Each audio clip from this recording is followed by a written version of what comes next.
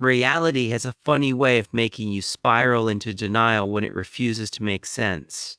And this poor demon just proved the theory, bearing bloody fangs that are truth he refuses to accept. Slumped in his ruined throne room, he mutters that he had no idea things could go this wrong.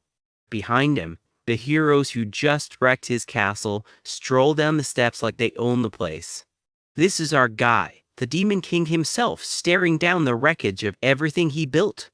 He looks back on the black flames he was once so proud of, now guttering out around him. Somehow, even his prized black flames couldn't finish off the heroes coming for him. So, why couldn't their so-called sword god land the final blow when it mattered? Nothing should have been able to pierce his scales, let alone his heart, and yet here he is, totally lost. In his true monstrous form, all he can croak out is one baffled how. Rewind. This is Berger Deus, back when he was just an academy cadet, miles ahead of every classmate. He breezed through the Demon King Military Academy as the top student, graduating summa cum laude. It's all built on a theory laid down by the very first Demon King Emperor, basically the founding rulebook of the demon realm. Berger didn't just learn the theory, he obsessed over it and followed it to the letter. Step 1 of the Demon King's standards: build yourself a big, spooky tower. Step 2, kidnap a princess or two, because apparently that's just what Demon Kings do. Then he developed the heroes who showed up to rescue them, which is a fancy way of saying he trained his own killers. To a Demon King, a hero's rage and despair are basically a 5-star meal. But snuff them out too soon and you spoil the whole meal, so patience was key. His idea of sincerity: nurture the heroes, help them grow strong, then devour them anyway. Because apparently the stronger the hero, the tastier the despair. Berger followed those standards better than any Demon King before him, and conquest looked like a sure thing. He gorged himself on all that harvested despair floor after floor. Feeding on the fury of heroes and the grief of entire villages, he only grew stronger. By the standards on logic, that made him the single strongest Demon King in history. So then, riddle him this. Why the hell was he the one who ended up dead? That's the question eating him alive as he kneels in his own throne room. Just how did it come to this, he growls, glaring at nothing in particular. Someone answers back with a bloody-fanged grin, not exactly comforting. Turns out every Demon King asks that exact question, according to the smug hero standing over him. One of his companions flinches, clearly not used to their leader being this blunt. The hero shrugs it off. Demon Kings bring this fate entirely on themselves, he says. He can't understand why every Demon King looks so shocked when the plan finally backfires. Berger isn't buying a word of it. Bullshit, he spits back. The hero doubles down. Every Demon King kidnaps the most famous princess around and conveniently leaves a trail of clues. All that begging the heroes to come save the day by design. The second a Demon King makes his move, the heroes know exactly where to strike. He even called Berger an idiot for not just killing the actual king outright. Because a dead king means a kingdom in chaos. Way more fun to watch, apparently. In his head, Berger had actually planned for exactly that, using a kidnapped king to spark a succession war. Problem is, if the humans turn on each other instead of him, he doesn't get fed, so no growth for the Demon King. And going off script from the Demon King standards was never part of the plan. The hero isn't done roasting him. Skip the tower, and Berger would just flood villages with monsters to force everyone into training anyway. Can't make you enough for the free training, he sneers. But hey, since they did show up at the tower after all, they got to march straight up to his glowing red tower like it was a theme park. First floor is basically a tutorial level stuffed with weaklings to warm up on.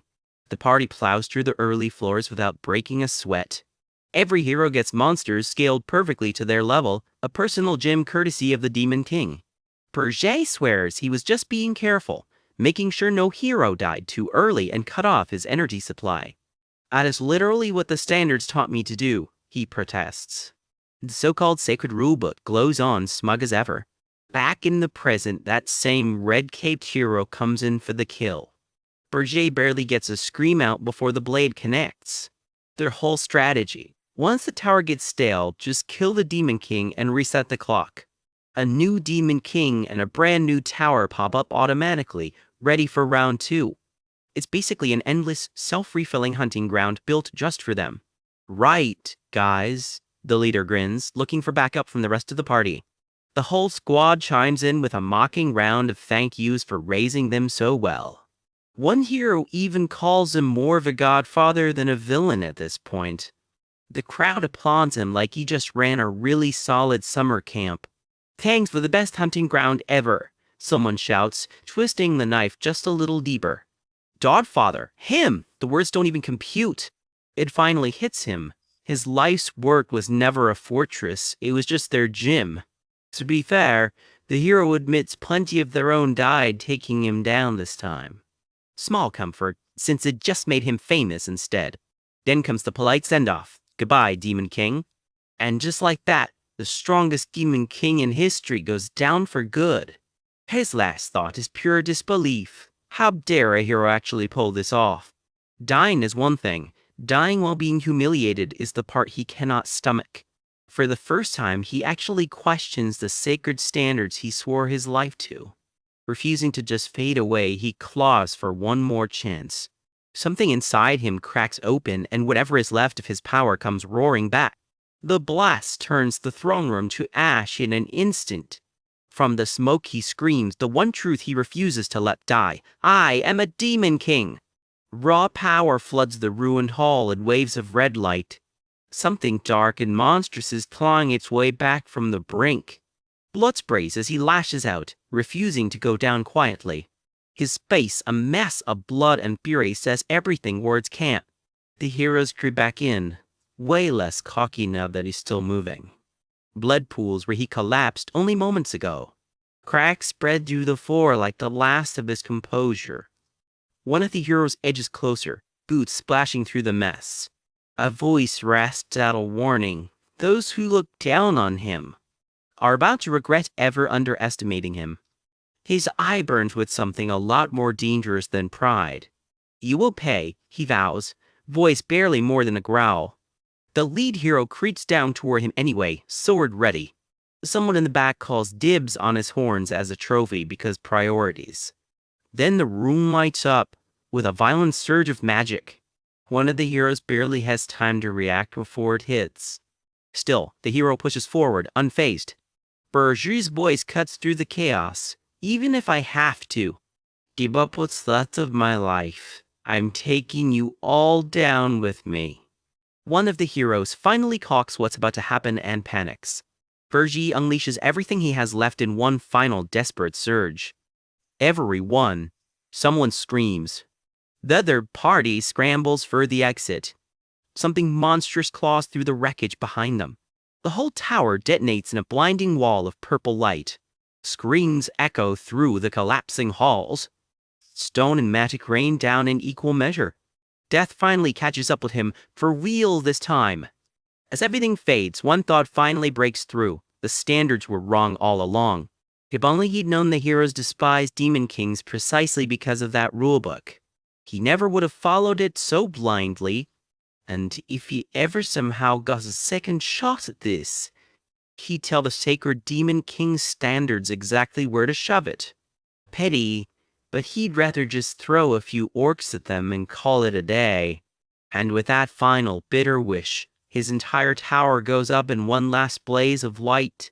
Somewhere in the dark, a voice starts calling out a name in fragments. The syllables piece themselves together, closer each time, until his full name finally rings out loud and clear. His eyes snap open like he's been electrocuted. He's staring up at a ceiling he hasn't seen in years. Younger, sharper, and very much alive, Berger has no idea what's going on. A whole hall of students is staring at him, equally confused. What the hell, he mutters, taking in row after row of familiar faces. Sweat beads on his forehead as the pieces slowly click into place. He was just murdered by a smug hero squad, so why is he breathing again? Before he can process it, someone's already barking his name across the hall. Yeah, that's definitely his name. A cloaked figure strides toward the stage like this as any normal day. Berger freezes. He recognizes exactly where he is. His name is called a second time, and this time it actually lands. Standing over him is the academy director himself, holding out a small red gem. A red badge. Burji would know that thing anywhere. It's the badge given to every graduate of the Demon King Military Academy, the official symbol of a Demon King. Then this is his own graduation day all over again. The night sky over the academy looks exactly like it did the first time around. He's been thrown 15 years into his own past. Graduation day, take 2. The ceremony calls every graduating cadet up onto the stage. He has no clue why he's been given this reset, but he knows exactly what he's going to do with it. The MC calls out the top of the class. Summa cum laude, Berger Deus. As valedictorian, he's expected to read the class pledge out loud for everyone. He's walked this exact hallway toward this exact podium before. There it is again. The Demon King's standard glowing smug on its little podium. Build a tower. Kidnap royals. Farm heroes for energy. The whole rotten playbook. The exact same pledge that got him gutted by a bunch of smirking heroes. He stares down the plaque like it personally murdered him, which, in a way, it did. He's read these words 100 times before, back when he actually believed in them. He'd memorized every clause and followed every single one to the letter. And all that devotion turned him into nothing more than the hero's favorite chew toy. And the same rules that walked him straight to his own death. Around the hall, classmates chat and gossip, blissfully unaware their golden boy just relived his own murder. One classmate jokes about not wanting to recite the pledge either, if only he knew. Because the pledge doesn't just ask for lip service, it demands a lifelong oath in front of the entire school. All eyes turn to the podium, waiting for their star student to fall in line. Berger just grins, the kind of grin that should worry everyone in the room. The MC blinks, sensing something is off. Please, read the Great Demon King's standard, she props again, a little nervously now. His jaw tightens around the words he's about to say. I refuse, he says, flat and final. Dead silence drops over the entire auditorium. Somewhere in the crowd, a classmate's jaw hits the floor. A wave of confused whispers ripples through the graduating class. I refuse to pledge my life to something this unbelievably stupid, he roars. 15 years of hindsight just came pouring out all at once. Following the standard is foolish and completely messed up, he tells the entire school. His eyes blaze as 15 years of buried rage finally boils over. It's trash, he bellows, and the whole hall goes dead silent. Every single graduate just watches, stunned into silence. 3 faculty members up front look like they just watched their favorite tradition get set on fire. One professor actually looks like he might faint. Another just grits his teeth, furious that anyone would dare say it out loud. Some were backstage, fists clenched hard enough to leave marks. The air itself seems to crackle with how big a deal this moment actually is. By morning, this speech is going to be the only thing anyone at the academy talks about. This, right here, is the exact moment their star pupil decided to torch his own legacy. And just like that, their number 1 student officially graduates dead last and loving every second of it. A fist slams down so hard the floor cracks. Someone in the demon realm is about to get chewed out. A name gets bellowed across the hall. Berger Deus, front and center. The one doing the shouting is Archduke Arcane Blurrimp, demon realm royalty with a temper to match his horns. He's ready to have Berger executed on the spot for insulting the Demon King standards, but Berger's spotless record buys him a pause. Bergil's in the grand hall, guards lining the walls, waiting to hear his fate. One final chance. The Archduke offers. Take back the insult. Apologize to the entire demon realm. Berger just kneels there, head down, saying nothing. Refuse, and his next deployment is somewhere called Aryan. Even Berger does a double take. Aryan, seriously? The crowd murmurs, isn't Aryan the dimension where demon kings go to die by the dozens? Basically a death sentence. One pale-haired councilman scoffs. Why give a criminal like him a second chance at all?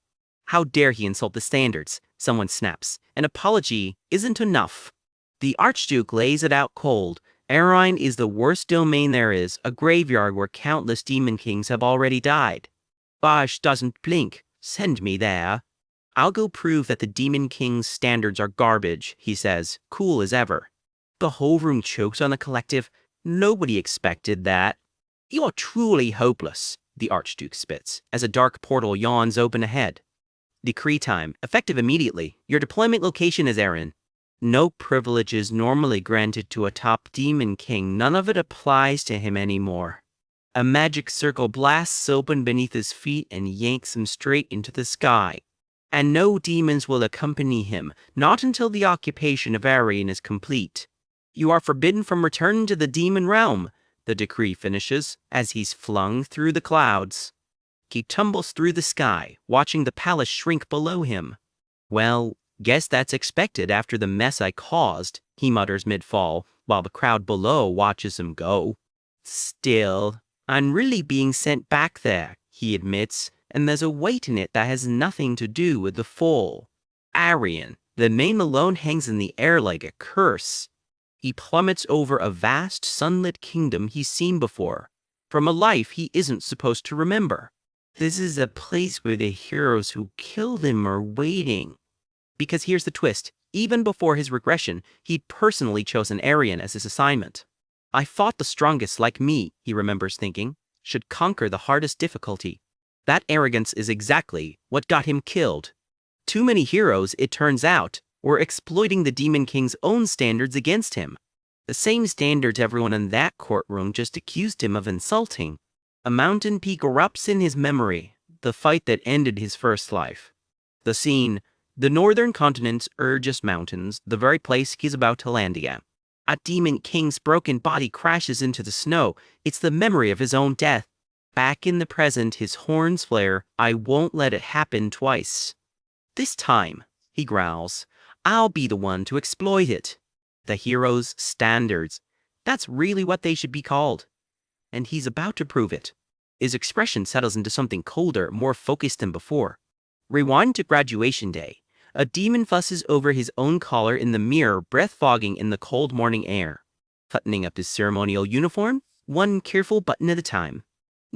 Good. Gordon Dyrick admires his own reflection. Vane doesn't begin to cover it. Top graduate of the Demon Academy, Gordon Dyrick, and he knows it.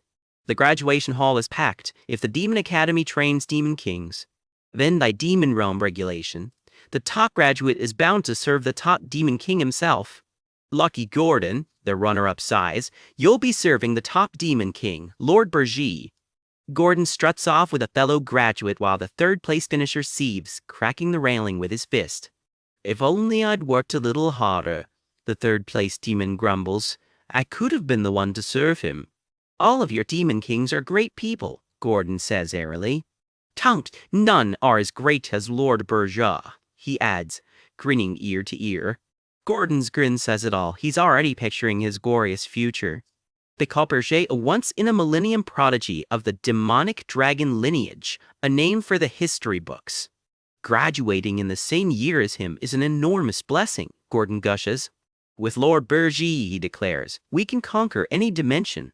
Gordon daydreams a grand statue of the great Demon King, and his loyal lieutenant naturally. "I too will be engraved on the glorious pages of Demon Realm history." "Right, Lord Bergy." Bergy's answer lands like a bucket of cold water. That's wrong. He doesn't even turn around to say it. Gordon and the other graduates just stare, stunned.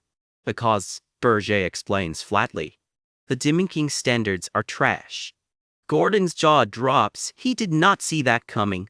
The whole hall freezes mid-gasp.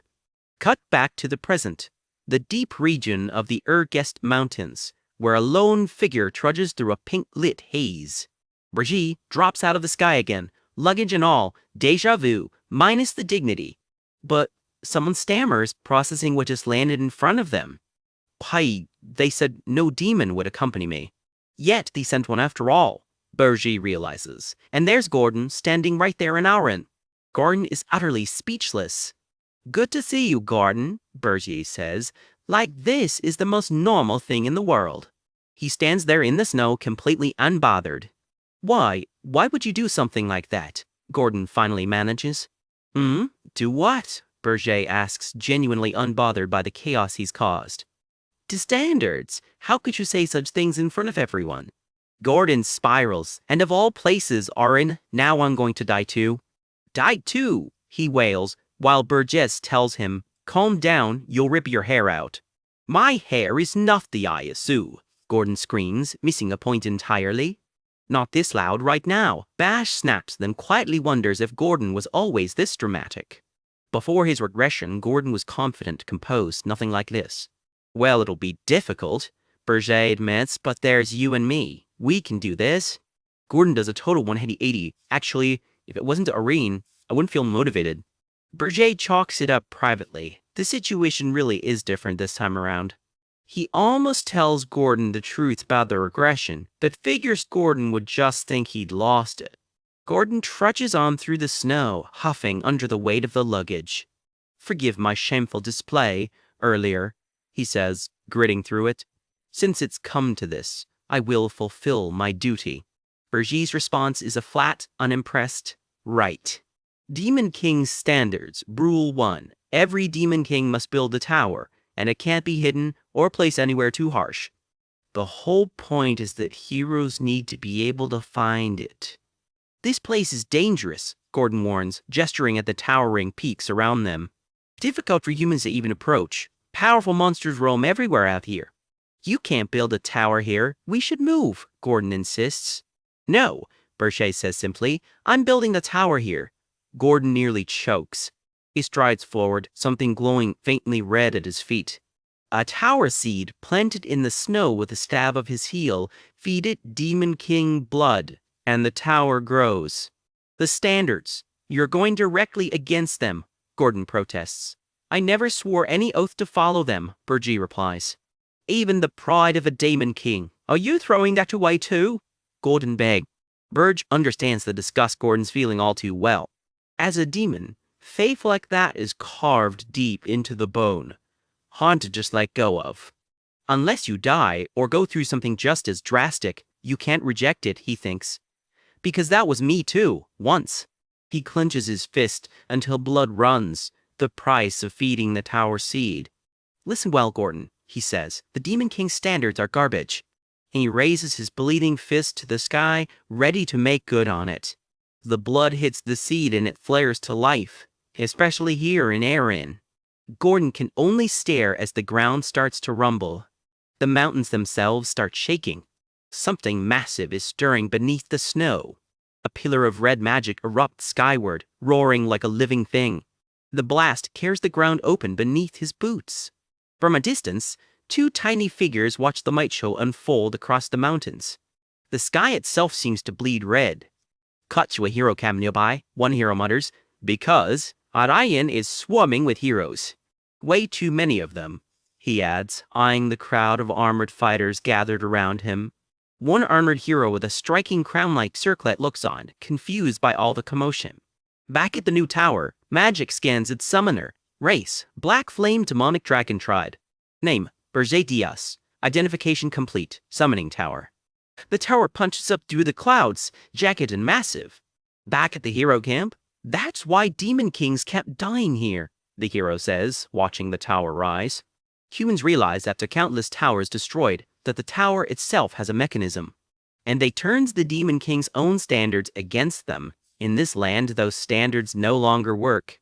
Gordon, putting it together back at the mountain, mutters, it should really be called the Hero's Standards. The armor hero blinks. The Hero's Standards, what is that even? The finished tower looms over the mountains, dark and total. Berger and Gordon approach the tower's front doors through the snow. Gordon can't help but think it's upside down and all. In the end, he really summoned the tower here. Let's go inside, Berger says, already moving. They step through the doors. Gordon has nothing left to say. Floor 1 of Berger's tower, and it's eerily quiet. A vast, empty checkerboard hall stretches out ahead of them.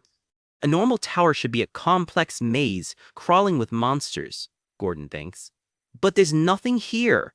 A tower with no perks, fitting for a Demon King stripped of every privilege. Floor 5, the Demon King's chamber. A long red carpet leads straight to an empty throne. Every floor is completely empty, Gordon notes, unsettled. He's already built the tower, so we can't undo that, Gordon thinks. But least we should follow standards. Rule 2. The Demon King must kidnap a prince or princess. Preferably one close to the throne. The imagery in Gordon's head is not subtle, as they yield more demonic energy, he explains, ever the eager academic. Demon King, please allow me to advise you, Gordon says, striding up formally. Yes, go ahead, Berger says, humoring him.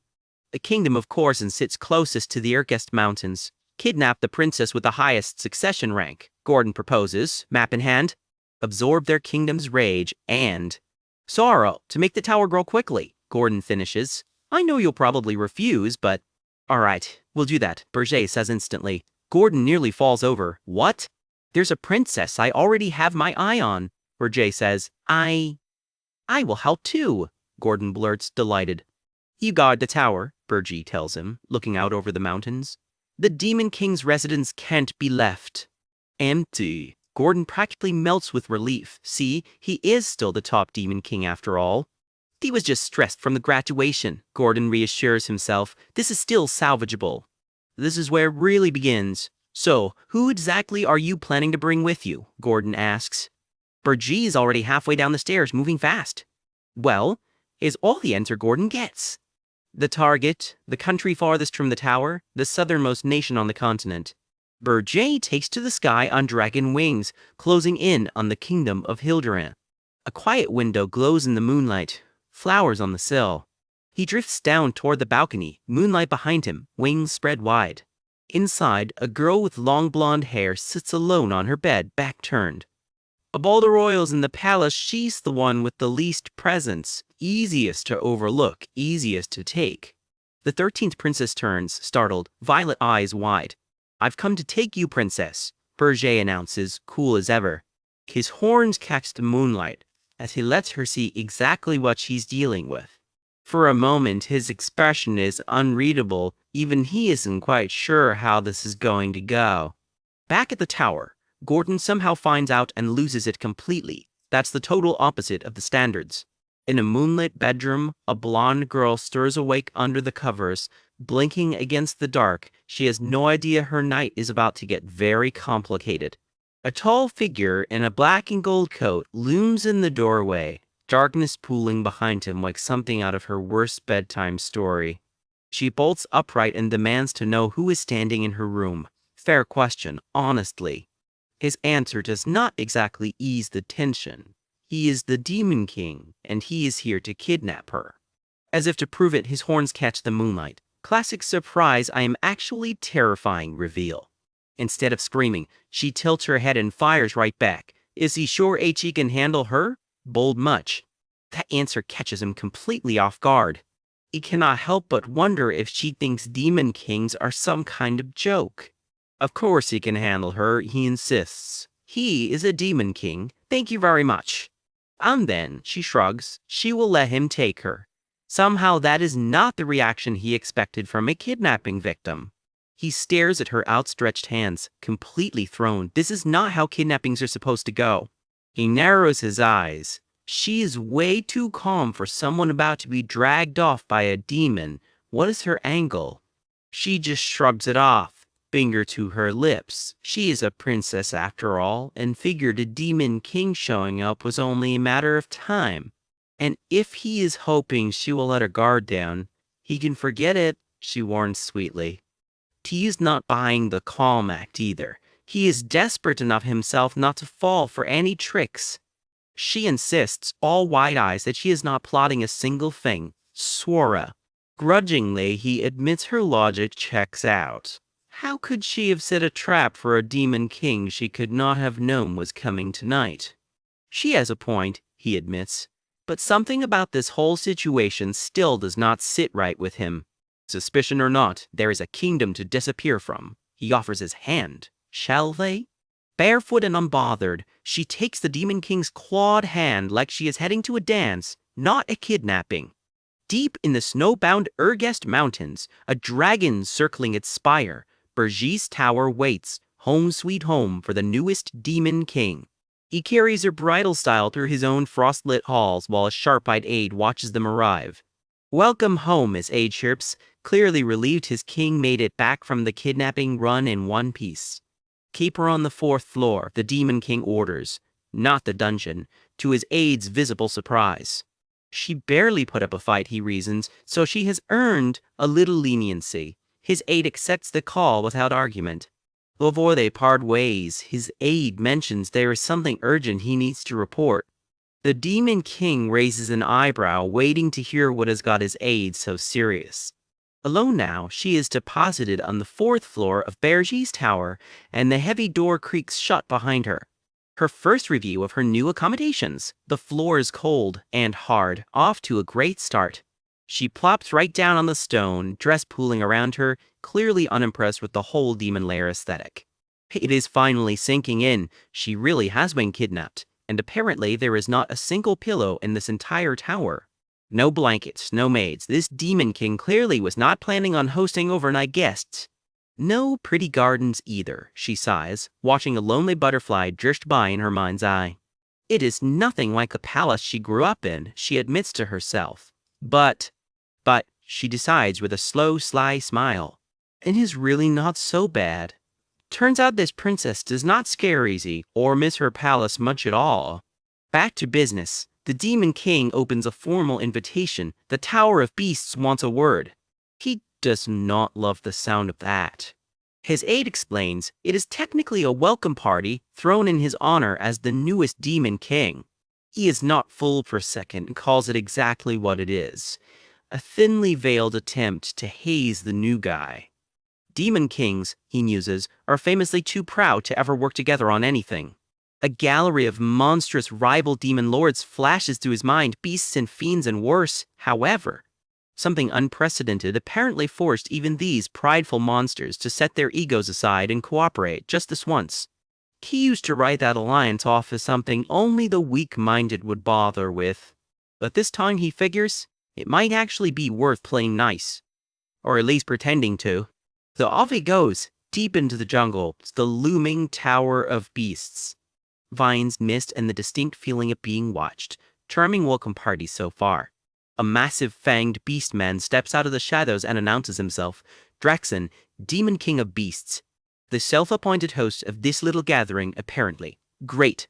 Draxen wastes no time reminding everyone he has been running this place for 70 years. Respect the elder, apparently. Is he the new Demon King? Draxen growls, punctuating the question with a room-shaking roar. Subtlety clearly is not this guy's strong suit.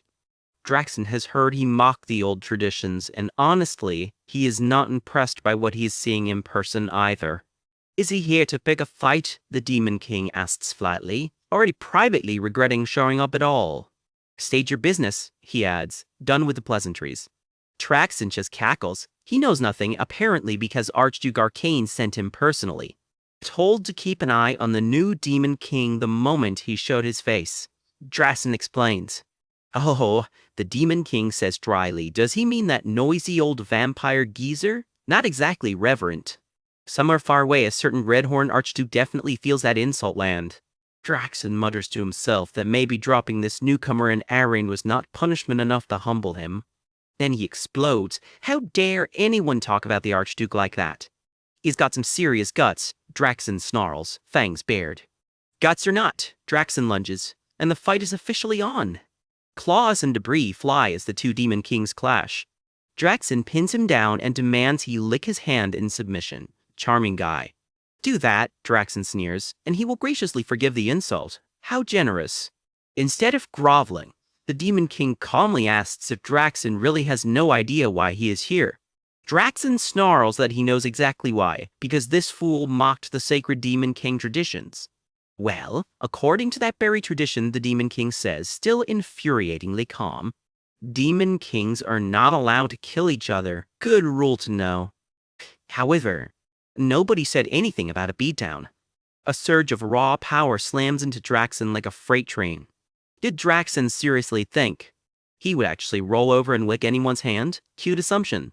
The Demon King lets that smirk do the talking. Draxen's bravado evaporates instantly, sweat pouring down his fur. What is this aura? He panics. This newcomer is way stronger than the rumors let on. Terrified, Draxen finally spills the real reason for the visit. Archduke Arcane sent him to check if the newcomer had actually kidnapped a princess yet. Failed to report within a month. Draschen stammers, and he will lose his standing as Demon King entirely. That is the real rule everyone is so cagey about. The Demon King cuts him off coolly. He had been wondering when Draxen would get to the point. Good news, he has already kidnapped a princess, he says. Draxen's jaw hits the floor. She suits his taste, he adds with a shrug, leaving a pack of very confused wolf demons in his wake. And with that, he turns and walks off, leaving Draxen and company speechless in the jungle. Back at Bergie's tower, snow falling over the spires, it is time to check in on his new house guest. Home again, home again. His aide greets him with genuine praise. He handled that whole Demon King mess with real style. He weighs it off, nothing special, though he is confident Draxen will not be causing any more trouble. Still, they need to be careful. He orders his aide Gordon to go check on the princess.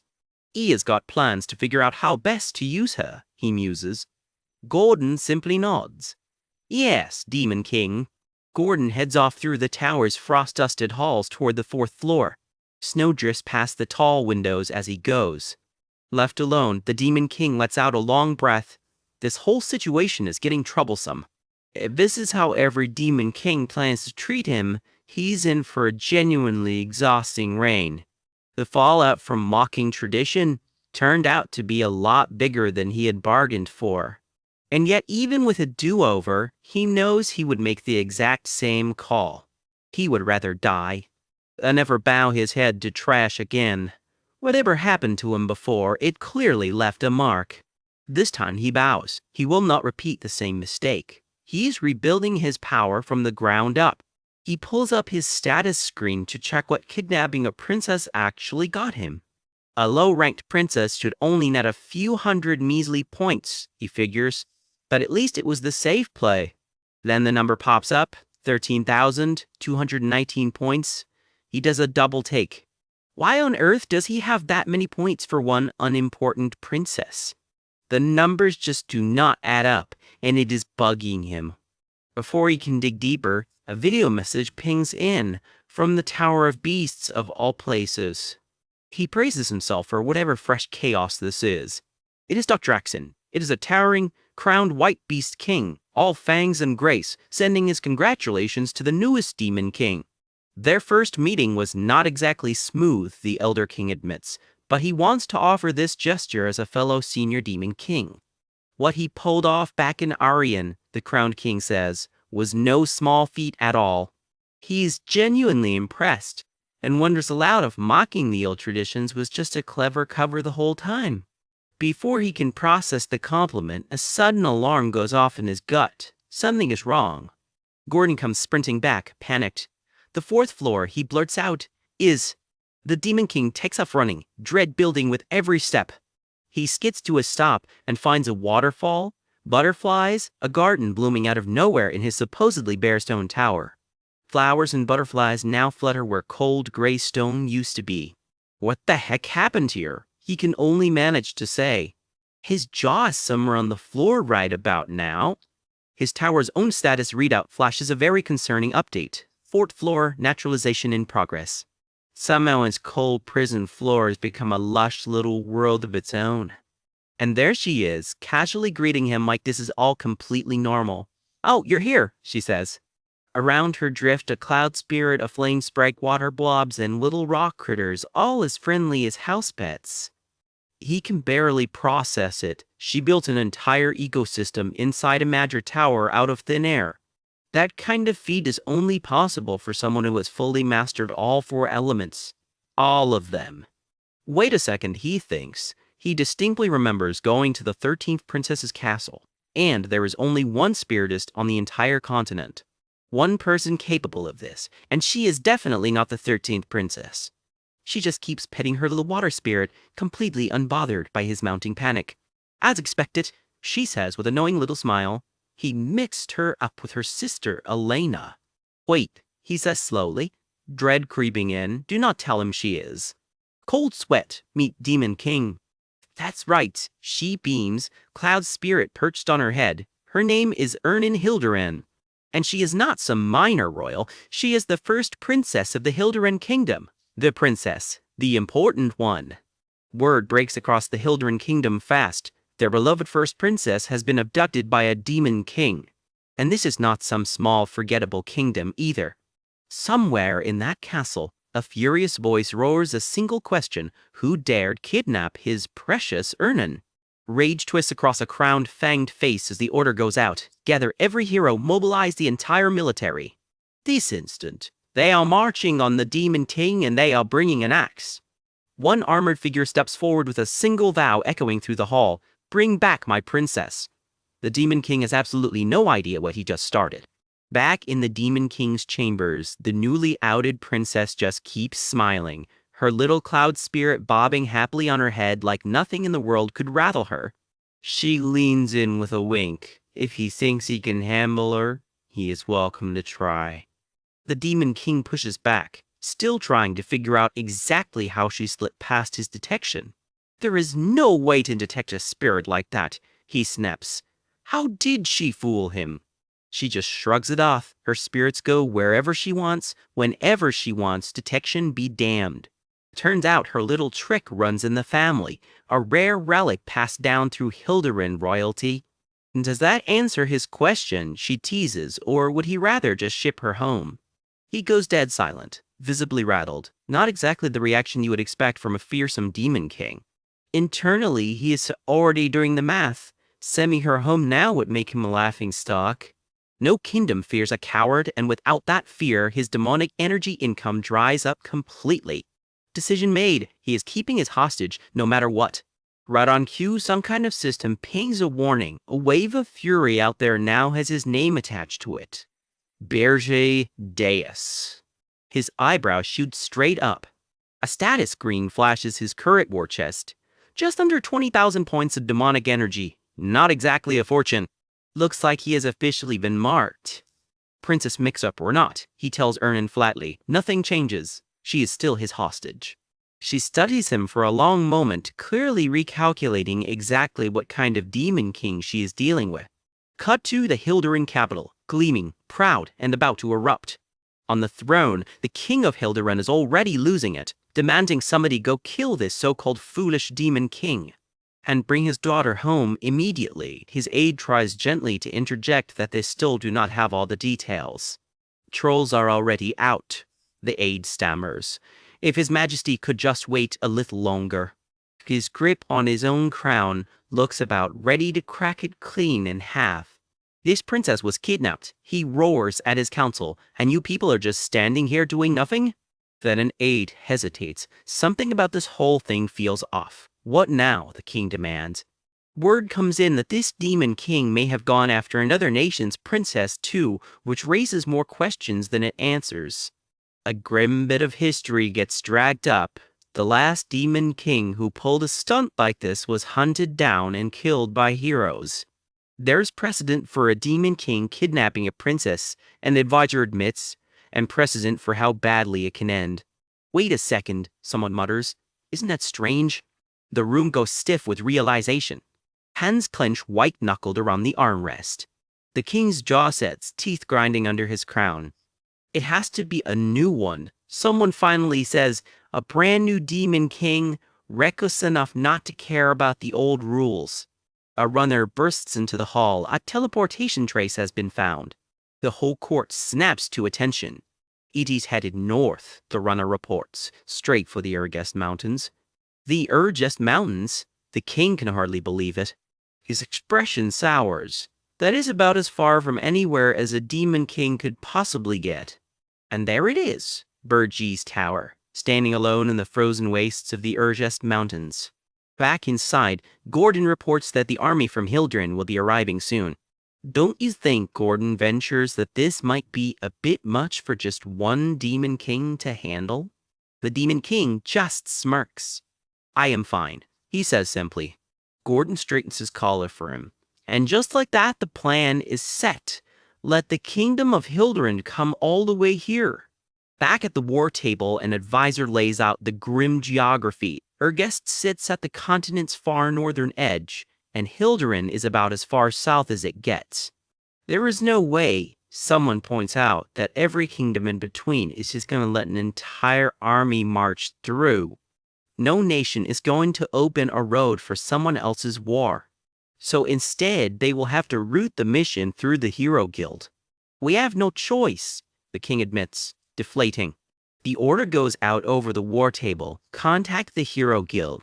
The Hero Guild's tower rises alone against the mountains, waiting on word from the frontier. Snow gathers quietly around its sword-marked gates. Out in the streets, crowds are already gossiping over the wanted board, the Princess of Hilderan kidnapped by some demon king holed up all the way in Regressed of all places. Down at the guild, heroes are already lining up to say no.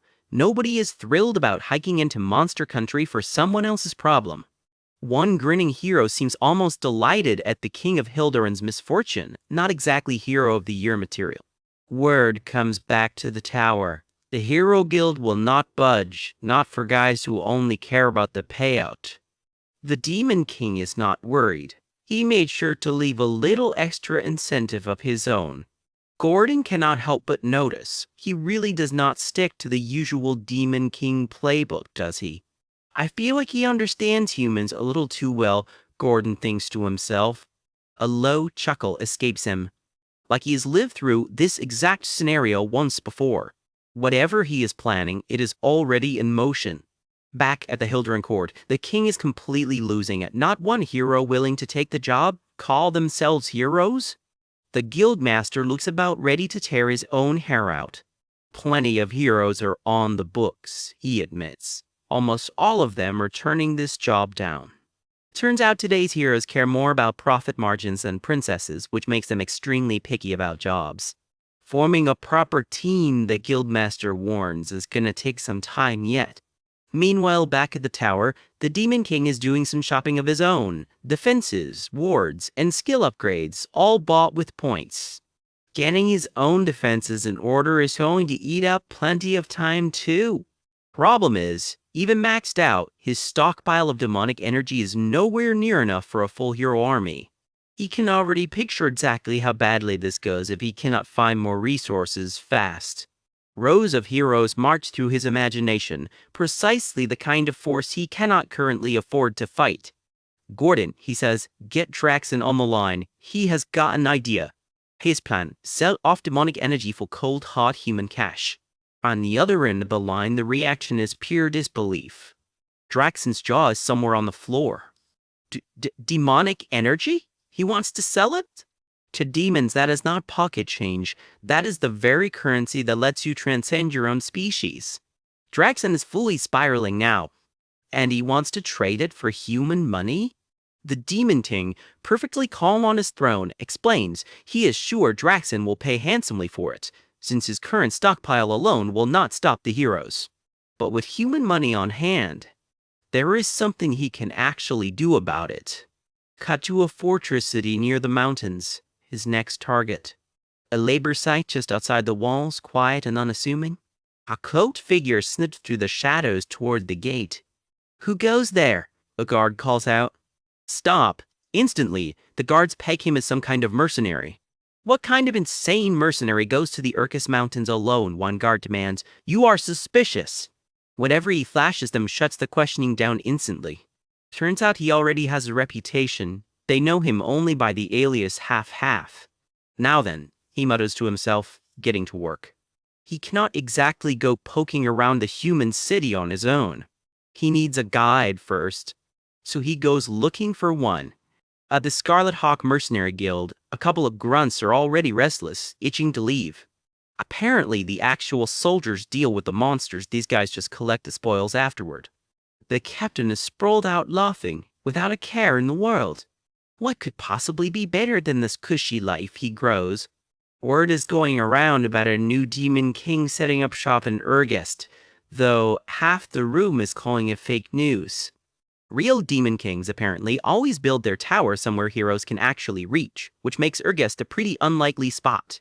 Someone claims he even kidnapped the Princess of Hilderan. Sure he did. Since when does a Demon King trek to the other end of the continent for that? Even better, someone adds, I heard the actual Hero Guild turned the job down. The moment they heard where it was, apparently.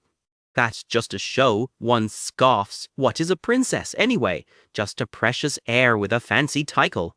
The whole table is laughing now. It is all just a trick, someone insists, to squeeze more reward money out of the crown. You know how those royals get about money, one laughs. The laughter keeps rolling. Their hooded new drinking buddy quietly files every word of it away. Nobody at the table has noticed him listening in, yet. Something suddenly makes the whole room jump. "Who are you?" someone finally demands. He flashes a grin, perfect, exactly the tour guides he needed. "Leave just one behind," he says calmly. "The rest of you, get out." Instead of leaving, one of them draws steel. They have realized exactly who infiltrated their turf. "You're not getting out of here alive," another snarls, weapon raised. Three of them rush him at once. It barely slows him down. One punch sends a mercenary flying clean through a support beam. The furniture does not fare much better than they do. Another swing meets a counter that puts him straight through a table. He does not even bother drawing a weapon of his own. Bodies keep hitting the floor faster than they can climb back up. The biggest of the bunch decides he is next. The Demon King does not even bother turning around. One clean hit ends up palmed, too. The impact cracks clean through the wall behind him. What is left of the building groans under the damage. He is clearly enjoying this more than he should. The last one standing does not even manage to swing. Down he goes. By now, the tavern is basically a crater. One look at the carnage, and the fight drains right out of the last conscious mercenary. "Mo, monster," he whispers, which, fair, from where he is standing. The Demon King does not exactly disagree. A couple more desperate swings land nowhere close. A pair of locals watch the chaos unfold from a very safe distance. They're fighting again, one side completely unbothered. Don't they ever get tired? The other wonders, more bored than alarmed. By the time the dust settles, there is not much of the place left standing. Every last mercenary in the room is out cold, except for the one he made sure to leave conscious. "Don't be scared," he says, all false comfort. "Answer a few questions, and he will let this one live." The guy is already screaming. "Yes, sir. Just spare him and he will spill absolutely everything. He only needs directions to one place, the slave market." Elsewhere, under open sky, the trail leads him toward a very different kind of business, which turns out to be a surprisingly fancy address. He and his hood make their way inside without much fuss. The dealer's opening pitch: "Strictly human stock today." Rows of caged prisoners are on display like this is all completely normal business. The dealer clocks his hesitation instantly and offers to go off menu. Anything rare catches interest? Gold is clearly the only language this man speaks. Of course, right this way," he grins. This guy's positively delighted at a big spender walking in. After what happened to his hired muscle earlier, the Demon King is honestly a little impressed by the man's nerve. Humans chasing money, demons chasing demonic energy, he muses there is basically no difference. Deeper into the compound they go. "This way," the dealer says. Gordon, tagging along, finally has to ask, what exactly is all this human money actually for? "Simple," the Demon King says. He is buying up the otherworldly captives the humans have been hoarding. Specifically, he wants an elf known for its unshakable integrity.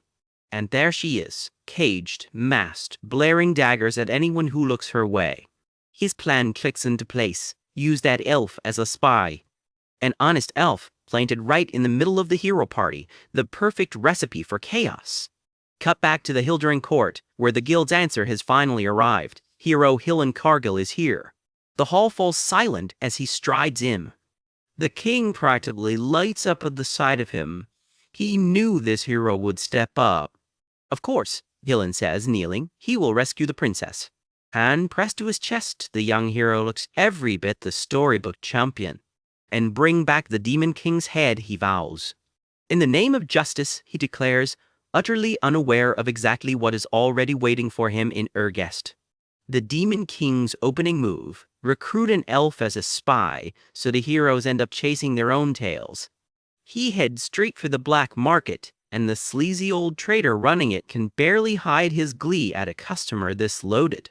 The trader hypes up his merchandise, an elf, and everyone knows elves are hopelessly, usefully innocent. The innocent in question is glaring pure murder from behind the bars. Somebody didn't get the memo. Asks what kind of slave he wants, the Demon King cuts to the point. He's here for the elf, specifically. The trader turns to someone standing behind the Demon King. This guy will pay for it. What? Flames whirl up around him and the trader nearly swallows his tongue. Object? Oh, of course not. Grumbling the whole way, the trader shakes on it. It's only a given that I have to pay, he mutters, like he had a choice. The Demon King clears the room to talk to the elf alone. The trader panics. But the elf might go berserk. It's fine, the trader adds from safely outside. If anything happens, he'll pay for it. Great logic. He storms off looking thoroughly displeased about the whole arrangement.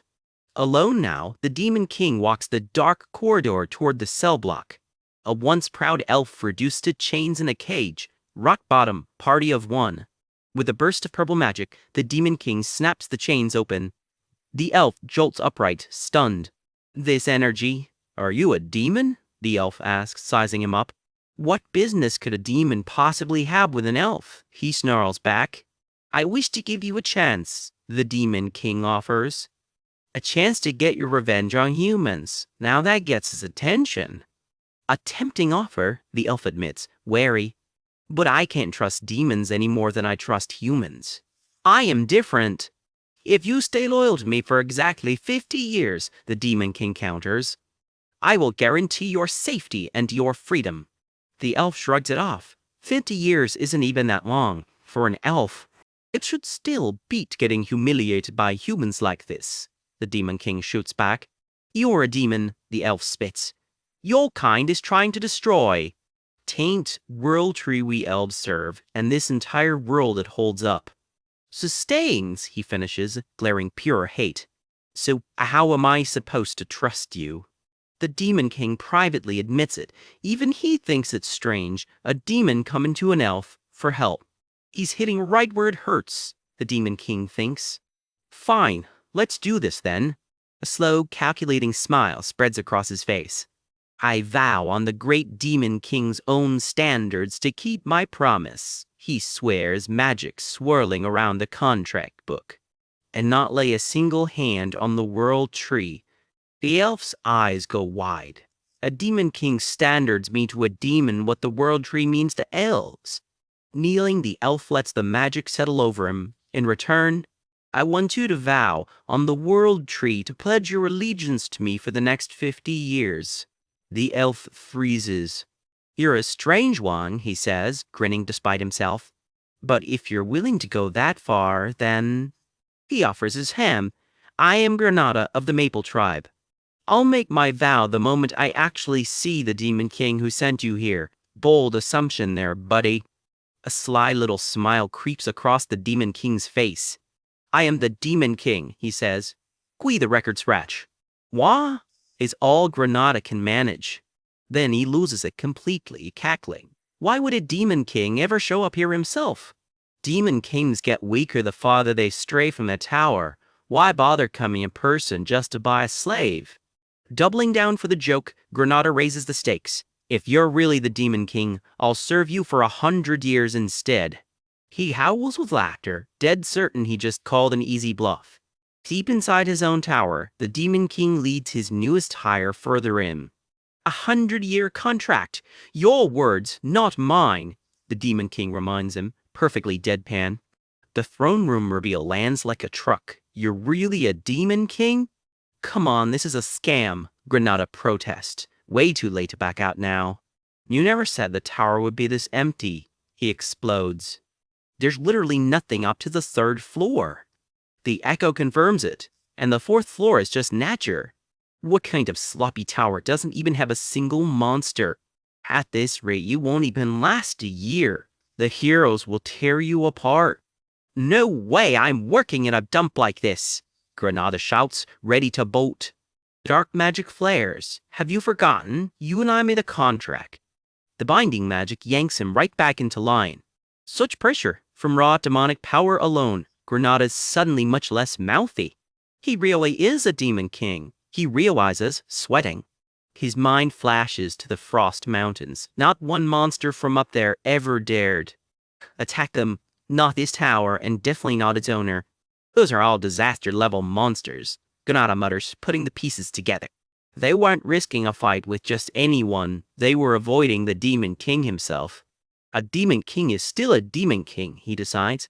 Maybe his revenge is actually possible. I vow on the great name of the World Tree from this moment on. My loyalty is yours for the next 100 years, he swears, kneeling before the throne. He privately preens. The Demon King came in person to fetch him. Surely that means an important role awaits. I'll get my revenge. As part of this grand evil scheme, he thinks proudly. I was supposed to. The Demon King, completely deadpan. All right, first, make me dinner. Haha, Granada's brain briefly stops working. His jaw just hangs there. So much for the grand evil scheme. The Demon King chops vegetables like a man with zero evil plans, just about the least menacing important role imaginable. A blonde girl bounces in, tiny fire and water spirits trailing her. Ooh, you're cooking? Let me help. Can I make some vegetable bread? Granada just stares. Dinner is served 5th floor of the tower, a long, empty table suddenly filled. Granada leans in, whispering, Demon King. Is that woman the Hilderan Kingdom's? Yes, he confirms, casual as ever. She's Ernin Hilderan. The two of them dine together like it's completely normal. Granada nearly falls out of his chair. Are you out of your mind? You kidnapped the crown princess. This tower has nothing. How do you even plan to stop the heroes when they get here? The Demon King holds out a bite on a fork, unbothered. That's why I bought you.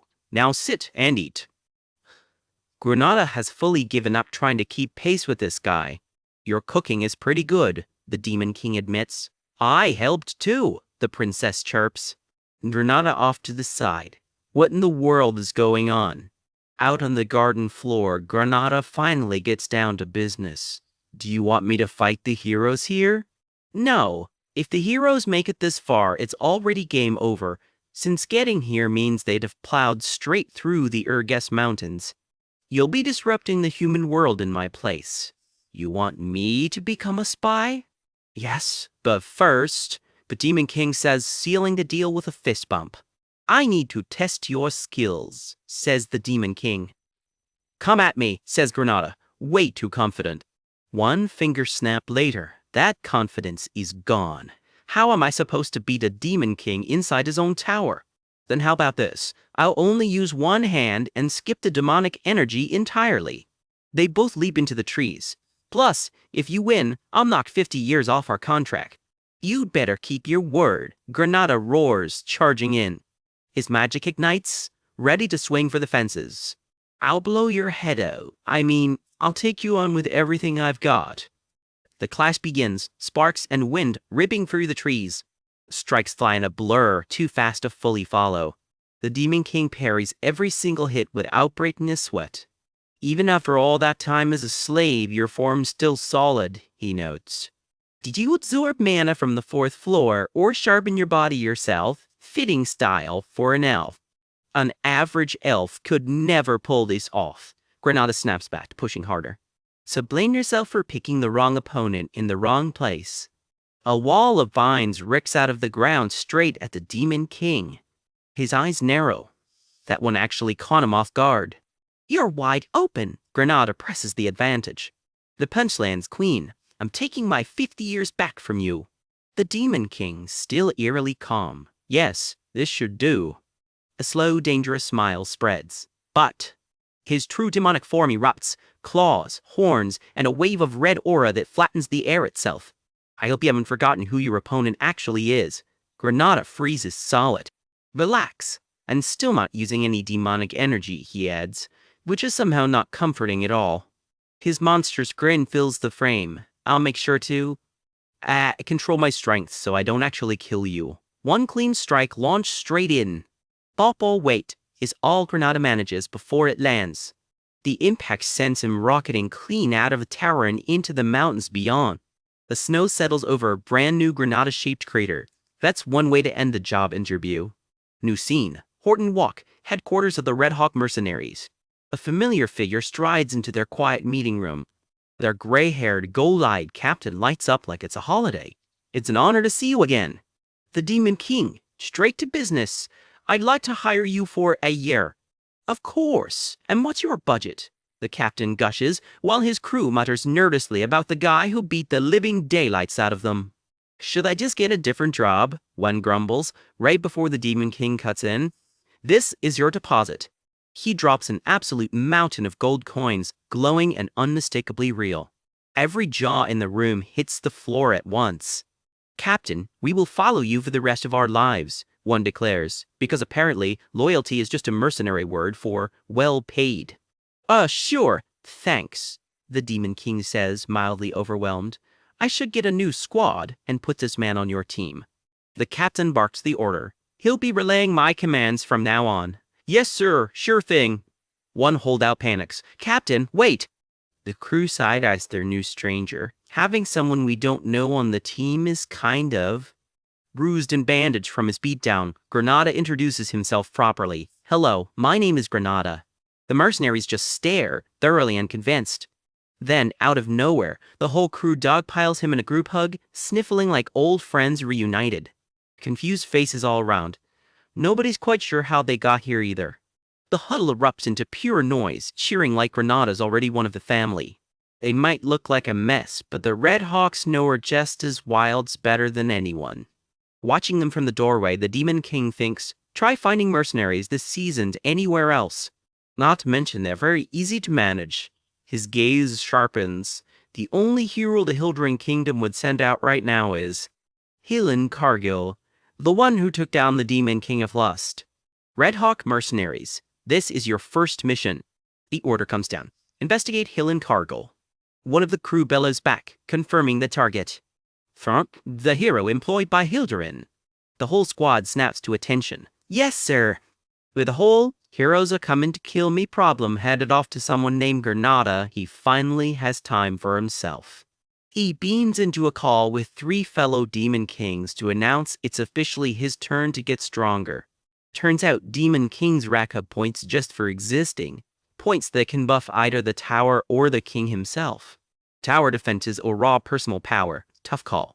Except he already knows exactly what he wants. A spirit blossom, a crystallized bloom of pure mana that hands out a serious strength boost the moment it's consumed. The best ones grow deep in these mountains, where brutal mana storms and vicious monsters keep humans far, far away. That total isolation is exactly why the local monsters have gotten so nasty out here. Left untouched for centuries, the blossoms have quietly soaked up nature's mana until they're practically premium grade. This whole mountain range, he realizes, is basically a treasure trove of them. Gordon admits spirit energy is weaker than demonic energy for a demon like him, but hey, better than nothing. So he announces he's heading out personally to go find some spirit blossoms. Gordon immediately hates this plan. Going in without prep is basically searching for a needle in the desert. Meet Gordon Dyrick, Berger's long-suffering aide, reminding him monsters attack the second they smell an opening. Fighting the monsters is easy, he shrugs. Actually finding the blossoms is the real problem. Unless, Gordon muses, you happen to have an excellent mana detector lying around. Cue light bulb moment. Knock knock. Someone's about to get roped into a road trip. He strides down the hall himself, headed straight for the princess's door. Ernan peeks out from behind the door, one of her little slime spirits perched right on her head. Are you guys busy? She asks, blinking up at him. Both Demon King and Gordon freeze, completely caught off guard by the ambush question. Cut to Ernan practically skipping down the hall beside him, her 2 little spirit pets bouncing along behind. Ow, I'm so excited, she gushes. I've been a little, more than a little bored lately. She flashes him a coy grin, thrilled at the idea of finally getting out of that tower. But first she wants terms. He has to let her redecorate the 4th floor however she likes. Deal, he says, as long as she actually finds the spirit blossoms. Elsewhere, Gordon is already regretting everything since she's decorated to her taste. Just how far is she taking this? The mere fact she thought to redecorate a Demon King's tower at all, he mutters, is already crazy. Back with Ernan, she can barely believe she's actually getting to leave the tower. Good thing Gordon came by to check on her handiwork, he thinks, bracing himself. Hold on tight, the Demon King warns her. Massive black wings unfurl from his back as he scoops her up, ready to launch. Wait, I'm not ready, she yelps, right as he blasts them both up into the sky. They rocket up and out over the mountains. Wind roars past them as they climb higher. Ernan's hair whips wildly, her face caught somewhere between terror and pure awe. She just stares, completely lost for words. Wow, is all she can manage, eyes wide. She hadn't even noticed it the night she got kidnapped, since it was pitch dark, but the world outside her tower is just enormous, stretching out beneath them in every direction. It's just so vast, she breathes. For a moment, she's simply speechless. Her mind drifts back to her old routine. Magic training, rulership lessons, more training, more studying, on an endless loop. She genuinely thought that was gonna be her life until the day she died. Demon King, did you know, she pipes up, the only person who's ever flown over the Urgas Mountains is probably me right now. She finishes proudly. He couldn't care less and reminds her it's Princess, not Ernan. She cuts him off. Just call me Ernan. We're going to be around each other for a while, she reasons. So that'll be better for both of us, won't it? He goes quiet, wondering if he's let her get away with too much. Seems like you keep forgetting your place. Want to try the underground prison instead, he threatens. I'm sorry, she says instantly, all bark deflated. Just use your spirits to find the blossoms, he orders. Okay, she agrees. Her water spirit zips off ahead, scanning the storm-battered peaks. They soar on over the mountains, Gordon's voice echoing from the tower as he shouts for them to come back safe. Her cloud spirit joins the search too, scowling with concentration. He figures the spirits probably won't find anything very quickly, but he's fairly confident they still beat Gordon, or himself, at the job. Found it, comes the shout, and everyone jolts in surprise. They swoop down toward the source at once. And there it is, a spirit blossom in full bloom, a crystalline flower of pure ice and light. But a low growl rumbles out from the tree line. They're not alone out here. A whole warband of hulking white-furred beastmen is already camped right around the blossom. Monsters, he reminds himself, are just descendants of demons who left the demon realm long ago. So he tries diplomacy first, ordering them to obey the Demon King's word if they've got any demon honor left. Do not touch the spirit blossom and simply leave this place, he warns. No, comes the flat refusal. Demon's words, we don't listen, the beastmen growl back. We no like you. You die, one snarls bluntly. He just laughs. Guess Gordon was right about the ambush after all. Expecting beasts to think, he sighs. How foolish of me. Dual orbs of violent purple demonic energy ignite in his hands. Power crackles down his entire body. I shall simply burn you all to ashes, he announces. Kill him. Protect what is ours. The beastmen roar, charging in. Kill and eat, another howls. He locks eyes on them, completely unbothered, energy roaring to life in his palm. Then he lets it loose. The blast tears straight through the charging beastmen mid-roar. Their screams cut off as the purple shockwave rips through the ranks. The whole mountainside shakes with the fallout. More beastmen scream as the wave keeps rolling through them. Get the weak one first, one of them shouts, spotting Ernan. She gasps, realizing she's very much the target now. He doesn't even flinch, already charging his next attack to shield her. The beastmen shriek as it slams straight into them. He keeps her tucked close to the chaos as more of them fall. Purple lightning keeps arcing across the battlefield. Ernan watches on edge, remembering these pure orcs are known to take down even ogres when they team up. But her fire spirit throws up a wall of flame, and none of them can even get close to her. So this is, she murmurs, watching him raise both hands, the real power of the Demon King. A final, colossal blast of demonic energy tears the remaining beastmen apart. The purple firestorm consumes everything in its path. Light rains down over the ruined battlefield. Snow drifts quietly back over the wreckage. The storm finally settles. By the time the dust clears, there's nothing left standing in that clearing but the two of them. Wow, it's so pure and mana, Ernan marvels, kneeling by the surviving blossom. It's a hyacinth, a water and ice attribute spirit blossom, glowing softly in the snow. Don't get greedy, he warns as she reaches for it. Okay, she agrees, a little sheepish. If you find more, you can have one too, he offers, and hands it over anyway. Guess humans only cheer up when you hand them a carrot, huh? He teases, watching her light up. They fly on searching for a second patch, Ernan pushing herself well past her limit. Sadly, they never do find another one, no matter how hard she tries. Exhausted, the two of them finally head back toward Burjee's tower through the falling snow. Back at the tower, word arrives about the crown princess of Hilderan, Ernan Hilderan, and his face goes rigid. Later, alone, he turns her little blossom pendant over in his hand. At first, he thought grabbing her had been a mistake. Now, watching her sleep curled up with her spirit pets, he's starting to think she might actually be worth keeping around. Gordon interrupts. He's just gotten word from someone called Granada. Really? That was fast, the Demon King says, surprised. Turns out the hero, Helen Karkil, has already left the Hildren capital with 32 other heroes in tow. But they're not even heading toward the Urz Mountains. Instead, they're doing the whole classic hero routine, forming the party and grinding through villagers' side quests, letting themselves level up naturally, basically, on their own little journey. Gordon proudly lays out a whole stack of prepared plans for handling the hero's journey. Please, read them slowly, Gordon requests, clearly proud of his work. The Demon King just trashes every single one on the spot. Gordon is aghast. This time, we won't be sending any monsters, he announces. Or interruptions to the hero's journey, period, he adds with a smug grin.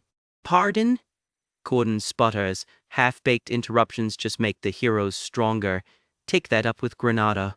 Instead, his plan is to have demons join the hero's journey disguised as mercenaries.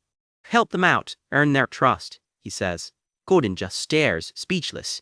You're really not following the standard playbook this time, Gordon says warily. But can our current tower even stop them? Don't worry, Gordon, he grins. I'll make sure to reinforce our tower. With a dwarf, he adds casually. Gordon completely loses it. What? Now you want a dwarf in here too, on top of the human and the high elf? If anyone saw that species in our tower, we'd be a laughingstock. No more. The Demon King just groans, completely unmoved by the outburst. Dark energy flickers around him as Gordon keeps sputtering in the background. I'm not saying we stop the heroes with just some dwarf, he clarifies. To be precise, we need dwarven magical tools. Think about that for a second. Heroes used to our usual standards will open the first floor expecting weak monsters, as always. But what if dozens of cannons welcome them instead? Cannon fire roars behind him for emphasis. Gordon just stares blankly, unable to process this new level of chaos. The heroes would never be prepared for that, he declares, delighted with himself. Gordon tries one last time. Wait, even so, that's way too far from the standards. But he's already gone, the throne left sitting empty. Holy shit, Gordon yelps as a shape whooshes past him. Another Abduchin! He screams, realizing exactly what just happened. Far below the mountains, in a hidden underground world, lies Wolfner, the dwarven underground city. The clang of hammers and forges echoes through its stone streets. Sparks fly as a stocky figure works late at his forge, muttering to himself. Metal rings under his hammer, sharp and precise. Meet Logger Friedrich, the best dwarven blacksmith around, and he is not in the mood for visitors. Hey, imp! He's about to find out he's now scheduled for kidnapping by a rogue demon king. Poor guy has no idea what's coming. Deep in a dwarven stronghold, two hooded figures slipped through the gates under cover of night. He remembers fighting off wave after wave of dwarves before his regression. This time, he is not here to fight. Even so, this is his first time setting foot in their city in person, and it shows. At a place called the Midnight Inn, he asks for directions. He is here to commission a weapon, but he has no idea where to start. Straight to business, he asks the barkeep where to find the best blacksmith in the city. The dwarf sizes him up, impressed. For a human, he sure knows how to talk to dwarves. You're not wrong, he admits, sliding a coin across the bar. Turns out dwarves love money almost as much as heroes do. Head into the inner city, the grinning old drunk tells him, and look for the massive crater. You can't miss it. The plan: take the elevator straight down. It scans your ID and drops you at the right floor, extra security to keep intruders out apparently. Someone should double check that. He plunges downward at breakneck speed, chasing the elevator into the dark heart of the mountain. The wind rips his hood back mid-fall, and for a second his sharp eyes catch the light. The old drunk's directions still ring in his ears, all the way to the bottom floor, then find the deepest room. He finally reaches an ornate set of doors, the sound of hammer on metal ringing out from inside. "Find the city's greatest blacksmith," the old man told him, and sure enough, a forge is roaring to life just ahead. He watches from the shadows as a burly dwarf hammers away at the anvil, sparks flying with every strike. A name drifts past on the noise of the forge. Roger Friedrich. The blacksmith's hammer comes down again, magic crackling through the metal with every blow. Even he has to admit it, that's metallurgy that makes mana dance in the flame. Is this really the work of the city's greatest blacksmith? He's about to find out the hard way. One simple thought crosses his mind. What if he just quietly kidnaps this guy? Subtle, very subtle. Something in the forge flares to life, sparks bursting in a ring of light like an alarm going off. The blacksmith freezes mid-swing, eyes wide. He sensed something he really wishes he hadn't. He sensed my faint demonic energy? The intruder thinks, caught completely off guard. "Don't tell me," the dwarf mutters, backing away. "This guy is..." He grabs his hammer and bolts, ready to fight for his life.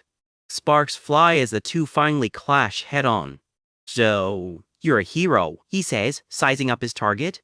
The blacksmith's whole body lights up like a furnace, staring him to say it again. "That's right. I am the hero, Roger Friedrich, the blacksmith who imbues heroes with power."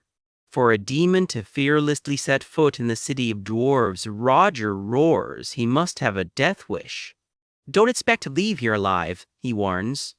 "You're pretty weak for all that talk." The Demon King grins. "And here's the thing, I'm not actually a demon." "I'm a Demon King," he announces flatly. Roger's bravado evaporates instantly. Panic sets in fast. Is about all Roger can manage. His hammer goes flying clean out of his hands. Guards burst in, breathless. "Rajanam, excuse the intrusion." "What was that noise just now?" one of them shouts, staring at the wrecked workshop. "Roger Nim is gone. An intruder kidnapped Roger Nim." The alarm goes up. Sirens ring out across the entire dwarven capital.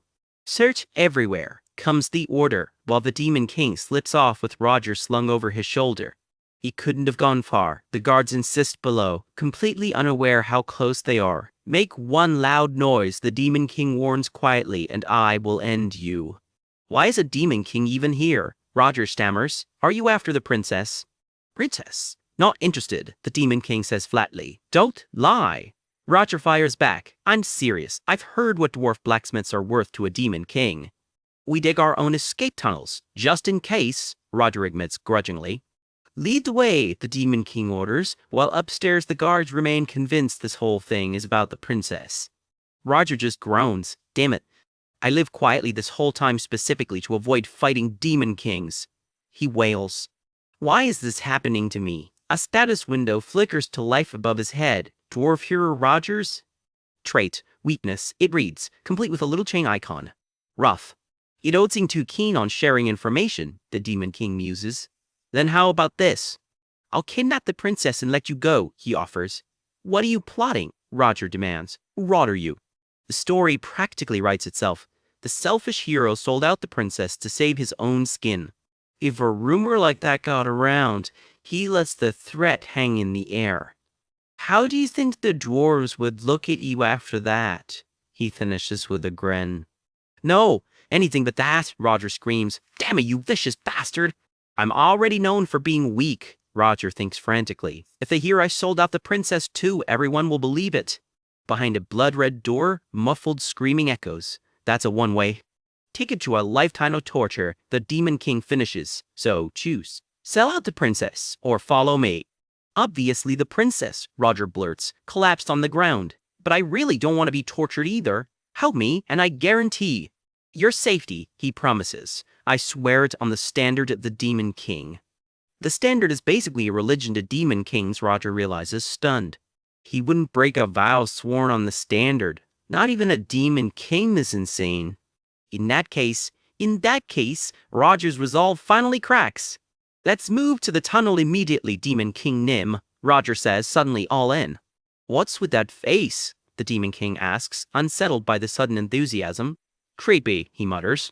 Back at the workshop, all that's left behind is a sign. Roger's workshop status missing. Meanwhile, someone else has just noticed the blacksmith is gone. Roger! Where did he go in the middle of making my weapon? A sharp voice demands. A pink-haired girl in full royal armor storms in, twin ponytails swinging. This is clearly not someone to keep waiting. Meet Louise Verft, princess of the Dwarven Kingdom. It seems he was kidnapped. A guard reports nervously. Shut your mouth, he's a hero too, she snaps. Does it make sense for a hero to just get kidnapped? She demands. Well, he is a hero, but he's a blacksmith, so his actual combat power is. A guard tries to explain. Shut up and find him. Find that kidnapper. Louise storms off down the tunnels herself. And bring him before me, she orders, guards scrambling to keep up. Yes, they salute, terrified.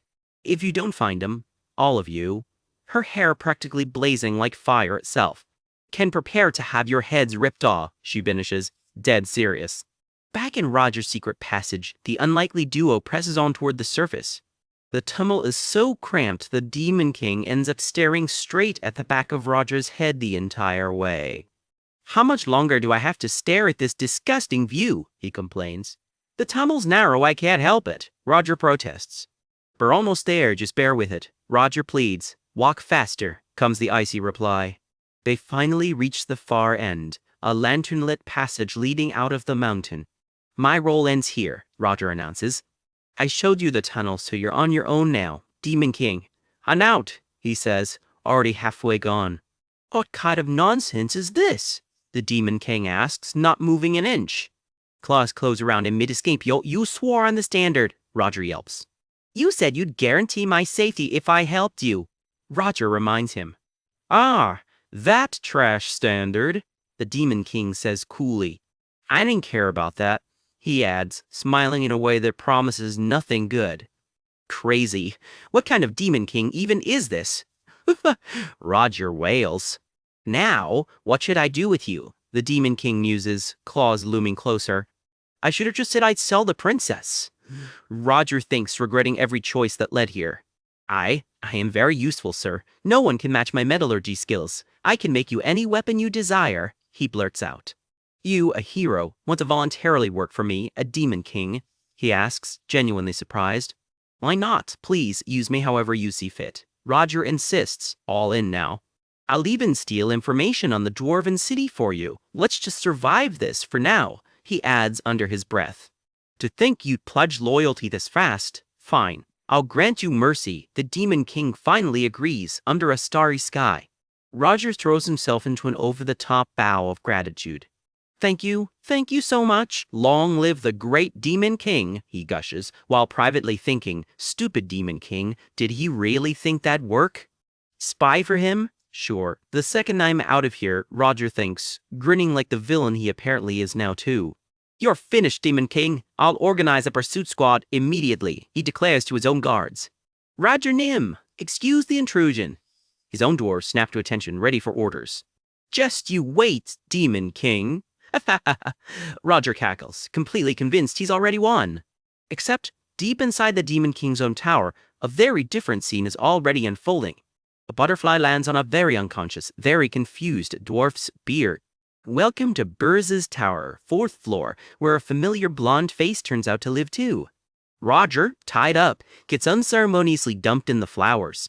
Wait, how could you bring a hero here? Someone objects. Quiet, the Demon King replies, unbothered. I have a report. His advisor starts, then pauses. You're accepting dwarves now too. Later, the Demon King says simply, already moving on. Are you the hero who came to save me? The blonde girl asks Roger hopefully, completely misreading the situation. Why am I even here? Roger mumbles, still dazed. You said you'd release me, he accuses. I never said that, the Demon King replies flatly. You definitely said you'd grant me mercy. Roger sputters. I meant I'd let you live, comes the correction. Then how did I end up here? Roger demands. I knocked you out and carried you. The Demon King shrugs. Obviously, who knows what you'd have tried on the way. Roger manages, the laugh a little unhinged. It quickly spirals into full hysterics. Pretty much everyone in earshot is losing it at this point. Are you really that happy? The Demon King asks. About becoming my subordinate, he clarifies. Yes, of course. Roger forces out through gritted teeth.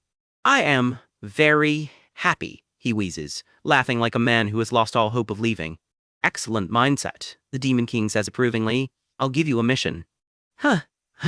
What is it? Roger asks, already dreading the answer.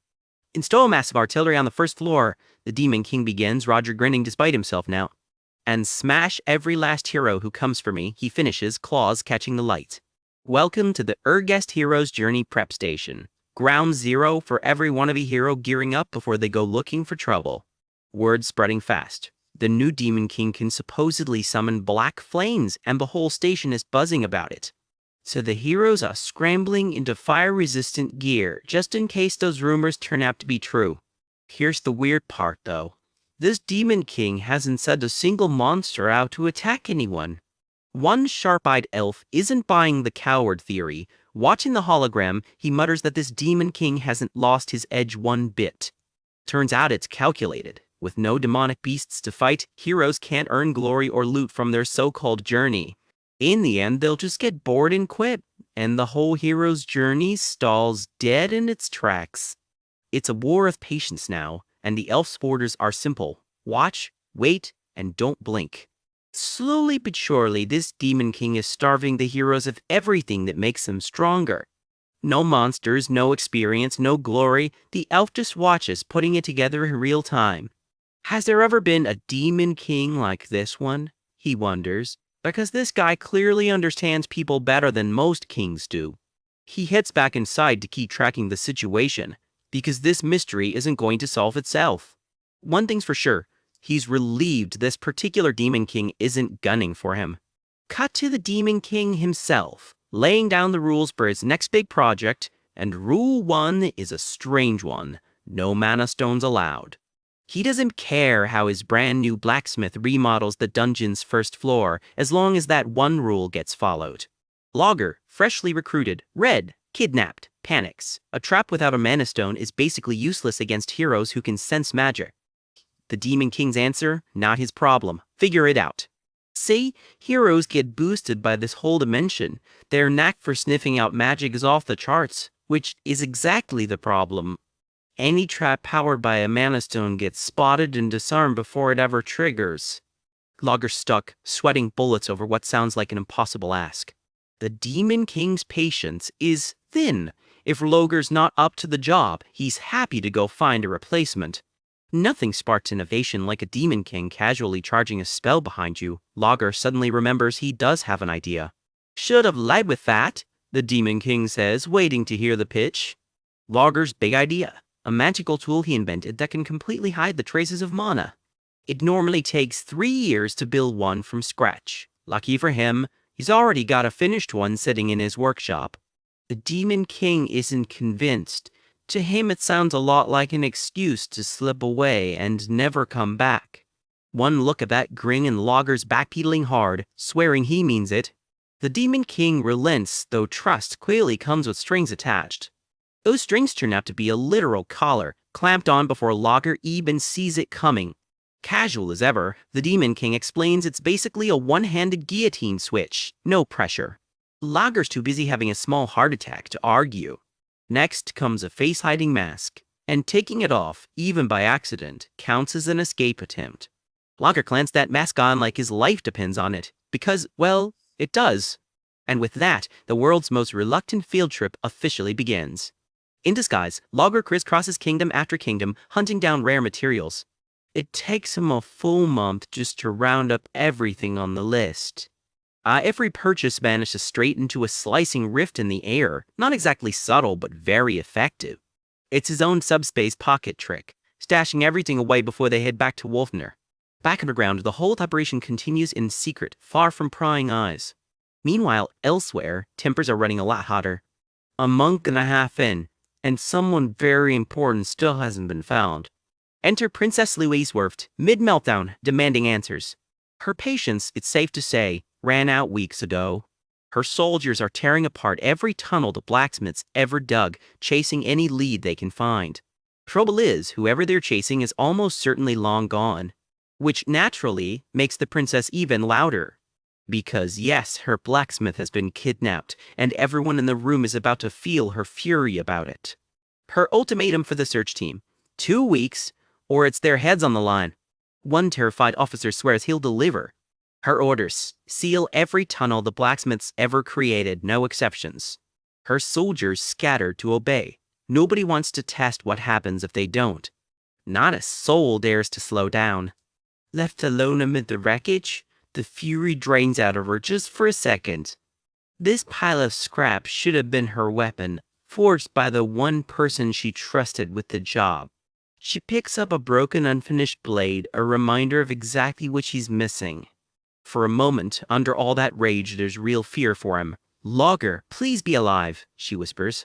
That fear doesn't last long before it curdles right back into fury. Because heaven forbid he die before finishing her order. The poor officer next to her has no idea whether to comfort her or run. Weeks later, something finally catches her eye. Some way far below, Logger's identity-hiding mask is still humming away, doing its job. He's kept his head down this whole time, hoping nobody connects the dots. But Louise recognizes the tunnel entrance instantly. She'd know it anywhere. Only one person on the continent knows that tunnel exists.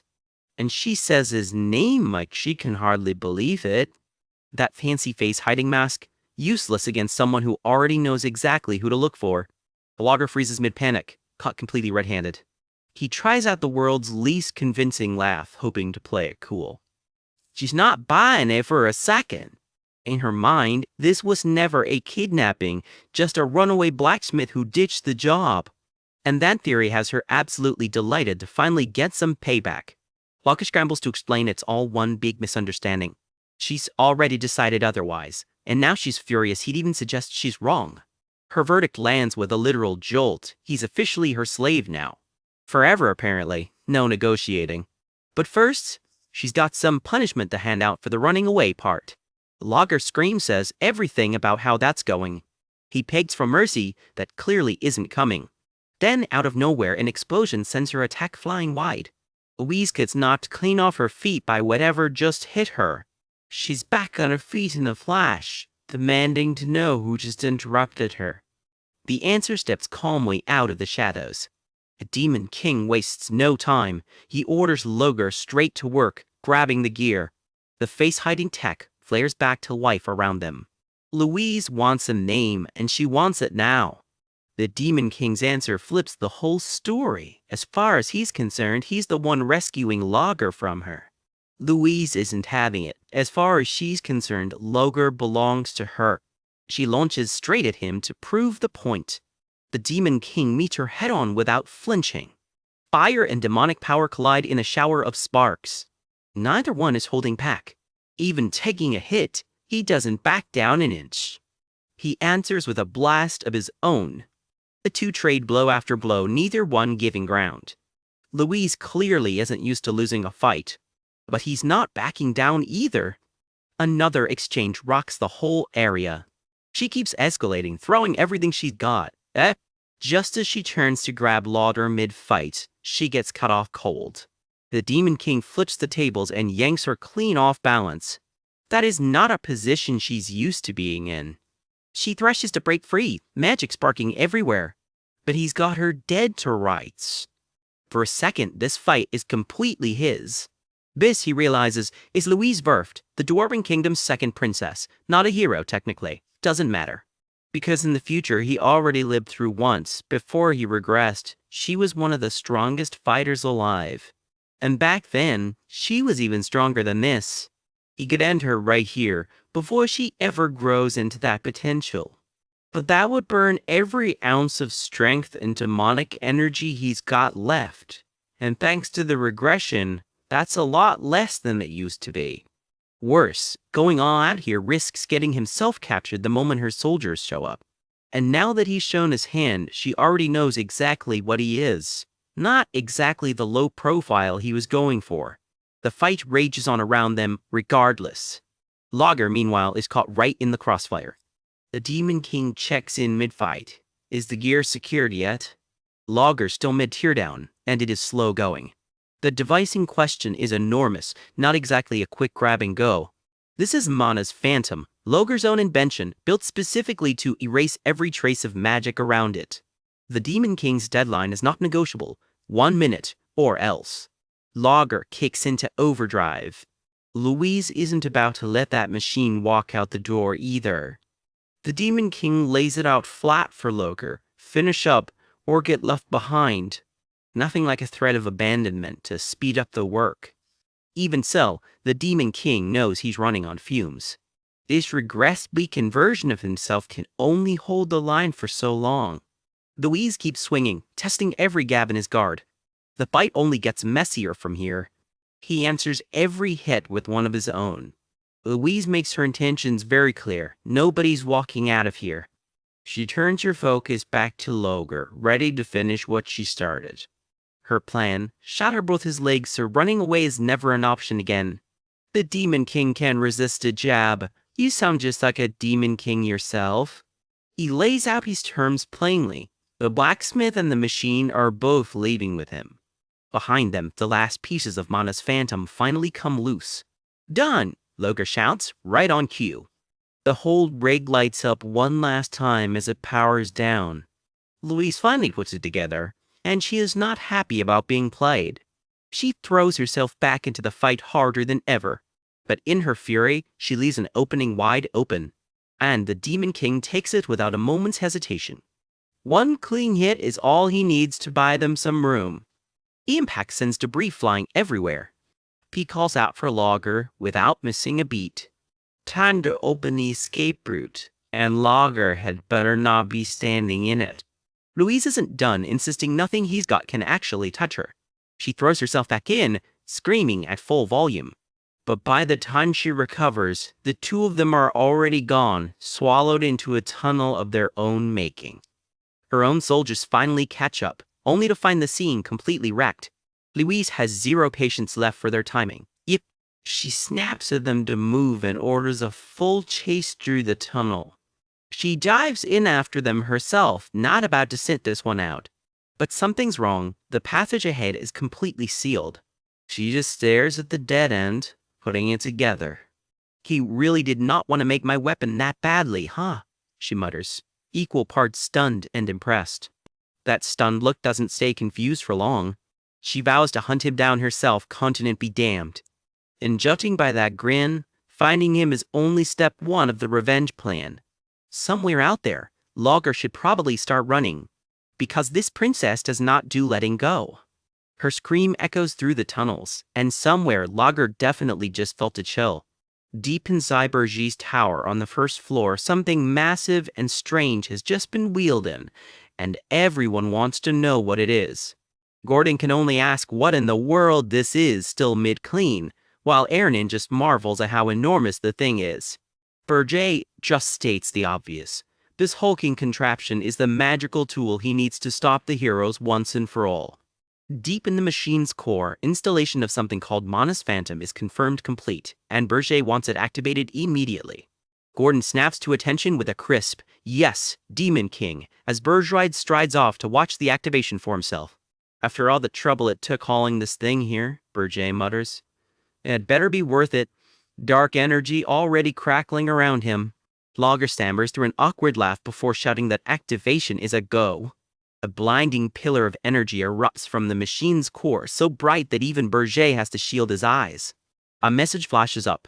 The tower itself recognizes Mana's Phantom, but syncing with it will cost a jaw-dropping 10,000 points. Someone is about to make an expensive decision. One of his attendants can hardly believe it. The tower had a hidden function like that all along. Berger does not hesitate. His answer is a single flat word, yes. The cost hits instantly. His points crater from over 11,000 down to barely 1,000 in one shot. The system confirms it. Mana's Phantom now recognizes Demon King Berger Diaz as its one true master. Around them, the tower's very power source has just been completely converted, mana traded out for raw demonic energy. Berger throws his hands up, insisting he did not do this on purpose. He never imagined merging with a tower was even possible, while Logger loses his mind with delight. Behind him, his people are losing it too. Converting mana to demonic energy is being called the discovery of the century. Even the tower's own creator never dreamed it possible. Riding the high, Berge turns to Ernin and tells her to try casting any spells she likes. She hesitates only a second before he shrugs it off. Whatever she wants, go for it. That is all the permission she needs. Okay, whatever I want it is. And she cuts loose. Clouds, fire, and water spirits all erupt around her at once as Ernin lets an enormous elemental spell rip, grinning the whole time. Gordon can only scream that he just finished cleaning this tower, watching his hard work go up in smoke. A swirling black hole tears open where her spell lands, and this time it is Berge yelling for her to stop immediately. He mutters to himself that a spell of that scale, cast inside the tower, should have been detectable from miles outside. So he steps outside alone into the snow to check for himself. Standing in the blizzard, he squints back at his own tower and admits it. He cannot see a thing happening inside. Worse, he cannot feel a single presence radiating off it either. Is this really the power of a tower fused with Mana's phantom? An idea hits him. What if he tries actively manipulating the tower in this new state? He watches, stunned, as the tower itself starts to respond to his will. And just like that, it vanishes completely. 1 second there is a fortress looming over the snowfield. The next there is nothing but mountain and drifting snow. So that is the trick. He can hide the entire tower whenever he wants. As I wish, he murmurs, testing the phrase like he still can't quite believe it works. Of course, there is a catch. Cloaking the tower guzzles his demonic energy points at a brutal rate, which means using it constantly is out of the question, at least for now. Still, he cannot help but grin. Going forward, this is going to be incredibly useful. Lager is practically vibrating, begging Berge for just a tiny bit of that power to study. He is practically drooling over the idea of tearing the device or, examining it apart.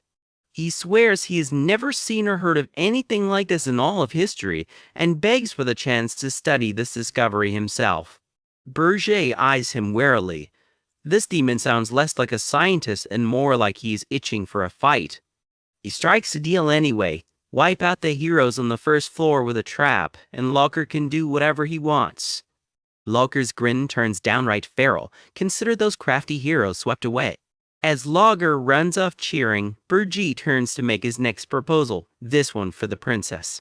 His ask. She takes on any heroes who make it to the 4th floor. Her jaw drops. Fight the heroes? She is a princess, not a soldier. He reminds her flatly that she's also a genius spiritist who clearly has no interest in going home to her royal family. She goes quiet, and he starts second-guessing himself. Maybe that is too much to ask of her. She's just an innocent princess who does not really understand how this world works, he thinks. Asking her to betray her own kind might be a step too far. Ernin, meanwhile, is already brainstorming her arsenal out loud. Fire? Water? Maybe rock, paper, scissors? Berge sighs and tells her, never mind. All she really has to do, he explains, is fluster the heroes. Just reveal that she is on his side. And if it goes well, he will grant her whatever she wants again. She agrees to look for an opening, but only if he meets one condition. Introduce her as the Demon King's subordinate to the heroes, she says, not as a princess. He blinks, then shrugs. Fine, that much is easy enough to do. She practically explodes into a delighted, yay! Confident and glowing, she is already scheming. Should she just use her looks to seduce them instead? A girl's got range. Berge shuts that idea down immediately. No, just do what he told her. She pouts him. Oh, okay. Back on his throne, the pieces of his plan start coming together. With the tower's power secured, he figures preparations are more or less complete. The plan: mass mana cannons on the 1st floor to thin their numbers fast. Then the princess finishes off whoever survives to reach the 4th floor. Still, by his own math, that will not be nearly enough. Because the heroes marching his way number over 200 strong, and right now he could not cut down even half of them. There is only one answer. He realizes he has to get stronger himself. So he turns his attention to a glowing crystal blossom in his palm. It is a hyacinth, an ice and water spirit blossom already tainted by demonic energy. And blossoms like this are brutally effective against demons. He needs a lot more of them. So he rounds up Ernan and announces they are heading out, which she greets with an enthusiastic, "Woohoo!" Their hunt takes them out into the frozen mountains surrounding the tower. Try after try turns up nothing. There is none here either. They trudge on through the snow with a couple of little spirit orbs trailing along for the search. Burji grumbles that this is already their third attempt. Maybe they simply got lucky the first time, while a tiny spirit on his head calls his spirits useless. Ernan senses something is off just as a massive shape looms out of the blizzard. Heavy footsteps crunch closer through the snow and something huge is closing in on them. A hulking blue-skinned orc warrior with long white braids blocks their path.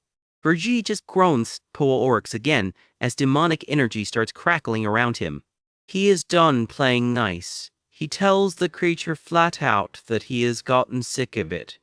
But a different orc steps forward, introducing himself properly as Krutu, chieftain of the Blue Frost tribe, greeting the Demon King with real respect. Burji's power still surges, ready to strike down anything that so much as twitches wrong. Krutu drops to his knees instead, begging him to accept their whole tribe as his kin. One by one, the rest of the tribe falls in behind him, all pledging the same loyalty. Burji and Ernan walk on through a crowd of bowing orcs, clearly not what either of them expected from a monster hunt. He asks, more than a little skeptical, they actually want him to take them in as his kin? Krutu explains their ancestors were demons who once betrayed the demon realm, and his tribe has carried that original sin ever since. All they are asking now is the honor of serving him properly. Burji cuts the flattery short. Enough, save the sweet talk. He sees right through it anyway. In the end, this is just their way of getting stronger by becoming a demon king's kin. Frankly, he adds, they are better suited to demonic energy than to spirit blossoms anyway. Krutu, caught out completely, admits there is no point hiding it now. Bring it, Krutu says simply, ready to accept whatever comes next. A chest creaks open to reveal a stash of glowing spirit blossoms, exactly what Burji came out here looking for. No wonder they could never find these themselves. The orcs had been sitting on a hidden stockpile the whole time. Burji scoops up the chest, while Ernan just stares, stunned by the payoff. Krutu, meanwhile, is quietly impressed. That speech was rehearsed, and this demon king clearly knows how to negotiate. Unusually sharp for a Pule orc, he thinks. He explains that surviving in this harsh land taught his tribe to value wisdom over brute strength. So he asked the obvious question, did the Demon King really come looking for him just to get stronger because he himself lacks the strength? Krutu watches him closely, waiting to see if he takes the bait. Burji just smirks. Wisdom over strength, huh? Then, wreathed in surging red power, he tells Krutu flatly that he likes that about him. Very well, he declares, but he is about to make Krutu something more. He formally takes Krutu in as his kin, and the chieftain roars as power floods through him. His orders, roam the snowfields and grow the tribe, all for the Demon King's sake. Wait for my command, Burji tells him, promising a reward greater than mere strength. Your tribe, he vows, shall be eternal. Krutu emerges from the transformation as a towering, heavily armored warrior, a far cry from the orc who knelt in the snow minutes ago. The system confirms it. Krutu, raised Pule orc, status, Demon King's kin. Thank you, Krutu bellows across the mountainside. Burji and Ernan simply walk on, one more piece of his plan now locked into place. I would devote our loyalty to you, Demon King, Krutu vows. Behind him, his entire tribe kneels in the snow, echoing the same oath together. Back at Burji's tower in the Regressed Mountains, everything is finally at full force. Just outside its walls, an entire Pule orc legion now stands ready. Kurta's people charge into position through the blizzard, weapons drawn. On the first floor, Locker waits beside his pride and joy, 60 mana cannons primed and ready. He stands right at the heart of his own creation, practically buzzing with anticipation. Up on the fourth floor, Ernan takes her position too, a pair of spirits floating loyally at her side. The moment has finally come, she tells herself, stepping forward. From his throne, Burji watches every piece of the board through floating screens. The orcs, the cannons, the spirits, all in place. All the pieces, he confirms, are exactly where they need to be. Come, heroes, he murmurs into the dark, almost inviting them in. This time, he vows, he will repay them in full for the humiliation of his previous life. Meanwhile, out in the snow-choked pines, the hero's army is closing in. One of them, Hillen, grins and announces to his companion that they have finally arrived. Granada answers with a simple, steady yes, Hillen. The Arcus Mountains come into view at last. Below, the full war party pushes on to the drifting snow. Heroes numbering in the hundreds march together toward a tower that, for now, still refuses to be seen. And somewhere ahead, everything Barge has built is waiting for them. This is Houghton Walk, the last stop before the hero's journey to end the Demon King hits its final stretch. Torches are lit and the fortress is buzzing tonight. It's the big send-off banquet. The hall's packed wall to wall with heroes, knights, and nobles, here to eat, drink, and toast the coming victory. The white-bearded fortress master raises his blast to Hillen himself, thanking him for gracing the banquet, and Hillen just brushes off the praise. Another hero calls it an honor just to stand beside him tonight, and the old man beams right back. The fortress master turns to Hillen with a request. Give the troops a speech, and Hillen, caught totally off guard, stammers out a huh, but ah. His friends aren't taking no for an answer. Everyone's waiting, and it'll do wonders for morale. Fine, he sighs. In that case, everyone, Hillen would like a few words, the old man bellows, and the whole hall snaps to attention. The room goes quiet under the chandeliers, every eye locked on the guest of honor.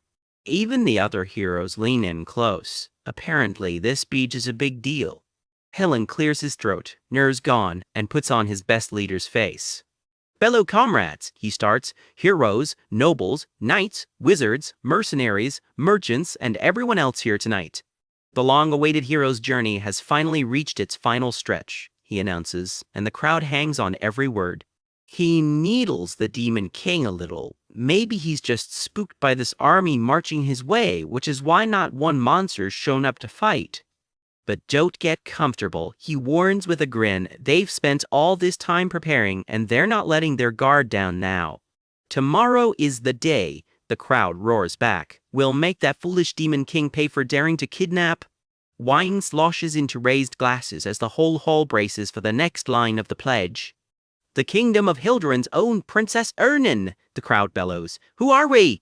Who is the master of this world? Hillen shouts back, eyes blazing. Let us remind them once again of these facts, he roars, whipping the whole hall into a frenzy. For justice, the crowd screams as one, fists in the air. The chant keeps rolling, glasses raised high across the packed hall. Justice!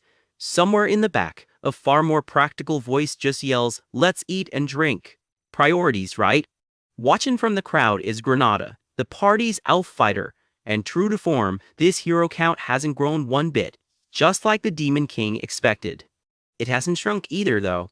So far, everyone's still standing. Give credit where it's due. Hillen's charm has carried this whole journey, winning over merchants and talking deserting mercenaries back into line.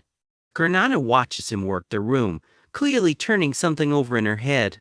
Won't it fall at this rate? She wonders privately. Should I just smack some sense into these heroes right now? She catches herself immediately. No, what am I even thinking?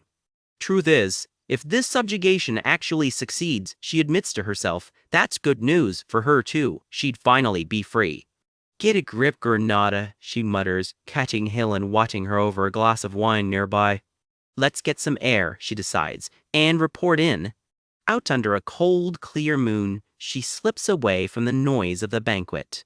She pulls out a glowing crystal to check in with someone unseen. We've arrived at Houghton. After a short resupply, we climb the mountains tomorrow.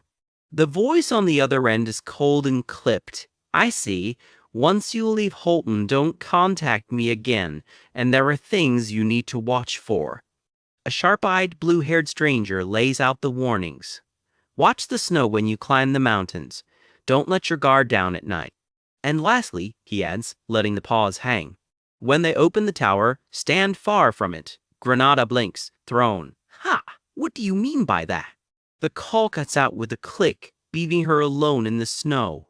"What was that about?" she mutters. "What are you doing out here all by yourself?" a voice asks, and she nearly jumps out of her skin. "Hi, Hillen." It's nothing, just getting some air," she stammers. He tilts his head. "Is something wrong? Want a drink?" He hands her a glass, fruit wine, the kind elves like, he says. She just goes quiet, then manages a small, "Thank you."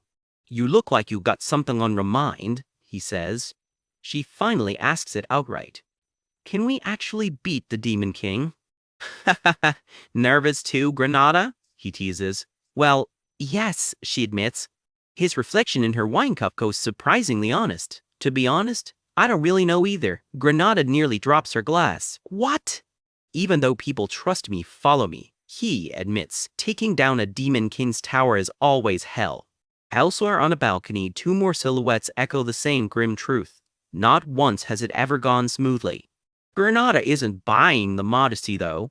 "But didn't you kill the Demon King of Lust and absorb his power?" she presses. "Compared to him," she reasons, "a brand new Demon King should be a piece of cake." Then it hits her. Come to think of it, nobody actually knows how you killed the Demon King of Lust. "Please," she grins, "tell me your heroic tale." Helen just goes quiet for a beat too long. "It was only possible," he finally says. All smiles again, "because I had brave comrades."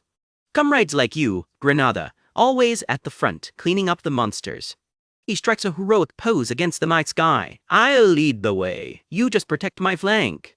"If we combine our strength," Granada says, steadier now, "I'm sure we'll win." "Then that's exactly what I'll do." She actually smiles, some of that earlier tension finally melting off her face. "Now let's head back inside," Hillen says. "The fortress master wants to hear your adventure stories." The two of them trudge back through the snow, boots crunching with every step.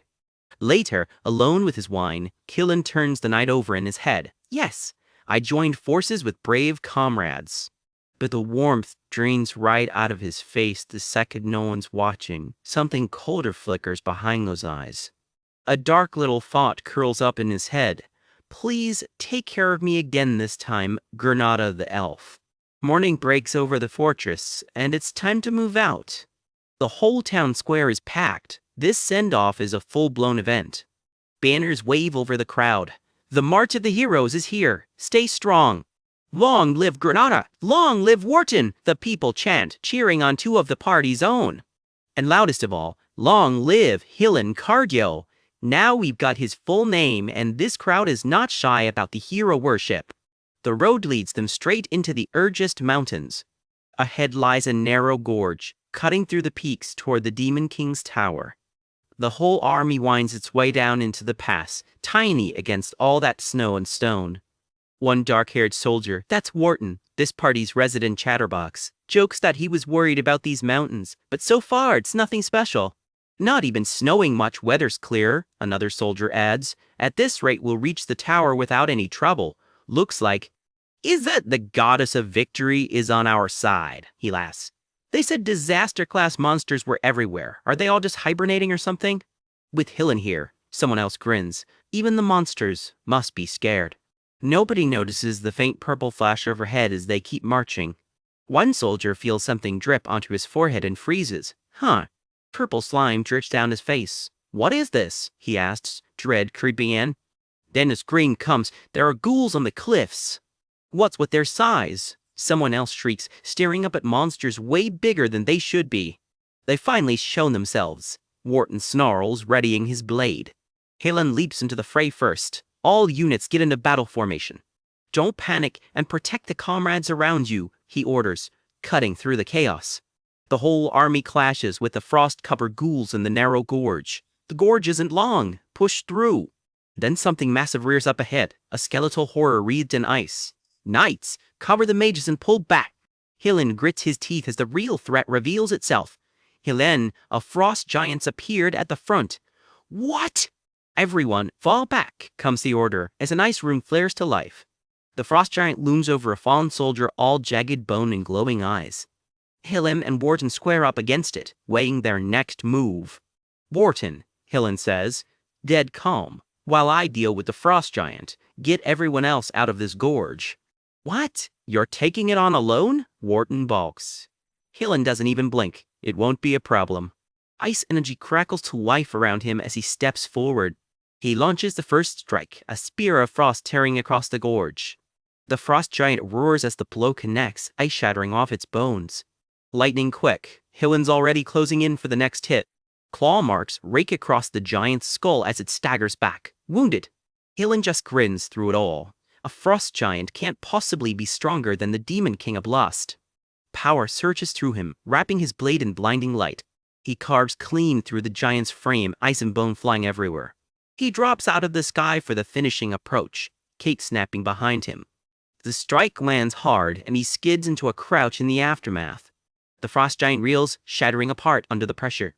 Ice and rubble rain down as the fight reaches its peak. Still, the giant refuses to fall without one last desperate roar. A crackling burst of energy answers it. Hillen isn't done yet. He drives his blade through in one final, lightning-charged swing. His eyes narrow. Now! Now! The finishing slash tears clean through the beast. Hillen lands in a crouch as the frost giant finally goes still.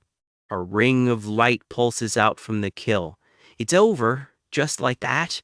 Now! He bellows again, only this time it's not a killing blow, it's a warning. Everybody, run! Someone screams, run! Cover us! An explosion rips through the gorge as the soldiers scatter. The path is blocked. Let's hurry while we still can. Keep on running. Another horror rears up to block their escape, a burning-eyed skull the size of a building. It slams down with a bone-rattling crash. One last massive blast levels it, Hillen again cleaning up what's left. Whatever's left of the ghoul swarm finally scatters into the distance. Deep in the forest beyond the gorge, the surviving party finally collapses, gasping for air. Wharton just sits there in the snow, sword planted beside him, catching his breath. He laughs it off anyway, helping a soldier to his feet. Dozens of ghouls and a frost giant taller than the cliffs. This place is insane. Humans aren't meant to come here. A blue-haired soldier nearby looks around, shaken. Even the Demon King's tower wasn't like this. Still, our casualties are low. If it weren't for Hillen, this would have been way worse. They say he killed the Demon King of Lust and absorbed his power, someone murmurs. Could he really be on par with the Demon King? Well, since he's already beaten one Demon King, another adds, wouldn't that make him even stronger now? Oh, you're right. If we just trust Hillen, we've got nothing to worry about. Seriously, if it's Hillen. Granada watches him from a distance, sweat still on her brow. A thought creeps in that she can't quite shake. He might actually defeat that Demon King. Hillen, for his part, just grins like none of it was ever in doubt. With the giant down, the march presses on through the wind and snow. But something's watching them from a distance, a massive, horned silhouette tracking their every move. A pack of fur-clad, tusked orcs falls into step along the ridge, closing in. There's no time to rest, Granada warns. Poor orcs? Someone asks. Hillen's expression hardens. I can feel demonic energy. They're the Demon King's subordinates. A massive, horned orc steps forward, red eyes gleaming. Welcome to Regressed, it rumbles. Foolish heroes, it sneers. Hillen sizes it up unbothered. They're easy opponents. I'll take care of them in no time. But Granada freezes mid-step. Wait, Hillen, this sound, and that old warning comes rushing back. Watch the snow. The blue-haired stranger's calm voice echoes in her memory, clear as day. Her blood runs cold. Don't tell me that warning meant. A voice booms through the mountains. Not a single one of you. The horned orc grins wider, savoring every second of it. We'll reach the tower. Something twisted and gleeful flickers across its face in the chaos. A deep rumble rolls through the mountain, low and building. The whole party freezes, looking up at the peaks above them. Granada's face goes white with horror. How the hell am I supposed to watch out for this? "Idy Demon King, you crazy bastard!" She screams. The rumble turns into a roar as the whole mountainside starts to move. It's an avalanche. The entire slope comes crashing down toward them. "Arvrun, all of you!" Hillen bellows over the roar. Granada screams, sprinting for her life as the snow bears down. "Rue, run away!" Chaos everywhere, and somewhere else entirely, something stirs behind sealed doors. Back in his tower, Urge rises from his throne, a scrying crystal humming at his feet. A slow, satisfied smile spreads across his face. Once again, the crystal flickers to life with a message for the army fighting for their lives. Welcome, heroes. This time, Berja murmurs, savoring every word. Through the crystal, he watches one of them scream in horror, buried in snow and panic. I will hunt you all down, he vows, and somehow you just know he means every word. First, he says, and the memory cuts to nothing but howling white mountains. The snow. That's warning number 1. Turns out those pool orcs weren't just raiding. They triggered a full-blown avalanche, scattering the invading hero army across the mountainside with no way to account for everyone. We'll camp here and look for the ones who got swept away. One officer barks, and the survivors dig in for the night. Second, Bertjay continues, clearly savoring this. Because the second night falls, that snow camp turns into a monster buffet. He warned them never to let their guard down at night, and sure enough, frost giants and ghouls come crawling out of the dark. The pool orcs are herding monsters straight into camp, ambushed twice in one day, and it's only getting started. All personnel, prepare for battle. Someone screams down the ridge, and the whole camp scrambles awake. One hero, hood up and magic sparking in his fist, curses the Demon King's name like it's personal. Remember his face. We'll be seeing a lot more of him. An avalanche by day, a monster horde by night. Berger watches the pattern repeat like clockwork because it's entirely by design. Take cover. Run. The fight turns into a scramble, and it's obvious not everyone is walking away from this. One survivor just stands there, gasping for air, grinning like he can't quite believe he's still breathing. 3 days into the Regressed Mountains, and the head count's already been cut nearly in half. 511, down to 256. Somehow, the survivors claw their way to the tallest peak in the range. Is the Demon King's tower not here? Someone mutters, dread creeping into his voice. Nothing, just endless white mountains in every direction. One officer just about loses it. Isn't it common sense for a tower to be somewhere heroes can actually spot it? Why isn't Steed here? He screams into the void. Honestly, fair question. The army splits up to search, and somewhere in the ranks, a soldier quietly tells their leader, Hillen, they're ready to give up. Renata just watches, jaw tight, saying nothing. Sir Wharton, what do you? Someone starts to ask, trailing off when they see his base. This hero's journey is a failure. I'm sorry, but our lives matter more, Wharton says flatly, ready to walk away from the whole thing. Somewhere behind him, a jaw clenches. Not everyone's ready to quit yet. 6 days into the Regressed Mountains. And then, there it is, the Demon King's tower, finally in sight. That bastard hid it in a basin, someone snarls. Just reaching it cost them dearly, 256 down to 52. Let's wipe them all out, a hero shouts, adrenaline overriding everything. Yeah, there are only weaklings on the first floor anyways, famous last words if we've ever heard them. Third, Bergy continues, and you can already guess this isn't going to go well for them. He'd warned his own people too. When the tower opens, stand far away from it. Naturally, the heroes don't get that memo. Magic circles bloom across the entrance the second the doors crack open. The remaining 52 step right into them, completely oblivious. Wait, what is that? One of them finally notices. Half a second too late. Because we're going to deal with them in one shot, Berger had promised, and he meant every word. The cannons fire, and the entrance disappears in a wall of blinding blue light. Dwarf-built mana cannons, hidden right behind the front door, 52 heroes, vaporized point blank. Head count, 52 down to just 1.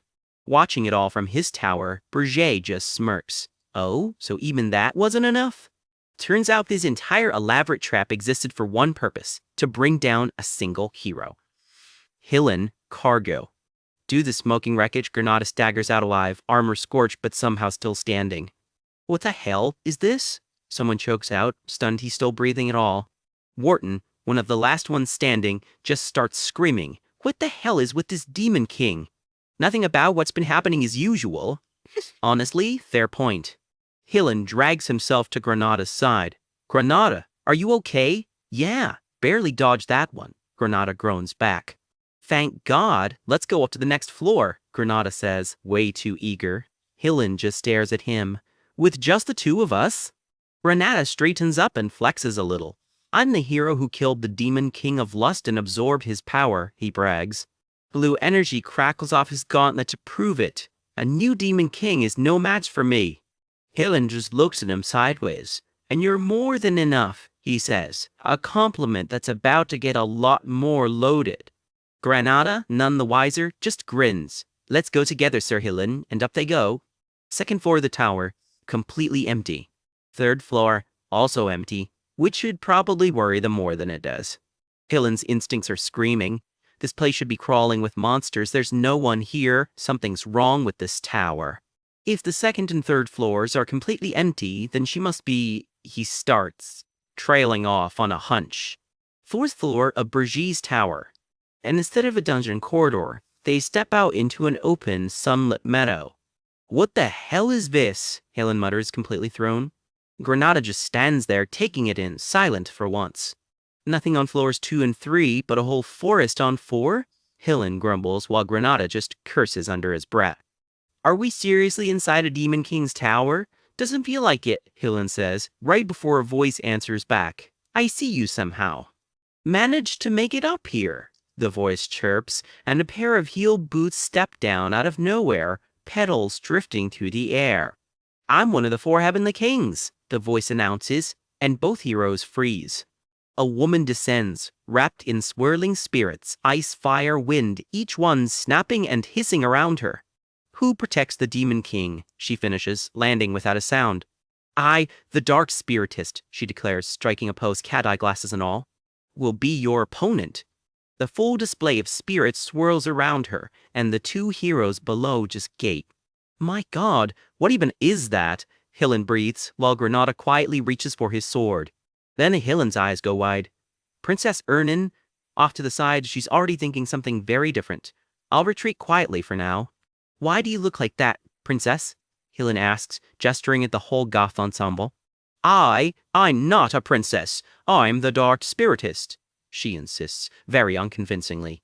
No, then she announces, ignoring the question entirely, witness the power of darkness. Spirit magic detonates around her in a burst of light and glyphs. Helen just watches from below, momentarily speechless. That's the highest rank of spirit magic, and only Princess Ernin can cast it, he realizes. So much for the disguise. Granada narrows his eyes. It can't be used if she's being controlled, he says, meaning she's doing this entirely on her own. Helen starts listing it off in his head, half hysterical. Pule orcs. Ambushes in the dark. Mana cannons hidden right at the door. The whole tower buried in a basin so nobody could find it. 2 entire empty floors for no reason at all. And now a crazy princess to top it all off, he finishes, voice cracking a little. He laughs, the exact laugh you laugh when you've clearly lost the plot. I don't get it, he says, flat and defeated. Granada's the one who actually snaps. I don't know what's happening anymore, damn it. The princess is attacking the hero who came to save her? He grits his teeth, bracing for a fight he clearly didn't sign up for. Fine, then. I'll just destroy everything, he roars. A dark horned figure answers from the shadows. You think you can do it? Granada's teeth clench even harder. He already knows exactly who just spoke. When the dust settles, Burgie's voice cuts right through it. At last, I can see your face. There he is, horns out, a flame of dark magic curling in his palm, grinning like he owns the place. Because he does. His footsteps close the distance. Hilan Kadgel, he says, tasting the name. Hilan raises his blade, lightning crackling down it. You've finally shown yourself, Demon King. Sneaking up on me like a coward. Under his breath, though, he's already calculating something else. I'll need more strength. Granada is... over there, Burjay calls out, eyes locking on to Granada across the field. He strides through the smoke, wings unfurled, entirely unbothered by any of it. A bolt catches Hilan mid-motion, lightning arcing across him. Across the field, blue energy crackles up Granada's arm, too. Granada, let's combine our strength, Hilan shouts, grabbing his shoulder. Granada freezes. What? The bay! Something's very wrong. Hilan's whole body seizes up, breath turning ragged.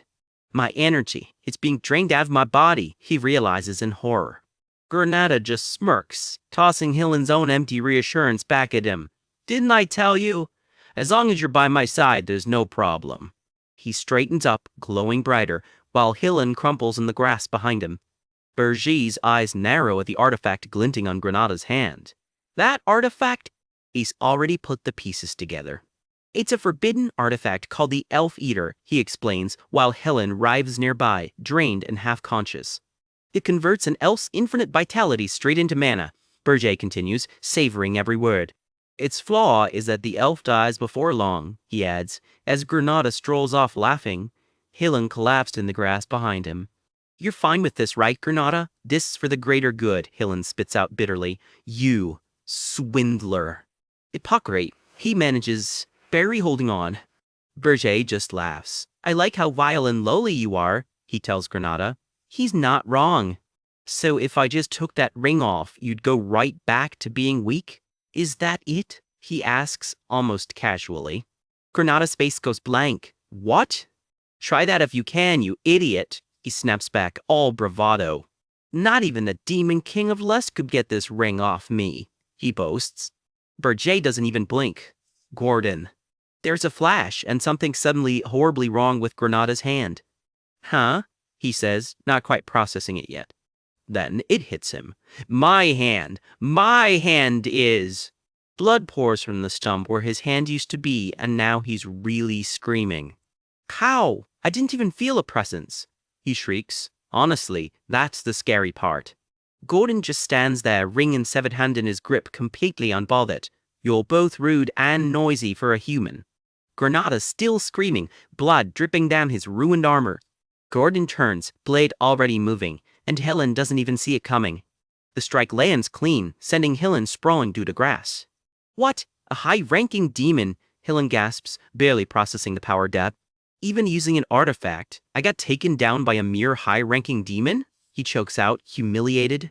He hits the ground hard, completely out of options. You're not going anywhere, Gordon says quietly, cutting off any thought of retreat. And then Berger steps forward himself, red eyes glowing, and the temperature seems to drop. Even his own allies flinch. Gordon, of all people, tenses up. I have to dodge. Because massive jagged wings tear open behind Berger, black and burning with purple light. A dragon's face emerges from the dark, eyes blazing, and the tiny figure standing beneath it suddenly looks very, very small. Helen starts to scream. I can't, he manages, voice breaking. I can't, he finishes, as a massive clawed hand closes around him and lifts him clean off the ground. The claw drags him toward a swirling dark vortex at its center. Somewhere in his mind, one thought just keeps repeating, just who is this Demon King? Earth's true face grins down at him, horned and merciless. Helen can barely breathe, drenched in sweat, gripping his own collar like it might somehow help. It's time to take a beating, Berger says, almost gently. Helen, he says, drawing the name out. Cargo, he finishes, and Helen's whole body goes rigid with fear. Purple energy floods the sky above them, gathering into something massive. The light swallows everything, and that is exactly where this chapter leaves us. The smoke clears on a battlefield gone quiet. Berger stands over the hero he just knocked flat without a scratch out of place. He's breathing hard though.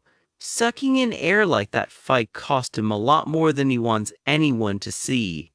Flat on his back, his battered opponent still manages one grudging word, impressive. Berger squares his shoulders and looks every bit the Demon King the realm now fears.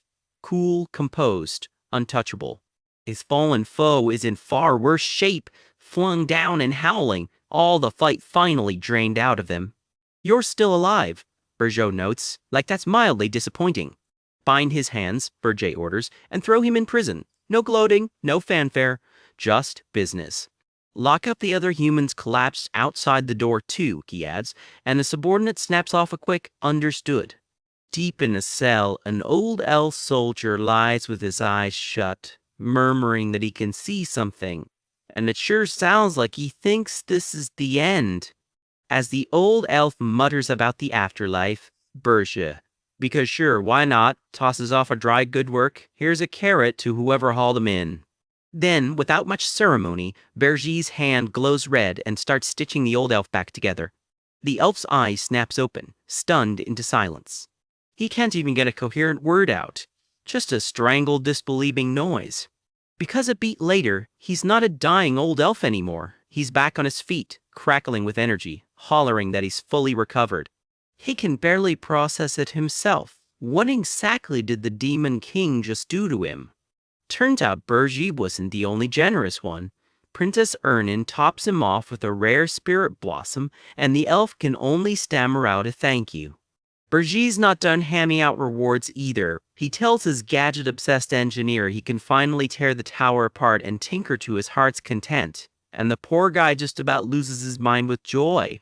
Watching it all, Burji looks thoroughly unbothered. Just another afternoon running the tower. He flicks his fingers, already moving on, like flattening one of the 10 stars barely registers. He strolls off across the meadow, calm as anything, while the freshly healed elf just watches him go. His people trade a look. Even after a fight that brutal, he doesn't have a scratch on him. Apparently that's just what being this Demon King looks like now. Off to the side, the prince's hat and glasses pulled low, goes quiet, and her elf companion asks what's wrong. Nothing really, she says. She just thinks the Demon King was tired. Something darker flickers across his hand as he walks away, a hint that Fine might be doing a lot of heavy lifting. Back in his tower, something in him finally gives out. Burjo drops the act entirely, sprawled flat on the carpet, gasping that it was way too close for comfort.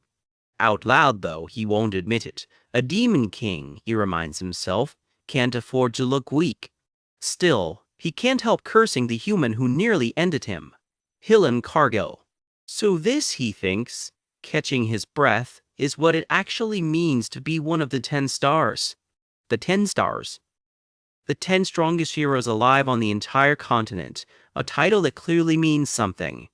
And Hillen Cargill, for all that title, is supposedly the weakest of the 10. Burji still barely walked away.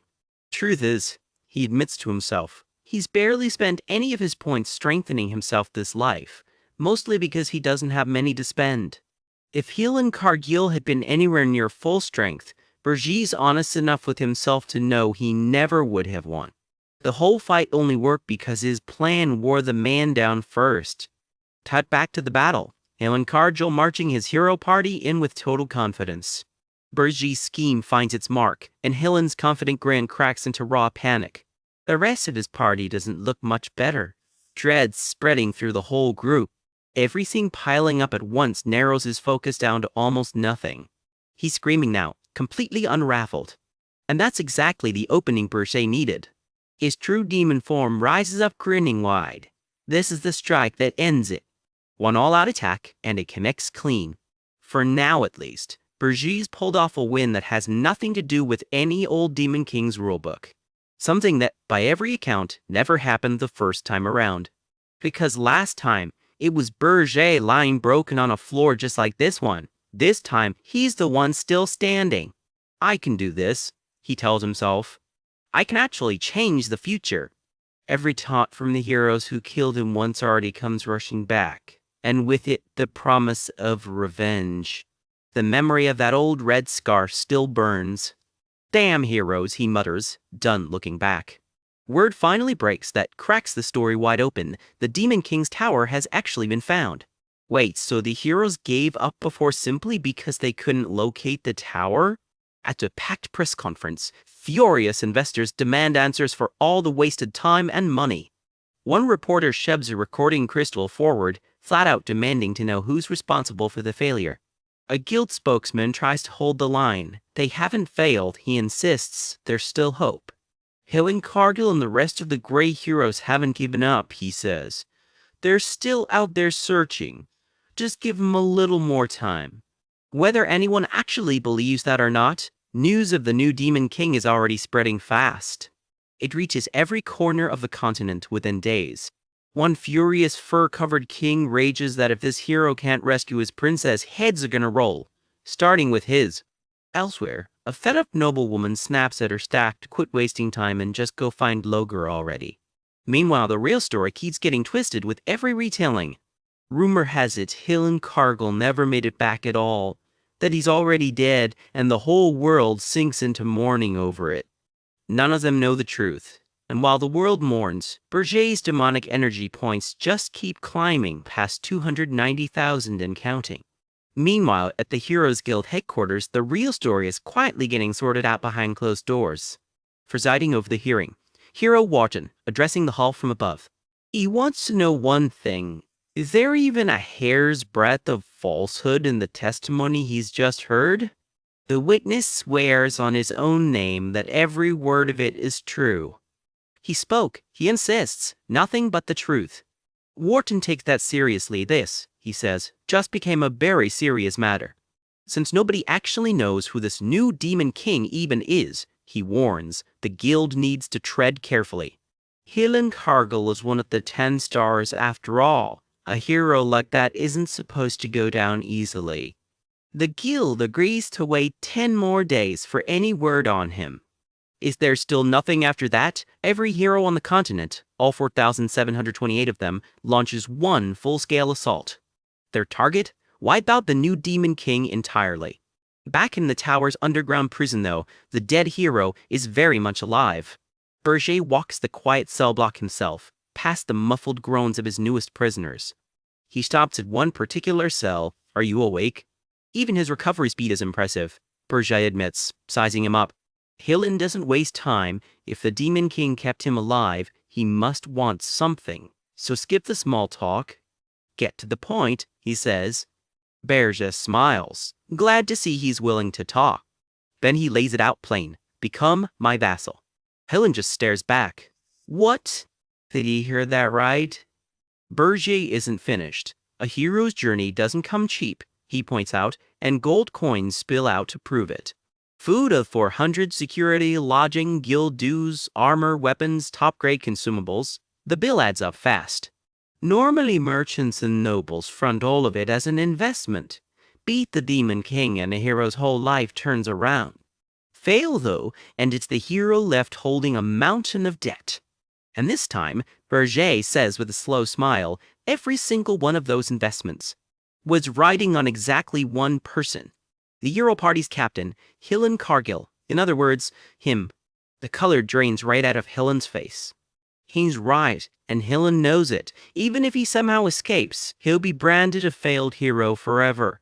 Forced into hiding for the rest of his life, buried under debt he'll never pay off. How, he demands, does the Demon King even know all that? A green-haired elf steps forward. I told him, he says flatly. Helen's whole body goes rigid with shock.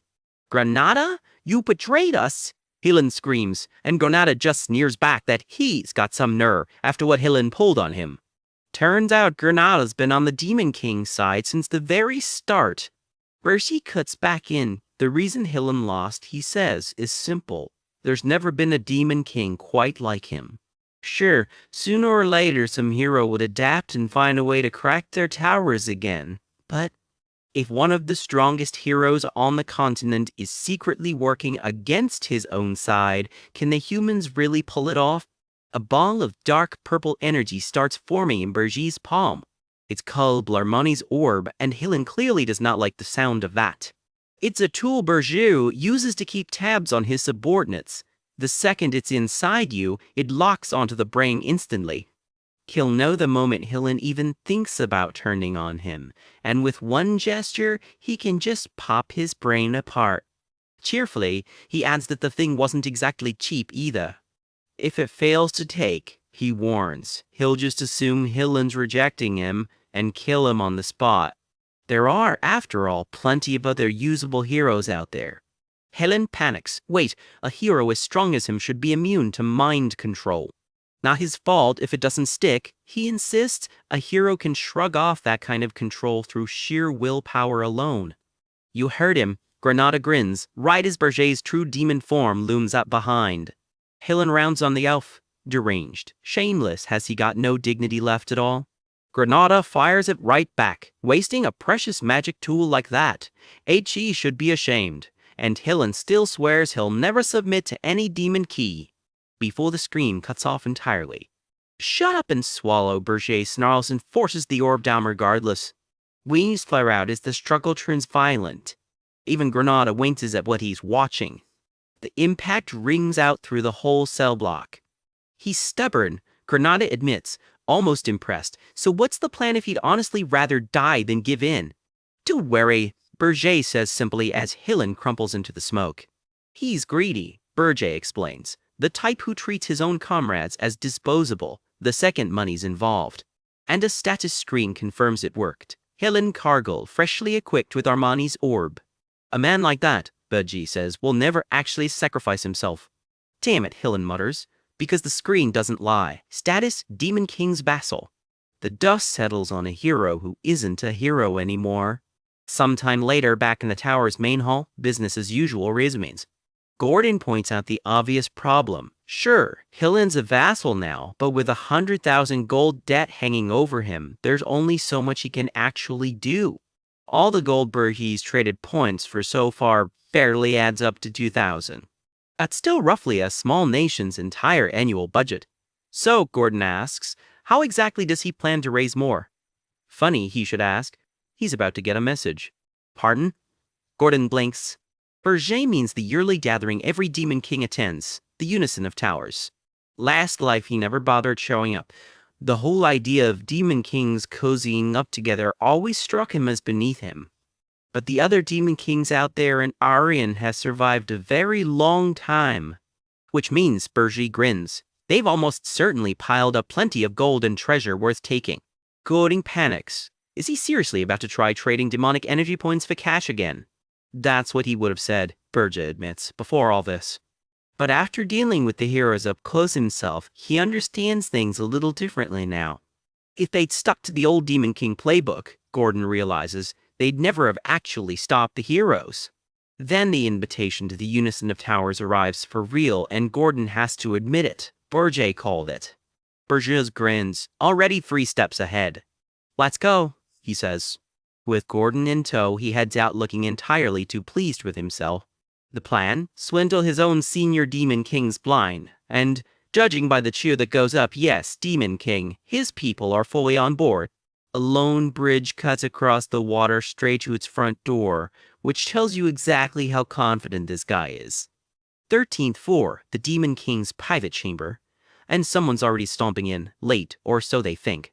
That's Berger striding in, horns up, unbothered as always. Even though I'm not late, he says, you're all already here. Somebody snipes back. Sounds like we were talking about him before he even sat down. Say hello to the reigning Demon King of Flames, Regressed revenge plotter, and apparently still late to his own reputation. Berger Deus, Demon King of Flames, race, demonic dragon. Try to keep up, there's a whole lineup coming. First up to size him up. A massive white wolf demon who growls his name like it's an insult. Meet Draxen Doldorf, the Demon King as beasts. Big teeth, bigger ego. Next, an ice-cold beauty sizes him up, so you're the talk of the town. That's Raina Solden, Demon King of Winters, and somebody's already calling her stuck up behind her back. Then there's Ugur Belve, Demon King of Indestructibility, built like a mountain, and about as easy to reason with. But the loudest welcome comes from their smiling host, throwing his arms wide like their old friends. Jason Kopman, Demon King of Lies, race unknown, subtle right? Draxen wastes no time picking a fight. You formed an alliance? Aren't you ashamed calling yourselves Demon Kings? Berger doesn't flinch. I know this is the right call for Arryn, he says evenly. However, Draxen doesn't want to hear it. You're the fool. What do you even know about Arryn, newcomer? And now the Titan's getting involved too. Never a good sign. Berger reads the room instantly. This isn't posturing anymore. Ugur genuinely wants him dead. I'm the only elite here, Ugur snarls, and if you've got a death wish, I'll happily grant it. Berger's answer? 2 words, ice cold. Try me. Before anyone can throw a punch, a slow, deliberate clap cuts through the tension. One single clap, and somehow that's all it takes to reset the whole room. G turns to see who just casually diffused a death threat with a golf clap. Ugur, Berger, Jason says pleasantly, like nothing just happened. This occasion is to talk about cooperation. Please, don't waste our precious time, he adds, the smile never once slipping. Berger's mentally taking notes. This guy just erased 2 Demon Kings' murderous intent in an instant. That wasn't a spell, so what was it? Some kind of personal power? Or is the tower itself doing the heavy lifting? Either way, the two brawlers grumble their way back to their seats. Thank you for being so understanding, Jason coos, while Brigitte quietly wonders if this power resembles something called Mana's phantom.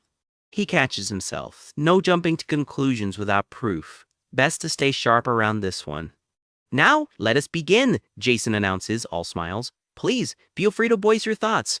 Nobody jumps in. So Burr's never one to wait around, just starts talking himself.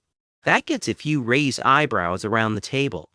Then Draxon drops the real question, loud enough to rattle the chandeliers. Where is Hillen Cargill, Bergi Deus? The room goes still. That name clearly means something. Bergi says absolutely nothing, which, in a room full of liars, might be the loudest answer of all.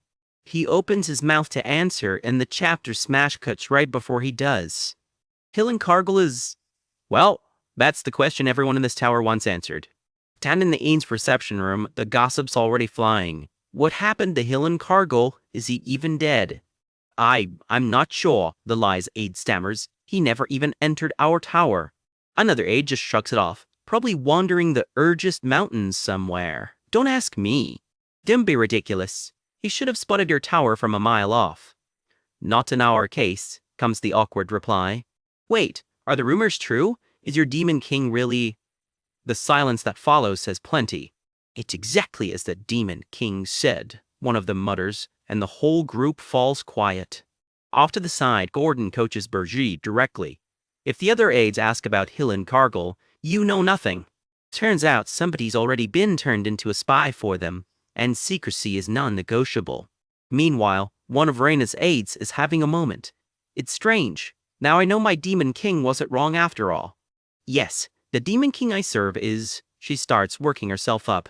That damn demon king is a stuck-up brat who never listens to anyone. She is not holding back. Look away for 1 second and he's already in trouble. Why can't he just handle things himself? Then she catches herself, weirdly delighted. I don't understand why that felt so satisfying to say. I get you. I really do, the beast aide sighs, while the lies aide does groans. Why are all demon kings so weird? One by one, they all start piling on their own demon king stories. Ah, I see, someone murmurs, nodding along like they're all in this together. Turns out this whole gossip session was really just group therapy in disguise. Back in the meeting hall, though, somebody's a lot less convinced by Berger's story. Yes, comes the flat, unimpressed reply. You're saying Hillen Cargill never even reached your tower because you didn't place it at the rear, Draxon finishes, absolutely losing it.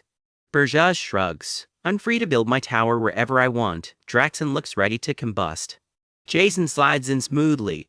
So the heroes are still targeting your tower then. And yet you left it completely undefended to come here? Not concerned, just a very pointed jab. Surely the Academy taught you what happens to a demon king who loses their tower. Seeing as you graduated top of your class and all, Bear just tells him to mind his own business. I'm protecting it in my own way, he adds, vague on purpose. Internally, though, he's fuming at this smiling menace. Pisses me off, he mutters, before forcing out a stiff, if you say so. Jason just laughs it off. Very well, I won't pry any further. Sure he won't. Elsewhere, someone panics about the Archduke finding out, while Draxon just scoffs. Who cares what that old geezer thinks? Jason's aide bristles at the disrespect, but Draxon just waves everyone off and moves the meeting along. Hirsch reminds himself, even if the lie gets noticed, it beats them finding out the actual truth. He hasn't lost sight of why he's really here. And then, completely out of nowhere, he announces to the room, my goal is to earn 100,000 gold. And the meeting rolls on, though Berger is clearly only half in it. He's busy sizing everyone up instead, and it's obvious the Demon King of Lies sits pretty high in this pecking order. The whole meeting, really, is just intel gathering for him. He's quietly clocking exactly who's running low on power, useful information for later. And one Demon King in particular seems to be watching him just as closely. Brigitte catches her eye and can't quite read what she wants. Which is how he ends up out on the balcony with her, away from prying ears. Just the two of them, and a very long drop below. What is it? Rena asks. It's nothing to hide. Berger says simply. Ever since I heard about you, I've wanted to talk, just the two of us. With me? She asks, caught off guard. Yes. For what it's worth, Rena admits, I agree with some of what you said back there. Something he says next clearly catches her completely off guard. Vergie's mind flashes back. Did Rena say something like this to him in his previous life too? Don't get me wrong, she clarifies. I don't despise the old standards the way you do. But something shifted between them even if neither says it outright. Still, she goes on, I think we Demon Kings need to be more flexible, especially here in Arian. That's why I wanted you alone. Beats trying to reason with those idiots in there. Then she turns it around. So what do you think of me? You're not bad, he says, and you look better than I expected. Which he immediately realizes sounded a lot smoother in his head. She hands him a small device instead, a personal transmitter. Call anytime you want advice. I finally found someone worth talking to. I hope. Just don't go disappearing on me too quickly.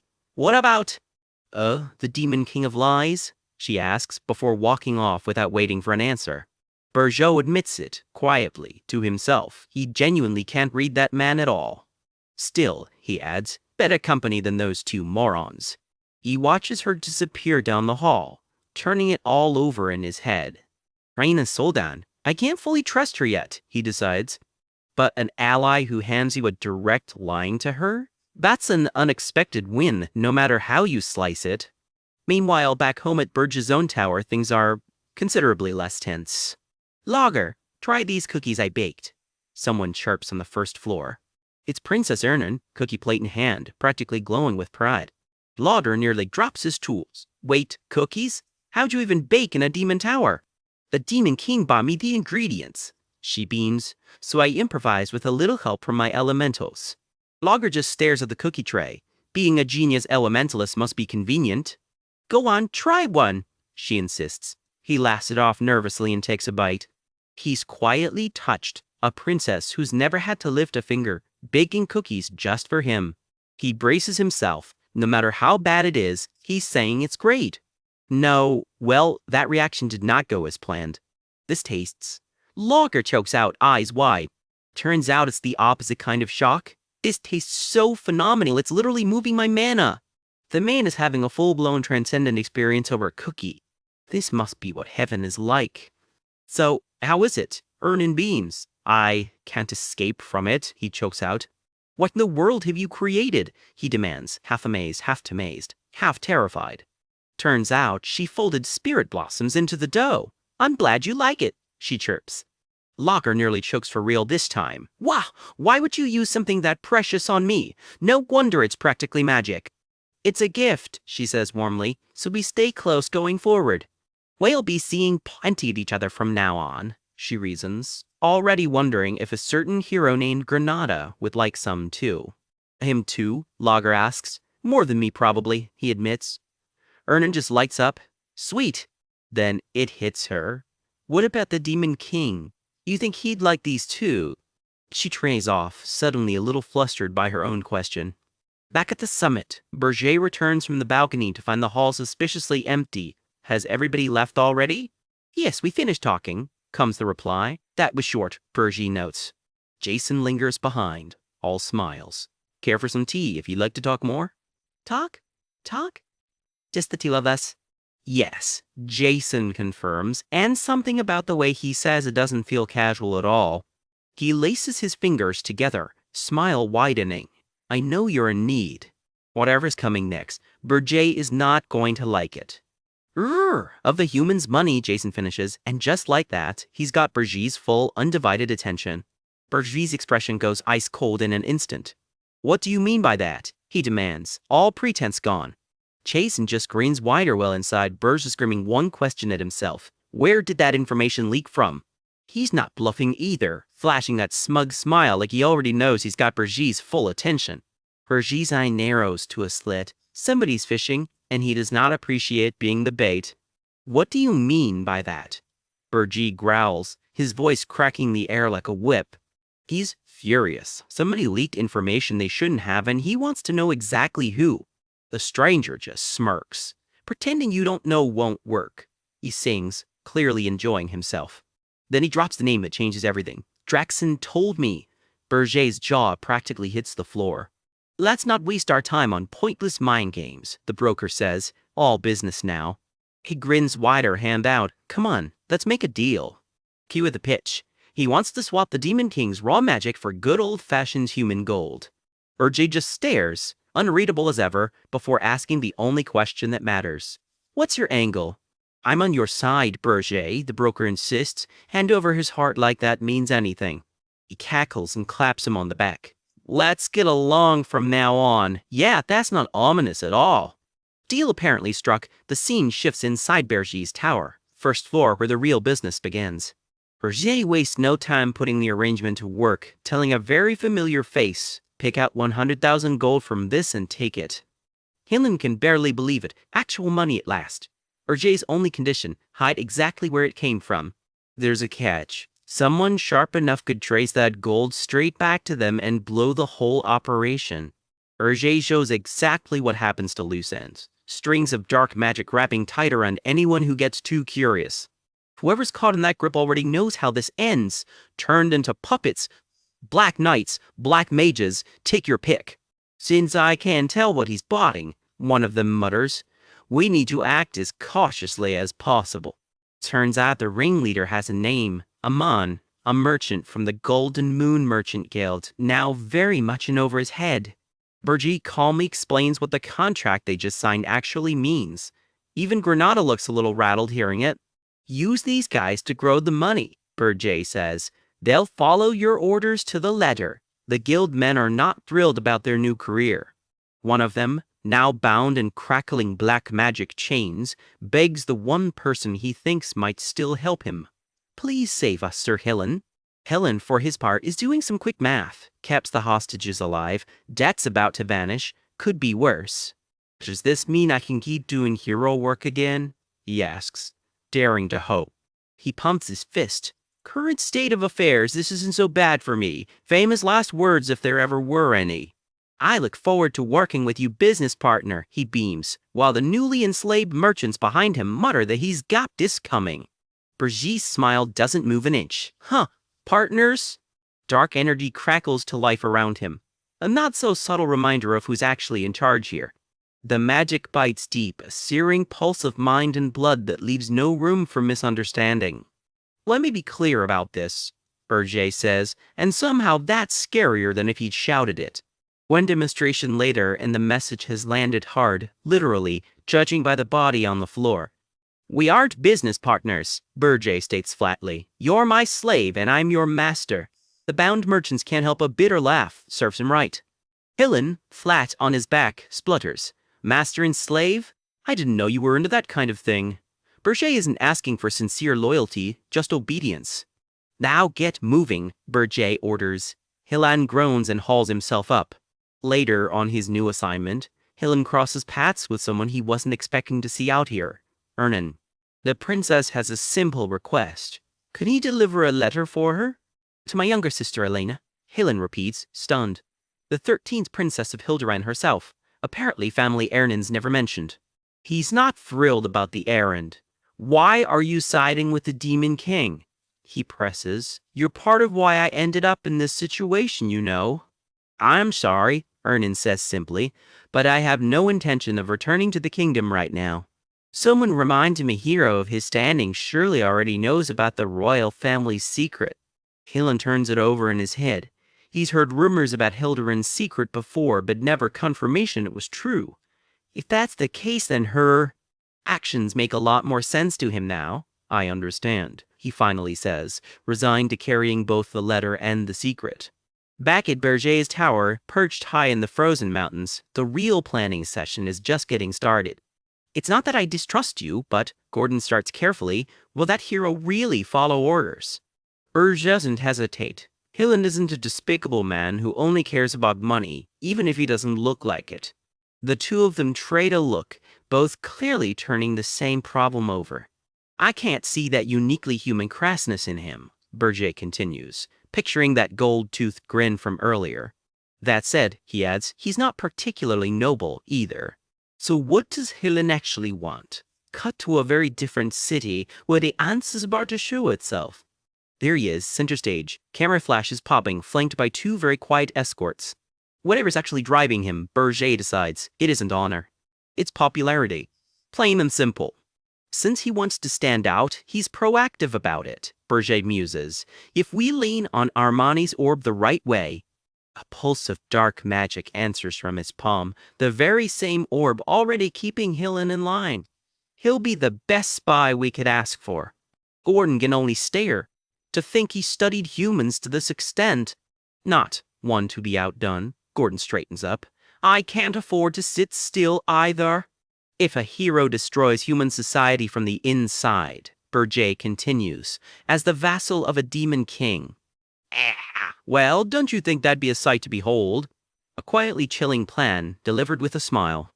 Gordon, ears twitching with amusement, agrees it certainly would be, right before a knock at the door interrupts them. Two figures stare down the mystery knocker, equally baffled about who's dropping by unannounced. It's Ernan, hiding behind a plate of cookies and her usual entourage of tiny spirits. Would you like to try some? Burgess blinks at her, utterly unprepared for whatever this is. You've been coming in and out of this room way too comfortably lately, he warns. If they taste bad, I'll send you to the underground prison for a month. Ernan, unbothered, just shoves the tray closer. Try them out first before you judge. He takes a bite, already bracing himself. Human desserts are probably... That thought does not finish the way he expected. His eyes go wide. This taste... There's that reaction. Ernan crows, absolutely delighted with herself. Dark energy bursts around his sleeve involuntarily. Turns out even a demon king has his limits. Through gritted teeth, he manages. Not bad for a mere human. Pride. Still intact barely. He's sweating bullets but grinning through it, refusing to give her the satisfaction of backing down. Arnon can hardly believe it. He endured it? Did you mix spirit blossoms into the cookies? He asks. That's a dangerous flavor. She just grins.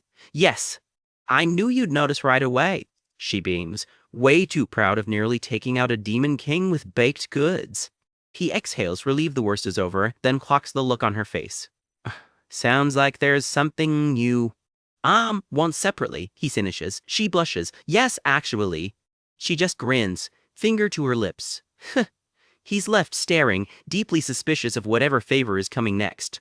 Elsewhere, the pieces of Berger's wider plan are already moving. Helen's hero party makes it down the mountain in one piece thanks to Crew 2's personal escort. They touch down at Holton Walk and immediately press on toward the kingdom of Hilderon. One quick trip through a teleportation circle later, and they're already there. Meanwhile, over at a certain mercenary guild, Granada has business of his own.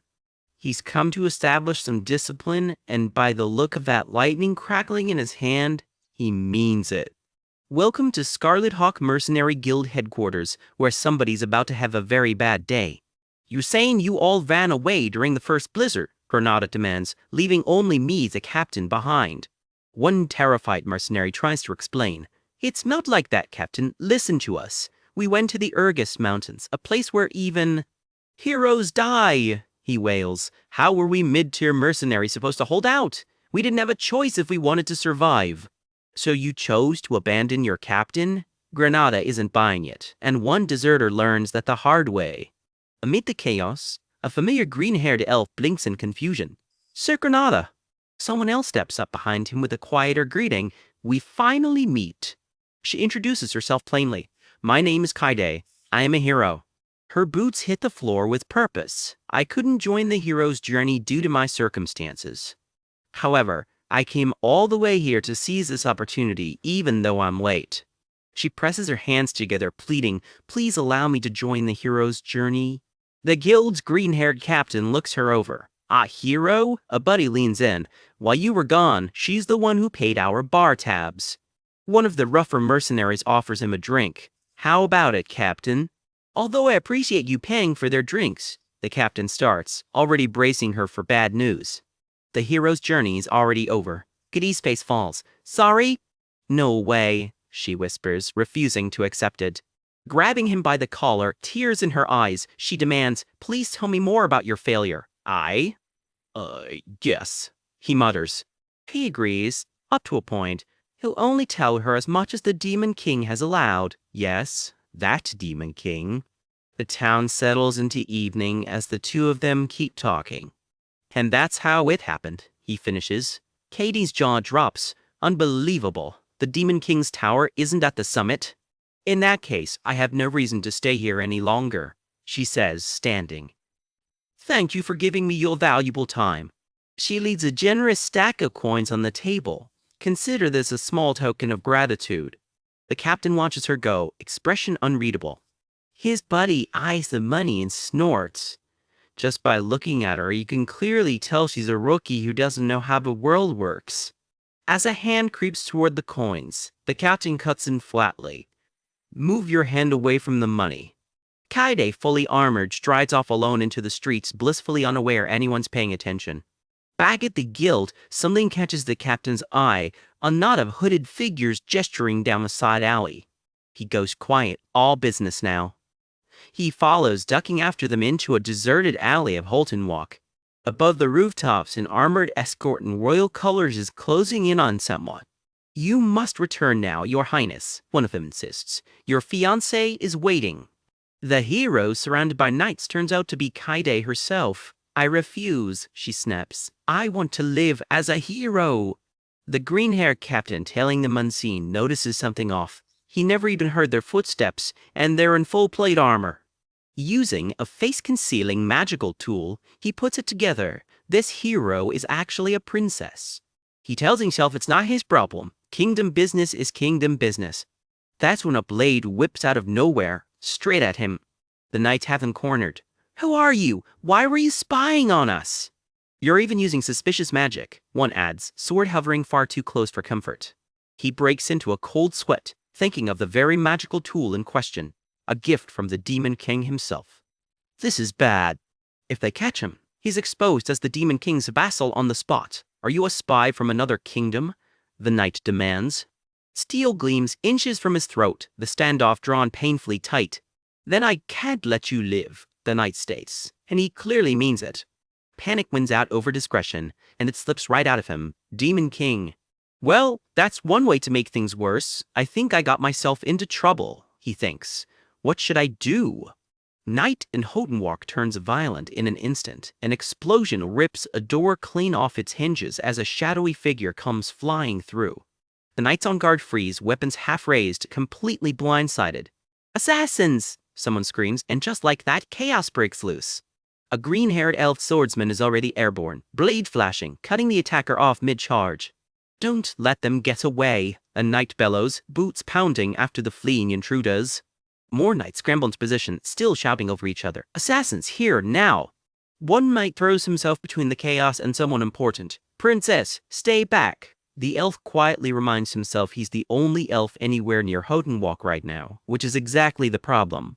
If he uses his elven magic in front of all these witnesses, his cover's blown instantly. But if he doesn't use it, people are going to die. The princess at the center of it all admits, quietly, that she's not even sure she can escape this safely. Princess, please stand back. We'll handle this, a knight insists. She's having none of it. No, I am a hero too. The elf makes his choice. Even if it means getting exposed right here, right now, he's out of options. Green magic erupts around him as he commits to it. I have to use my power. Elsewhere, someone's already needling him about it. I was wondering why you were late. A colossal burst of violet-blue energy tears across the sky, way too big to be subtle. The blast keeps rolling, lighting up the whole district like a fireworks show nobody asked for. Everyone on the ground can only gape. Whatever that was, it just announced itself to the entire town. A voice cuts through the smoke, dry as ever. You're slacking off in a place like this. Vergy drops out of the sky, cape flaring, and the elf nearly jumps out of his skin. My lord? You call this slacking off? The elf snaps back, gesturing at his own battered state. When I look like this? Vergy isn't impressed. Why make a fuss over scratches that'll heal with a little spit? The elf just deadpans. No, seriously? The mites, meanwhile, have connected some very alarming dots. The Demon King. He's come to kidnap the princess, lay down your lives to protect her. The princess herself isn't having it either. Don't worry about me. This is our chance too. Capture the Demon King. Bergie just looks mildly surprised. A princess? I didn't know that. The knights level their weapons at him anyway, shouting him down. "Two don't lie."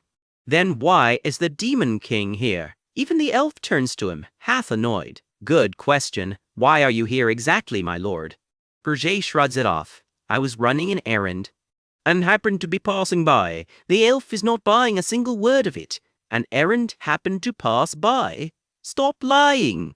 Back at the tower, Berger reclines on his throne with Gordon at his side, curiosity getting the better of him. So, what was the favor? Someone small and pale-haired crosses the long red carpet toward him, footsteps echoing through the empty throne room. It's Ernan, and she just wastes time. I need Senio powder. Powder? You mean the one used for spirit contracts? Yes. The story behind it goes back centuries to an elf named Seniel who once defected to a human kingdom. The king there ordered her to develop something that would let ordinary humans do what only elves could. Something to make contracting with spirits far easier. And so Seniel powder was born. Berger, unconvinced, starts needling Ernan about her own talent instead. You shouldn't even need the powder, should you? Don't oversell me. There's barely any mana in this tower to begin with. Without sinew powder, my spirits are... Ernan starts. Before someone calls her bluff outright, don't play dumb. You're planning to contract a new spirit. A high spirit? Caught red-handed, her little fire and water spirits bobbing beside her, she can only offer a sheepish, well, maybe? Berger already knows the answer, because he's seen this before. In his last life, Ernan didn't contract a high spirit until she was 27. That contract shook the entire continent back then. Humans binding a high spirit is almost unheard of. But this time, she's aiming to do it 7 years early. Ernan's jaw drops. She wanted this to be a surprise. How did you even know? Berger just wonders aloud if a few months living away from the palace changed something in her. He steals a cookie off a nearby plate without much ceremony. Well, as long as it makes the tower stronger, I don't really care either way. I enjoyed the meal. I'll be back, Ernan says, already heading off. I have my own circumstances, Berger mutters to no one in particular, snapping back to the fight at hand. Back in Hotenwalk, purple magic gathers in his palm. I'll finish this quickly. The princess and her knights brace themselves, sensing exactly how bad this is about to get. A wave of raw magic slams outward. Blue aura and violet magic collide in a shockwave that levels chunks of the street. When the dust settles, Berger's standing there completely unbothered. How? He muses, almost impressed. A hero is a hero, I suppose. The princess strides forward, wreathed in a glowing teal, hero's aura, knights falling in behind her. Princess, they shout as it becomes clear exactly what that aura is built to do. It's power built specifically to destroy demons, which is exactly why heroes and demon kings are natural enemies. She screams as she swings, fury behind every word. The place for me is not the stuffy palace, but the battlefields. Her blade comes down right at him. It's a named technique, Zespine high-rank swordsmanship, Crescent Moonslash, swirling energy building around the strike. Crescent Moonslash, she calls it, letting the aura loose. A supreme technique built to release a burst of aura in an instant, slicing clean through anything in its path. An honorable technique, passed down only to the greatest swordsman of the imperial family. As a low-ranking princess, she reasons, she's never been worth much to anyone. Not even to the old man leering at her from his throne, already picturing their wedding. But the memory lingers a beat too long. Not to a pervert like that, she'd screamed back then. That's unfair, someone had protested, as if her feelings weren't the point. How could I marry such an old man? So she begged the imperial swordsmanship instructor to train her instead. And trained, relentlessly, day and night under the moon, long after everyone else had gone to bed. All so she could be recognized as a hero, not a princess to be handed off. If I can just capture the Demon King here, she thinks, diving straight at him, I can finally be recognized as a proper hero. Then, by my father's orders, Berge drops toward her through a storm of clashing blades. I can be free. That's really what this is about. My husband, her face twists with fury at the thought. I will choose him myself. Berger simply catches her blade between 2 fingers. That's it. That's the whole block. That's a fairly decent blade aura, he notes, like he's grading homework. Her strongest hit barely scuffs his jacket. Huh, is about all she can manage, staring at damage that isn't there. My special move, she's not done yet. Burji's eyes flare red. If you're really a hero, you won't die from just this, right? He drops the act entirely, wings unfurling, his true demon form on full display. She can only stare up at him, frozen. This is all she can get out. Sweat beading, voice shaking, Demon King. A princess and a hero. Burji's eye narrows, thinking it over. He grins. You'll be useful in many ways. No, she manages, terror finally catching up with her. Wait, her knights are already screaming her name, sprinting to close the distance. It's Danjuru, one of them starts, before the sentence gets cut off entirely. A shockwave rolls out and flattens everything in its path. The blast tears through rooftops red and violent, swallowing the black hole. Out in the streets, panicked voices rise. What is this explosion? Guy feel magic. It's a demon attack. Demons in Houghton Walk. The wreckage speaks for itself. Over there are wounded. Where's the enemy? The knights are down. Rescuers pick through the rubble, calling out to anyone who might still answer. Kalihila, quickly. What on earth were the guards even doing? Someone reports what little they know. The princess, taken by the Demon King. The king was here. A medic fights to keep a wounded knight conscious. Hey, stay with me. Don't close your eyes. Black smoke curls over the ruined district as someone puts the pieces together. Is this the work of the Demon King of Regressed? Far away, deep in the mountains, we arrive at the source of it all, Burji's tower. It rises out of the snow like a black spike against the sky, cold and unmistakable. Down in the underground prison, the newly captured princess lies unconscious on the stone floor. Ernan crouches nearby, curious. By any chance, is her name Seniel? No, comes the answer. She's a princess. Gordon fills in the rest. Katie Zepspime, the 9th Imperial Princess. Burji makes the call without much fuss. She'll live on the 4th floor from now on, and someone should patch up her injuries. If raised well, he adds, she might be useful. Ernan tilts her head. Yes, but why suddenly another princess? I saw her on the way. Rajat shrugs, so I picked her up.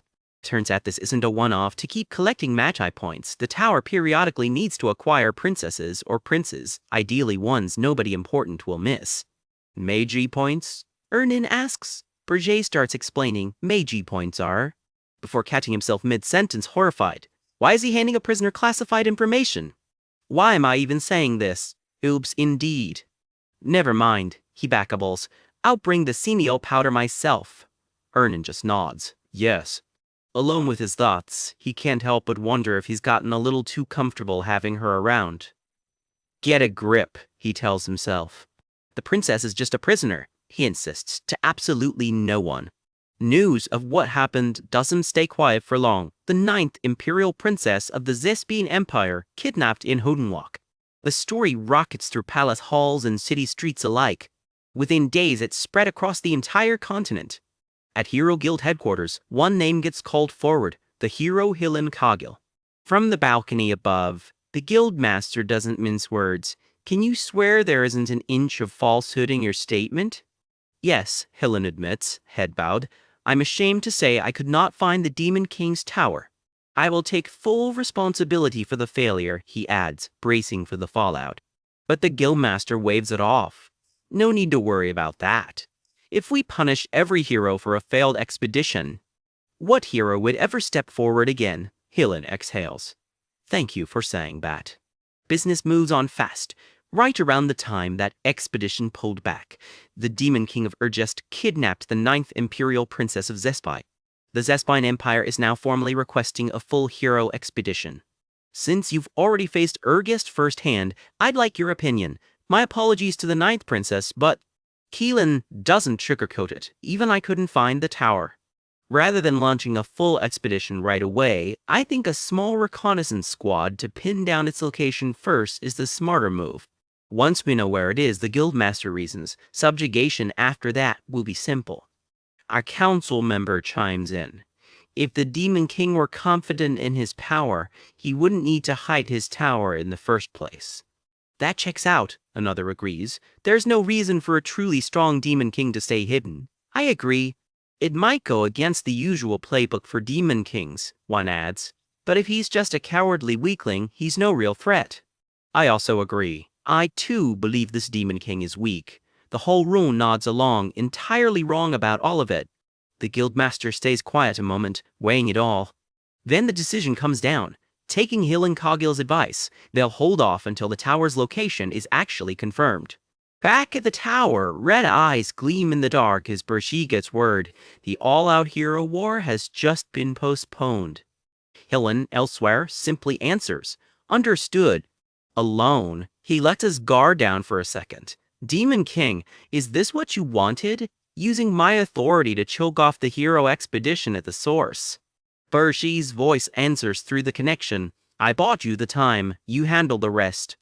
Hayes Himland Heelan Coggle's report, someone finishes summarizing. On a scrying screen showing Gordon, Berger gives the order, understood, keep watching. Yes, comes the reply, as Berger reflects on just how close that was. The Hero Guild really was gearing up for an all-out attack. Phew. If not for Hill and Kagil, they'd have been in serious trouble. I made the right call, Berger decides, turning him into a vassal. Outside the tower, Hill and Kagil and Granada keep working the angles for him. Between the two of them and his elf agent lurking in the background, Berger figures he can keep stalling the hero's departure indefinitely. And every princess he adds to the collection means more magi points stacking up, steady as clockwork. Kaidi's own power now shows up as a cold 17,000 points on his ledger. Pair her with the Orb of Armani he uses, and she could double as a combat asset too. Down below, the dwarves keep remodeling the tower, reinforcing the first floor into something far sturdier. And out in the snowy north, Krutu the Orc chieftain is busy expanding his own influence in the Demon King's name. Once Princess Erden finally lands her high spirit contract, this becomes a tower no ordinary hero expedition would ever dare challenge. A mighty tower will be completed, Berger declares, watching it all take shape from a distance.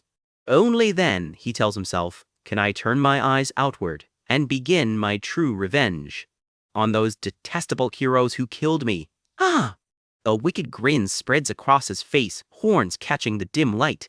To do that, he decides, I need to get my hands on Seniel powder. He sets his sights on a city glittering in the distance. A place where powerful wizards and heroes gather in equal measure. The city of magical engineering itself, Amr. A beach of silence. That is, if I can get it without getting caught. Deep in the Akin Kingdom sits Amur, the dazzling spire city of Magitech, and somewhere down in its streets, someone very dangerous is walking around in disguise. Towers, gardens, grand avenues, this is the kind of city that draws every hero, mage, and alchemist on the continent like moths to a flame. But our guy isn't interested in the fancy part of town. He's hunting for one specific dive, a rundown little shop on the edge of the world's best magic market. Around him, market gossip buzzes about a ninth princess snatched right after some hero's big quest wrapped up. People can't believe the Heroes Guild let that happen. Inside, the shopkeeper's nose deep in a wanted poster for some hero named Logger, muttering that it's basically the end of the world. The door creaks open, and in walks Trouble, in a hood. Welcome, looking for something? The shopkeeper chirps. Our disguised customer doesn't even blink. Seniel powder. The old grifter's eyes light up. Of course. This whole kingdom is the holy grail of magic engineering, and this particular shop looks like it hasn't been swept in a decade. It's the one place on the continent where every hero, mage, and alchemist worth knowing eventually shows up. Which means the popular shops are crawling with exactly the kind of people our Demon King needs to avoid. Even with his demonic energy locked down tight, the risk's still there. So Bershi picked the emptiest, saddest shop he could find, on purpose. Sir, you're in luck, the shopkeeper crows, laying on the charm thick. Lucky guy, no need to go anywhere else. Today only 1 gold for a very special deal. 2 mystery purple bottles hit the counter with a flourish. So cheap. First just wants the guy to be quiet. Except that's not cheap at all. And real senile powder is green, not this weird purple stuff. Something's off. Ah, this is a newly developed senile powder, the shopkeeper backpedals fast. Currently, the Magus' tower cooked it up in total secrecy, and it hasn't even hit the open market yet. Sure it hasn't. Incredibly rare, he keeps insisting, like repeating it enough times will make it true. Buy now or miss out forever, everybody's after senile powder these days, he warns, really committing to the bit. What he's really thinking, this guy reeks of noble money, and he's about to turn those pockets inside out. Burge clocks the whole scheme instantly and simmers. This guy thinks he's got a captive customer who won't dare walk away. For one very tempting second, the Demon King genuinely considers just ending this transaction permanently. The bell over the door jingles, but he holds his temper and lets it go, for now. The shopkeeper even has the nerve to ask why he bothered coming to a dump like this first. Berger's patience visibly cracks. Business done, Berger reasons that if this wanted hero logger has any sense, he's not hiding somewhere popular. Then something catches his eye. Turns out he's not the only one hunting logger. A grizzled old knight is cursing the man's name at a counter nearby with a fierce armored girl at his side. Because of him, the old knight grumbles, I had to come to this shabby dump. Sounds familiar? Berger is the opening and steps up. I have a question. I'm looking for someone. The old knight sizes him up while the armored girl lingers nearby, unreadable behind her helmet. That attitude, that voice, those pigtails, Berger's certain of it. This is Louise Werft. They've clashed before, but thanks to a magical tool he used in that fight, she has no idea who he really is. The old knight, it turns out, runs the exact same racket. I have a sickness where I forget things unless you buy something first. Louise is not amused by the shakedown. You clearly haven't read The Room, she snarls, and how dare you try to negotiate with M.E., though murder in the capital I is technically forbidden, so tragic. Out comes the sword. The old knight instantly folds. If you're going to threaten me, then, he stammers, sweating buckets. Could you maybe buy something first? Louise can't believe what she's hearing. He just doubles right back down on the sales pitch. His logic, if he's getting stabbed either way, he might as well die selling. Even Berger isn't sure what to make of this guy anymore. Louise just grins wider. You're funny. Somehow, she decides she likes him. Fine, show me what you've got. And just like that, he's off pitching a brand new miracle product. Archa powder. This powder's for dwarves, he explains with a completely straight face. Berger can only stare. It's literally just Samuel powder relabels, now going for a very reasonable 3 gold. Louise pays without blinking.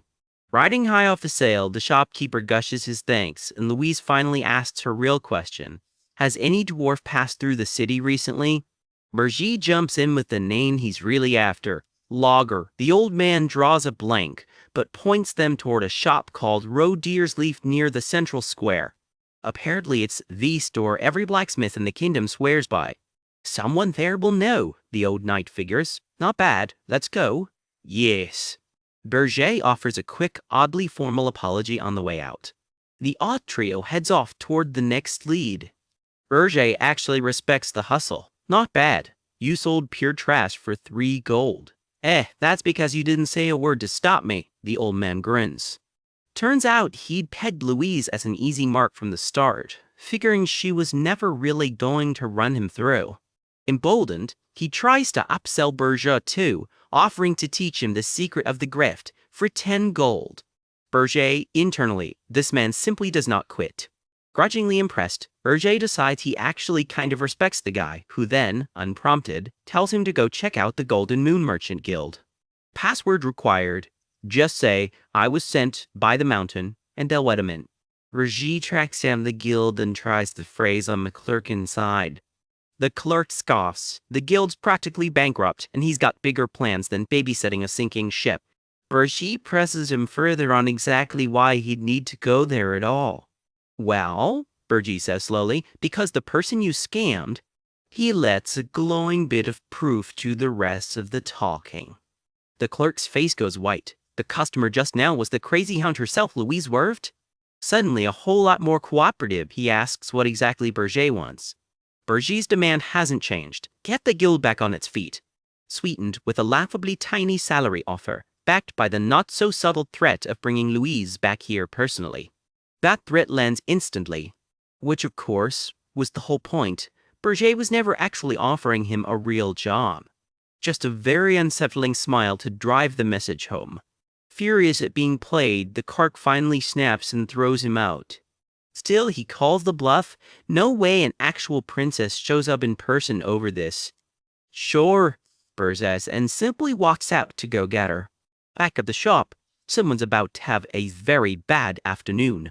The door bursts open, and this time he really did bring her. The color drains from the clerk's face. Bertie just watches it all unfold with a very satisfied smile. What happens next is probably best left to your imagination. Elsewhere, a legitimate shop wraps up a much more honest transaction. Berger heads back out into the street. Turns out real sinew powder was never that hard to find. The actual green kind sitting right there in his hand. Just as he's muttering about that scammer, a familiar voice catches him off guard. Louise Werft standing right behind him. Thanks. Because of you, I actually got my refund, she says. That's good, Berger replies, playing it cool. He asks, almost too casually, what happened to the shopkeeper who scammed her? Haha, unfortunately, he's from a different country. The old knight sighs, so all I could manage was a light beating. Louise's idea of light does not look very light. I should have ripped his heart out. She seethes, while the old knight mutters about how scary she gets. Berger, watching from the side, just thinks, yep, still exactly as unhinged as he remembered. Then something clicks. Wait, did she say heart? The old knight suddenly remembers something useful about the man they're both hunting. You're looking for a guy named Loger, right? Is he a blacksmith? Berger asks, urgency creeping into his voice. Do you know him? Where is he? Berger holds up a necklace pendant, and the old knight's eyes go wide with recognition. That's one of Loger's own early pieces, he blurts out. 2 months back, deep in a forest called Ormoth, the old knight ran into a starving stranger and shared his rations with him. That grateful stranger handed over this very necklace as thanks, and Berger realizes exactly who it was. Berger offers the old knight 5 straight days of drinks as thanks for the intel. Louise, unimpressed, tells him to rein it in. The old knight hands over something far more useful than booze. A badge that unlocks top-tier Dwarven Kingdom gear so Berger can move fast. Berger pockets it without a second thought. So, what's the plan now? The old knight asks. Louise has already decided. Time to call in reinforcements from her father. She's not letting this fugitive slip away twice. Her grin turns downright feral just saying his name. Somewhere behind her, the old knight quietly coughs up a little blood just watching her. As the group heads off, Berger's mind drifts to something far more important than a necklace. A heart. He's been so consumed with derailing the hero's journey since regressing that he nearly missed this. In his first life, right around now, Drax and Dolda found and devoured the heart of some summoning beast, and it made him monstrously strong. That very beast, heart still burning in its chest, is out there again in this timeline too. Hey, it's the one thing Berger actually wants for himself, but as a freshly crowned Demon King, dimensional interference has him boxed in. Fighting Louise directly, even with everything he's got, would be a coin flip at best. But revenge on the heroes means he can't afford to stay this weak. He needs that heart badly. And he's just found the perfect unwitting delivery system. Point Louise straight at the Beast Tower in Ormoth, the looming stronghold of the Demon King of Beasts himself. Let the crazy hound loose on the tower chasing her fugitive. And let the Demon King of Beasts collide with her head on. Whatever that thing with the burning heart actually is, it's about to get caught in the crossfire. While Louise and Draxon tear each other apart, Berger slips in for the real prize. One hand closing around the very thing that made his enemy unstoppable last time. It will be mine, he vows, and this time the story doesn't end with him losing. After Berger's tower fuses with Mana's Phantom, its systems light up with a fresh upgrade. The tower gains 2 brand new functions, and the first lets him run the whole place without ever setting foot inside. The second function is an item transfer system, letting him beam gear straight up to any floor he wants. A glowing mailbox appears out of thin air, humming with purple manna, the tower's brand new delivery slot. Out in the open sky, Berger radios Gordon. Something's come up. I'm leaving the tower to you for a while. Back at the tower, Gordon snaps to attention. Yes, Demon King, leave it to me. First order of business, ship 10 bottles of top-grade Seniel powder to Prince's Urnin, no expense spared. The transfer system whisks it straight to her. Materials for forging a contract with a high-ranking spirit. Whoa! Top grade? Did you go all the way to the Akon Kingdom for this? Ernan gasps, delighted. Of course it's top grade. The Demon King got these personally, Gordon warns her, so use them carefully. Elsewhere in the tower, a captive princess sits quietly behind bars, on one condition, that she behaves herself. Urji's orders come down cold. Keep her on the 4th floor and teach her swordsmanship so she's useful at full strength. Kaidi doesn't take kindly to being drafted. I'll make you regret training me, she snarls, swinging for real. Beat me once first before you say that, comes the cool reply, and just like that her sword lessons begin. Next delivery, a Hellforge drops straight onto the tower's 1st floor. Balker nearly loses his mind on the spot. My goodness, what is all this? A furnace I've never seen before. How does it even work? And what's this? The cooler looks alive. Grateful for the Demon King's generosity, someone reminds him. Yes, of course. Logger squeals back. He's practically vibrating with excitement. I'll make everything really, really well for the Demon King. Burjek's in on his other project, too. How are the Pule Orcs doing? Crew 2 reports proudly. 3 tribes unified, numbers doubled, and his people now strong enough to hunt most monsters in the Regressed mountains. Good. Manage the tower properly until I return, Berger tells him before signing off. On Gordon's screen, one last confirmation comes through. Yes, Demon King, I won't disappoint you. Click. The call ends. Meanwhile on the ground, Berger himself lands hard on a rooftop in the middle of some sleepy human town. He takes off at a dead run through the streets, cloak snapping behind him. Managing his whole tower without ever going back? Handy little function, he thinks to himself, cracking a grin. Next call on the list. Hillen Cargill, his inside man. Can you hear me? Berger asks through the connection. Yeah, what is it? Hillen answers, half startled. What's with his impeccable timing? Berger's latest scheme just paid off. Full control of the Golden Moon Merchant Guild. Walk down. From here on, the guild answers to Amun, the Black Knights, and the Black Mages, all quietly loyal to him. One of the 10 stars is backing us, so the old guild leader handed his seat straight to my son, Hillen reports. One little failure won't tarnish the 10 stars' reputation. Good work, Berger says simply. Next, pass a message to Granada. Somewhere else, a shop door chimes quietly. The next piece of the plan is already in motion. Buy up every elf slave on the continent. The order comes through. Granada blinks. Buy elf slaves. And I'm sending someone to the guild to help, Berger adds. A con man named Jettison. He'll be useful, so put him to work, Berger says flatly. What? A con man? Granada asks, baffled. Jettison himself is having a much worse day, dragged out of hiding with a hand clamped over his mouth. I've already tracked down every detail on him, a voice hisses. If he doesn't show up within a month. Berger's grin says the rest, sharp, fanged, and not the least bit reassuring. I'm thinking of sending an assassin to erase him, he adds, almost casually. Jettison's whole body seizes up in terror. Rough hands drag him deeper into the dark. Just like that, the con man has a new, very unwilling job. His room is left to the shadows, a bell chiming faintly on an empty doorway. A flash of light and a soft thud are the only signs anything happened here at all. By morning, all that's left is a ransacked room and splinters of furniture. Jettison is gone. Elsewhere, one of Berger's agents reacts in disbelief to the elf buying order. Really? My people? The realization hits hard, right there on the shared training grounds of Holton Walk.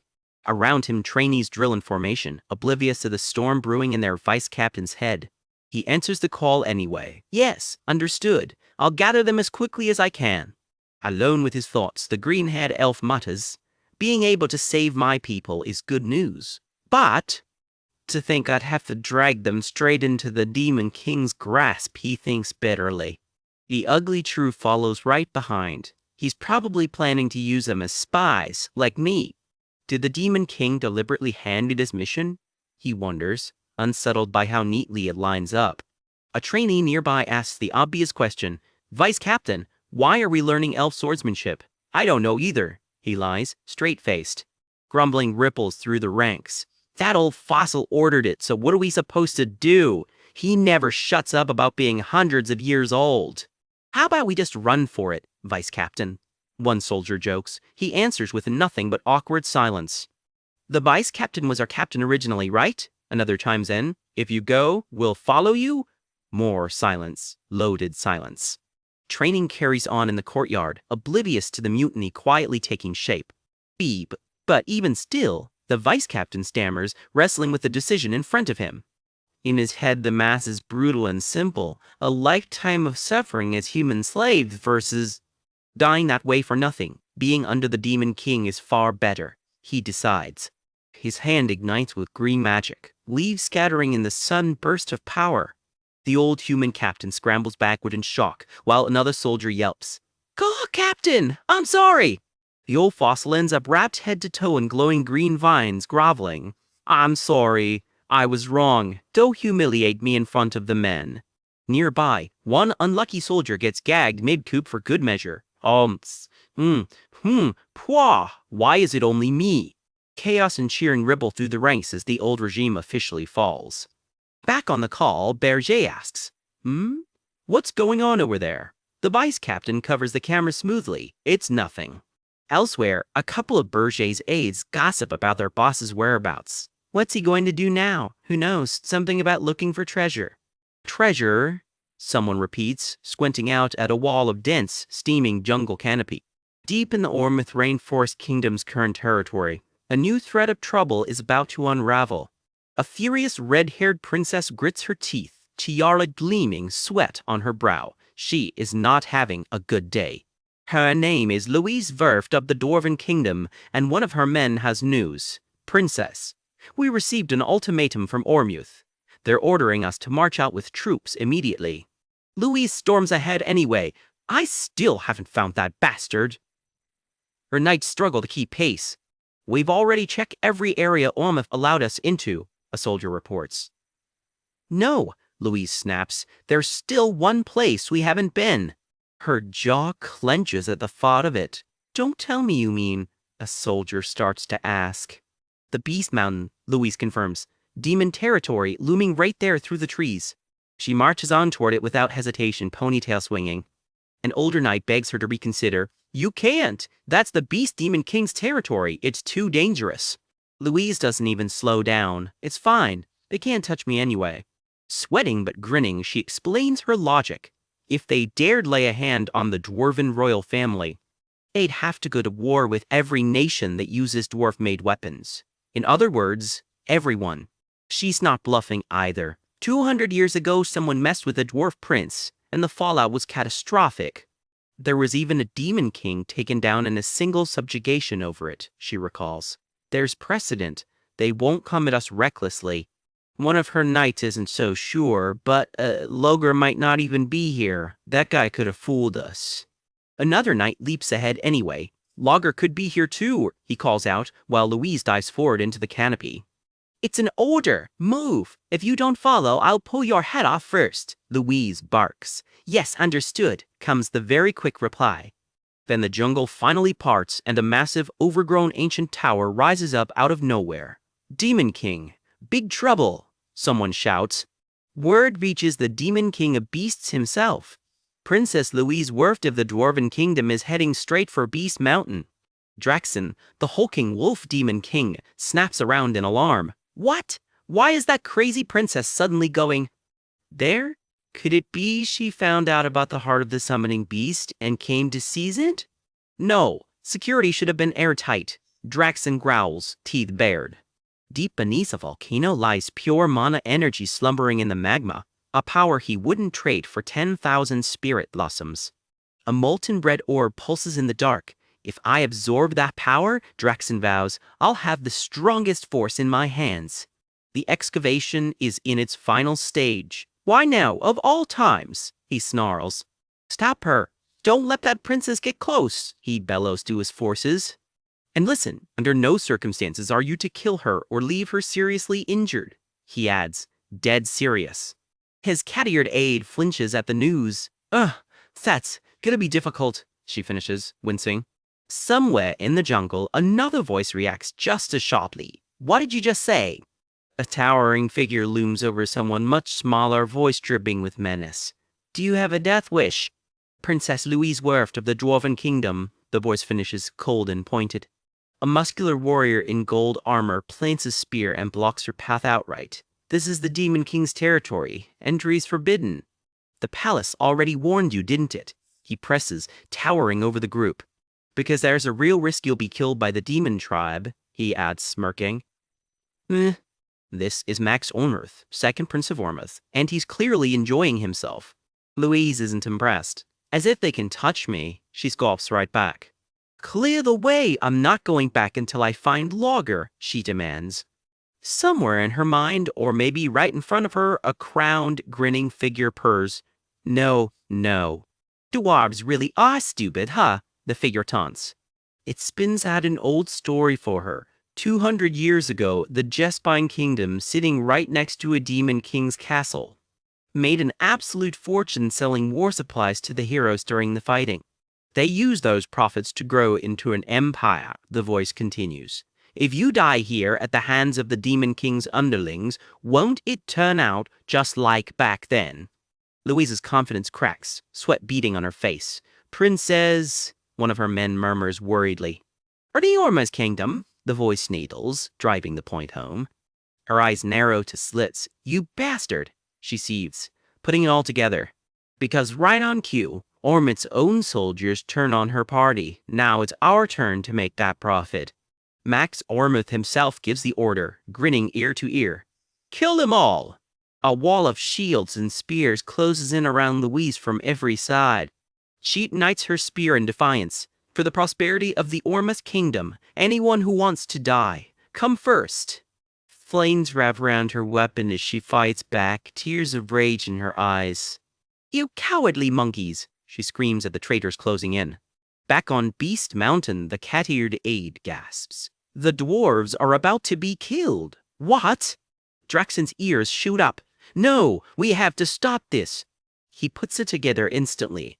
Those Ormuz bastards, they intend to kill Louise and frame me for it. If that happens, it'll trigger a full-scale offensive like 200 years ago, he snarls. Send the monsters and demons immediately and stop them, Draxon roars, a pack already surging forward. And make sure you save the dwarf princess no matter what. Understood, comes the reply, and the beast warriors charge into the fray. Claws and blades tear through the jungle as demon beasts crash headlong into the Ormuth ambush. Soldiers scatter and fall as the rescue force cuts a bloody path toward Louise. Steel rings against claw in a blur of green light and gore.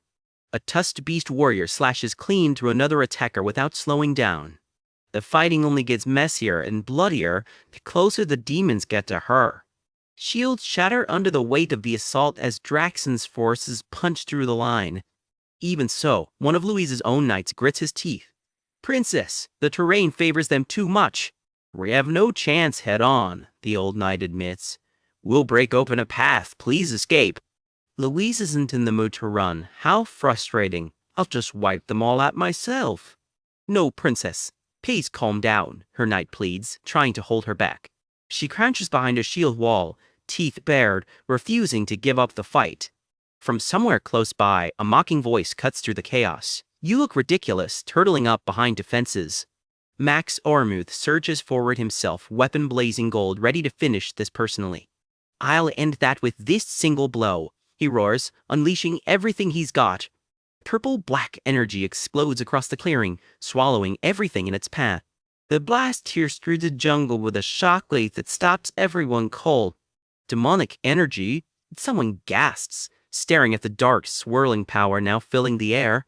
The Beast Demon King's underlings already arrived, comes the shocked murmur from Ormuth's own ranks. Max Ormuth's stomach drops. This attack wasn't part of my plan, he mutters, watching from a crack in the rock. A cloaked figure studies the scene coolly.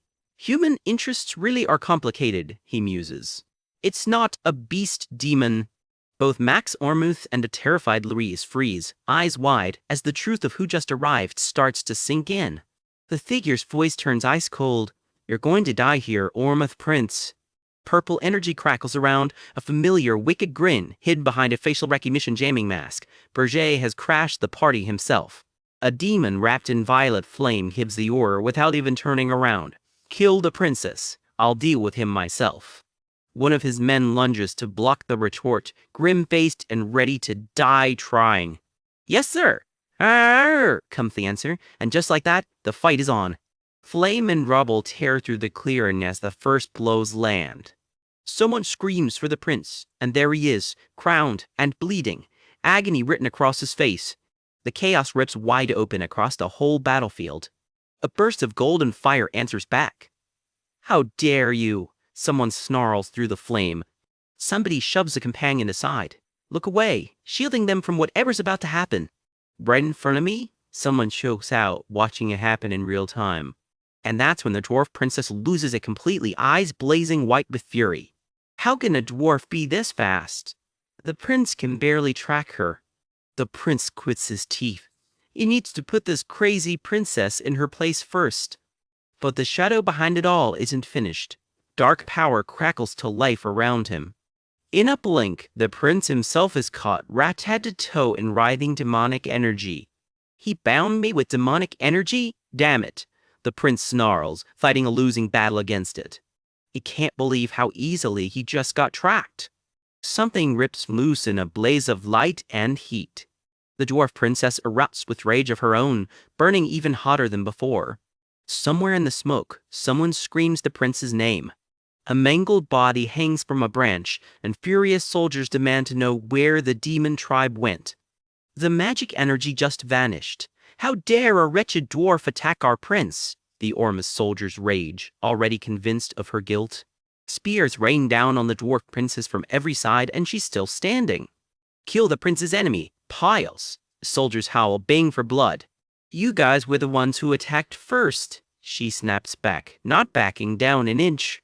I'll send you all to join your prince. She roars, fists and axe both swinging.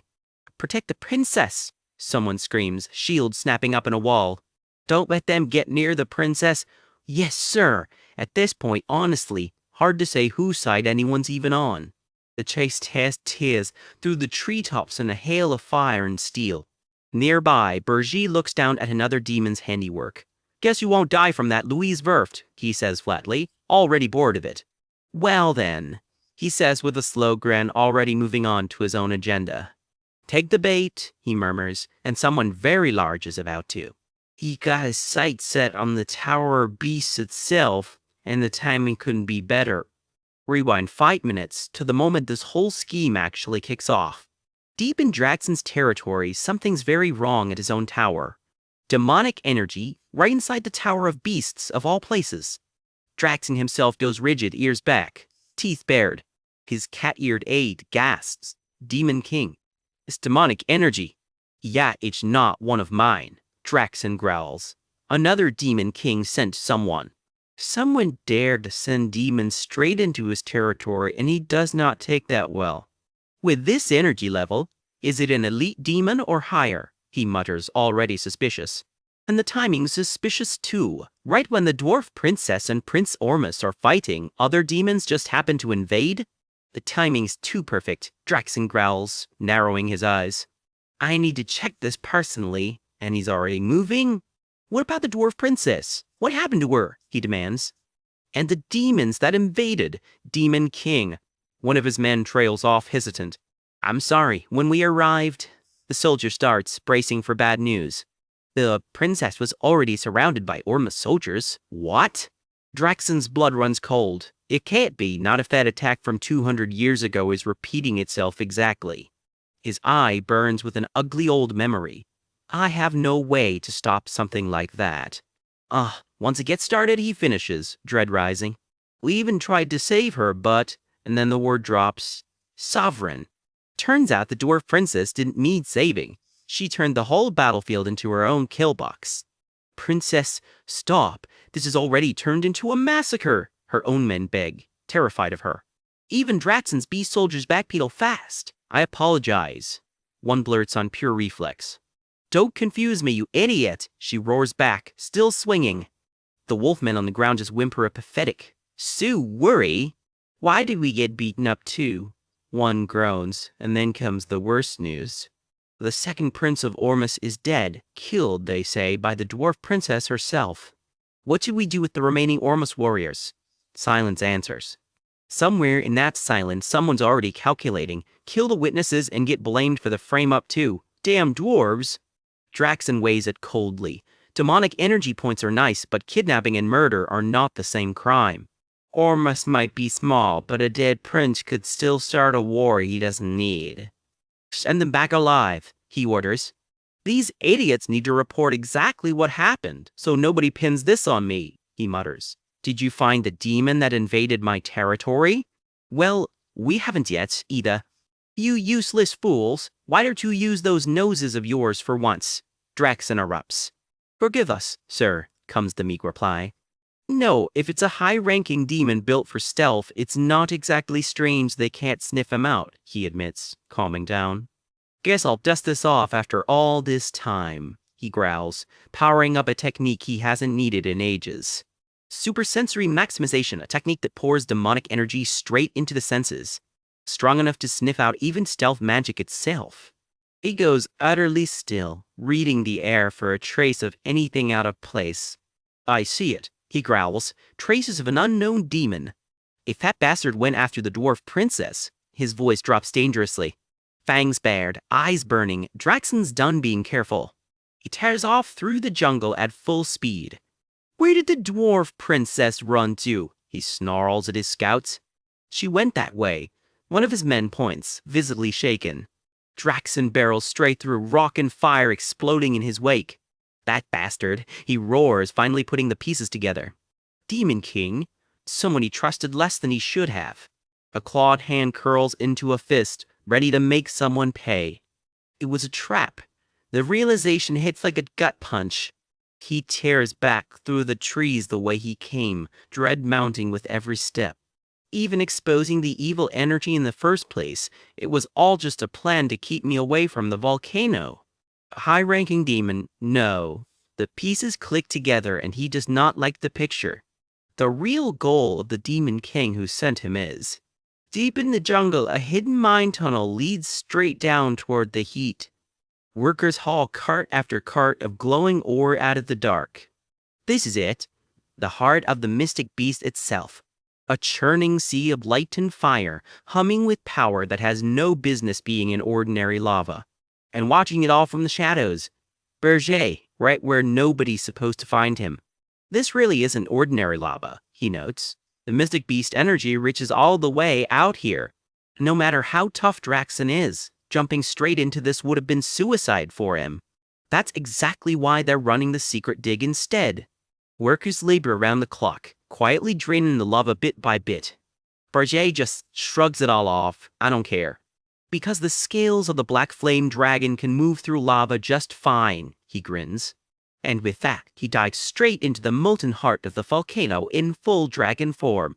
That's when the mine's real guardian comes roaring out to meet him, a massive tiger wreathed in fire. The tiger lunges, claws first, straight for the intruder. The clash sends shockwaves ripping straight through solid rock. Ow-ho! A demon managed to notice me from this distance. The tiger purrs, almost impressed. Then it gets a proper look at who it's actually dealing with. Yo, you are? Demon King. Huh, it chokes out. Wait. Too late for that. Let's go together, Berger says, already grabbing hold. Let me go! No! The tiger screams, dragged straight toward the flame. The lava erupts around them both in a wall of light. Something falls through the firelight, limp and smoking. A body drops through the glowing embers. The fight's already over. Berger's mind drifts back to his last life.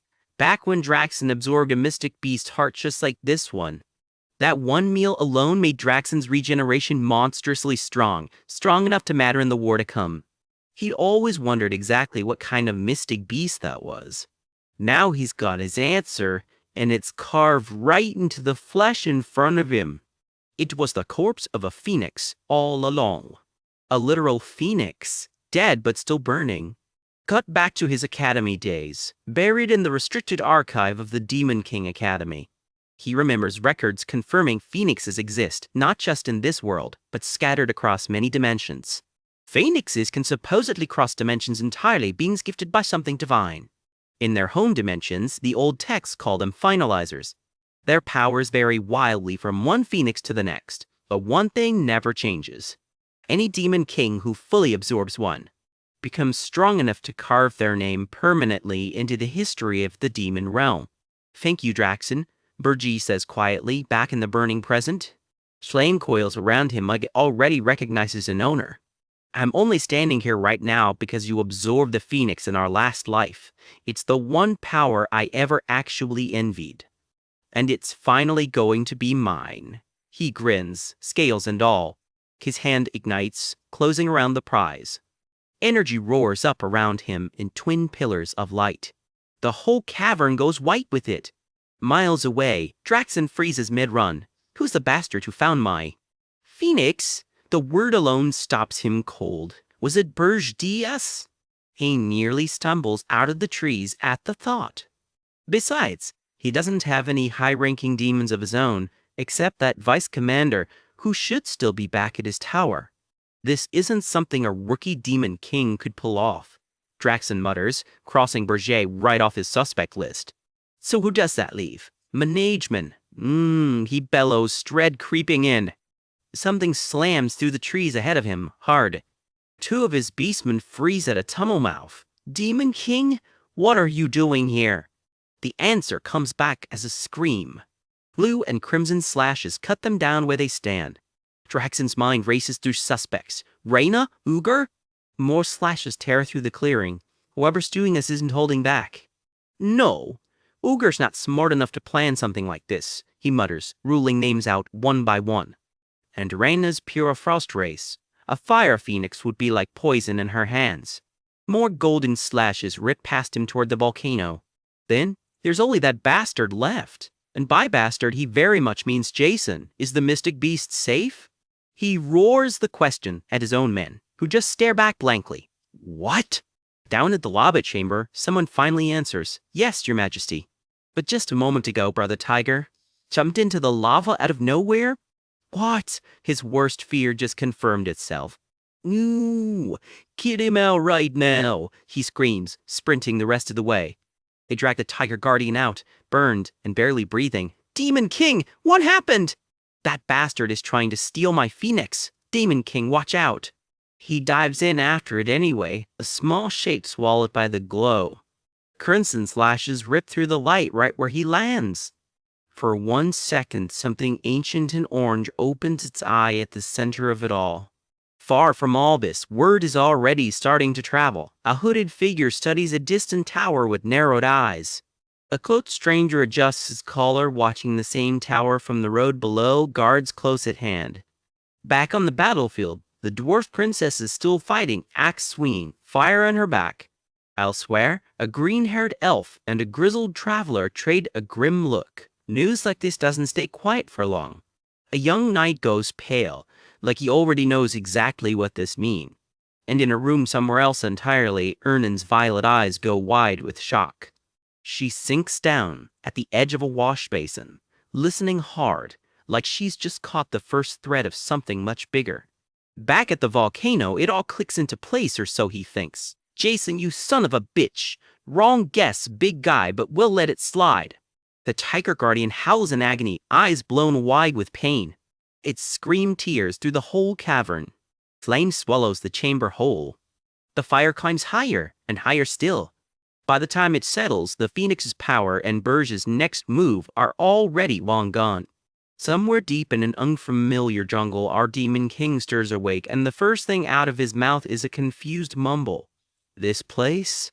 He's just a silhouette, hunched in the trees, surrounded by watching critters, muttering, Where am I? His last memory, a simple plan, grab the dead Phoenix's corpse, stash it in his subspace, haul it back to his tower like a trophy. Except the plan blew up in his face. The Phoenix's mana got sucked straight into his body before he could react, and then a volcanic eruption launched him. That eruption wasn't subtle either. An entire mountain going full nuclear with him caught dead center in the blast. Now here he is, dazed, staring at his own hands and wondering how a demon king like him ended up in this mess.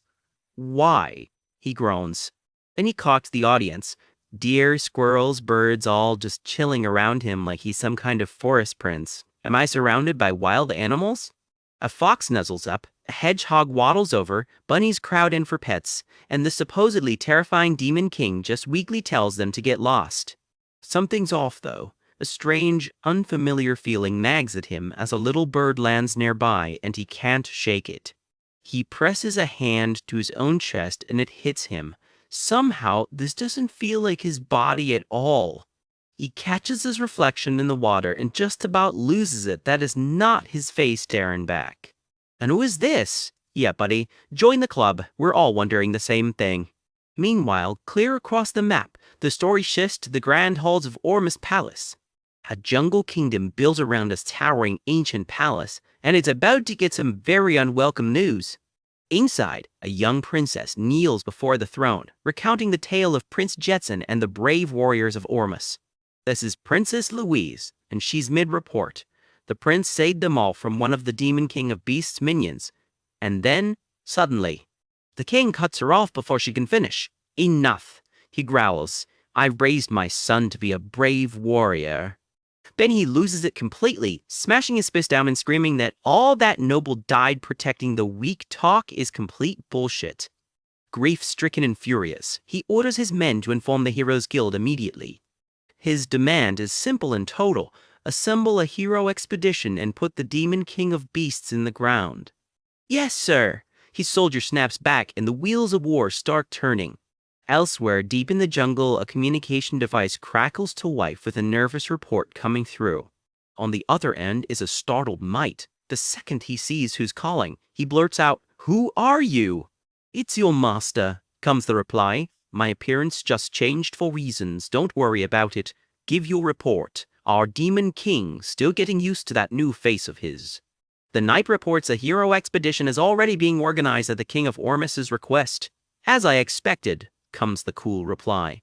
The intel starts flowing. The expedition's commander is one Rosal Charnt, a 10-star mage. A top-tier battle mage who specializes in torching things with fire magic. No pressure there. Backing her up is Vice Commander Balaraf Disrode, another 10-star hero, this one built entirely out of raw martial muscle. Total head count, 500, with 200 certified heroes all gunning to kill the Demon King of Beasts.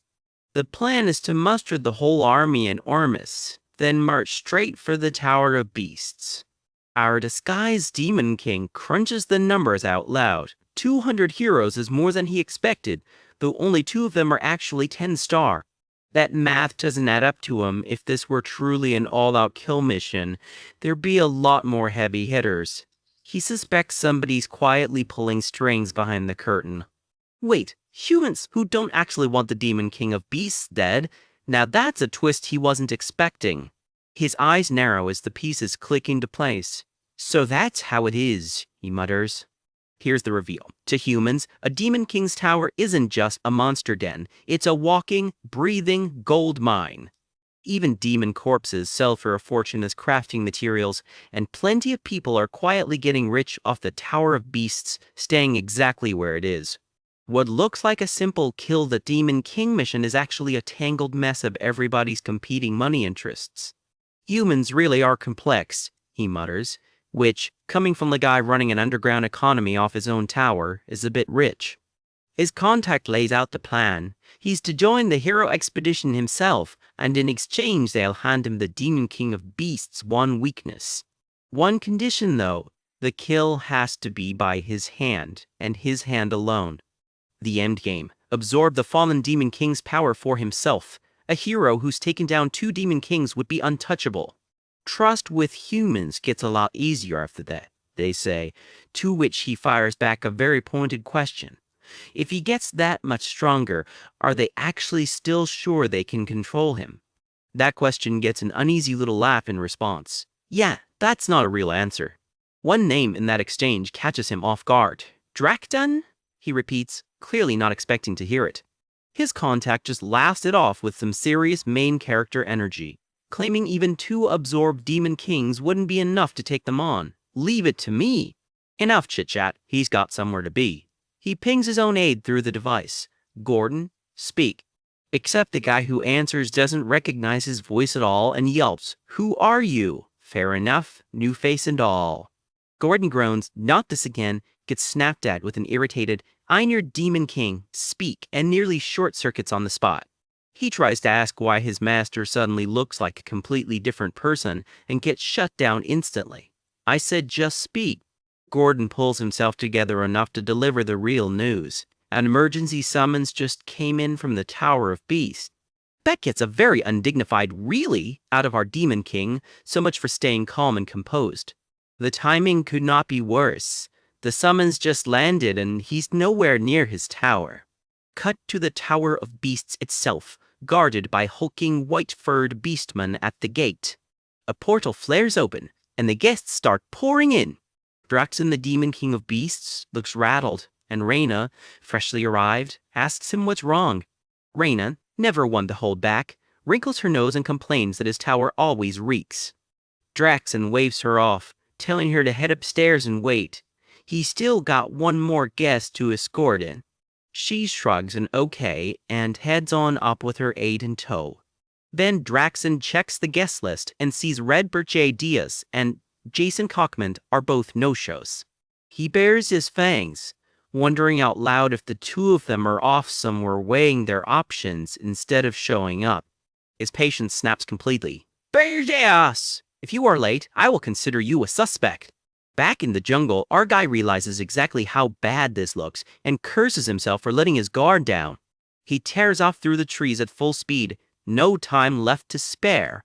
There is no more time, not exactly the calm, collected Demon King energy he's known for. Back at the tower, Gordon starts prepping a portal, figuring since his master's already at enormous, only he needs to open one on this end. "No, don't," comes the sudden interruption through the line. Gordon's floored. His master's already moving on his own. No portal needed. "Yes, I'm heading there right now." Gordon does the math and realizes his master must have been suspiciously close to Ormus this whole time. Awkward. Problem is, nearby and on time are two very different things, and he knows it. Showing up late is going to look exactly as bad as it sounds. Either way, he's cooked. New plan. Sprint back to his own tower first, then take the portal in with Gordon like nothing happened. He pushes his speed to the absolute limit, racing the clock. Except the math still isn't mathing. At this rate, he's not making it in time no matter what. Faster, faster, he pushes himself, bracing for a few embarrassing minutes of lateness anyway. Every second counts, and he knows it. Then something inside him lurches, a surge of power he never asked for. Energy rips out of his own chest in a blinding flash. And suddenly he's got wings, actual, blazing phoenix wings tearing straight out of his back. He's engulfed in fire and light, airborne before he even understands what just happened. Phoenix? Rings? Yeah, he's just as confused as you are right now. He tries to hit the brakes, panicking that he's burning through mana he didn't even mean to spend. Then he notices it. Something is glowing, blazing, alive, right inside his own chest. Impossible, inside my chest. Turns out that Phoenix he thought he'd absorbed for parts never actually died. It's still alive in there somehow, which finally explains why every cute critter in the jungle was so weirdly drawn to him earlier. No time to process the existential crisis, though. He's still flying, and he's still late. The Phoenix's fire carries him to the sky like a comet. Faster and faster now, completely out of his own control. What, wait. He stammers, but the Phoenix clearly isn't taking requests. This is way, way too much speed for one Demon King to handle. Fast is about all he manages to get out before the wind steals the rest of the sentence. He rockets across the sky like a flaming cannonball with zero steering. And then, inevitably, gravity wins. He slams down hard, trailing smoke and fire the whole way. The impact rattles the walls of whatever tower he's just crash-landed next to. Smoke curls off the stonework as the dust finally starts to settle. I arrived on time, but I can't control it. Ugh, he groans. Technically a win, cosmetically a disaster. Lesson learned.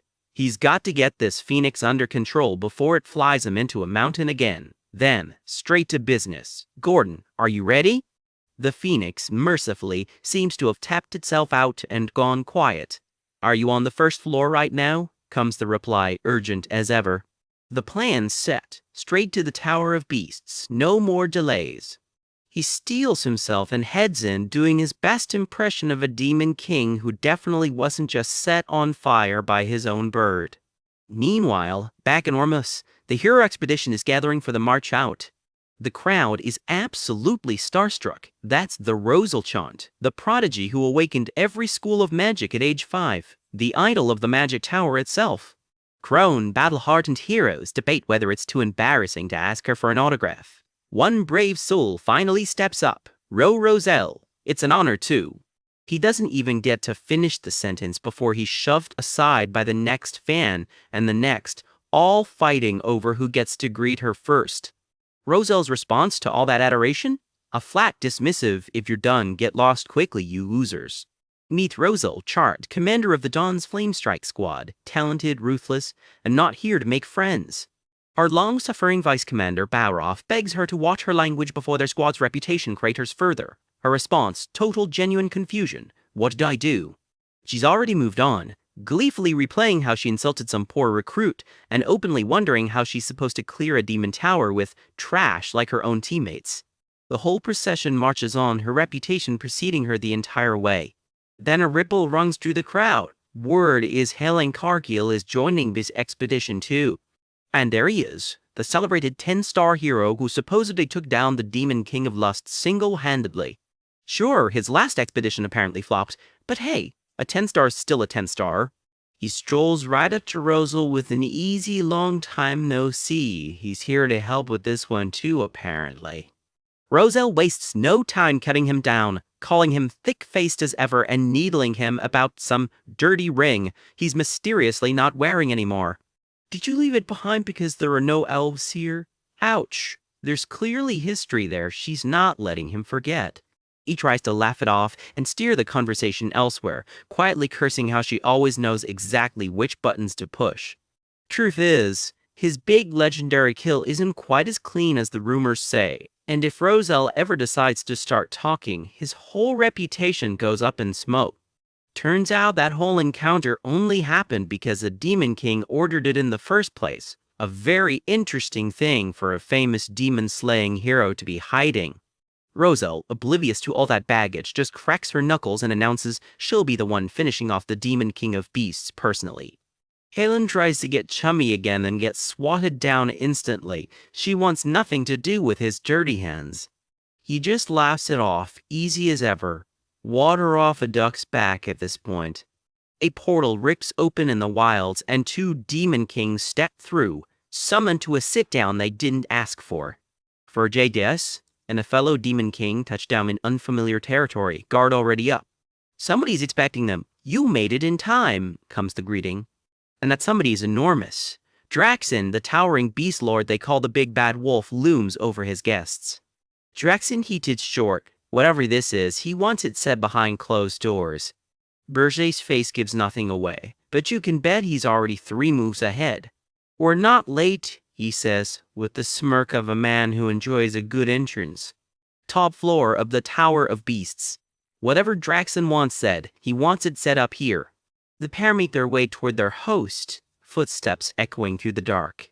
What's this about, Draxon? Berger asks. He don't call an emergency meeting for nothing. One of the other Demon Kings pipes up. Word is the hero's journey tied to the Demon King of Lust has already kicked off in Ormouth. Is that related to him? Another voice cuts in. You seem to know something. Go on, we're listening. Draxon doesn't sugarcoat it. Someone in this very room, he says, sent a high-ranking demon into his territory. That demon stole the Phoenix corpse Draxon had been saving to absorb. And that same bastard got the second Prince of Ormuz killed along the way. Which is exactly what kicked off this generation's hero's journey. Draxon was hiding a phoenix this whole time? Color everyone stunned. Maybe he even took out the dwarf princess too, someone murmurs. Losing a summoning beast this way reeks of a deliberate kill order. This wasn't an accident. Someone may have been trying to trigger a full continental war. Draxon's temper is showing. Somebody wants him dead and he knows it. But if he's going down, he is absolutely not going down alone. Fangs bared, patience completely gone. So he drops an announcement that stuns the room. He's buying the key to the black box. Every tower's got one, apparently. A black box that quietly records everything its Demon King has done. Originally, it was just a tool for reviewing old invasions and planning better ones. But real Demon Kings, the type who believe their own hype, don't stoop to using petty little gadgets like that. Opening it costs a fortune and demonic energy, and it vanishes the moment the tower falls. No wonder everyone had forgotten it existed. Bergier's stomach drops. He was not in any way expecting this. If Draxen opens the black box in his own tower, there's no wriggling out of whatever it finds, and Berger has plenty worth hiding. To crack open anyone else's black box, though, Draxen needs their permission first. Everyone's going to grant it gladly, right? He asks the room, all teeth. Unless, of course, you're the culprit. Then, well, of course you'd hesitate.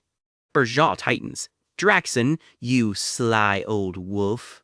One by one, the room falls in line. Reyna Saldine grants permission first. Jason Kalkman and Ugur Beldek follow right after. All eyes turn to Berger next. Belgia Deos, Draxen says, and waits. I grant permission, Berger answers evenly, and just like that, everyone's approved. Something in the room practically purrs at the unanimous yes. I'll be in touch with the results, Draxen says, and calls it a meeting. Turns out that black box key isn't cheap, and it only works once. We are talking nearly 10 million points of demonic energy just to buy the thing. No sane Demon King torches that kind of energy right before a hero's journey erupts. Not unless it's the whole point, Berger figures. Watching this carnage unfold, it looks a lot like Draxen bet his own life on purpose to make it happen. Turning mere death into a literal key? That's dedication, or desperation, or maybe both. Once the hero's journey burns out and the dust settles, he'll cash that key in immediately. And open both Berger's black box and Jason's. So, Berger decides he's not sitting around to find out what's inside his. Time to get ahead of it. He and his ally head straight back to his own tower. Whatever Draxen's cooking up, Berger's about to make sure his tower has nothing left to hide and plenty to fight back with. I've to deal with Draxen, he growls to himself. Back home, Gordon's already got everything lined up and ready to go. I'll start the inspection from the first floor, Berger says. Yes, Demon King, comes the eager reply. First floor. And somebody down here is really excited to show off their work. And there it is, an absolute unit of a magic cannon. Born from the Forge of Hell itself, the inventor crows. Behold the Inferno Catapult Mark I. Meet Logger Friedrich, resident gadget geezer and proud first floor boss. Behold this majestic beautiful form, he cackles. I've never built a masterpiece like this in my life. He is, to put it mildly, thrilled with himself. 3 elemental attacks, self-sustaining mana draw, tracking shots, terrain manipulation. Logger lists off specs like he's reading a love letter. A mobile fortress that reshapes the battlefield on command. Unlike anything ever built before, he insists. Twice. You're the best, Demon King, Gordon says, watching it all unfold. Somewhere, a fan club is being founded. He's gone a little unhinged, Gordon admits. But the weapon works. Say the word and we'll reign in the Forge of Hell. No, Berger says. Let's see how far he takes it. Thank you, Demon King. Bigger, stronger. I'll build a whole army of them. Logger's ambitions just got a lot more dangerous. Second floor. And judging by the clash of steel, somebody's already mid-fight. Meet the second floor's boss. Kata Zep spine, sword drawn and swinging for real. I'd make you regret training me, wouldn't I? She snarls, closing in fast. Berger snips the opening strike without even blinking. You haven't changed, he tells her, unbothered as ever. She's not pulling any punches either. Now it starts for real, she promises. Kaidi Zesfine brings out everything she's got. Her crescent moon shatter tears to the air like a verdict. You've improved, Berger admits. But you still need more training, he finishes, power crackling to life around him. This is Balehead at full strength, and it is not in any way a fair fight. Taunty this can't be, Kaide stammers. You countered my technique that easily? She's stunned, and honestly, so would you be. The tower stands quiet against the snow. Just another day at the office. Later, touring the halls, Burr stops short. Why is Princess Kaide on the second floor? Princess Erin's prepping a summoning on the fourth floor, Gordon explains. We moved Kaide down temporarily. A summoning? Now that gets his attention. Fourth floor of Burjay's tower. This is where things are about to get interesting. Ernan's already burned through a full dose of rare seneal powder getting ready for this. Fourth floor, boss. Ernan Hilderin, unassuming princess and secretly one of the strongest people in this tower. She draws the summoning circle by hand, murmuring words far older than she is. Great Spirit of Water, Guardian of Water, her voice barely above a whisper. Beads of blood form in the air, bound to a pact older than the kingdom itself. Soul and soul, she chants, bound by blood and blood. A single drop falls and the whole circle answers it. I form a contract, she says, and means every word. In the name of Ernan Hilderin, I ask, please answer my call. And something answers, a name rises out of the water, Niruniel. A high spirit made of living water takes shape right in front of her. She's beautiful, ancient, and clearly not used to being summoned by mortals. Ho ho ho. There's someone talented enough to summon me inside a Demon King's tower, Niruniel muses. Good, she decides. By the primordial covenant, the spirit intones, power gathering around her. Ernan reaches up, steady despite everything. Acknowledge the human, Ernan Hilderan. Niruniel reaches back. As my soul companion, she says, and the contract locks into place. Last time around, this took Ernan 7 more years to pull off. Success! Ernan drifts through the water with her brand new spirit, grinning like an idiot, and honestly, she's earned it. For once, she just gets to enjoy the moment. Later, out in the rain, someone comes looking for her. Persia, unsurprisingly. Demon King? Ernan blinks up at him, caught completely off guard. I almost missed a rare sight, he says. Good work, he tells her, and actually means it. It's nothing, she says, suddenly very interested in her own sleeves. It's thanks to the seneal powder you saved for me, Demon King. And then, completely out of nowhere, I love you, Ernan blurts. Demon King, she adds, immediately regretting every choice that led here.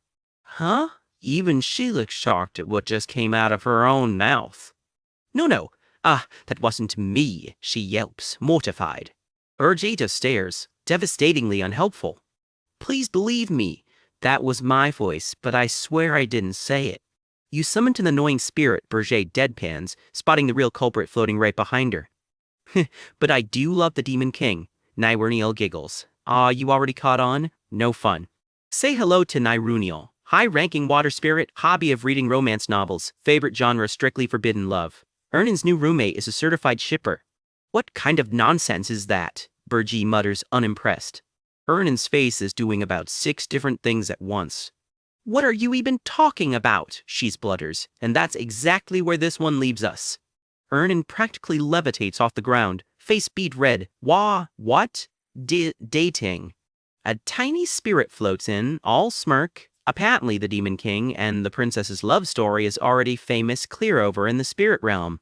I can't miss a juicy setup like this, she squeals. So when are you two making it official, or is this still just a fling? Ernan, upside down with embarrassment, begs her to just go back, while Berger, only just summoned again after ages, calmly tells the spirit to wait. Urji turns to the newly contracted high spirit Niruniel with a strange request. How do I look to you right now? Niruniel giggles it off, like a handsome demon king destined to end up with the princess. Cute answer. Not the one he's after. I'll ask again, he presses, dead serious this time. Fire erupts around him, and Berger steps out the other side looking like a total stranger. Red hair, sharp eyes, nothing like the Demon King anyone knows. Right now, he asks again, how do I look to your eyes? Niruniel does a double take. You were just a lump of demonic energy a second ago. What's with that pure mana? She stammers, staring. That's not a Demon King. That's a spirit. He's satisfied. If the disguise can even fool the eyes of a high spirit, then no other Demon King and no hero will ever clock him either. Which means, he realizes, staring into the flames, He just might be able to take out the Demon King of Beasts himself. Ernan catches the tail end of it and freezes, horrified. The Demon King is going to take out a Demon King? Elsewhere, someone loses it completely. A Demon King. Are you being serious right now? It's Gordon, and he is not handling this well. What kind of Demon King goes out to personally kill another Demon King? Berger, unbothered. I already explained it. Where are you going? A passing demon asks. To kill Draken. Berger says, like it's a quick errand. Back in a bit. Gordon's jaw drops. Wait, what? What kind of explanation is that? I don't understand it at all. I thought you stopped questioning my decisions. This is a completely different matter. Forget breaking protocol. If the other Demon Kings find out what you're planning... Exactly, Burr says flatly. If I don't eliminate Drakon before he opens the black box, then I'll be the one who ends up dead. I get your reasoning, Gordon practically shrieks, but isn't this way too dangerous? You still haven't even fully adapted to Arian's dimensional energy. Time for a quick lore break. Dimensional energy. Every dimension, by nature, is hostile to every other, cross into a foreign one, and it fights back. It doesn't just resist an intruding demon. It crushes them under the sheer weight of that dimensional pressure. A demon that's level 666, back home in the demon realm, gets cut down to a pitiful level 1 the moment it crosses into a place like Arian. That's exactly why heroes can mop up invading demons so easily. The world does most of the heavy lifting first. It's simply the natural order of things. A weakened intruder and a hero right there to finish the job. To actually beat that dimensional resistance and pull off a real invasion, the Demon King's Tower was born. The tower acts as a bridge, channeling demonic energy between the demon realm, the Demon King, and his demons. Feed it enough demonic energy points and the tower itself grows stronger. The stronger the tower, the more demonic energy a king can pull straight from the demon realm. That's how a Demon King slowly claws back their true power, which means the height of the tower is basically a direct readout of the Demon King's raw strength. Wander too far from it, and that tower drains fast. Berger strides across the checkerboard floor toward Gordon's scrying screen. Naturally, you'll get weaker too, and the Tower of Beasts has a whopping 13 floors. While yours is only at 5, Gordon hesitates. I hate to say this, but no matter how strong you are, cut to inside the Tower of Beasts itself, victory cannot be guaranteed. I know that too, Berger answers, unbothered.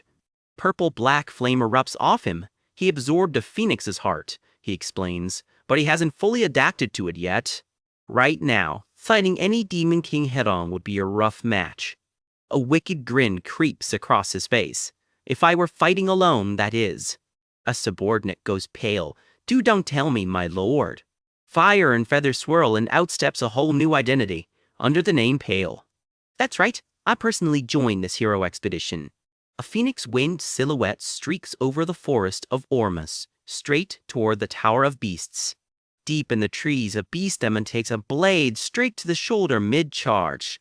To think they chased us all the way out here, one knight mutters. Still, it's only the weak demons left. A knight finishes off a wolf demon mid-leap, shield raised. Everyone, provide cover. While we retreat, the demons are falling back. Help the wounded. Someone presses a vial into a wounded hand. Here's a potion. The battered expedition slumps against the trees, licking their wounds. Ugh. A red-haired stranger walks up on the exhausted party. Hillen glances up, startled. What happened here? Why's everyone so wiped out? Ah, you! Hillen gasps, recognizing him. Stand back, Pale answers simply. Lord Pale, Hillen breathes, half in awe, half in dread. Well, the young hero starts, not sure where to even begin. After enough heroes had gathered, we launched an assault on the Tower of Beasts, he recaps. And, just like you told us, we went straight for the Beast Demon King's weak point, his tail. A hero's blade, wreathed in crackling blue aura, comes down on the beast. That weakened him plenty, but then, Lady Rosal, now... A hero screams a warning mid-battle, the fight spiraling out of control. Rosal, staff raised, channels everything she's got into the fight. For a second, it actually looks like they might have him. Then something in the smoke opens its eyes right back at them. The beast demon king himself roars, crowned in bone, jaws wide enough to swallow a knight whole. Lady Rosal sustained severe injuries, so a knight goes flying, smashed clean off the ridge. Rosal's dragged clear, badly hurt, hair whipping as another hero hauls her back. We had no choice but to retreat. In the end, the recap wraps up grimly. The hero expedition was a failure. Pale and Hyland just stand there a beat, letting Matt sink in.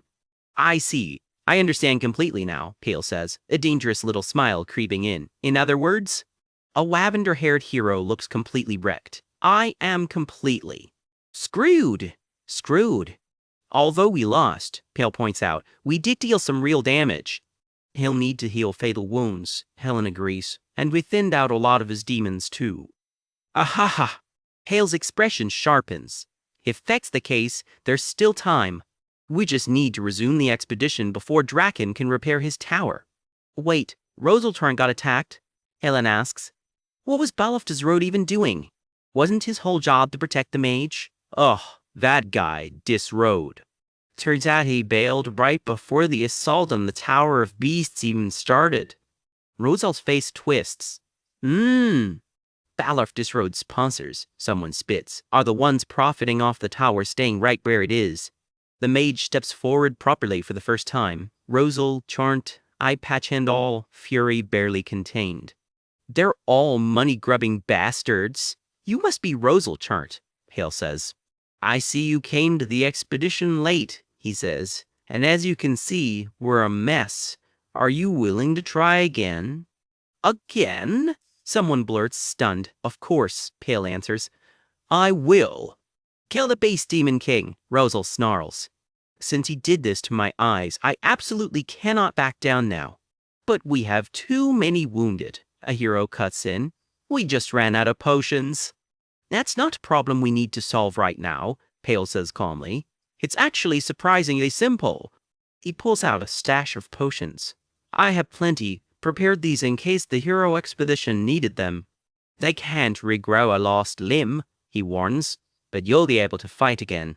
The whole group reacts at once. Rosal eyes him warily. Might go this far. Besides, what is this faint heat I've been feeling off you since earlier? I've never felt heat this pure before, she presses. How did you even cultivate energy like that? Pale just looks at her. This is... The air around him shimmers with heat as the whole camp waits for the answer. Elsewhere, a wary green-haired knight studies the exhausted survivors. The morale that's already been broken, he says flatly, can't be fixed with potions alone. Pale's eyes narrow, since he has to lead them against Drakon eventually anyway. Showing them once wouldn't hurt. A tiny phoenix chick chirps against his chest. Please, he tells someone quietly, just follow me without a fuss. Flame licks up around him. Nearby, two exhausted heroes rest against the trees watching the glow build. The green-haired knight and the others turn toward the light, wary. Rosal and Hyland head over to see for themselves. This is... Rosal's breath catches as the flames flare up. Her eye goes wide, completely stunned. Who am I, you ask? I am the owner of the Phoenix. Wings of pure fire spread out behind him. He drops down in front of them, boots landing soft despite the blaze at his back. Pale, I have come to kill the demon king of beasts. Did he just say Phoenix? Someone whispers. That legendary beast. Rosal can't look away, jaw slack. Could this be the source of that overwhelming energy? Someone murmurs, staring at the silhouette in the blaze. Rosal finally puts it together. That fire that covered the whole sky earlier? With man alone, you're rivaling 10-star heroes. Where'd someone like this even come from? With him... The rest of the war party turns to look, hope creeping back into their faces. Word spreads fast through the ranks, a mysterious ally and a real shot at victory. The Beast Demon King, one hero repeats, like he can hardly believe it. The whole expedition regroups, marching back through the flames with Pale leading the charge.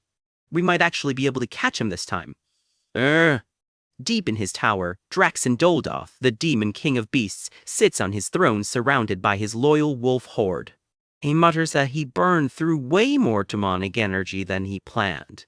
That shortfall means he could only afford a single black box key this time. The mysterious black box key hums in his grip, ready to be used. The other one can wait, he growls at whatever's inside it. For now, it's your turn, you bastard. Turns out a black box only cracks open with its original owner's consent, and Draxon just bought his from someone willing to sell their darkest secrets.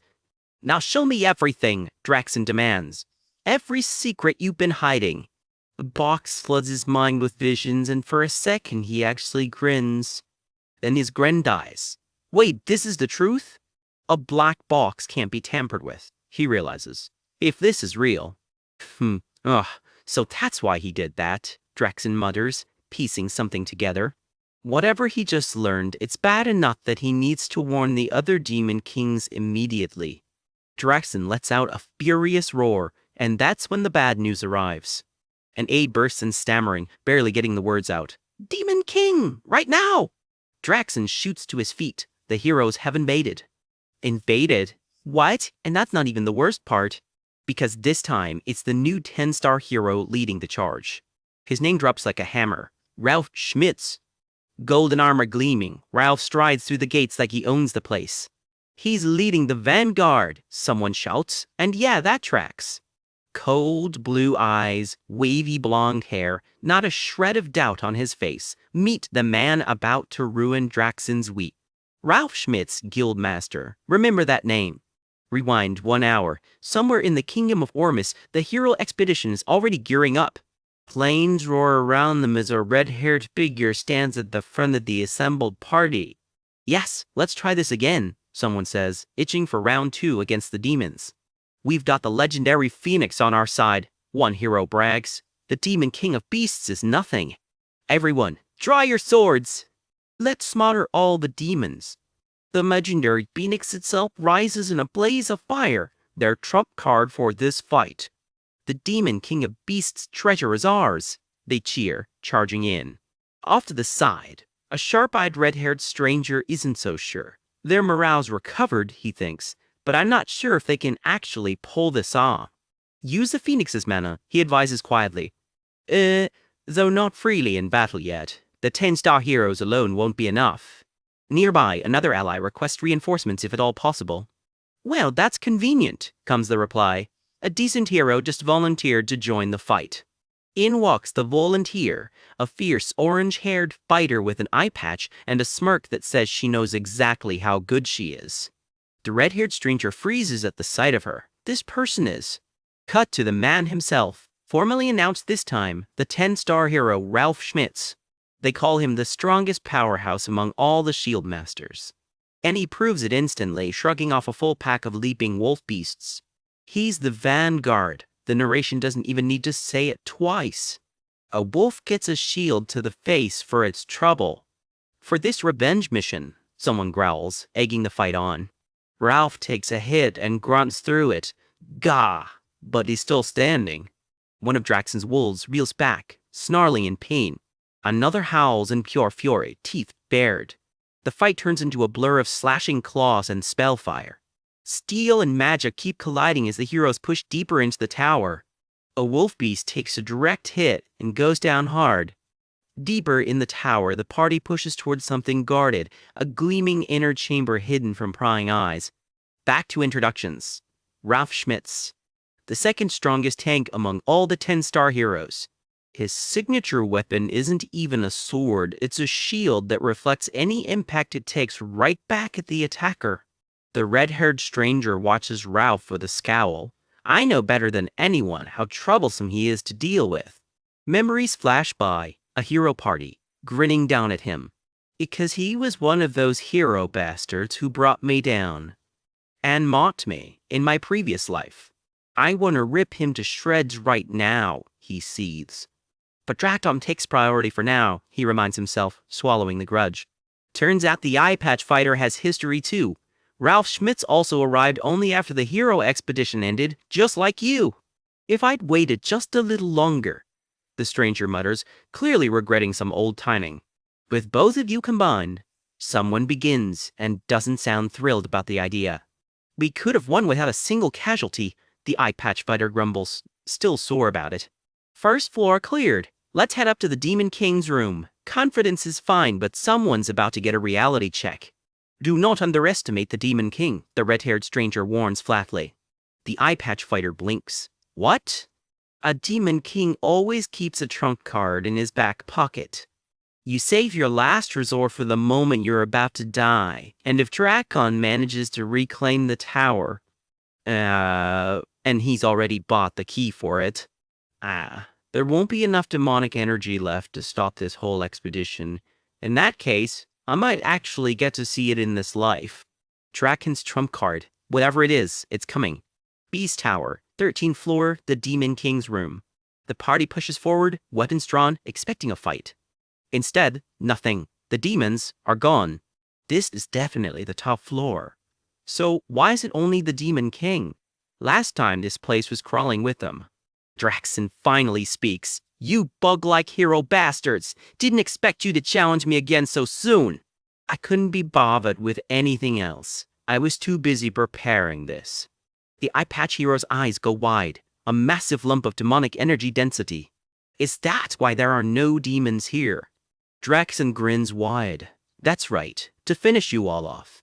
His body starts warping, a monstrous glowing maw splitting open where his face used to be. In one go, he growls. I've gathered every one of my vassals into a single place.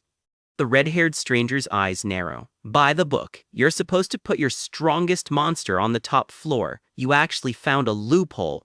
Absorbing the power of an entire floor, Draxon booms. Foolish hero bastards. I'll kill you without leaving a trace, so nobody ever climbs back up here again. The vanguard braces itself, nowhere left to run. Ralph steadies his shield, jaw set. The red-haired stranger's face goes tight. He's come in. Draxon's monstrous new form lets loose everything he's got in one devastating blast.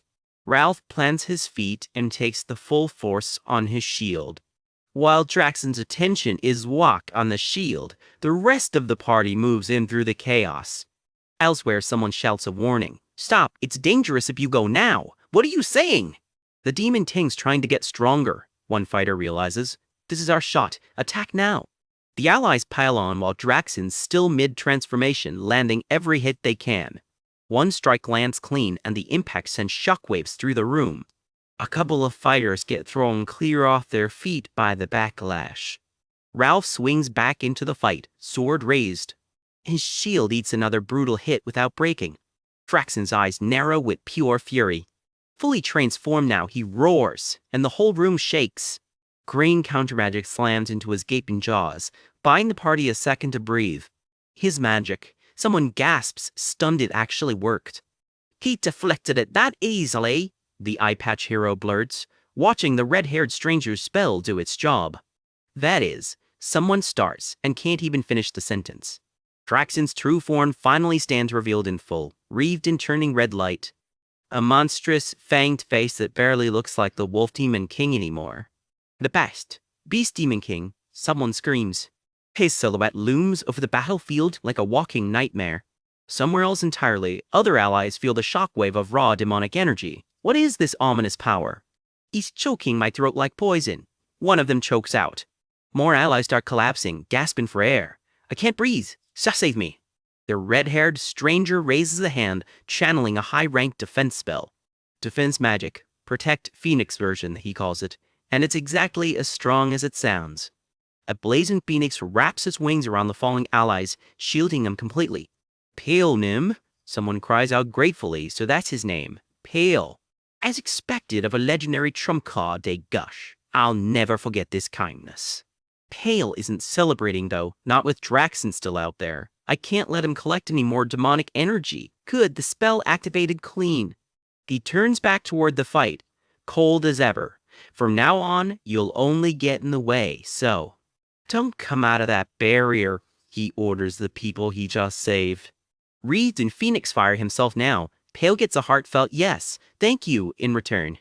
Back in the fight, the surviving vanguard regroups around a crackling ball of energy. Draxon sizes them up. Those who can still move. Are 4 of them, he finishes, counting Ralph, Pale, the eye patch hero, and one more still standing. Ralph's eyes drift to one fighter in particular. There's one whose mana feels annoying. Pal goes rigid, feeling the Demon King's gaze land right on him. Draxon's booming voice cuts through its chaos. You! Who are you? His massive eye narrows, studying the one man in the room he can't figure out. Pale just grins, cold and competent, like he's the one holding all the cards now. Deep in enemy territory, a squad of heroes comes screaming in through a wall of fire. Something inside feels them coming for intruders and one signature of mana that is really grinding on him. Meet the invasion squad, a cold-eyed redhead, a fire mage, a knight, and a cloaked schemer at the back. Somewhere in that group, one heartbeat of magic stands out from the rest, loud and unmistakable. Front and center is a calm, cold-eyed redhead who clearly did not come here to make friends. Who are you?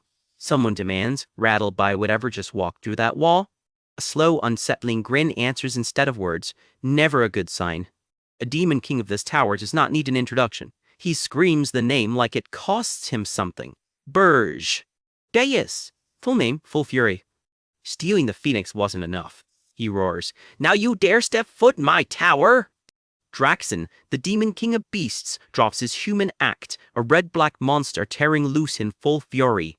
The squad pushes deeper into what is left of his domain. A spell fizzles into total silence around them. The sound just stops. The redhead holds a finger to his lips. Sound removal magic, quiet and simple. In this domain, he says, every sound answers to me. The squad drops straight into the heart of Draxon's territory. Excellent, Pale, so that is the name his crew answers to. The squaw's fire mage flexes her fingers, plain licking up her arm.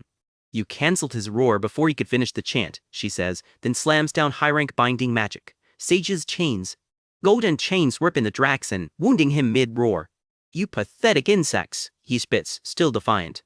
You think a petty trick like this? He snarls, fangs bared. Can work on me? And he starts tearing the chains apart. The chains snap like thread under his strength. The magic seal shatters completely, and Pale gets caught in the blowback. His eyes go wide. That actually takes some doing.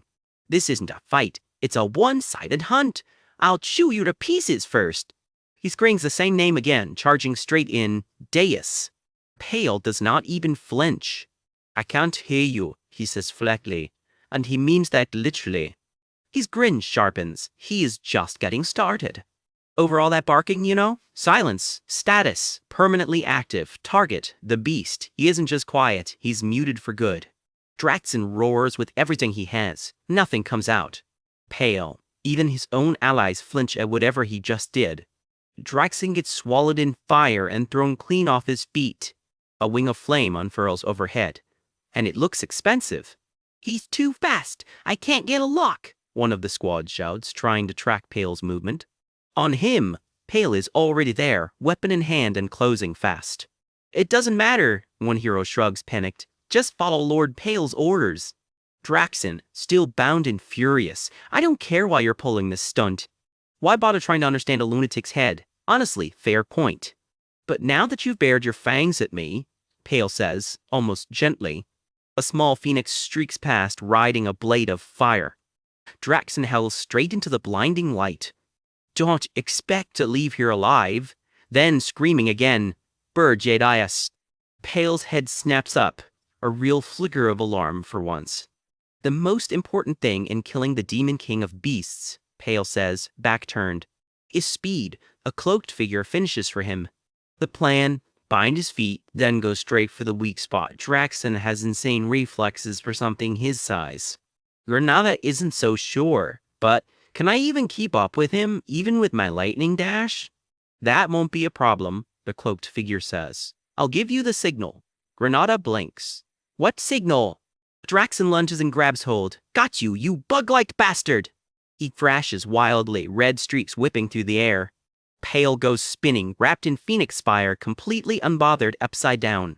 A dark orb blooms in his palm. Ahriman's orb. Draxon recognizes it instantly. Ahriman's orb? You think something like that would work on me? He sneers. It won't work on you, Pale agrees easily, but Ahriman's orb can let a vassal sense exactly where their master is standing. What does telling me your location change? Draxon scoffs. There are no bastils here to help you anyway, he roars. Except there are. Granada lights up with lightning, dash fully primed. He closes the gap in an instant, knowing exactly where to strike. It feels like my head is going to explode. Draxen howls, blindsided. Granada grits through the strain, pouring everything into the dash. Never use that orb again. Deus, you. Crazy son of a bitch. Did you really take a hero as a vassal? Draxen finally puts it together, and he's horrified. You should try it sometime, Pale shrugs. It's quite useful. If you survive, that is. Not exactly reassuring. Lightning crashes down right on target. The strike lands clean, cutting Draxen down mid-stride. He grunts, hit harder than he expected. You were acting cocky over just this much, he sneers, shaking it off. How pathetic, he mutters, unimpressed. Swimming right is building fast, low to the ground. Draxen catches it too late. His eyes go wide. When Helen Cargill creates, someone is invoking a name with serious weight behind it. Split-second opening based on my signal, Pale tells his mage. It's your turn. Turn next. Rosal charmed. She freezes for a beat, then pour everything you've got into it. Pale's grin widens. The grudge of your lost eye. Demon King of Beasts, Rosal finishes, and now we know exactly why she wears that eye patch. She fires, a spear of golden light screaming skyward. You dare to do this to my eye, she growls, remembering exactly who took it. Hair whipping in the heat of her own spell, she is not holding back. I'll use all my mana and wipe you out in one blow. Top-tier fire magic. Satellite cannon. The beam connects dead center. Draxen screams straight into the blast. The explosion keeps rolling, swallowing everything nearby. Somewhere in the middle of all that fire, a shape is still moving. The smoke clears, and he is still standing. The fight spills into what is left of his throne room. Something drags itself out of the rubble, bigger and angrier than before. Bug-like bastards. Same insult, a lot more wounds. To think they're still alive after taking an attack like that, Pale mutters, actually a little impressed. I guess they won't go down so easily. Who do you think? His fanged mouth splits into a full roar. I am. Granada and Rosal dive right back into the fray. I am the Demon King of Beasts, Draxen bellows. Granada takes a hit for it, blood flying. Rosal whips back in with her spear as he keeps ranting, Archduke Alkeen's right hand. And the Demon King who's going to conquer this whole dimension. How dare you put me in this state? I won't let you. Leave here alive, he roars. The blast catches Pale square in the middle of it. Draxen is still screaming that same name, Burj Deus, but something about him has changed. Pale just grins up at the shadow looming over him. Now he's become a mad dog. Right now, I will. Draxen snarls back. Make you. Make. Set that snout of yours. I haven't shown you yet, have I? Pale's grin gets wider than ever. His allies gasp. The power of the Phoenix. He conjures a burning sphere in one hand, calm as anything. Cherished and hid it away, Draxen realizes exactly what got stolen from him. Deus, you, he snarls through blood and rage. A decisive slash cuts clean through him. The blast catches everyone in range. The Phoenix's fire detonates like a small sun. Not yet, someone shouts. They are not done. Draxen roars through the blood, refusing to fold. I won't die from just this. He lunges straight at Granada. A green flash slashes down out of nowhere. It loops tight around his tail. His weakness, the tail. I won't miss it. Rosal, bloodied and barely standing, throws up one more spell. High ring binding magic. Sage's chains again at her limit. Oh no. If I get attacked now, I'm in trouble, she admits, then just calls out healer. Granada charges up one more time, blue lightning wrapping his blade. Berjuge. Draxen screams it one last time. Dies. The lightning comes down like a verdict. Granada's finishing strike lands clean. I'll make good use of the Phoenix, Pale says quietly, looking down at what's left. He is smiling like he already knew exactly how this would end. Watch this. Kagel throws himself into the final clash against the Demon King of Beasts, blade lit up and screaming for the kill. The beast roars one last time, jaws dripping red. Draxon, the Demon King of Beasts, is going down hard. And there it is. The massive wolf finally drops. We won, someone breathes like they can barely believe it. Word spreads fast. Lord Kagel is the one who did it. Two men stare at the news like they've seen a ghost.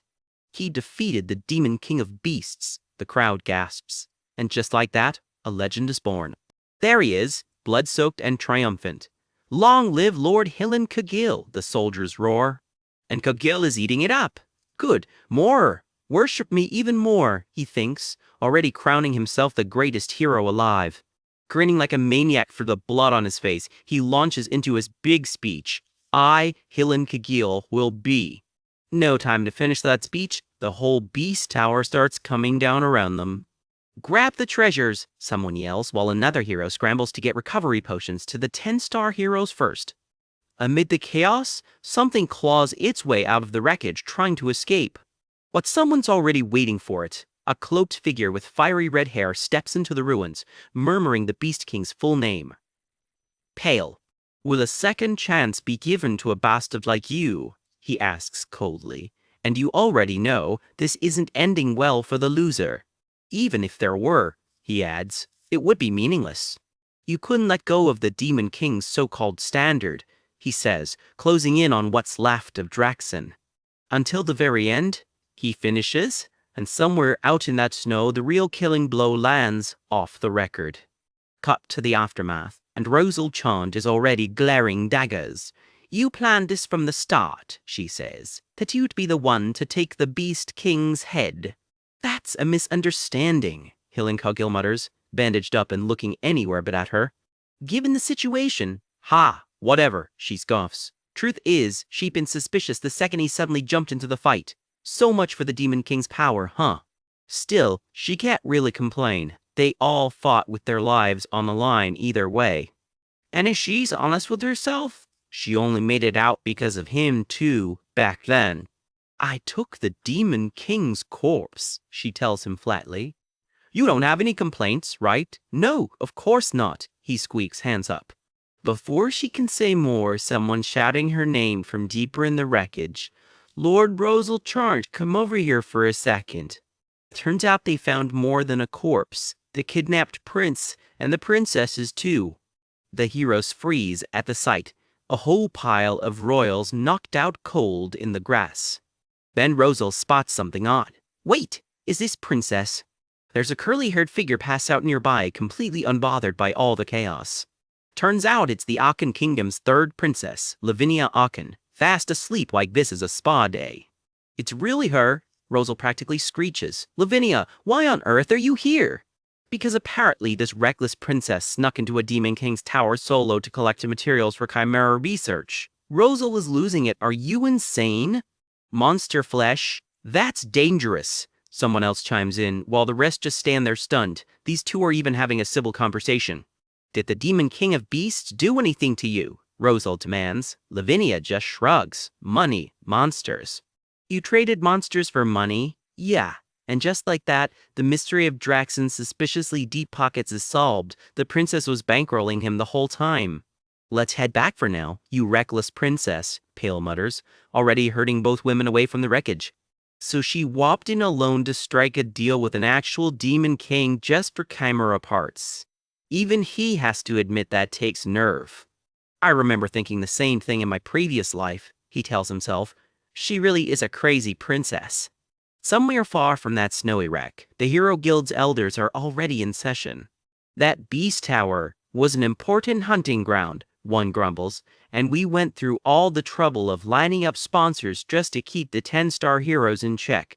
Word is someone calling themselves the owner of the Phoenix led the whole expedition to victory, and it wasn't anyone on their roster. The owner of the Phoenix? Was there even a hero like that? They say he's not affiliated with the guild at all. Because the Demon King's advance hasn't been stopped once since it began on Regressed. Until now. The time has come, a shadowy elder announces, to tighten the leash on the heroes again. First, start by investigating, comes the order from the dark. The target, the true identity of the Phoenix's owner. Yes, comes the answer. Cut to the Ormus Royal Banquet Hall, all dressed up for a victory celebration. Heroes, thank you for killing the Demon King and saving the princes, the king toasts. We haven't prepared much, but please enjoy yourselves, he adds, before getting quietly walked off to rest. This whole ordeal clearly cost him more than he's letting on. A gloomy banquet, Rosal mutters into her cocktail, sunglasses on, clearly not in a party mood. The dress suits you, princess, someone teases. Looks like Lavinia's officially back in the Achen Kingdom's good graces. Why, trying to make a good impression. Not with you around, Lady Rosal. Heap, whatever. But Pale, why don't I see him? Rosal asks, leaning in toward Lavinia.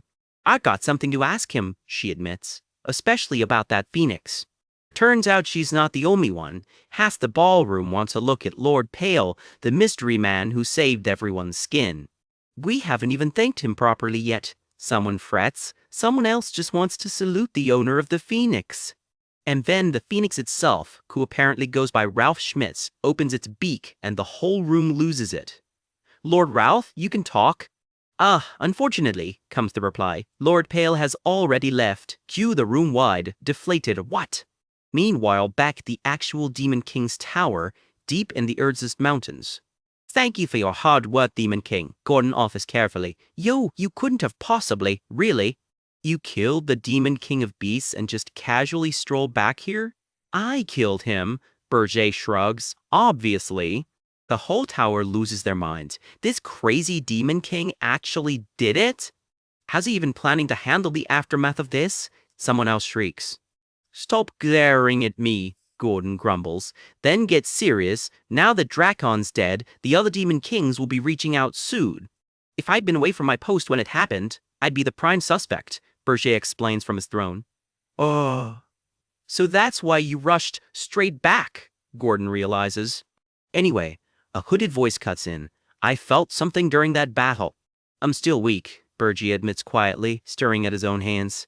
Even with Draken throwing everything he had left at him, the Beast King was already worn down from surviving one hero expedition before this.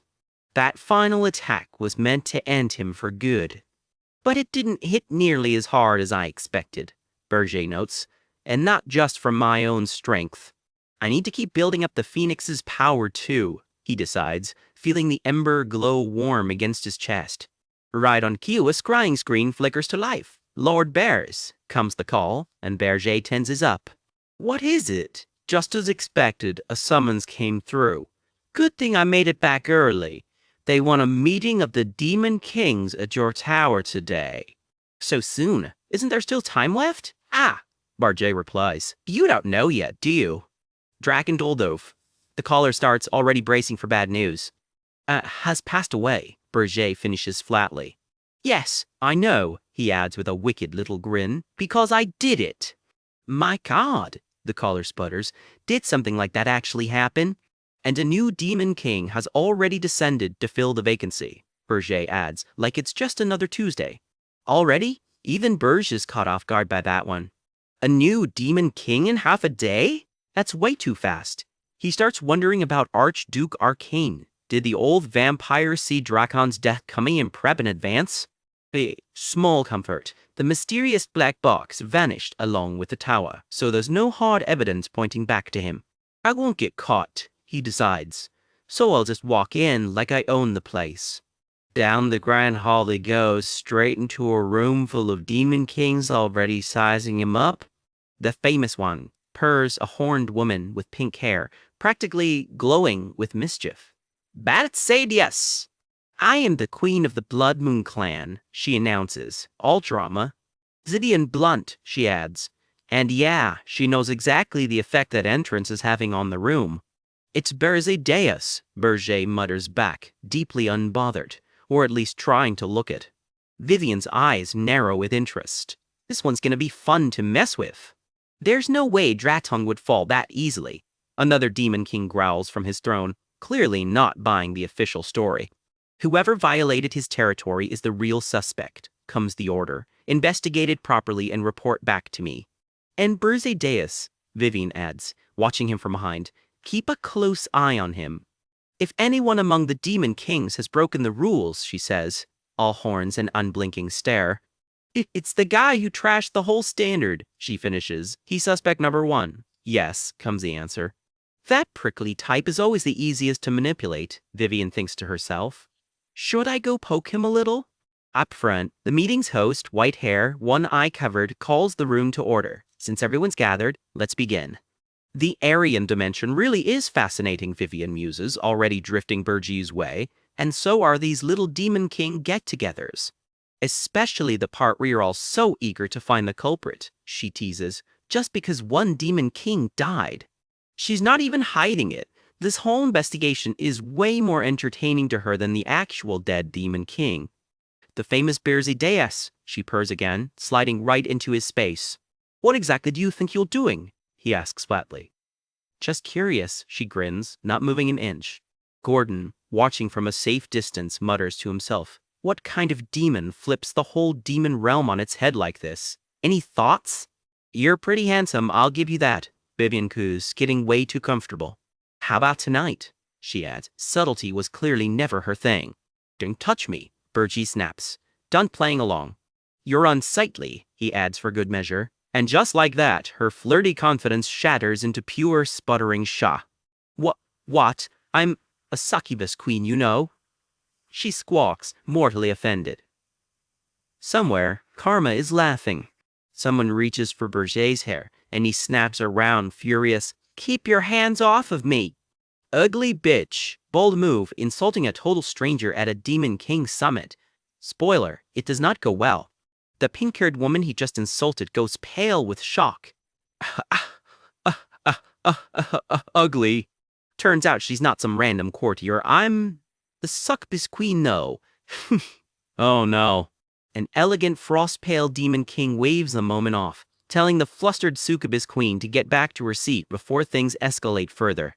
Someone reminds the room this whole gathering is technically a welcome reception for Berger of all people.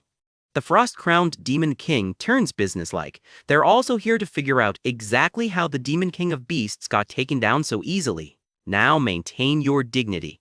One of the younger nobles nearby goes wide-eyed. Wait, she's the one running this meeting? The succubus queen isn't done yet either, smirking at another Demon King across the table. So you also desire this man? She sighs dramatically. That's all you think about. All right, I'll stop here for today. For today. From the head throne, the presiding Demon King calls the room back to order. Well then, let's resume the meeting.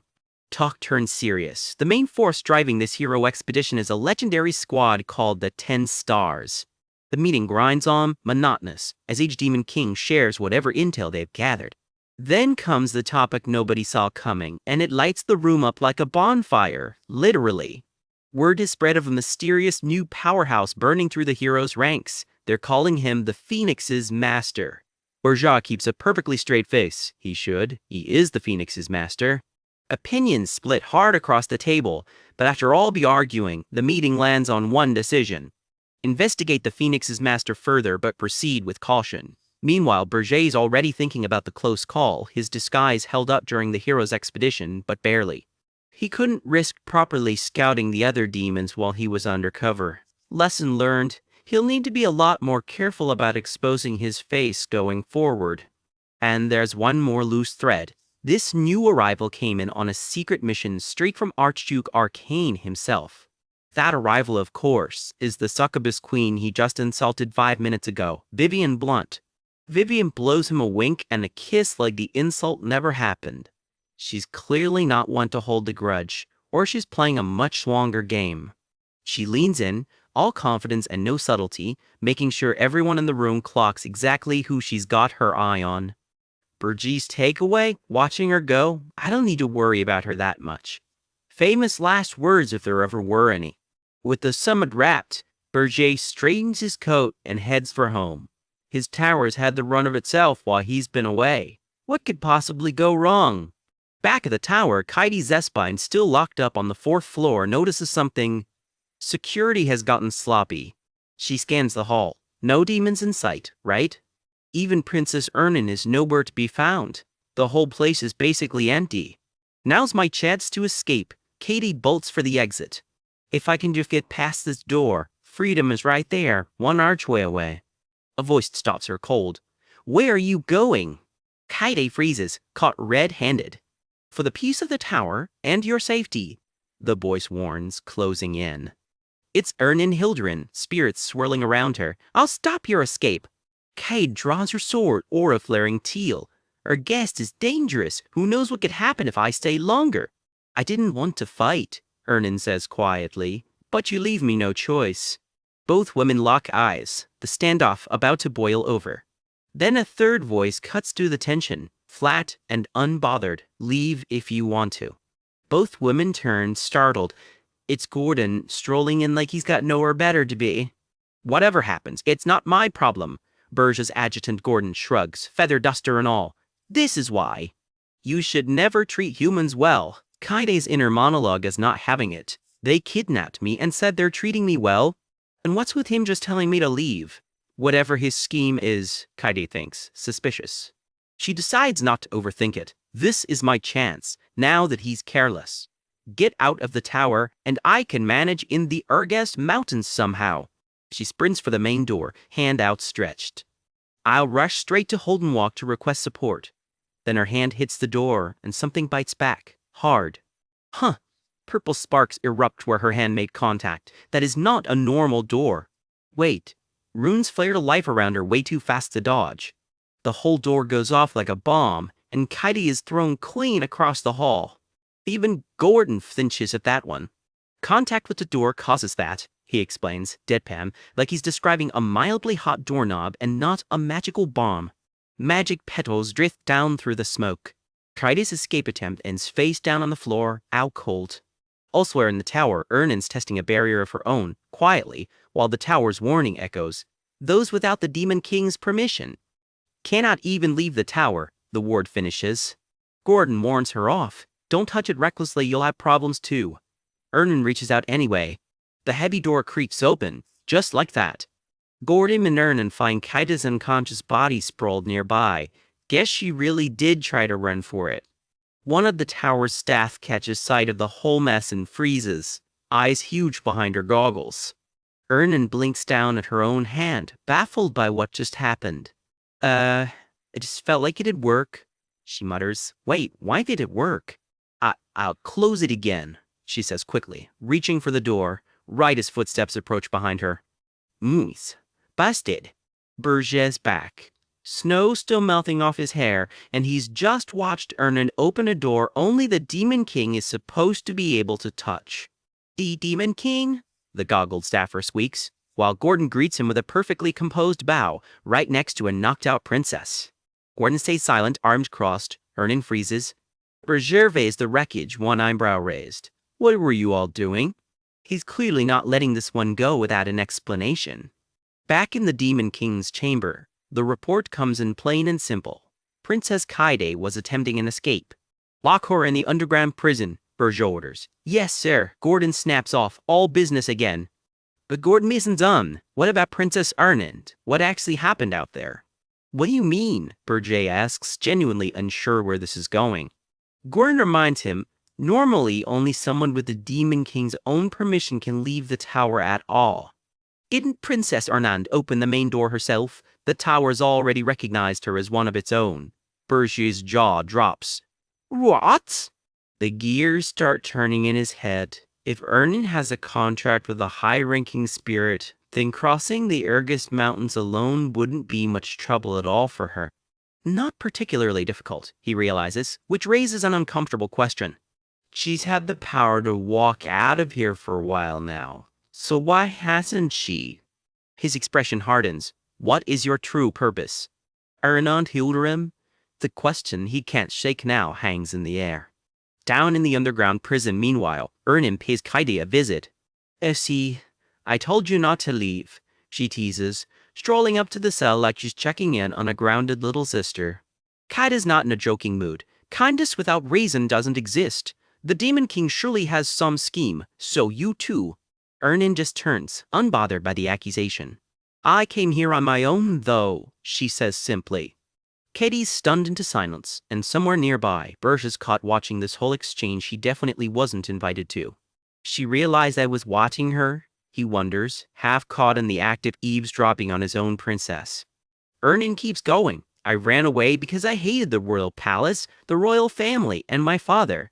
Technically, I was kidnapped, at first, but I didn't want to go back after that. Kaide's jaw hits the floor. Huh? Burji repeats her name under his breath, filing this away for later. Are you saying that to me? Kaide presses, still processing. Only you, Princess Ernand, were born with overwhelming talent, she says. You're destined to become Hilderan's next queen. To just cast aside a future like that? And become a Demon King's subordinate instead? Isn't that strange? The question lands, and Ernan goes quiet for a beat. Kaide lays out the strange part. Hilderan has 62 princes and princesses, the biggest royal family on the continent. Yet, aside from me, not a single one of their names is actually known, Ernan admits. That's not a family, that's a cover-up. Kate is a double take. Wait, the official number's supposed to be 28. Officially that's correct, but... Ernan trails off, clearly holding something back. Kaide's not getting a straight answer, and it shows. Ask the Emperor when you get back to the Empire later, Ernan says breezily, turning a like that settles it. Kaide grips the bars. If this truth gets out, do you not care what happens to the kingdom and the royal family's honor? She's dead serious about it too. Ernan just smirks. That's not something a runaway princess who didn't want to marry. Should really be saying, now is it? Direct hit. Kaide goes bright red and speechless. Fair point, honestly. I'm joking, Ernan laughs, strolling off. See you tomorrow. But that mystery isn't going away, and Burge heard every word of it. Back on his throne, Burge turns it over in his mind. Hilderan's royal family secret. That's supposedly known only to the high nobility. He's going to get to the bottom of this himself. His mind's made up. Gordon, prepare, Anand. I'm going out to search for spirit blossoms. A cover story if there ever was one. Yes, sir! The pair head out into the frozen Regressed mountains. Nairunio, gossipy as ever, waves the other spirits off with a giggle. Let's go find spirit blossoms ourselves and leave the Demon King and Princess alone. Ernan catches on immediately. You aren't thinking strange things, are you? Guess she's just excited. It's been a while since she got to come out here, someone offers. Burge says nothing, just watches her. Ernan laughs it off. You've been out an awful lot lately, though. Then, out of nowhere, Burge says her full name, Ernan Hilderan. She flinches. Something in his voice just changed. You called me by my name, she says, uneasy, right as he tells her flatly. I don't believe. Everything you said is the truth. Ernan's whole face drops. Tell me everything you're hiding, Burge demands, his aura going dark and heavy around him. If you don't, he doesn't even need to finish the threat. Ernan's smile is long gone, replaced by real fear in the freezing dark. Ursh's gone fully into Demon King mode now, all business, no romance left in this snowy walk. The standoff hangs in the falling snow. From far off, the two of them look like nothing more than two tiny silhouettes lost in the storm. Except they're not as alone out here as they think. A hooded figure lies flat behind a snow ridge, watching them through the blizzard, perfectly still. A second voice crackles through, low and satisfied. Found him! A masked hunter checks a strange device, purple crystal glowing. That's our guest as Demon King. Burge's quiet, snowy outing just picked up an audience he really did not invite. Deep in the Regressed snowfields, the Demon King rounds on Princess Ernan with fire crackling in his fist. Tell me everything you're hiding, he growls. Ernan freezes, eyes wide, completely caught off guard by the demand. She stammers, fishing for an excuse that clearly isn't coming. Fine, he mutters. If she won't talk, he'll make her. His expression goes cold and calculating. Magic floods into his palm, primed to strike. But the blast isn't for her. I'll hear you out after I deal with this nuisance, he says, whipping around towards something else entirely. Out in the storm, a hidden watcher panics. He noticed me from that far away. Wait, he can even tell I'm using concealment magic? So much for staying hidden. His decoy clone gets vaporized on the spot. So much for that plan. Petty tricks, the Demon King scoffs, brushing the whole stunt off like nothing. Arn blinks at the smoking wreckage. Was that a hero? She asks. Yep, he's been snooping around since earlier, Jay confirms, completely unbothered. A hero who treks all the way into the Regressed mountains and hides behind concealment magic, Ernan muses. Whoever this is, he's no rookie. She puts a name to the face. Dapner Filion, one of the 10 Stars heroes. A mercenary who specializes in reconnaissance, concealment, and clone tricks apparently. Great, a professional stalker. Bergier's jaw tightens. He remembers that name from his last life, back when a lot of his secrets got leaked straight to this guy. This is the first time he's actually gotten a good look at the man behind the leak. Ernan worries the tower's location is compromised. Not a problem, Bergier says flatly, like he's already 3 steps ahead. We cut to the source of all this drama, Berger's tower, tucked deep in the Regressed mountains. From a distance, it's just a lonely spire buried in snow, easy to miss if you don't know where to look. And someone is very much looking. If there's a demon king out here, Dapner mutters, there has to be a tower nearby. So why can't he see a thing? Turns out the tower just went invisible, a remote spell burning through demonic energy to keep it hidden. I've cloaked it, Bergier tells Ernan, ever since that guy clocked my location. Handy trick. This could also come in useful for dodging the hero's journey down the line, someone notes. The catch, invisibility isn't free, it's bleeding 10 demonic energy points every single second. Good thing he's got plenty banked. In the meantime, he says, turning back to Ernan, let's finish our conversation. Same demand, same fire in his eyes. Tell me everything you're hiding, or else. Ernan's answer is ice cold. Keep pushing, and she'll shut him out of the tower for good. Her composure cracks, somewhere between furious and heartbroken. Then, quietly, she gives in. I'll tell you, she says, the truth about me. Do you know a spell called? He starts, and hesitates. The World Tree's Child, she finally finishes. Meanwhile, out in the storm, Dapner trudges on, none the wiser about how close he actually got. Bergier's scouts in the Frost tribe keep tabs on him from a safe distance. Not a twitch gets missed. Demon King, the report comes in. The heroes left the Regressed mountains, and this time without bothering to hide. Just as suspected. It's another clone. Nice work, Bergier says. Now track down the rest and tail every last one. Back with Ernan, Bergier admits it was close. The tower's location nearly got blown wide open. It's stronger than it used to be, but it's still nowhere near ready to survive a full hero's journey. Dapner Filion is a problem he'll need to handle. Ernan has her own theory. He must have been sent by her father to track her down. The two of them stand together in the snow, the weight of that thought settling in. Makes sense. As the first princess, her father's not about to let her go that easily. Or, Bergier adds, could this tie into what she just brought up? The World Tree's Child, he presses. It's a long story, she warns. He's got nowhere else to be. So she starts from the beginning. Long ago, the kingdom of Hildren used to be a mighty empire. But war after war chipped away at everything they had. Their power crumbled right along with it, until an empire became just another kingdom. And her father has never once stopped chasing those old glory days. Compared to raising an army 10,000 strong, one genius mage who could single-handedly tip a battlefield mattered a whole lot more. Problem is, you can't educate someone into being a genius, and real prodigies don't exactly grow on trees.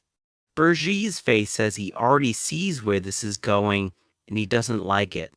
Yes, Ernan confirms, the World Tree's Child is a spell that creates them. Enhanced humans, like her. Bergier's expression goes still, the weight of what she just admitted sinking in.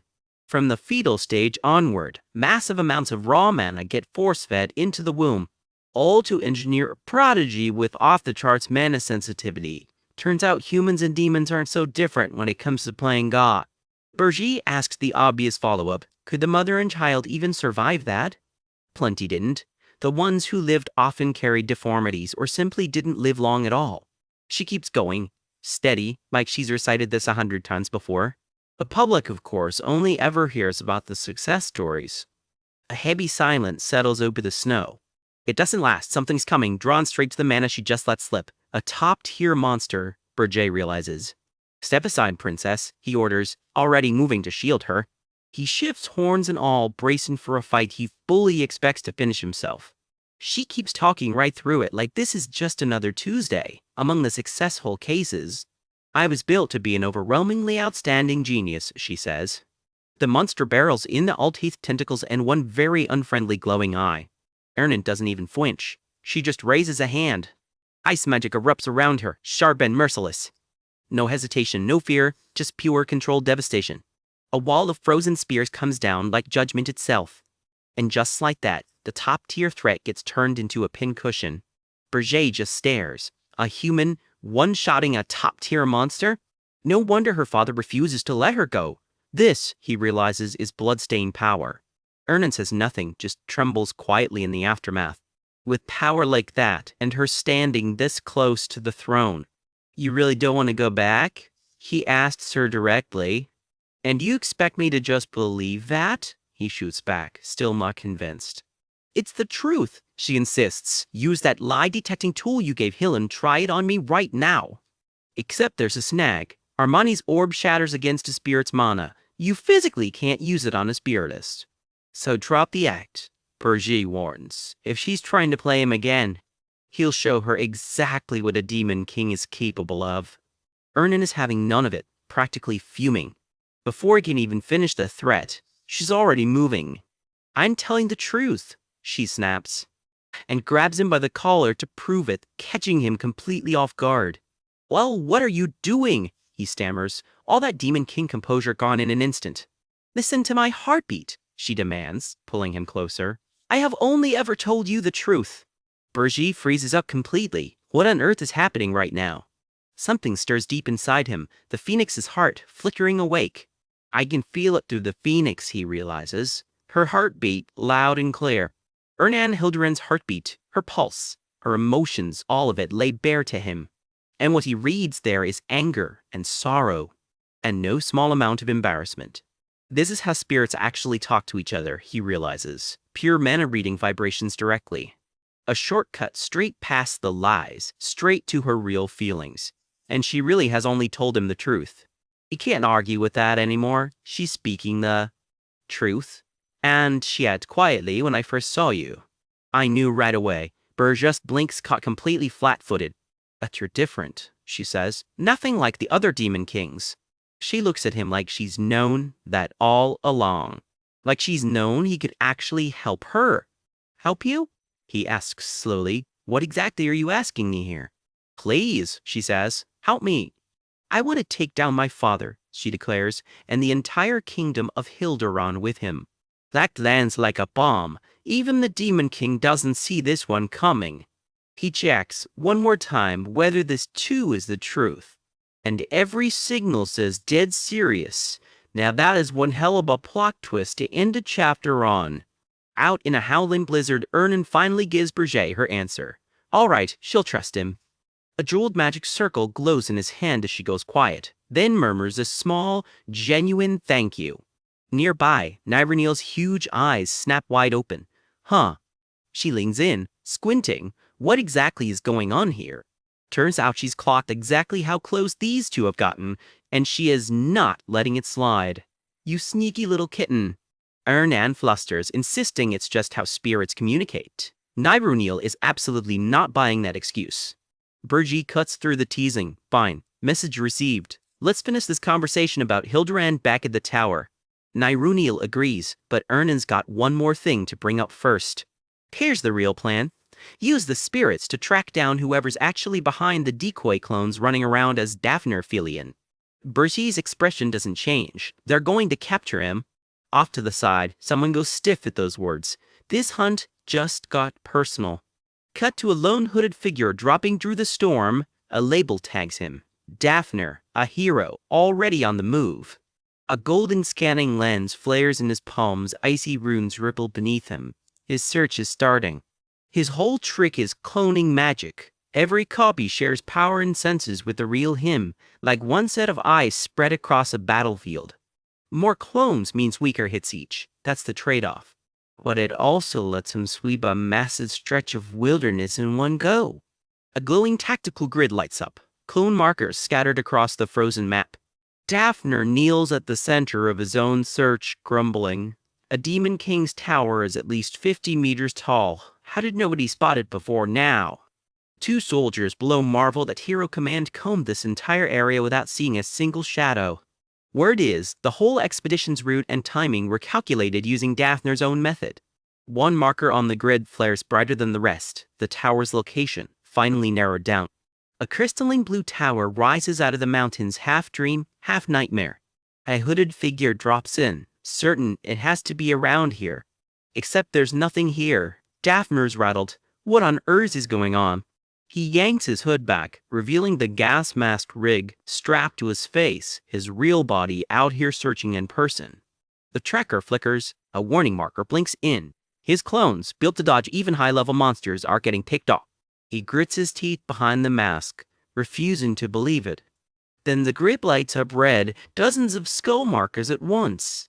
How can this many clones have been wiped out already?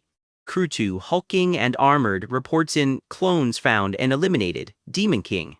Two massive orc warriors size up the wreckage. For a supposed 10-star hero, this guy really isn't hitting that hard. Raji gives the order flat and cold. Destroy anyone you find. Yes, sir. Quietly, he notes he's still got plenty of points to spare once every last clone is swept up. With Ernan's ice magic circling behind him, Bergie muses out loud. Maybe he won't kill Daphner. Maybe he'll just make him a subordinate instead. His ambition slips out plainly, control over the entire continent. Taken however he wants it. He smirks and snaps his fingers. Then Gordon burst in, panicking. Demon King! Berger, what is it? Ernan and Berrier both freeze at the answer. There's a problem with the tower. Gordon explains. The tower's mana core is acting up, heating so fast it feels like it's about to blow. Baffled, Berger asks what's gotten into his sweetheart all of a sudden. Gordon just stares. A warning readout spells it out. Tower overload from prolonged invisibility, and the cost of staying hidden just spiked. Invisibility's burning 100 points a second now. At this rate, they've got less than 10 minutes. Berger count just under 50,000 points left. If he doesn't catch Daphner before the clock runs out, the tower's exact position gets revealed to the whole continent, and the full hero expedition begins. Gordon relays the grim update. The whole perimeter outside is crawling with clones. A wall of hooded gas mask doubles stand frozen in the snow, watching. Daphner, still stubborn, insists his math can't be wrong. The tower has to be right here. He's sunk too much mana into this to walk away now. He'll find it no matter what. More skull markers flood the grid. The hunt is bleeding and dry. Wings spread mid-flight. Bergie calls out to Crew 2, no time to waste.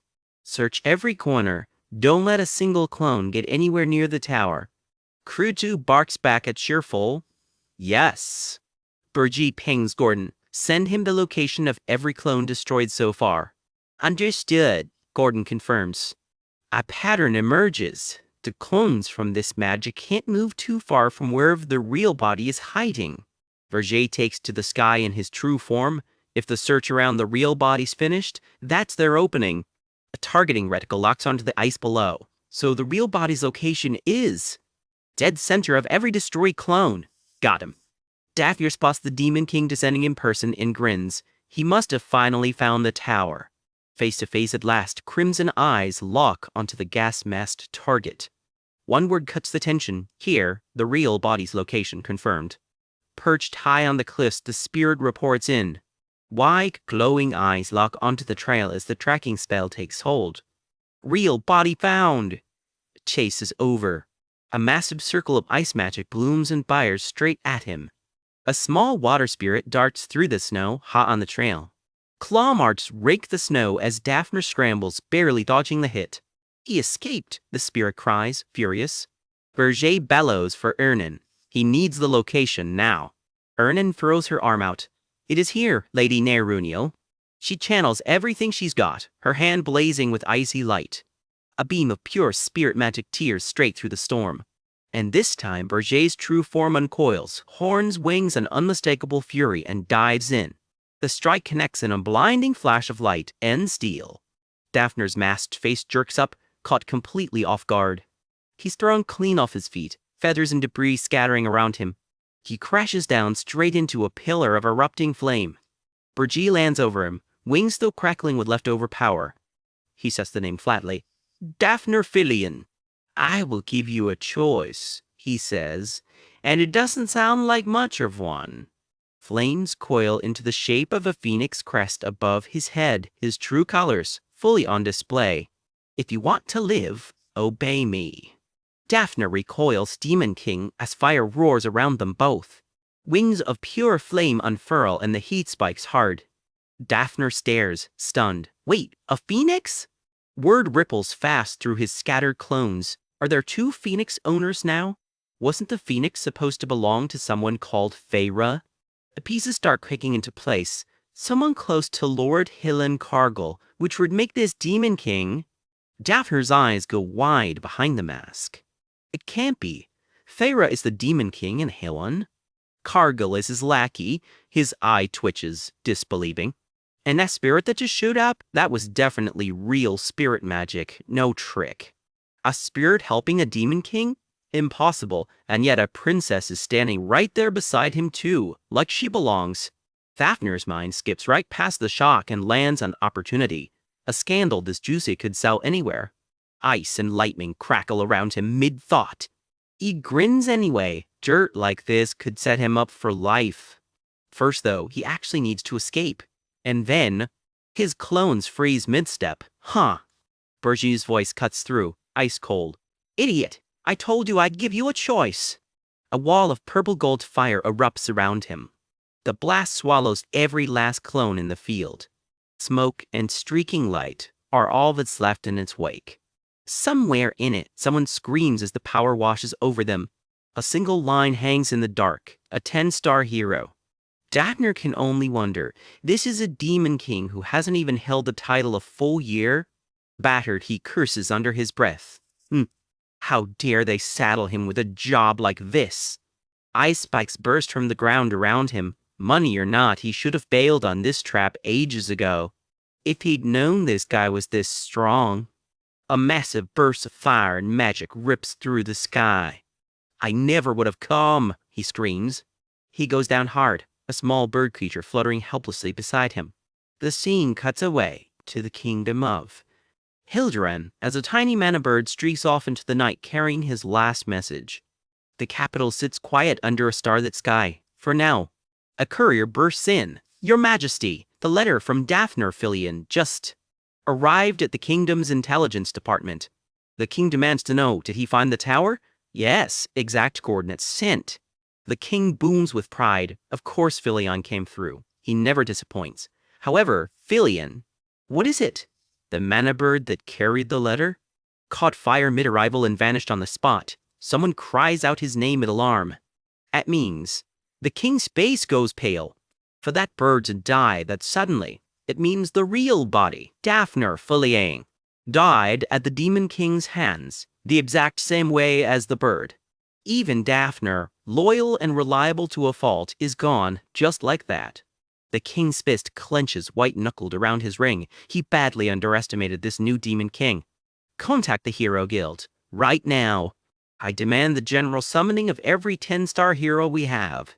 His face twists with fury under the crown. This time I will kill this little Demon King, myself. Teeth gritted, he bows it, and I will bring my princess back. A massive column of fire and smoke rips into the night sky, the raw backlash of Burj's new dragon and phoenix power letting loose. Wings beat to the ash as the roar finally dies down, the storm of magic still crackling in the air. Burji drops to the scorched ground, chest heaving, hands brace on his knees. That attack cost him everything he had. Add a phoenix's fire to a dragon's fury, he realizes, and the power you get is honestly beyond imagination. But the exhaustion that comes with it is just as extreme. His whole body feels ready to give out. Beyond anything he expected, honestly. He can barely stay upright. Ernie comes sprinting through the wreckage and throws her arms around him. Demon King, are you all right? Smoke hisses off his legs where the phoenix fire scorched clean through his armor. She spots it first. His knees are still burning, quietly cooking him from the outside in. Ernan calls up her water spear to cool him down. Water magic doubles as recovery magic, conveniently. I'm fine with this much, he grunts, clearly not fine. She just about melts into his shoulder with relief, laughing through the panic. And, she teases, he really does hate looking weak in front of anyone. Best keep it quiet too. The pool orcs patrolling nearby don't need to see their demon king on his knees. Is that so? Is all he manages back, too drained to argue.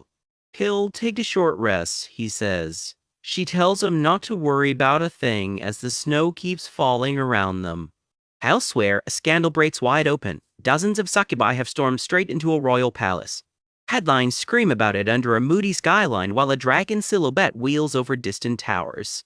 A panic's already spreading, editorials shrieking that every demon king alive needs to be hunted down. Somewhere, a gloved hand crushes that same newspaper into a fist. Vivian. Someone growls. On his throne sits a white-haired archduke, not the one Berger already knows, a different, colder one, scolding her for sending troops outside the tower without permission. I told you to be careful, he says, gripping the paper harder. Sipping wine like none of this is her problem, the pink-haired succubus queen just shrugs. She's a queen, not someone who takes orders. I give the orders around here, she says. You dragged me over just for this?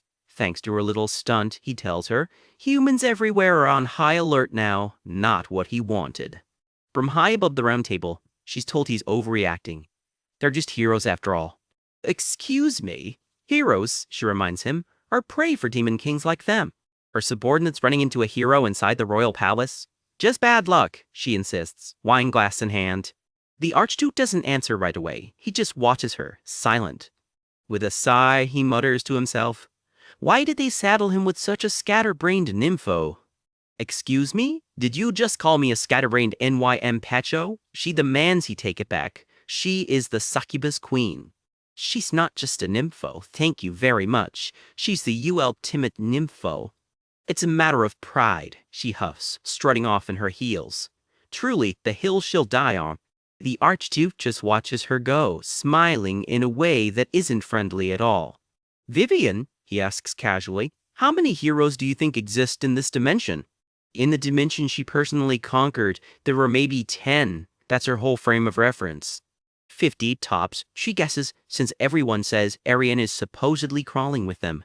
He actually laughs at that, making a fuss over a number that small, cute. Clearly nobody's briefed her properly.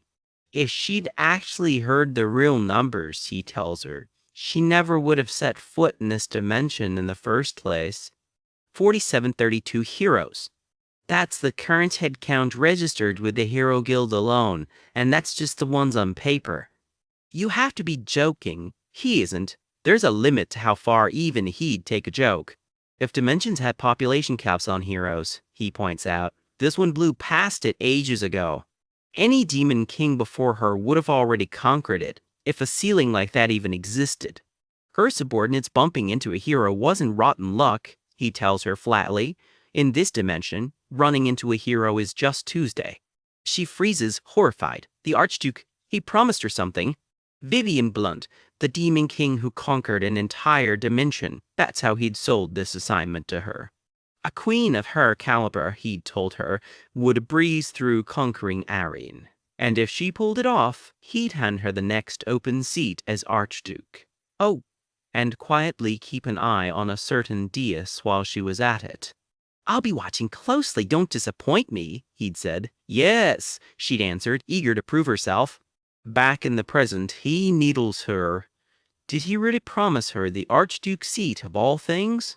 And here's the real kicker. Did she also get quiet orders to keep tabs on Bar J. Diaz specifically? How do you even know that? He knows it well, he says, too well. It's a method he uses himself sometimes, recruit a disposable pawn, squeeze them for information, then toss them the moment they're no longer useful. A finger ignites with cold purple flame. To disposable, she stammers.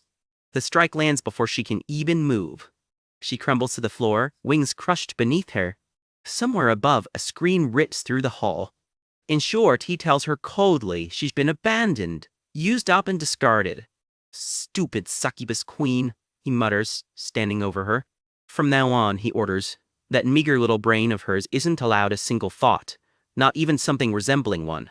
His eye gleams with something genuinely inhuman. Whatever he says next, she's to obey without question, no exceptions. Understand? Her whole body is shaking. She manages. I understand. He leaves her broken in the empty hall and walks away without a second glance. Word of it all ripples outward, spreading through grand halls far beyond that room. Somewhere else entirely, the Archduke lounges on his own throne, eyes sliding sideways like he's already 3 moves ahead. The headlines keep coming. 10-star hero Dapnerphilion confirmed deceased. A replacement gets named almost immediately, Wharton Kolo, the new 10-star hero, and with it, the Tower of Urgus location is finally public. The Demon King of Urgus gets a flashy new nickname to go with the headlines, the Demon King of Blazing Fire. The Heroes Guild publicly vows to spend nothing hunting down that tower, and the whole continent panics over Dapna's death. The world, quite literally, is trembling in fear. The Archduke reads it all from his balcony in total silence. This isn't the headline he wanted. Vivian Blunt was never really the problem. She's easy enough to control.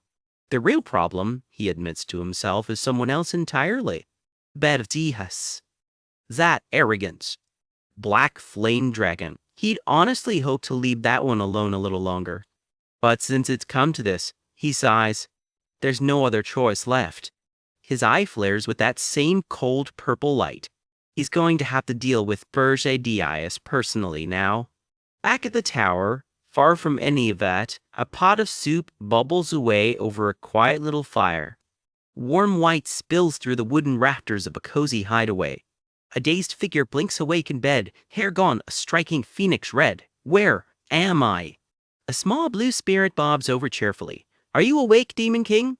Ernon offers up a bowl of soup. He waves it off. He's more interested in figuring out where exactly here is. Wait a second. Is this inside his own tower? A sign confirms it. 4th floor, Ernon's private quarters. That's right, Ernon beams, gesturing at the cozy cabin she decorated herself. Not bad, huh? How much time has even passed? He wants to know, and more importantly, how did they get him into the tower without anyone noticing? Don't worry about it. Simple. Nobody caught them. While Gordon happened to be away, she snuck him in through a window on the 5th floor. Sneaky. Barely 10 minutes have passed since they got inside. Impressively fast work, he admits. But something's off. His body should have collapsed completely from exhaustion by now. Did she do something to him? Instead of running on empty, he can actually feel power surging back into him. Simple Myreniel chimes in. She shared her own mana with him directly. A spirit, using her own mana to patch up a demon king. That's a new one. Turns out absorbing a summoning beast changed something in him. His body can apparently absorb mana now too, something even Nyrumiel's never seen before.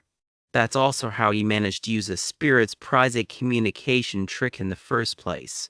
Nyrumiel, meanwhile, is having a full meltdown. He grabbed her chest and hugged her during all that mana sharing, and she is not okay. I'm dying. Berge turns serious for a second. Ernon, this whole collapse thing stays between the two of them. A demon king caught looking weak is a demon king with a leadership problem, so if she tells anyone, I know, but I've got one condition first. Go on. Grant me one wish. Later, whenever I want it. A wish? She just grins, finger pressed to her lips like she's already scheming. Fine, as long as it's reasonable, he agrees, clearly regretting it a little already. Nyrumiel cheers, right as an incoming call chimes in to ruin the mood. It's Gordon, sounding rattled. Demon King, we have a problem. Ernon quietly slips out to give them privacy. The Hildren Kingdom, Gordon reports, is publicly claiming they've located the tower. His face says it all before the words even finish coming out. Worse, they're restarting the full hero's journey. Proof positive. A newspaper clipping forwarded straight from Hill and Cargill. Bergie and Ernon lean in to read it together. This is Dapnerphilion's final act before dying was apparently revealing the Tower of Urgus's exact location, sent the old-fashioned way, since this dimension has nothing like the demonic realm's long-range communication magic. At most, people here rely on carrier pigeons.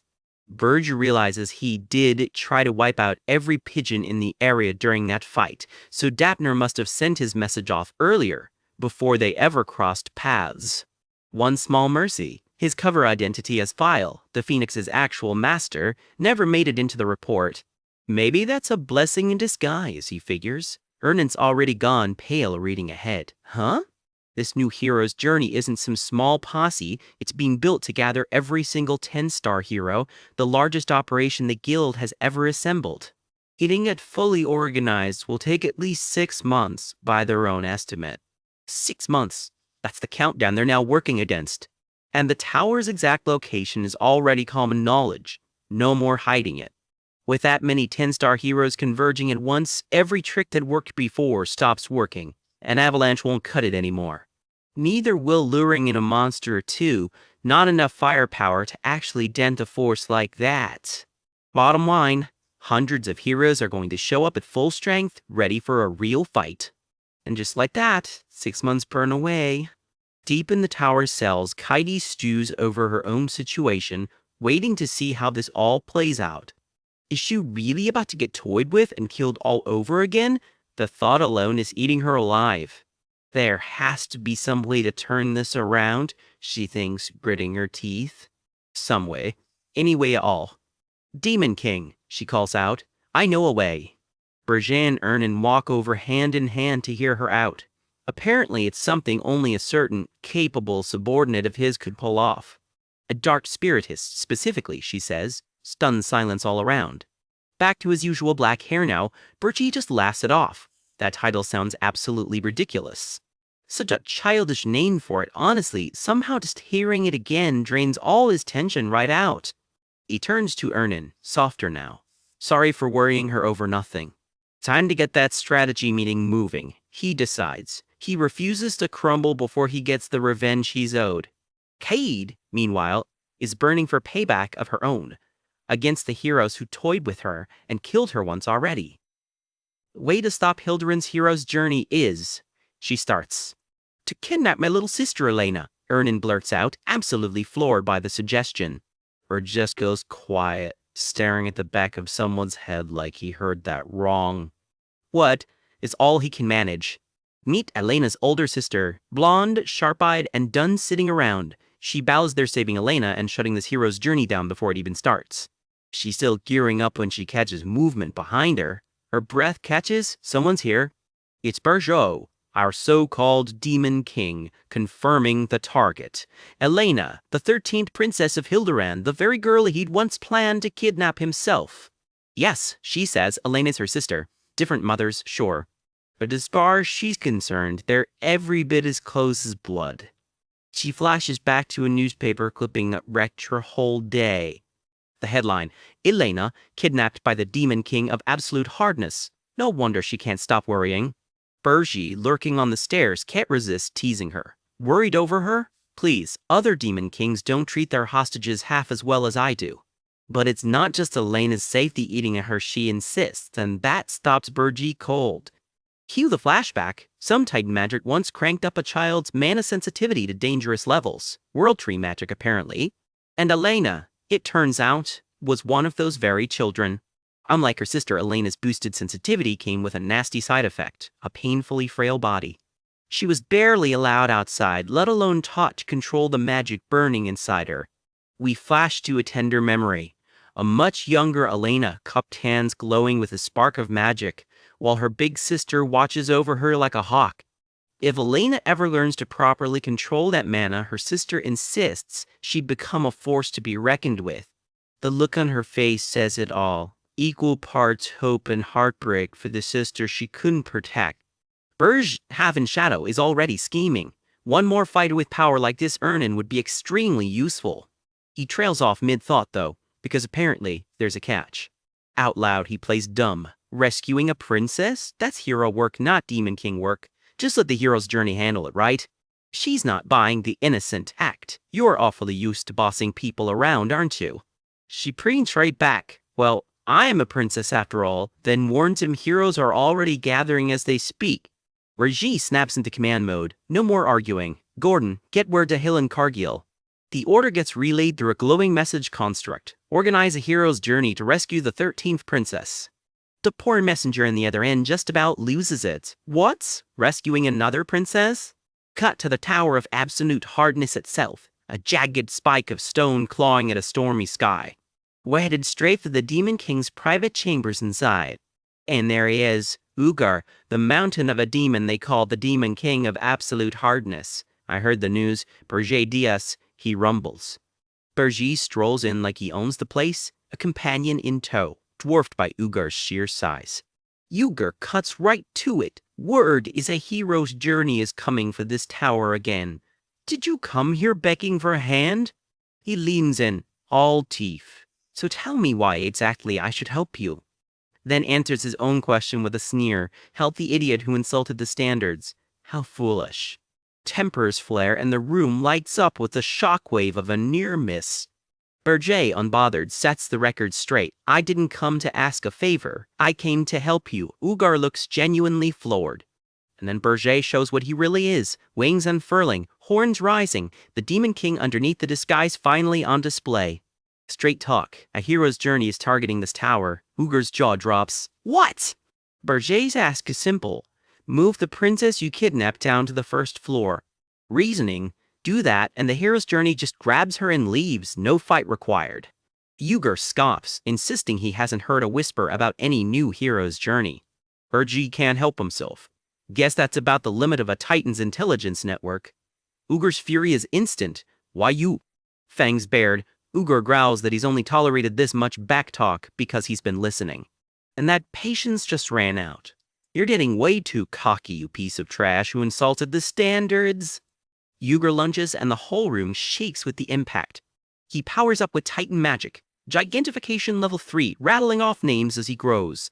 The 3rd Prince of Guyana, the 7th Princess of Velostuktum, the 4th Prince of Machiel, and the 6th Princess of Condaria.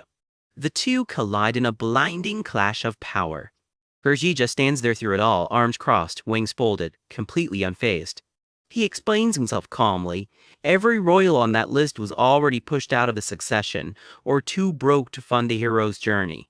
Point being, kidnap them and no hero's journey ever comes looking.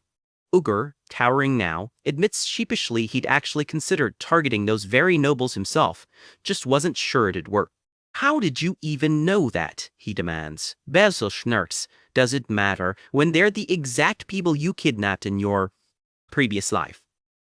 Berger presses the advantage. Isn't your tower's safety the whole point here? And if the rumor about a hero's journey coming for the princess turns out to be false? Well, it doesn't matter, Ugar mutters, shrinking back down while Berger slings an arm around him like they're old pals. Keeping one hostage on the first floor won't hurt you a bit, Berger adds. Ugar goes quiet. Suspicion creeps in. Why are you even trying to help me? What do you want out of this? Ugar demands, while inside Berger's head we hear the gleeful thought. He took the bait. Out loud, Berger just grins wider. What do I want? He echoes, like he's savoring the question. Cut to another dimension entirely, where a whole party of heroes is already gathering. Brute strength alone won't survive that many heroes descending at once, and deep down, Ugar has to know it too. He's simply not sharp enough to stop the heroes here on his own. Which brings us to Elena, trembling in captivity. Berger only ever kidnaps royals who won't trigger a hero's journey in the first place. It's no different from before my regression, he grins, flashing a set of very unsettling fangs. Ugar, he muses privately, the big, foolish coward. We'll soon go looking for someone to cling to just to survive in this dimension. A mysterious figure stands bathed in golden light. The one who will become Ugar's so-called ray of light is revealed. Jason Kaufman, white hair, glasses, and a grin that promises nothing good. I don't want anything, he says, hands raised innocently. It's just footsteps echo as he approaches the tower. So that a great demon king deserves to live longer, he finishes, all false sincerity. Berger's plan clicks into place. He'll play that role himself, winning Ugar's trust from the inside, and in doing so neutralize one of Jason's own pieces on the board. Scene shift. The Golden Moon Merchant Guild's headquarters. An impressive building, all gold trim and quiet money. A teleportation circle flares to life as a group assembles. With Ugar's side of the plan settled, Berger moves on to the next piece. Enter File. Berger's human disguise, red hair and all, checking in. Are things ready? For the hero's journey, comes the reply. Yes, as you ordered. Enter hero Hillen himself, golden armor gleaming, grinning like this whole thing is already won. Archmage Rosal chimes in. We can depart any time. Mapping this tower raid was strictly a favor for Hillen and Cardle, mind you. She's climbed the Tower of Absolute Hardness a few times before, so she knows the layout cold. Over at the Scarlet Hawk Mercenary Guild, the whole crew's buzzing that their benefactor's finally shown up, hoping for another tip. Their leader talks big, promising to show off the true power of their guild. File just shrugs it off. This should be plenty, we're only headed to the first floor anyway. He checks in with the Black Knight Amon and the elf Granada about the rescued elf slaves. Granada reports every single one of them swore loyalty to him entirely of their own free will. Nearby, the merchant, Jedison, grumbles about wanting a bonus for his part. File just nods. Good work, I'll see you all shortly. One of the freed elves catches him and simply says, "Thank you." File announces it. The hero's journey departs now. We're going to rescue the 13th Princess of Hilderon, someone confirms. Yes, sir. Cut to the Golden Moon Merchant Guild's underground warehouse. From above, we watch groups of figures assembling on the floor below. File double-checks with Granada. They really swore loyalty to you? Yes, he answers, upon the World Tree itself. The freed elves thank him warmly for saving them from a lifetime of disgrace. Coming from the great Granada himself, it's an honor for us too, one adds. Very good, File replies. He flashes them a grin. Congratulations, he says, like he's about to drop a punchline. And here it comes, on becoming vassals of the Demon King of Blazing Fire. One elf recoils in horror. Demon? Burgee drops the act entirely, standing there in full horned form right next to Granada. I am a Demon King, he confirms. He shrugs. Well, of course they'd react like that. What kind of Demon King just wanders around looking human? Granada, someone demands, what is the meaning of this? I'm sorry I never told you, Burgee says. Granada admits he swore his loyalty to the Demon King who rules over the World Tree, which means anyone loyal to Granada is now bound to that same Demon King whether they knew it or not. The elves erupt. How could you betray the World Tree? Granada's answer is cold. It's all to take revenge on the humans. Another elf snarls that she can never forget the disgrace she suffered. Revenge, Granada repeats quietly, on the humans. We flash back to why. A human abuser laughing while an elf woman begs him to stop. Another elf, caged like livestock, mocked for shivering in the cold. More hands reach out. More voices echo. It happened to me too. A wordless burst of pure restrained fury fills the panel. The freed elves rally hard behind Granada. I support Granada. I agree too. Voices pile on. Me too. Let's take revenge on the humans. Bourgeot watches it all. Unreadable. Even pure elves fall this far, he murmurs, once they've tasted humanity's ugliness. He calls for his subordinate, Gordon. The orders come fast. Pass along everything on these elves and build a route to slip them quietly into human society. A grim note for later. In 6 months, the 10 Stars heroes will all gather in one place with one single goal, killing him. In full monstrous form, Burgee vows to bring in fresh talent to strengthen the tower before that day comes, and to expand his influence wherever he can, even if it means stirring up a little chaos in human society along the way. Delaying the hero's journey, after all, is just as important a job as winning any fight. 6 months, he reminds himself, until every last one of the 10 Stars heroes finally shows up. His answer to all of it is simple and defiant. I will survive no matter what. A brand new dungeon rises out of the mist, the Tower of Absolute Hardness, home to yet another Demon King with something to prove. First floor and the welcome mat is already soaked in blood. Somebody's clearly been busy. A Guardian's corpse lies broken across the rubble, one of the tower's monsters that never made it past floor 1. Its jaw still frozen mid-scream. Whoever cleared this floor was not in a gentle mood. One passing mercenary just shrugs at the whole thing. This tower's not much, is it? Maybe he should quit the mercenary life and just climb towers for a living. Enter the real party. Hero Hillen Cargill, his mage Rosal Charnt, and a quiet green-hair guide, all pushing deeper into the tower. This floor's monsters are weak, someone notes. Still, nobody's letting their guard down. Then Helen bursts forward, shouting that he's found her. It's Elena Hilderin, unconscious on the cold stone floor. The 13th princess of Hilderin found. Now that they've got her, the party agrees. Time to head back. Helen takes the princess and heads out, leaving the green-haired guy to cover the rear. Kurt understood, and he's gone. It's strange, someone mutters. Why would the demon king of absolute hardness just leave a hostage sitting on the first floor? Walking the empty corridor out, it almost feels like the demon king wanted them to find her. Take her without a fuss, they're told. Like the others said, maybe this demon king's just scared. Good thing the squad barely took a scratch. Helen grins a little too wide. They saved the princess. Time to head back, for now. Roselle just stares at him. Something is off. Helen Cargill, she says, you're acting a bit strange. Well, what? How am I? He stammers, not helping his case at all. He's changed, she presses. Not like the old days, back when he ran her assault unit. Flashback. The old Helen would have demanded they push straight to the Demon King's own room. Floor count be damned. Back then, he'd have risked overdoing it just to pad his own reputation, all for the popularity. But now, she trails off, watching him walk ahead. You seem oddly composed, she says. Ha, he laughs it off, sweating. Must just be her imagination. Privately, though, he's not so sure. Did he look too relaxed because the Demon King already briefed him on the whole plan? Overthinking it or not, Rosal decides it is not a bad change. Quiet question mark hangs in the dark sky as the scene cuts away. The kingdom of Hilderin under a full moon. Somewhere below, a celebration is about to kick off. The grand banquet hall lights up for tonight's victory party. Nobles fill the hall in their finest, drinks in hand, ready to toast a happy ending. A dessert table groans under towers of cake. Nothing says we won like carbs for days. If the royal family's prestige took a hit, the thinking goes, even the morale of future heroes could take one too. The king himself steps forward to commend Helen for averting disaster in the crown's own name. Truly, he declares, you are the hero of Hilderin. You flatter me, Helen replies, and passes some of the credit to Rosal Charnt, who helped pull the mission off.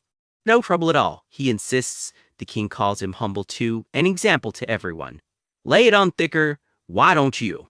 Somewhere down that long banquet table, Helen is overwhelmed by all this praise, truly overwhelmed. Someone asks after Princess Elena. She's resting in her room. The king waits off. Security's been tightened, he adds. No need to worry about her safety. Ah, I see then. But that question is going to stick with him.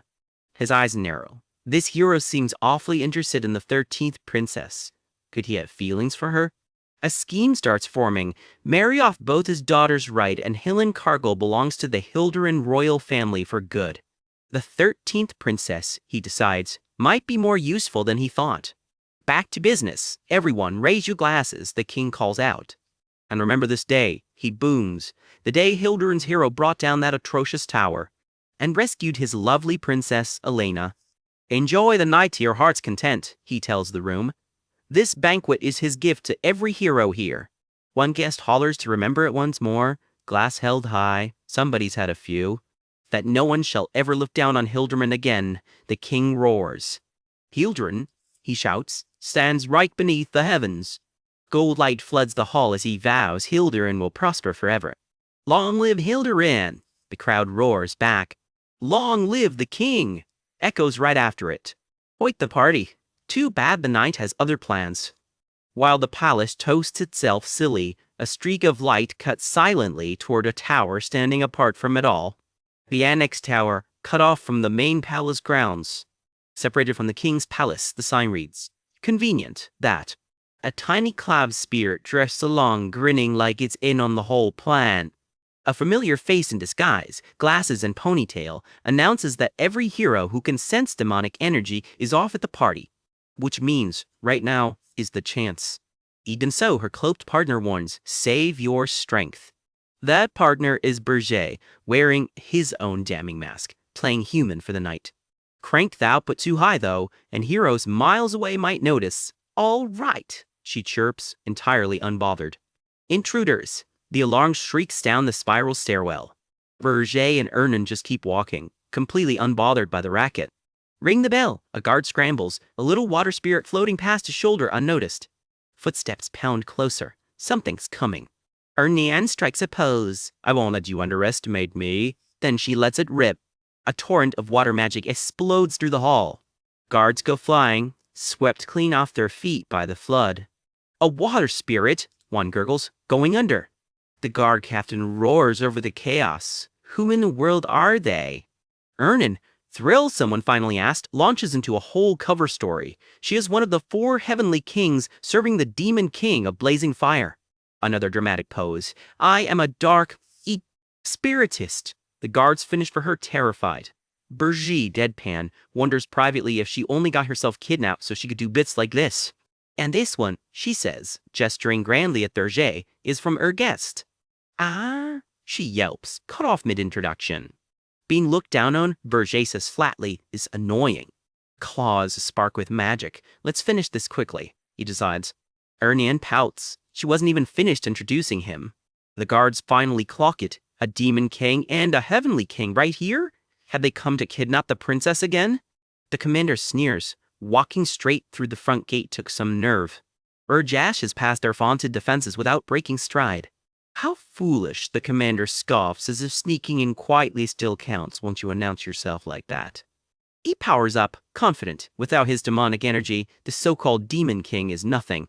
Off to the side, the green-haired guard trades blows of his own. He's playing a much longer game than anyone here realizes. Show them the terror of the Hildrun guard, someone bellows. Yeah, he lies smoothly. Can't use my demonic energy right now, keeping his real trick hidden. Wouldn't want the heroes noticing after all. Out loud though, it's just a taunt. Did you really think you could handle me? His opponent's smirk falters. You dare? Whatever that hidden trick was, it just landed. Steel rings through the chandelier hall blow after blow. Crystal and blade scatter with every swing Bergie throws. He cuts down another guard without even breaking stride. One of them lands flat on his back, thoroughly stunned. Berger, barely winded, notes he's holding back. A collapsing tower would be noisy. Now, he says, heading for the stairs, only you are left. Another guard crumples on the steps below him. The commander grits his teeth. The royal family's finest, and not one of them a match for him. As expected of a demon king. Another exchange of blades flashes past. The commander takes a hit and staggers back. He makes the call. Fall back for now and get the real heroes here fast. More blows land, driving him further back. Then he freezes. Fire and stone are twisting around him in ways they shouldn't. The stones he just cut through are knitting themselves back together. Damn it, he curses the dark spiritist. Ernan's earth magic has him boxed in. I'm sorry, she murmurs quietly, sealing the trap shut anyway. Elsewhere, Bergie muses out loud. If the princess vanishes again, less than a day after her big rescue, word's going to spread fast, and Hildrun's shiny new reputation goes right down with it. He's genuinely looking forward to it, he admits, prying a locked door open. Fist closes around the bars. Someone's home. Grinning, he announces he's come to collect the 13th princess herself, Elena Hildrun. His smile doesn't waver one bit. Then a flicker of surprise crosses his face. A scream tears through the room. A blade flashes as Elena lunges at the intruder and completely misses her mark. Someone catches the strike mid-swing, calling out a single name. Elena. Elena throws her arms around the disguised figure, sobbing. It's really her. It's really Ernan. Bergie just watches quietly as that name echoes through the room. Elena, stunned, asks how she saw through the mask at all. Simple, Ernan smiles. She read the letter Elena sent her. Only one person would ever show up with a demon king in tow to get her out, Elena says. It had to be Ernan. Berger, watching the sisters finish each other's sentences, quietly wonders if it's a family thing. Is every Hildrun royal built like this? Ernan turns on him. He knew about the letter too. Of course, she says. It happened inside his own tower. Weren't you curious what was in it? He asks, if something had been wrong. He explains. Hillenkargel would have reported it straight to him, since he's the one who ordered him to open it in the first place. Violet flame licks up around him as the mood shifts back to business. Now then. He lets his true form show, horns and all, wreathed in fire. Let's head back. he says, and the three of them vanish into the dark. Last traces of magic fade into the night sky.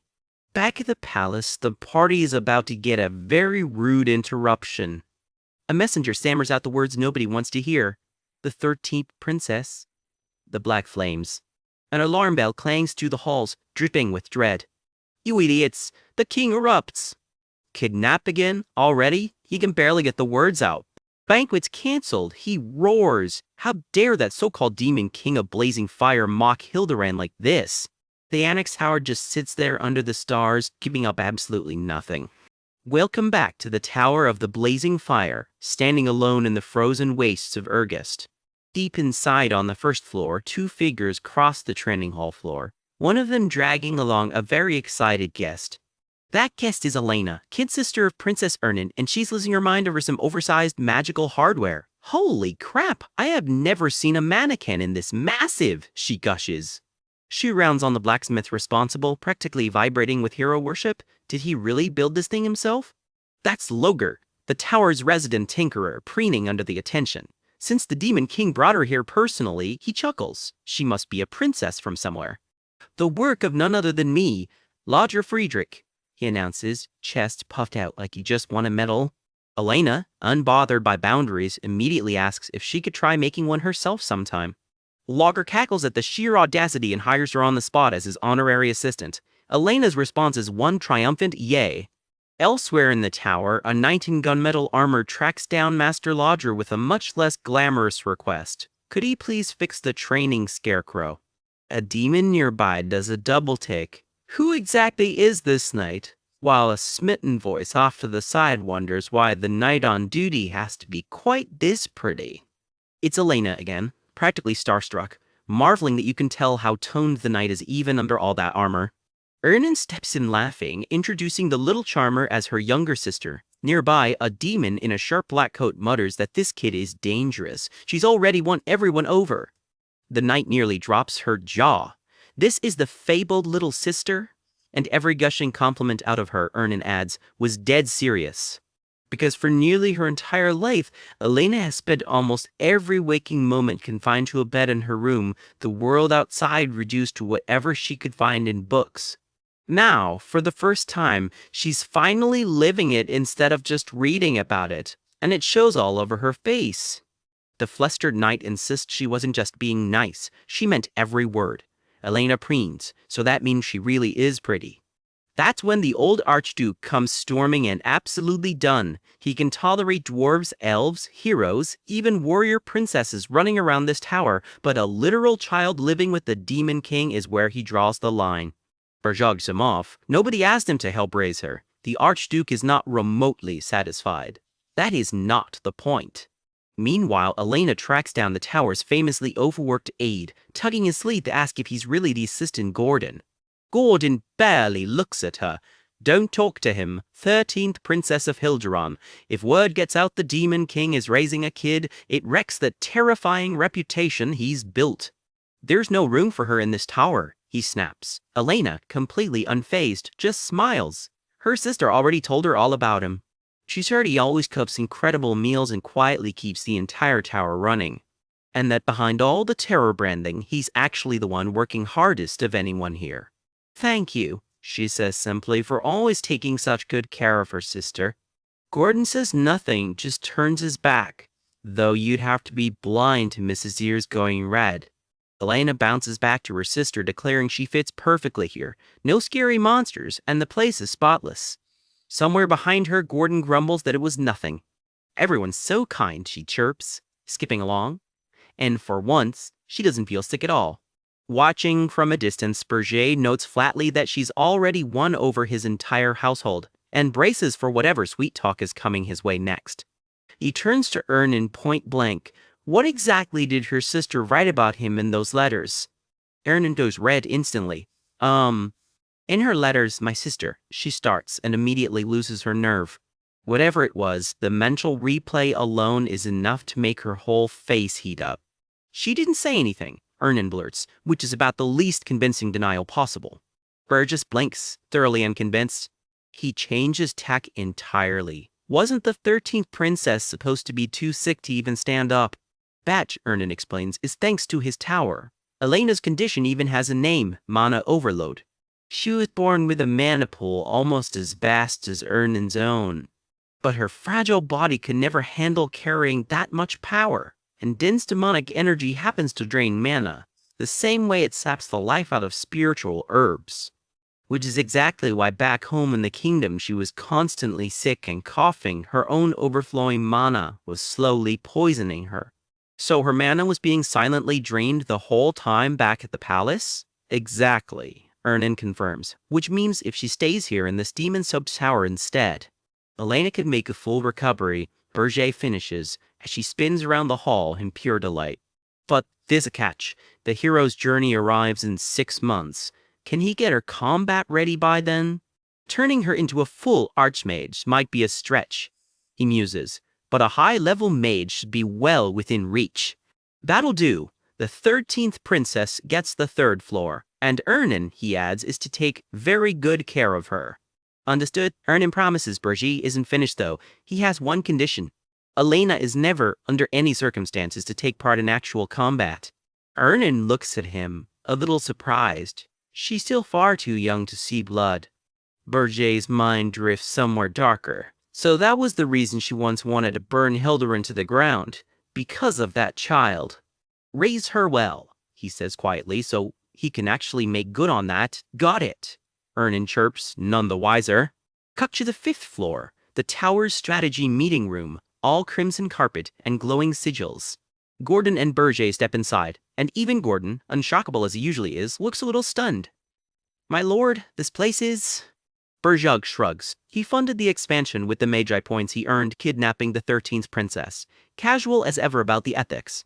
Up until now he's handled every bit of throne business personally simply because he never had the resources not to. But facing down the 10-star heroes is going to demand something more organized. So he's officially handing Gordon the keys to this room. Gordon, flattered, tells him to feel free to expend it however he likes, then does a visible double take at something off to the side. Nearby, the knight from earlier, still sharp as ever with a blade, gets a nod of thanks in return, sword already back in motion. Berger lays out the plan. Blocking the hero's journey for good takes 2 things. First, fortify the tower. Second, buy time before the 10-star heroes can even assemble. He checks in on the scheme to scatter the elves across the continent. Gordon confirms it's proceeding without a hitch. They're quietly funneling elves out to trade partners through the Golden Moon Merchant Guild until a voice cuts in with words nobody wants to hear. My lord, we have a problem. Krutu's face fills the screen, and even Berger can't help an alarmed look at whatever he's about to say.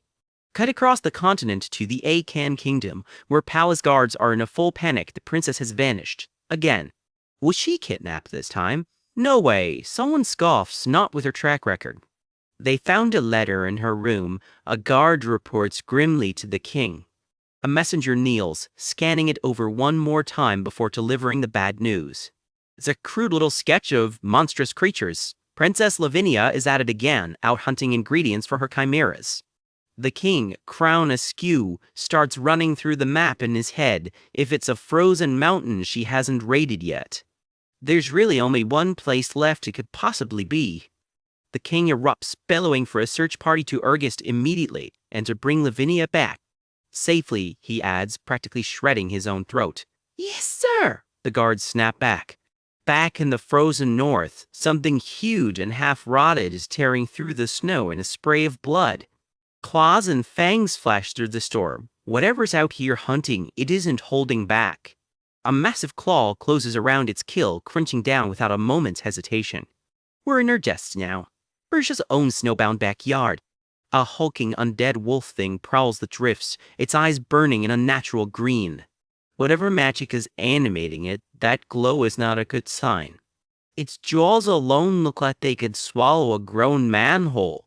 Riding it, half buried in furs, is a girl with wild curly hair, sizing up a fresh cluster of orcs like they're shopping ingredients. Orcs, she murmurs. Say hello to Lavinia Akan, 3rd princess of the Akan kingdom, and apparently very, very far from home. Her monstrous mount stalks off, leaving nothing behind but bodies in the snow.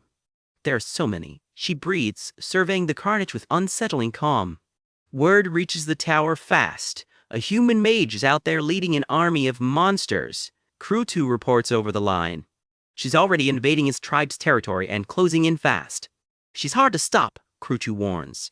Berger and Gordon lock eyes on the feed and both go pale at once. Lavinia Akan? Berger chokes out, recognizing that face immediately. Gordon's already got the file. She's the only chimera creator anywhere in Arian. Even demons who dabble in chimera work are rare, he adds, and she isn't even one of them. She's simply on another tier entirely, Berger mutters. He saw her power firsthand once before, back before he regressed. And now she's here, riding in alone at the head of an entire legion of monstrosities. In his memory, she once tore through his household and kidnapped almost every vassal he had. His tower nearly collapsed entirely because of her, and that is not an exaggeration. Back then, the whole demon realm had a name for her. They called her the One-Woman Hero's Journey, cute nickname, Terrifying Woman. She wasn't even supposed to go fully active for another 3 years. So did Draxon's death shake something loose, pushing her timeline forward? One thing's certain, Lavinia will never stop until she gets whatever ingredients she came for. She's exactly the type to start carving up a demon king himself if the local wildlife doesn't satisfy her. So why Regressed of all places? Gordon lays out the political problem. Lavinia's rank in the Akan royal line is dangerously high. Kill her or capture her. Either way, the Akan kingdom marches its entire army in retaliation, on top of an already brutal Hilderan hero's journey heading their way. Someone's grip tightens on a sword hilt. We'll never win, comes the quiet verdict. Berger's already moving. Crew 2, he orders. Lure her away before she ever reaches the tower. No full-scale battle, understood, and Gordon takes over command from here. Walking out alone, Berger can't shake the feeling this is exactly how things looked right before Draxon died in his last life. Back then, he was the one who sent Princess Anna straight at Draxon. His footsteps don't slow down, but something in his gut just did. Wait, he mutters, stopping cold. This whole situation is lining up way too neatly with the last one. Could someone have deliberately sent Lavinia Akan straight at him just to screw him over all over again? Deep in a blizzard, Crew 2's forces are getting overrun, and the order comes down fast. Fall back east. One soldier barely manages a yes sir before the storm swallows the words whole. Crew 2 isn't buying the timing. Lavinia Akan wouldn't have marched into the storm without a tip. Someone fed her the intel. There's only one demon slippery enough to pull strings like this. Jason Cotman, the so-called demon king of lies. Crew 2 can practically picture that smug grin. He's the only one I can think of, he mutters. If Cockman really is behind this ambush, Crew 2's tribe just became collateral damage in someone else's game. Whatever the reason, Crew 2 isn't going down without a fight. I won't just sit back and take it. Winded and battered, Crew 2 barely catches his breath before the enemy closes in again. A hulking beast chimera looms out of the whiteout, towering over him, hungry for the kill. Crew 2 manages a grim smile anyway. At least his people got out. Seems my subordinates escaped safely, thank goodness. Even without me, he tells himself, bracing for what's coming. He thinks of his tribe, gathered safe together. Since everyone is here, the tribe will last forever. As long as I can protect the tribe, he growls, readying himself. My life is a small price to pay. Crew 2 charges the beast head-on, fully expecting this to be his last stand. Then a voice cuts through the storm. Demon King. Something massive and burning red is closing in fast. A blast of crimson energy slams into the beast mid-charge. Crew 2 is about to be caught in the crossfire. Certain this is the end, Crew 2 chokes out an apology. I'm sorry. Please look after the tribe. The chimera bares its fangs, closing in for what should be the finishing blow. Out of nowhere, a plume of violet-black flame comes screaming down from the sky. Crew 2's eyes go wide. He knows this signature. Black flames. There's only one demon lord who fights like that. The flames coalesce into a voice, cold and unimpressed. Did I order you to die? Berger Dias drops out of the storm, wings spread, arriving just in time to spoil Crew 2's funeral plans. Demon King. Crew 2 can barely believe it. His king came all this way himself. Burjee's expression is unreadable as he takes in the wreckage of the fight. Who said you could die? Burj snaps. Krutu stammers an apology, ready to accept any punishment for failing him. But Burjee isn't here to punish him. Raise your head, he says instead. You fulfilled your responsibility as a chief, Burjee tells him. So don't throw your life away so easily. Subordinates like you are hard to find, Burjee adds, about as close to a compliment as he gets. Demon King? Krutu's voice cracks, completely overwhelmed by the rescue. Burjee's clawed fist still glows faintly with leftover magic. That fight cost him more than he'll admit. Watching from a distance, someone else has just spotted the whole rescue. King? Bear surveys the aftermath with grim satisfaction. This worked out well. That Chimera army roaming his territory is a real problem. Better to thin their numbers now while he can. He charges a fresh blast of demonic energy in his palm, ready to make an even bigger dent in their ranks. Elsewhere in the storm, a completely different voice screams out, "Sister!" A search party presses on through the blizzard on Beastback, desperately hunting for someone missing. "Sister, Father is worried about you. Princess, they're not looking for Burj, they're looking for royalty gone rogue." Meanwhile, Burjee is still knee-deep in chimeras, tearing through the pack with brutal efficiency. One of the searchers puts it together. Did they come to find Lavinia? "Sister must be there," one knight shouts, charging toward the glow on the horizon. The search party belongs to Kane Akan, the Akan Kingdom's 5th prince, and for his part, Burjee has zero interest in starting a war with their kingdom. But next time, he warns, power still crackling around him. "None of you shall be spared." A pack of rat-like chimeras skitters through the snow, more of Jason's monstrous handiwork on the loose. Then a familiar face pushes through the storm, staring straight at Burjee. Demon. King Lavinia Akan has found him again, and she's clearly not here by accident. Back with the search party, someone spots a light in the distance. "Sister! Eh!" Over here, the light came from here. The knights push forward through the drifts, chasing the glow that might lead them to their missing princess. Instead, they run into something else entirely. A bulbous, wide-eyed chimera creature blinking back at them. Elsewhere, Lavinia herself mutters under her breath, telling whoever's listening not to come looking for her. "Don't look for me," she insists, clearly determined to stay lost on purpose. Her brother isn't having it. "Sister, why do you disappear like this every single time?" One of his knights finally speaks up. "Prince, we've come too deep. We should head back before we run into something worse." "You're right," the prince admits. "There's no way she'd actually lose to a bunch of monsters." Word comes back that she wasn't taken by the Demon King of Blazing Fire either, so the search party finally turns around. "We're heading back." "Yes, sir." Back at his tower, Burjee mulls over the Lavinia problem with his aide. "Lavinia Akan," his aide reports. "She won't go back until she gets what she wants." "That tracks," Burjee mutters. Even before his regression, she was obsessed enough with a Demon King's flesh to chase him for it. A report comes in. "Demon King, the Akan scouts have left her just." "Did she split off from them after meeting the princess?" Burjee asks, piecing the timeline together. "No," comes the answer. "She's a human obsessed with chimera materials. She shook off her own escort on purpose." His aide keeps working the angles. If the search party had known she was headed for the tower, they'd have shown up here already. So given the circumstances, even if that chimera princess vanished forever out here in dangerous Regressed territory. "Forever," he repeats, letting the implication sit. "Taunt he? Akan Kingdom would have no grounds to invade," he continues, using us as the excuse. "So maybe now's the time to just go all in and end this," he suggests, only half joking. He can't help grinning at his own ruthless logic. Even he seems a little unsettled by how far he just took that thought. Burjee considers it. This really might be the only real shot at dealing with her. Though, he trails off, clearly not sold on murdering a princess just yet. Then something else needles at him. A nagging sense of unease he can't quite place. "I'll deal with her myself," he decides, launching off his tower on leathery wings to investigate. Burjee lands and scans his own tower. Something about it feels wrong. A skull-like shape juts from the shadows, unnervingly still. Glowing eyes blink open in the dark fur around it. No way. It hits him. Someone's using a creature like this to spy on the tower from outside. Did he come out himself to hide the inside of the tower?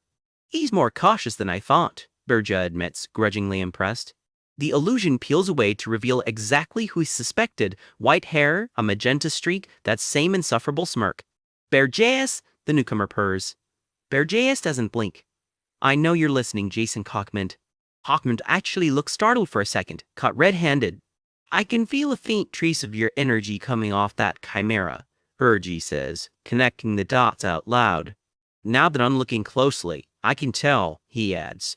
Did you build a body out of your own demonic energy as material? Lounging on his throne miles away, Jason looks almost delighted. Impressive. To think you'd notice that. But, he continues, savoring the pause, even if you noticed, what could you possibly do about it? Jason grins. Not exactly the same odds as a hero's journey, standing alone against a whole chimera army, he taunts. Somewhere out in the snow, that very army is already on the move. Berger takes stock of what he's facing. As expected, there are a lot of them. Each one's on the level of a high-ranking monster. Still, if he can just get his hands on Lavinia Akon, this whole mess might untangle itself. Then something clicks wrong. Wait, that chimera, it's not just Jason's work. I feel another energy signature coming off it, he says, narrowing his eyes. A whispered report comes through. Demon King. This is information just received from Hill and Cargill. The intel is grim. The corpse of the late beast Demon King Draxon was used as raw material. It was recovered by the 10-star hero Rosal Charnt and somehow ended up in Lavinia Akon's hands. So this entire chimera army is quite literally built from a fallen Demon King's bones. Berger's reaction says it all. This is worse than he thought. The chimera stole an eye flickers with that same energy signature, confirming it. Zout, even Drathon's corpse, Berger can barely process it. Was used as material? Jason confirms it with a shrug. That's right, though it's only temporary. It can replicate the speed Draxon had in life. A Demon King's remains carry the power of their own demonic energy points. But you, Berger realizes, converted most of your own points into cold hard cash instead of using them to get stronger. Which is exactly why the current you, completely unstrengthened, Jason continues, savoring it, is going to have a very hard time beating that chimera and Princess Lavinia both. And that's not even the worst part. I've placed eyes and ears on several other chimeras too. So while you're busy playing tag with Lavinia, Jason continues, clearly enjoying himself. Tonty moment, even one of them wanders into your tower, I get a full readout of everything inside. Then I build the perfect invasion plan, exactly the way heroes do it to Demon Kings. Jason's grin stretches ear to ear, savoring every second of the reveal. Horns rising, Berger's expression darkens. Now what will you do? Demon King of blazing fire, Berger Deus? Jason finishes, delighting in cornering him. Berger exhales, furious mostly at himself. I've been completely played. Jason Cockmond. This time, he mutters bitterly, I've ended up in exactly the same spot as Draxon. His hand ignites with demonic energy. Once this fight starts, there's no walking it back. Since it's come to this, Berger decides, jaw set. His claws flex, energy crackling around his fingers. It's all or nothing, he snarls, unleashing everything he's got. A shockwave of raw power tears through the storm as Bershai throws himself fully into the fight. He locks eyes on his real target, Lavinia Akon. She flinches. Demon King, I know you're the Demon King, but this is dangerous. Lavinia's whole face twists in alarm, clearly not expecting him to go this hard, this fast. Meh, revealing yourself in front of all these chimeras. What are you even trying to do? She demands. Miles away, Jason catches the shift in the air and narrows his eyes. Could it be? Berger turns his full attention on her, the towering wolf chimera looming behind him. Lavinia Akon. Let's make a deal. She hesitates. A deal? If you do that, Berger says, horns catching the light, utterly sure of himself. Cancel your deal with the Demon King of Lies, and I'll give you one of my own horns. I swear it, he adds, dead serious on the Demon King's standards. Under a freezing sky, the Demon King dropped the human disguise completely, horns out, hand raised like he's about to make someone's night very bad. He names her outright Lavinia Akan and demands she cancel whatever deal she signed with the Demon King of Lies. He lets that hang in the air with a grin that says he already knows how this ends.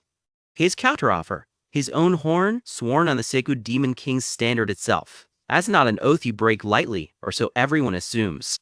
One narrative says he's already 3 moves ahead of whatever she's about to agree to. She doesn't even hesitate. Deal! Practically glowing with excitement over a demon horn. Pen to paper, seal to wax. It's official now whether she's thought this through or not. Even the Demon King looks a little clammy signing this one. Something tells you he's already regretting the horn part. Back at the tower, he's already barking orders. Horn, handed over, while his companion mutters the whole place has 0 manners. Charming as ever, he waves everyone inside. Lavinia isn't buying the vibe just yet. That stare could curdle milk.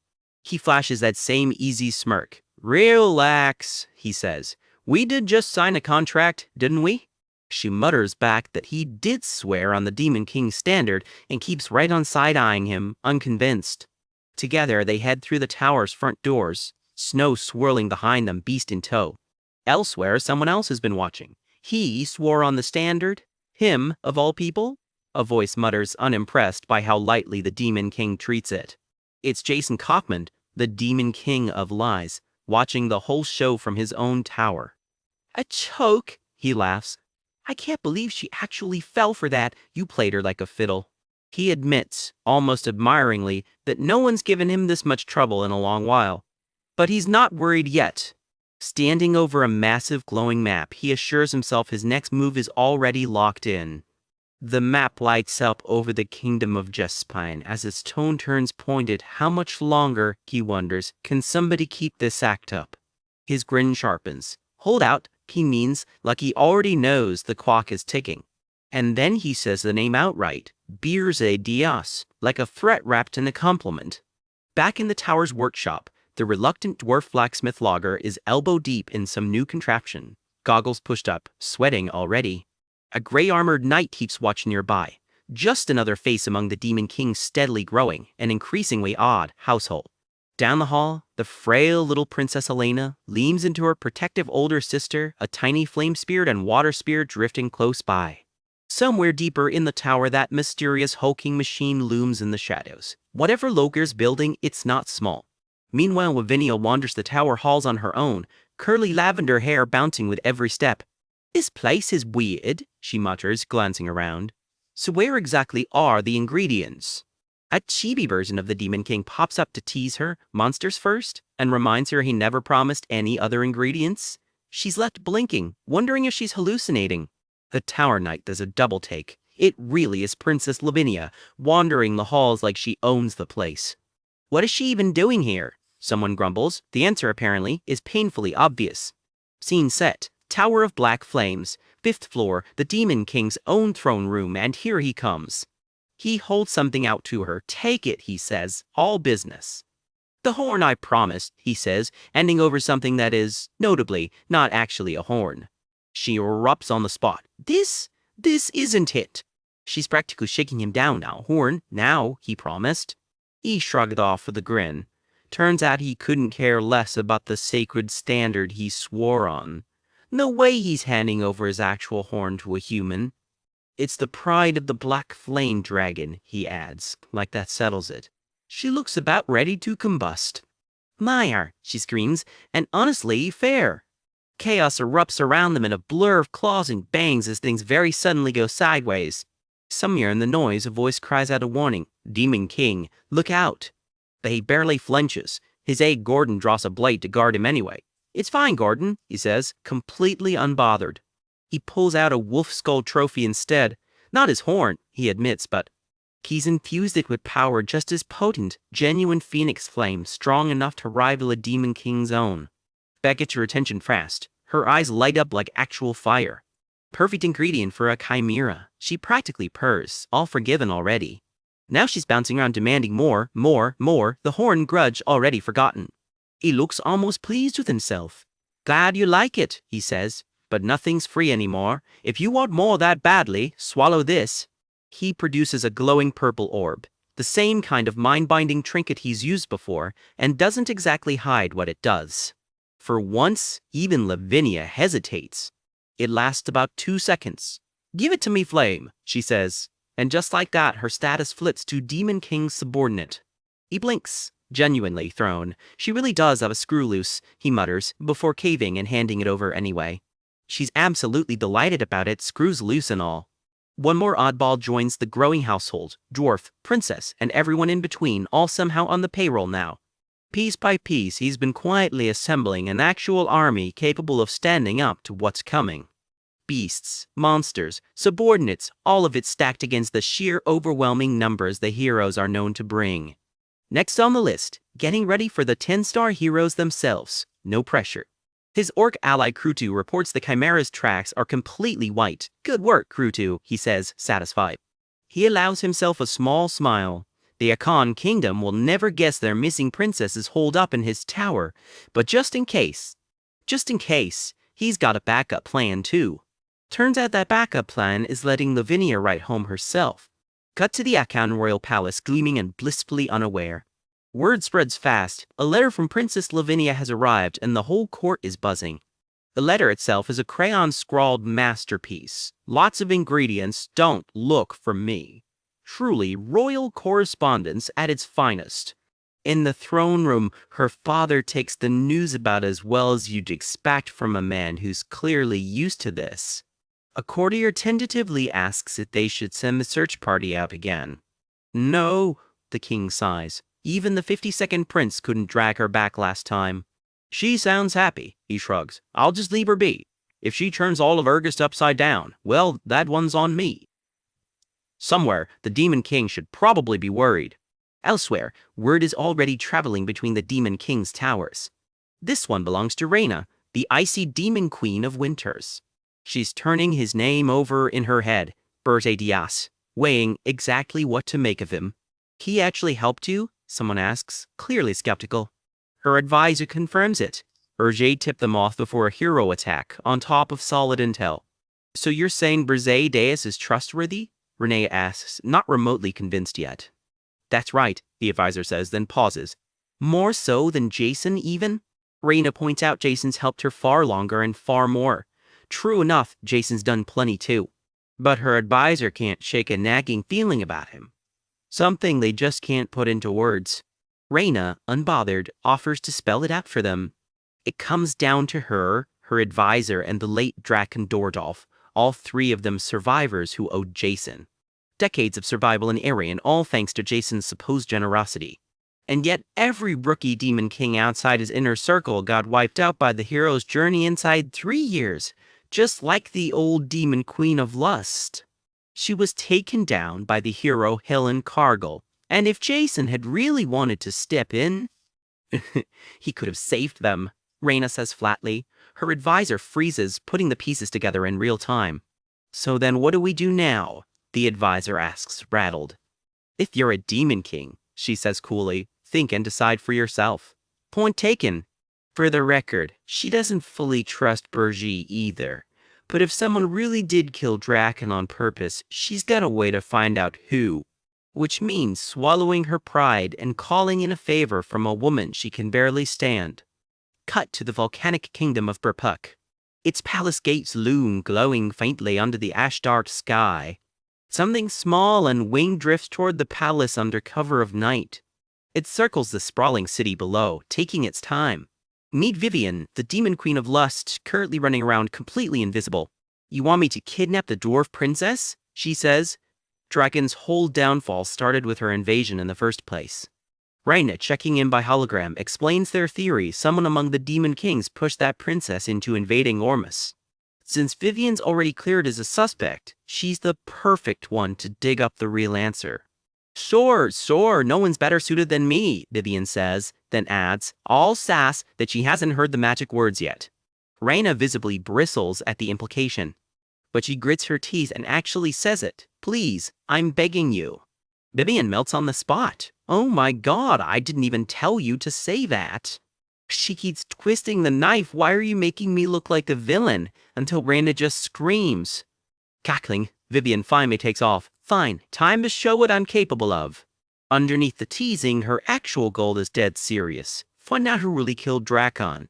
Pull this off, and Archduke Alkane might finally let her go home. She arrives at the Dwarf Royal Palace, confident nobody's reckless enough to make an enemy of the entire succubus tribe. Last time I got caught because I only sent my subordinates, she reasons. You can't see me now, can you? Handling it in person means nobody finds out, unless, of course, an actual top-tier hero happens to be around. Just around this corner in Princess Anna's room is Rig, she starts. And that's exactly when Granada steps out to meet her. The air goes cold in a way that has nothing to do with the weather. She stammers, invisibility apparently not helping much anymore. Can you actually see me? She asks, praying the answer is no. Of course I can, he says flatly. Blue lightning crackles to life around him as he names her outright, Demon Queen of Lust. The lightning hits before she can even finish reacting. Kiwa! Reeling, she manages to gasp that anyone who can see through her concealment has to be top tier. So why is a hero of that caliber wasting his time guarding some princess? She finishes, equal parts furious and baffled. I can't take this anymore, she howls, patience officially gone. Lightning rips across the sky as a vicious ambush erupts out of nowhere. Somebody's about to have a very bad night. The attacker skids back, stunned. She wasn't expecting a top-tier hero to be waiting for her. Nearby, one of the heroes on watch mutters to himself. The Demon King called this one exactly right. Word spreads fast. Someone really did just try to snatch Princess Louise Worf tonight. Helen Cargill gets his orders on the spot. Guard the dwarf princess. No questions asked.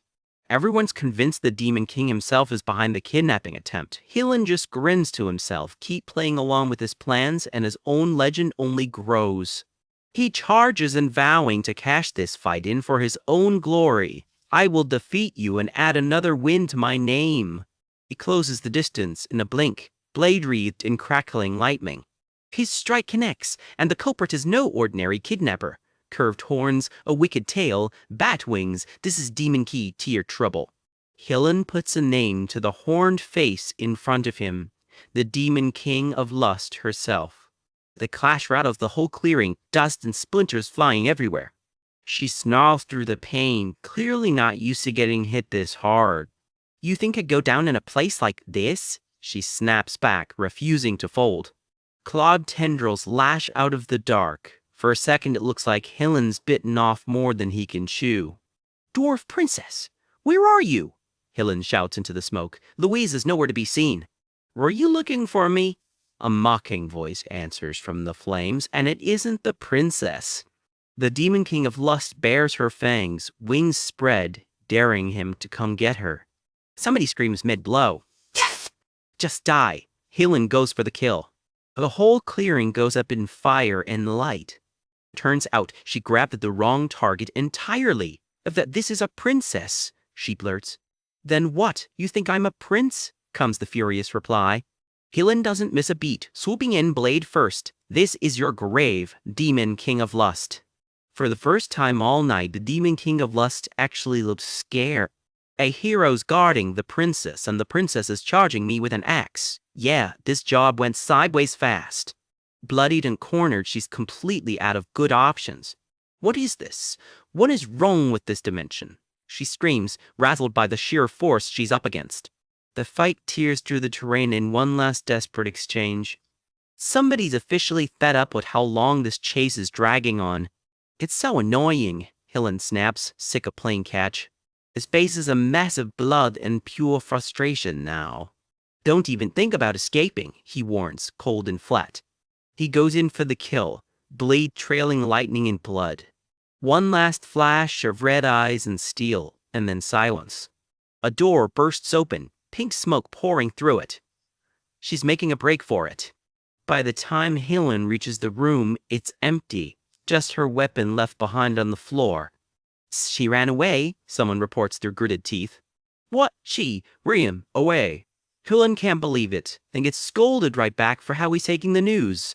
Princess Louise isn't having any of it. She orders every guard in earshot to hunt the Demon King down right now. Helen just blinks, caught flat-footed. This is... Something in the wreckage catches his eye. Word of the whole mess makes it back to the Demon King's snowy tower. The Demon King of Lust came just as you said. Ever since I first saw Vivian, I figured this would happen, Barjay says. He called this one from the moment they met. Helen has to admit the mission was a bust. Vivian got away. But I did acquire a trophy, Helen adds, and Berger raises an eyebrow. He may have let her escape, but not before slicing off her tail as a souvenir. Straight to the tower it goes. The severed tail pulses with dark magic all on its own. Clearly more than just a keepsake. Across the world, a storm rages over the Eastern Triangle Strait, the Sea of the Sea King. Waiting in the deep is Crudalord, self-styled master of the Eastern Sea, a calamity-grade monster, the kind that ends careers. It rises out of the waves like a mountain of rotting driftwood, dwarfing the lone fighter below. Why are you already scared? If you're calamity grade, put up more of a fight. Some maniac in pink war paint is out here taunting a sea titan for fun.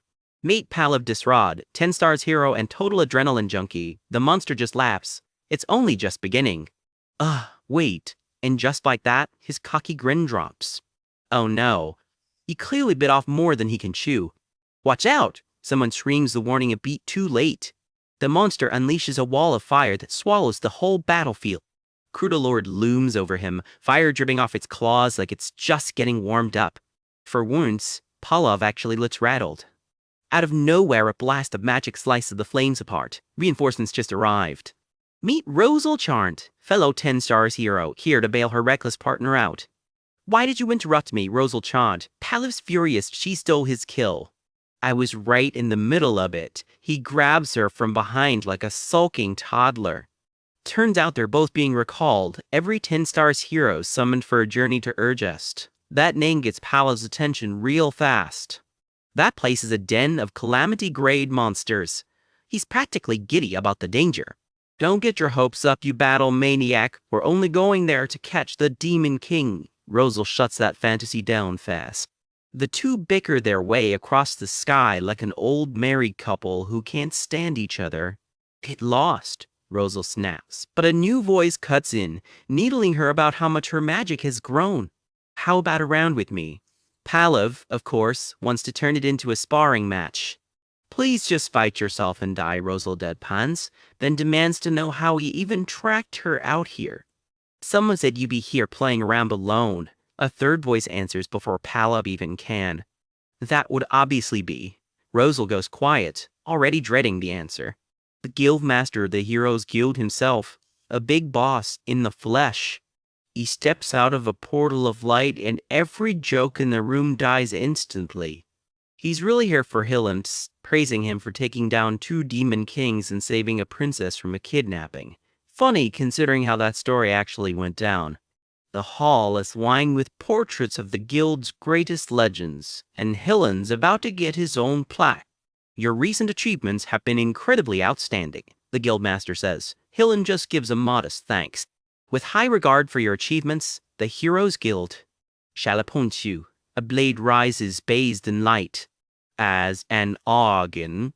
Argans are those who, alongside the guildmaster and the 4 elders, decide the direction of the entire guild. This isn't just a promotion. It's a seat at the top of the food chain, one even king's court for favor. It is a position that exercises immense power. I did it. Finally, an ordinary boy from a small countryside village, his inner voice cracking with disbelief, has made it this far. Just a little further. He reaches for the badge of office. And then Tiro Hillen Cargill, I will fulfill my duties as an Argan. His oath rings out. He clenches his fists, practically glowing with ambition. Now I can become the greatest hero to ever go down in history. And there it is, the real dream, finally out loud. When did that greenhorn become such a big shot? Somewhere in the crowd, an old rival isn't thrilled about it. Sir Palav Disrod, the herald announces. Lady Rosal Charnt, she's right alongside him. It's been a while. I heard you took down 2 demon kings. Let's spar sometime. Rosal's buying the legend same as everyone else. Good to see you too, Sir Palav. Sparring is a bit... Helen tries, politely, to dodge the invitation. All three 10 stars heroes are marched in front of the guild's inner circle. To issue a grave mission, I have gathered you here. Palav predictably grumbles that this ruined his fun. This better be a proper mission or you're a dead man, threatening the guildmaster to his face. Bold move. Sir Palav, how can you say that to the guildmaster? He doesn't even flinch. Do not worry, Palav distraught. It is a mission that will satisfy you. Huh? As well, from this moment on, you will retrieve the heroes employed in the Jespine Empire's succession war. 7 of their own, moonlighting as mercenaries in a royal succession war, and it's time to forcibly drag them home. By any means necessary, the Heroes Guild will handle the aftermath. Permission to go loud and messy. The 10 stars journey is now top priority, all in service of speeding up the march on the Demon King. Now you're talking, so we can just beat them down or bring them back? Palav's thrilled at the idea of curb-stomping his own co-workers. Don't get so excited, it's creepy. Just don't break them so badly they can't join the journey. One small rule, don't kill the co-workers. Of course, toys are meant to be played with for a long time, not exactly reassuring. Meanwhile, elsewhere, someone hears the news and goes pale. This is bad. The hero's journey will start earlier than expected. Easy to guess who's sweating over that. The Demon King is my path to success, the thought echoes. Helen's real motive laid bare. He cannot fall until I become the greatest hero. If Berger actually goes dumb for real, his whole fabricated legend collapses with him. That is what they said. And the news makes its way, smell and all, back to the Demon King's tower. They're moving up the hero's journey? Gordon relays the news, and it lands like a gut punch. If they bring back the heroes employed in Jespine, the journey begins immediately. Why all of a sudden? Berger's eyes narrow. The guildmaster didn't even stay to reason. It's too sudden, almost feels artificial. Berge nails a setup. Could it be, did Jason interfere? He immediately suspects a rival Demon King's fingerprints on this. They said they'll intervene in the Jespine Empire succession war. In the succession war? An old tradition of the Jespine imperial family. A crown up for grabs, and a bloody contest to win it. The next emperor is decided by the princes and princesses competing with their lives on the line whenever the current emperor hands down a troublesome task.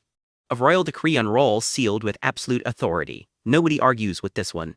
The princes and princesses hire mercenaries and carry out the task alongside the heroes. The tasks are prepared in a total of 5 stages. And the succession war usually lasts about 6 months. 6 months. So, the 10 stars are tied up in that war. Yes, 7 out of the 10 hired on as mercenaries. That should have bought Berger plenty of time. Should have. If Balov Disrod gets involved, it could take 1 month, maybe just a few weeks. That clock is about to get obliterated, and all the 10 stars might end up gathering. Worst case scenario, every single one of them together headed his way. Whether Jason interfered or not, Berger's already made up his mind about what happens next. I have no time. I need to move right now. Logger, it's time to move to... the next stage. Make a golem. Logger nearly drops dead of shock at the assignment. A golem. You mean the ancient weapon? You said Magitech was essential for building one. I fought them in my previous life, Berger says. He's seen this enemy roster before, and the life that got him killed. Not taking chances twice. Lavinia Akam helped Logger build the golem. Me? Why? He tosses over the severed tail from earlier as a rare crafting ingredient. The tail of the succubus queen. Waste not, want not. An ingredient, all right. Lavinia perks right up once there's payment on the table. Ernan, how is Elena doing? Berger checks in on the frail young princess he's been sheltering. I'll start teaching her basic magic tomorrow, Ernan says. She's already stepped up to mentor her. Good. Keep at it. Yes, sir. Then Berger wreathes himself in fire, hair bleeding to red, wings of flame unfurling. Time to become pale again. Gordon, I'll go buy us some time. I'll leave the tower too. You for the time being. He hands over the keys and walks out. Demon King, where are you going? Don't tell me. Someone's already figured out exactly where this is headed. I will personally participate in the Jespine Empire's Succession War, and with that, the disguised Demon King walks straight into a royal bloodbath to buy his tower a little more time. We open above Utera Island, a quiet patch of the Jespan Empire's territory. Don't get used to the peace. Recently, this island got swallowed by a massive horde of undead, and the locals are living out every zombie movie's opening scene. The whole Empire's citizens are shaking in their boots. See, there's a war succession going on for the throne, and the final trial is brutally simple. Whoever puts down the necromancer of Utera Island first wins it all. And here's the monster everyone's gunning for. High-tier necromancer, dark and life essence magic, current location, unknown, real helpful guys. Somewhere out in that jungle, something's already groaning in pain. The hunt for the throne has already turned the whole island into a battlefield. And it is not going well for the people caught in the middle. It's the necromancer's own undead army closing in from every direction. One prince's retainers scramble to shield their lord, screaming that the path to the throne is paved in blood, and that they better throw every last soldier at it. That's Rufus Jespain, the first prince, carried through a war zone on his own throne while his men die screaming his name. For the first prince, not exactly a battle cry with a long shelf life. Even his own aide is starting to do the math. At this rate, there won't be anyone left to protect him. Backing Rufus up is his hired gun, Naya Diaphragm, 3rd star of the 10-star heroes. Rufus doesn't do please. He reminds her flatly that famous hero or not, she's still his subject, and she'd better not think about disobeying. Meet Rufus Jespain, first prince of the Jespain Empire, a man who treats a mass grave like a stepping stool to the throne. Naya's answer is short. No, sir. Whatever she really thinks, she keeps it to herself. Cut to another corner of the island, where it's not zombies doing the killing this time. It's family. One sister begs to be spared. Her brother tells her not to say such sad things, all sweetness, right up until... He insists he could never hurt her himself. He doesn't have to. He's got someone else for that. And just like that, one more heir is off the board. The mastermind admits it outright. He'd never dirty his own hands, not when he's destined to be a noble emperor. This charmer is Floen Jespain, the second prince. His plan for the rest of the tournament: skip the drama and clean up the competition early. His hired muscle is Ralph Schmidt, 6th star of the 10-star heroes, and yes, that name is doing this recap zero favors. Elsewhere on the island, somebody's just punching the undead problem straight in the face. A magnificent punch worthy of a ruler's dignity. Someone gushes, your posture is excellent too. The bar for royal flattery is on the floor. Turns out even a 10-star hero isn't immune to a little ego stroking from royalty. This is Tioran, the 4th princess, built like a tank and just as subtle. She's not impressed by the current competition. Far too weak, she says, mid-punch. Her plan for the throne? Start by purging her scrawny brothers and sisters. Family reunions in this empire do not go well. Tioran Jespan, 4th princess of the Jespan Empire, subtlety not included. And of course her hired hero, Gillian Eint, agrees with every word. That's how you keep a job like his. 2 hours into this so-called noble quest, it is already a bloodbath. The air count just ticked down from 17 to 15. This tournament has a body count. And somewhere in the trees, someone is running for their life. The undead horde is closing the gap fast. Whoever's being tased is already begging for it to stop. Meet our actual protagonist for the next stretch. A terrified kid screaming at his own retainers to stop following him into danger. This is Noah Jespain, 17th prince of the Jespain Empire, dead last in the succession line, and it shows. Every retainer he had has already been torn apart by the undead. And the heroes he scraped together to hire, gone. Every single one bailed. All that's left is a handful of trinkets his siblings once gave him, about the closest thing to a goodbye gift he's got. Problem is, he has no idea how to actually use any of them. And then the force itself trips him. Down he goes, tumbling straight into the undead's path. His last lifeline, those artifacts, go scattering into the dirt. Surrounded and out of options, he can barely get the words out. I can't. But something in him refuses to just lie down. 'Cause if any of his murderous siblings end up on that throne, he already knows exactly what kind of empire that becomes. A bloodbath, sweeping through the whole empire. That's the future he's fighting to stop.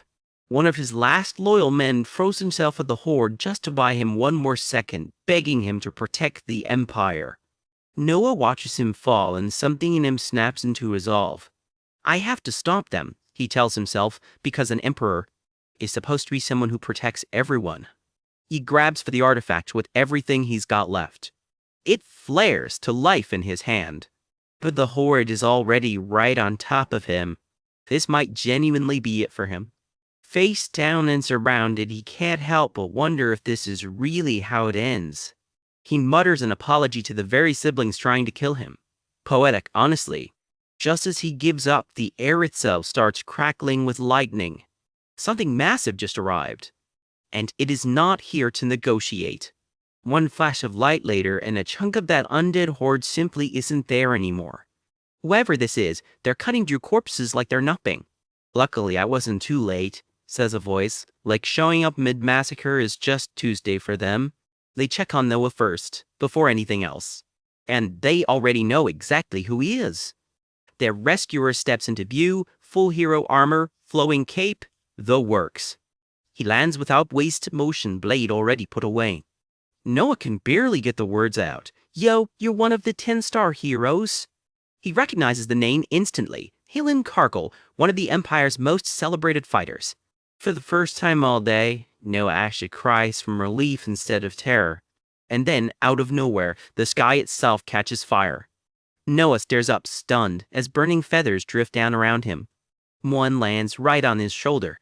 A hand reaches out of the flames with an offer he definitely didn't see coming. Out steps a red-haired stranger wrapped in a dark scarf, casually offering to help. Because of course he is. Noah just sits there in the ashes, completely floored. He can barely get a sentence out. So he just blurts it out instead. I'll hire you. The stranger's grin says he was counting on exactly that. A deal, sealed in firelight. Noah has absolutely no idea what he's actually just agreed to. The flames roar higher behind him, like the universe is trying to warn somebody. Too late for that now. Rewind the clock just 10 minutes, and here's exactly how this whole scheme got set in motion. The goal is simple, the stranger says, all business now that the cameras are off. Stop the 10-star heroes from ever joining the real hero's journey by making sure they're too busy slaughtering each other over a throne to leave this island. The plan quietly stalled the War of Succession so it never actually finishes. One wrinkle, a brawler named Palav Disroad, who's apparently been disqualifying every 10-star hero on the island for fun, which would end this forever war way too fast. To get involved without drawing attention, they need a royal employer of their own, and they already have someone picked out. The 17th Prince. Too low ranked to afford real heroes, my reputation, a total crybaby and a coward. In other words, perfect. Chew Noah, gushing his thanks like they just handed him the world. I really thought I was finished, he sobs. He has no idea he's just become someone else's chess piece. He begs them to help him stop his murderous brothers and sister, offering the only payment he's got left, his family's artifacts. Pale wades it off. He doesn't want the artifacts, just Noah's sense of justice. All in service of saving the Empire from those wicked royals, apparently. Noah, predictably, is eating this up. A true emperor, he breathes. Pale just feeds his own earlier line right back at him. Someone who protects everyone, isn't that right? The kid is completely sold. And just like that, it's official. Phoenix Master Pale and 10-star hero Helen Cargill, both freshly employed by the 17th Prince. Pale's smile lingers just a little too long for comfort. Man, humans are so easy to trick, he mutters to himself. Well then, shall we go stop them? Noah just beams and tells him to protect everyone. He truly, deeply does not know what he signed up for. Helen Cargill at least has the decency to feel bad about it. Elsewhere on the island, a familiar face feels something in the air. The Phoenix's flame? Rosal Charnt clots exactly whose fire that is. She's dealt with that flame before, and she knows it means trouble. Her companion felt it too. They both already know exactly who just showed up. Someone interesting has landed on Utara Island, and word travels fast. Word reaches the wrong guy fastest of all. A hulking wrestler who'd honestly rather fight the mystery man than bother with any more fledgling little stars. For context, he's already knocked a 10th star hero and a 6th prince clean out of the tournament. This guy is not messing around. Rosal tucks him down. The newcomer's with Highland Cardle, so leave him alone. Big Pink is not thrilled to hear Hillam called him back up without so much as a heads up. Rosal just mutters to herself, wondering what exactly Highland Cargo is playing at. She's known him a long time. Something about this doesn't add up. Back with our not-so-innocent trio, the trail leads deep into the island's forest, straight to an isolated cave tucked away from the war raging outside. Water drips somewhere in the dark. Cozy. So this is the place, Hillen says, stepping in with Noah close behind. Hale trails behind them, quietly thinking back to a previous life, back when he went looking for monsters strong enough to serve him. This is exactly where he found one. Welcome to the necromancer's front door. Pale walks in like he owns the place. Honestly, he might, by the end of this. And there it is, the necromancer of Utera Island itself, the monster this entire war has supposedly been about. It growls a warning, but Pale's already talking over it. He needs to move before that resto disqualifies every other hero on the island first. Fire and shadow flare around him. Because underneath the disguise, Pale is Berger, the actual demon king, and he's not here to kill this thing. He's here to hide it. Keep the necromancer safe. Keep the throne war dragging on forever. Keep every 10-star hero stuck babysitting a succession crisis instead of hunting demon kings. Diabolical, but efficient. Hillen and Noah both freeze up behind him, putting it together in real time. Noah's brain short-circuits completely. A demon king? The necromancer isn't handling the reveal any better. Same exact reaction, skull and all. And that's where chapter 35 leaves us, everybody screaming the same 4 words. Deep inside a ruined temple, a winged, horned figure descends, and he's not here to chat. The undead king sneers that he spent his whole life hiding from demon kings so he wouldn't become anyone's puppet. But this one finally found him. His skeletal face splits into a shriek as dark magic crackles from his fingertips. I don't serve under anyone, he roars. I am the king of the undead. He summons a wall of frost-blue skeletal warriors to back up the boast. The undead ranks keep rising behind him, ready to fight. Purple demonic energy answers back, swallowing the whole cave in light. Berger just watches from his perch, completely unbothered by the display. The undead king's competence snaps the instant Berger's true power hits him.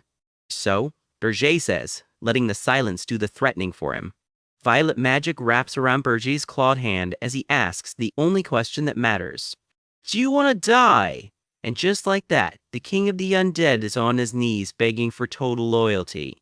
Berger isn't impressed by tough talk. You need to be alive to have a future, he says flatly. Then he turns to someone else entirely, smirking. Isn't that right, 17th Prince? Cut to the past. A young hero shakes a crying blonde boy by the collar. 17th Prince? Someone mutters in disbelief. The owner of those black flames is actually the demon king of blazing fire. The blonde kid sobs that the hero Hillen Cargill is secretly working for a demon king. Yeah, kid, buckle up. Berger, in full demonic glory, offers the boy a deal. Become his familiar, too. The prince doesn't take it well. He swings first. Berger just grins through it, horns out, clearly enjoying himself. Don't make me laugh, the prince spits, refusing outright. He won't betray the people who die protecting him. Not for anyone. Tears streaming, he asks if Berger really expects him to betray the Empire, to betray humanity itself. I do. Do you really think I'd do something so cowardly? He screams through the tears. I'd rather die than bow to a demon king.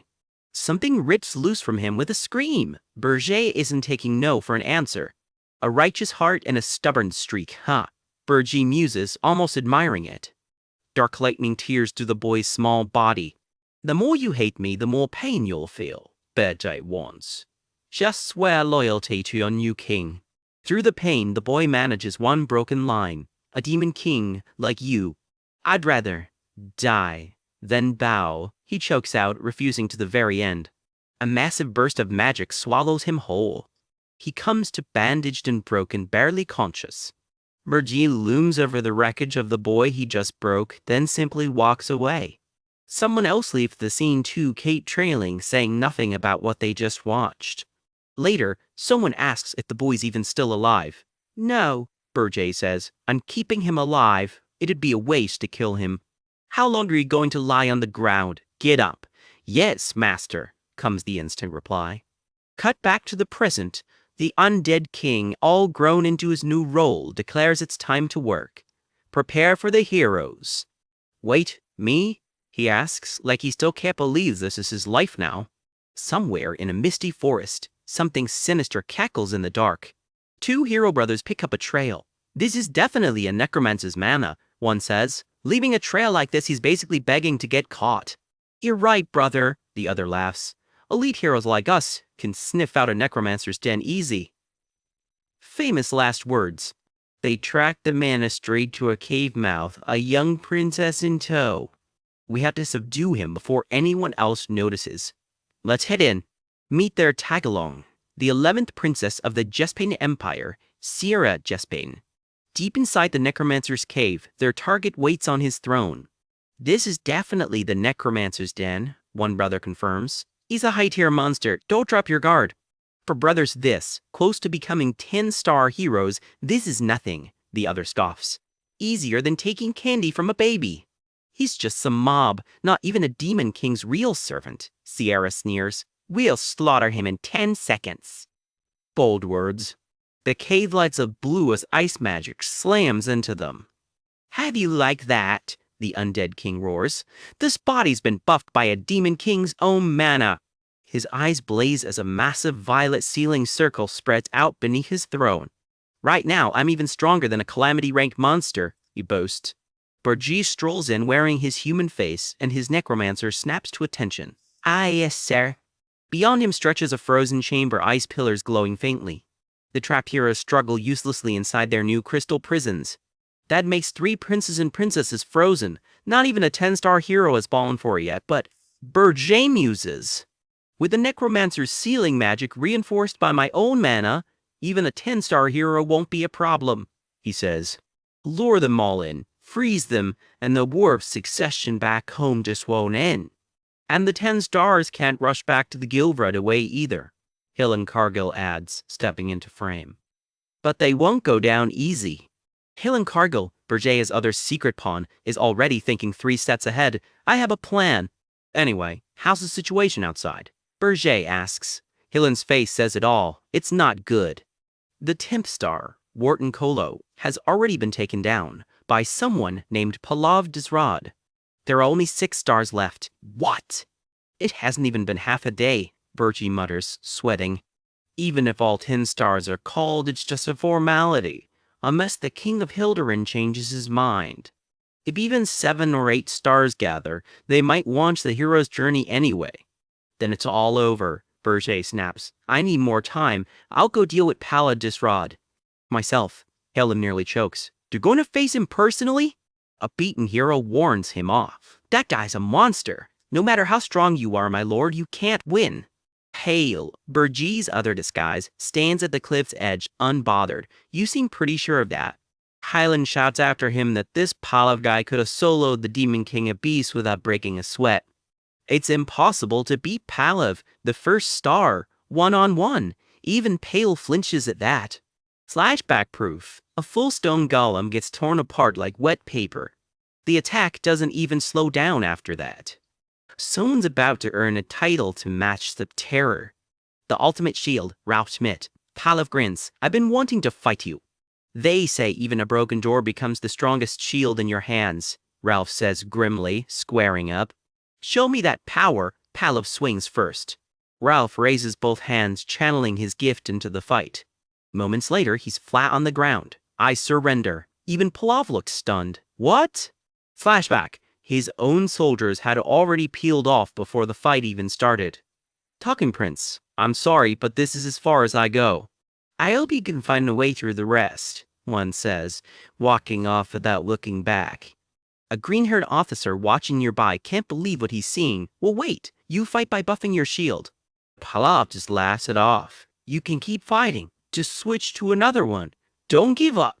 True, my power is granting abilities to shields, Ralph admits, but no shield in the world can stop you. Palab shrugs. You're just too strong. Coming from him, that's rich. The scoreboard updates itself. Disqualified 10 stars. 2. Remaining 5. From a distance, Pale watches the carnage unfold, arms crossed. So that's Palab Disrad, he says quietly. Exactly what Hillen warned me about. He shattered Ralph's shield, something even Traxon couldn't do. His strength is insane, Pale admits. If a hero that strong exists, he wonders, why are the Demon Kings even still alive? Hillen had the answer ready. A Demon King's tower is a goldmine of rare materials and treasure. That's why a hero can't kill a Demon King without guild permission. It's the rule. Pale's not a fan. Arrogant rules. Then how does a hero this strong even exist? Who is he really? Nobody knows. The story goes, Polub simply appeared out of nowhere one day, sword in hand, and soloed a calamity rank monster. That was his first recorded fight, and it already looked like this. Where he was born, how he grew up, how he got that power, nobody's ever cracked it. So it's best to avoid him at all costs. Pale steps forward anyway.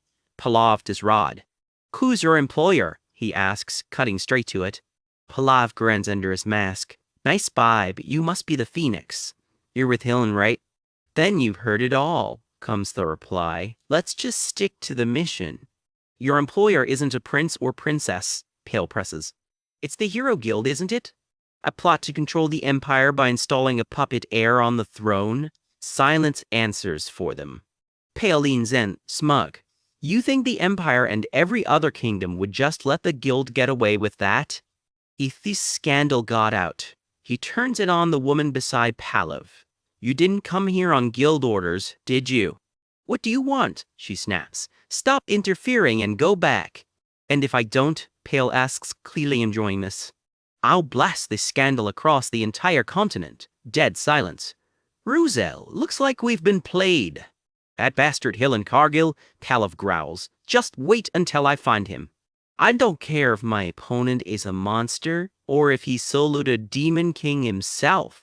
Pale's mind flashes back further, to the day he returned to Arian and swore off solving everything with brute force.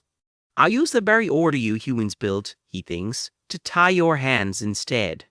His grin says the rest. That won't be a problem, he says out loud, and sends up a signal of his own.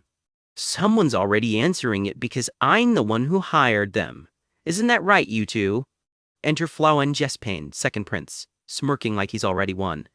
Palab's stunned. The second prince? Didn't he get disqualified along with Ralph? Pale's not surprised at all. I knew you'd come. That lie won't work, second prince, he says. Everything was done under your orders. Quick on the uptake, aren't they? Palav mutters, unimpressed. Now that those minor issues are settled, Palav cracks his knuckles, glowing pink. Let's settle this with a fight, he says. Someone else just shouts one word. Phoenix. His massive leg comes down like a hammer, Pale standing his ground underneath. So it comes to this in the end, Pale sighs. Bring it on, he says, erupting into Phoenix fire.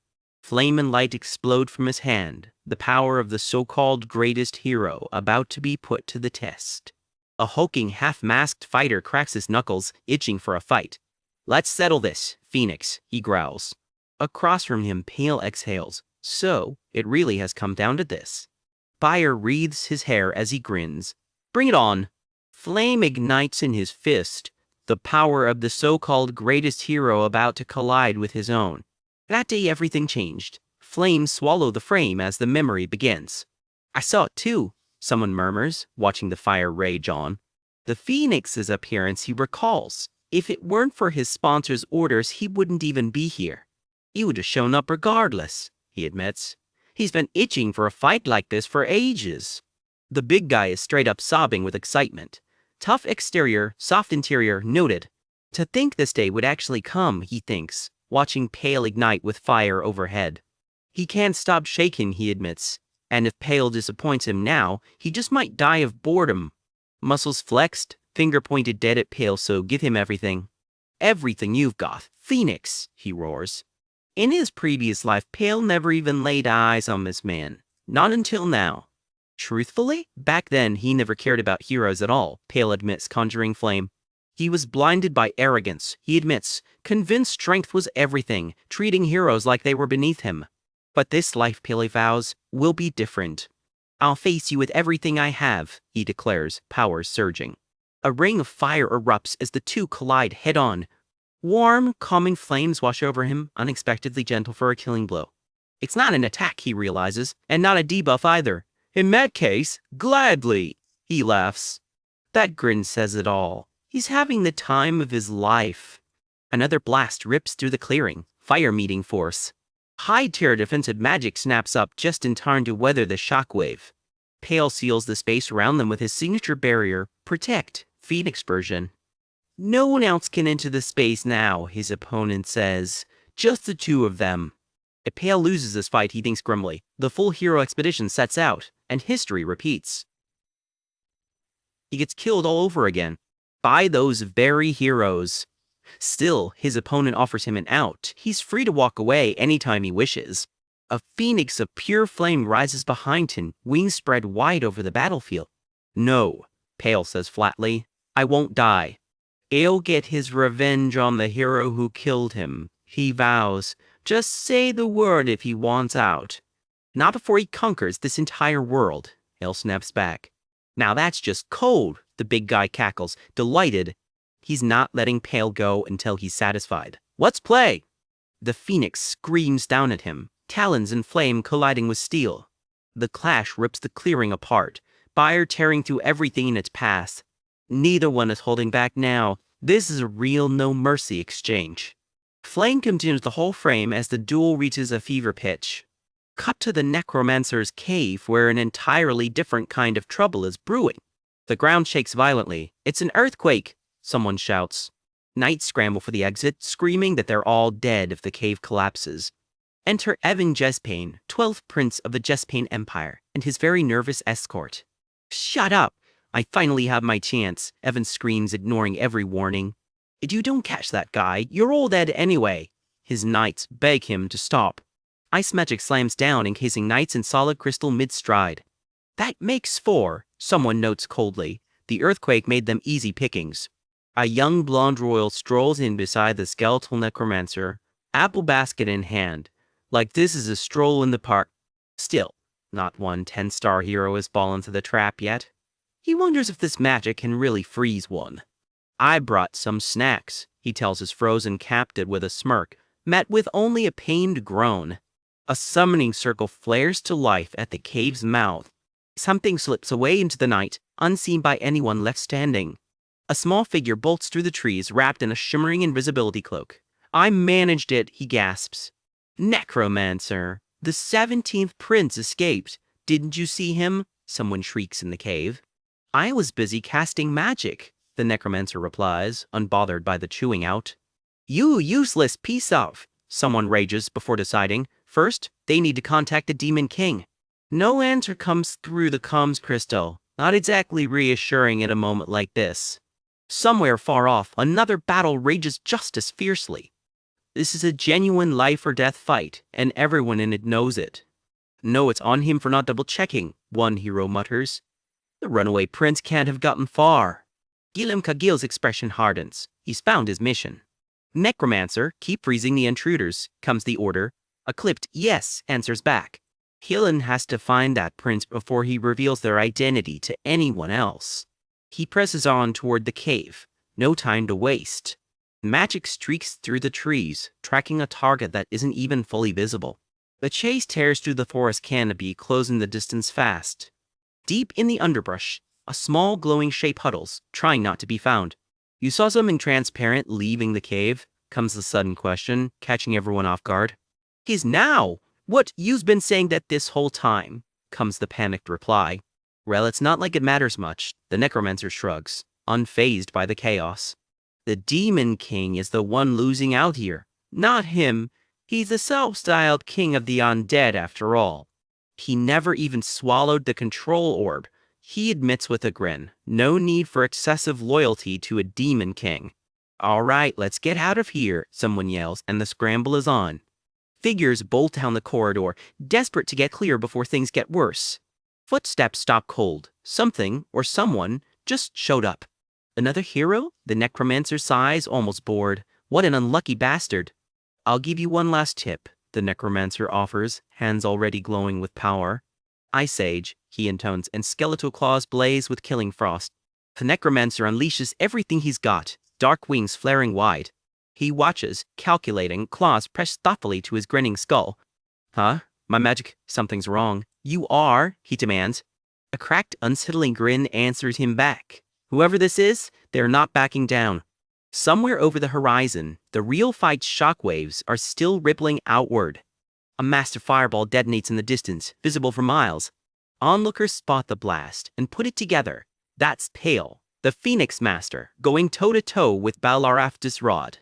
The Hero Guild's arrogance knows no bounds. A bloodied prince spits. What do you mean by that? Someone presses. Now, the story pulls back. The princes and princesses of Jespin are all buying mercenaries of their own. Wealth, connections, raw power, whatever it takes, the competition for the throne has officially begun. Royal silhouettes march toward the light, every one of them hungry for the crown. From the moment they're born, birth order decides the odds. Those born earliest have the edge. And yet, the 10th prince of Jespin lies dying, a spear through his chest, gasping that hiring even a 3rd star was all he could manage. Who on earth managed to hire Balaf and Rosal, the 1st and 2nd stars, at the same time? It shouldn't even be possible, a bloodied prince mutters, stunned. Not without the Hero Guild's interference, someone realizes. The guild has clearly stepped in. They must have been bribed to manipulate the whole succession war. Nicola, 5th Prince of Jespain, says that's exactly why they need to catch the necromancer, and fast. His brother Grey, the 6th Prince, plans to finish the job and demand an audience with the Emperor to expose the Hero Guild for good. If they're recognized for pulling this off, one princess muses it might just give her faction the edge over everyone else. Amarilla, 7th Princess of Jespain, draws her blade. Let's go smash that necromancer! Off in her own corner, Tiorin, the 4th princess, throws her head back laughing. Yes! My moronic siblings, she sneers, already 3 steps ahead of the whole family. This is as far as their tiny brains can think, she scoffs. Her real order: find whoever hired Balaraf and Rosal and kill them first.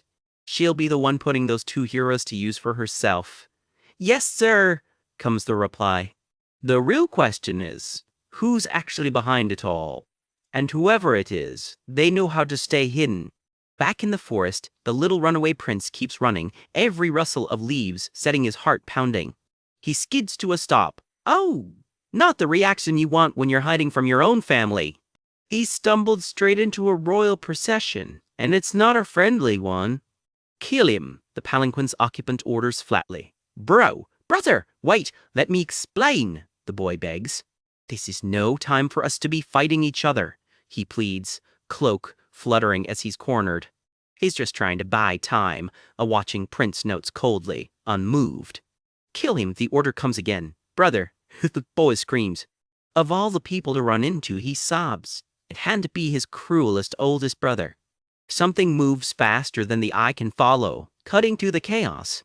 The Demon King can't die, Hillen thinks, sprinting flat out. Not until he's finished what he started. Become the greatest hero. The words drive him forward, faster than anyone should be able to move. He has to reach the boy before he makes contact with anyone else. Lightning splits the canopy as he tears through the forest at full speed. Something catches his eye, a threat closing in fast. Hillen throws up a grand wall of solid earth, buying precious seconds. Magic! Someone gasps, clearly not expecting that from him. Rosal Charnt lands in his path. Hillen, what exactly are you thinking? That pale guy he brought along is getting in their way, she accuses. Are you refusing Hero Guild orders? Lady Rosal Charnt. No, that's not it. Helen stammers, caught red-handed. We don't have time to argue, she snaps. My apologies, but I'm in a hurry, he tries. She doesn't buy it. High-tier binding chains slam down around him instead. Hyland strains against the glowing shackles, going nowhere fast. Whether it was the Demon Queen of Lust or the Demon King of Beasts, Rosal reminds him coldly. Every single time it mattered, he was the one who snatched the glory. If he's hiding something again, she wants the truth right now. Her eye narrows on him. Highland Cardiel. She's not letting this go. Damn it, he thinks he needs to find the 17th prince fast. The binding chains crack and shatter. He's breaking free. Somewhere else entirely, a very different kind of power stirs. Dark, purple, and unmistakably dangerous. A wave of it washes over both the fiery duel and the terrified young prince alike, catching everyone off guard. Everything is proceeding according to plan. A hooded horned figure murmurs from a throne of bone. Power pours into the seated figure, purple light crackling through the dark. Shall we move on to the next round? Comes the chillingly casual question. A hand reaches out through the purple haze and the whole scheme snaps into focus.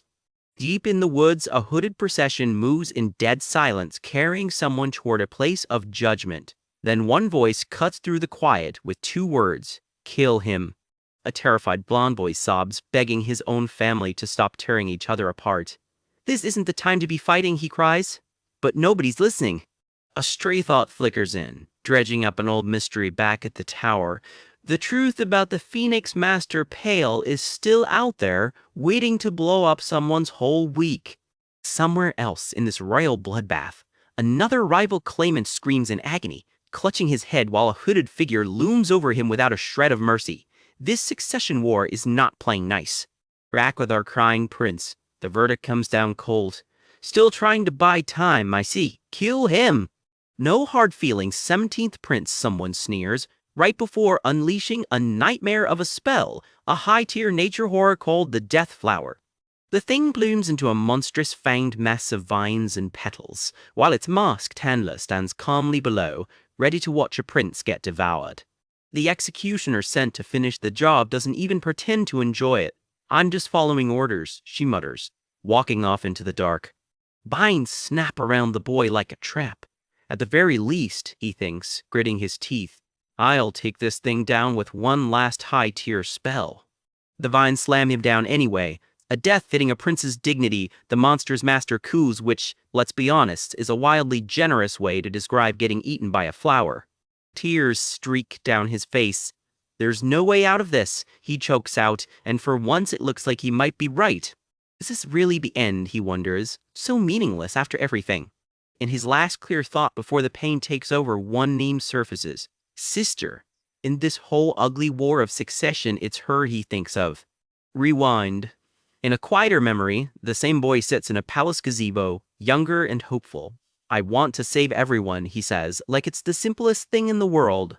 Over tea, he admits the other royals just laugh at him for it and call him a fool.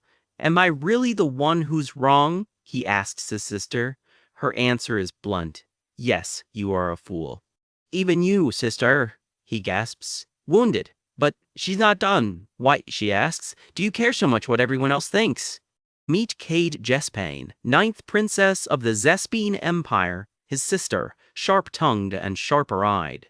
It's your life, isn't it? She tells him. He has no comeback for that. Later, in the garden, he drops a bombshell. Tonight, I'm sneaking out of the castle because I refuse to marry that old king. Cade nearly falls out of her chair. Why so sudden? She demands. And your desire to protect everyone, she presses, watching him from across the courtyard. Is that part of this too? I don't think it's stupid at all, she finally says. A long silence follows. Then she adds one more word. An emperor? An emperor is someone who protects everyone, isn't he? She reminds him. A definition he'll be shouting back at the world before this chapter's over. The boy just tears up, quietly grateful someone finally gets it. That's right, she murmurs again, half to herself. An emperor. Snap back to the present, vines and all. He screams her old words right back at fate itself. Someone who protects everyone. And this time he means to prove it. Honey, against the monster's shadow, he doesn't run. For the retainers who believed in him and gave everything, he grips a glowing blade tighter. For the siblings who trusted him with their family's treasures, I can't let it end here, he growls. He raises his arms, power gathering, every ounce of doubt burning away. He's not going out like this, not today. Like this, one clean blazing strike and everything changes. The blade rips clean through the monster's flesh. He follows through with the second slash, finishing what he started. He lands, breathing hard, the Deathflower finally still. Did I actually just do that? He asks himself, still not quite believing it. A voice answers from behind him instead. You've grown quite strong, Noah, says a mysterious armored figure who was apparently watching the whole time. That voice, Noah whispers, going pale for a very different reason now.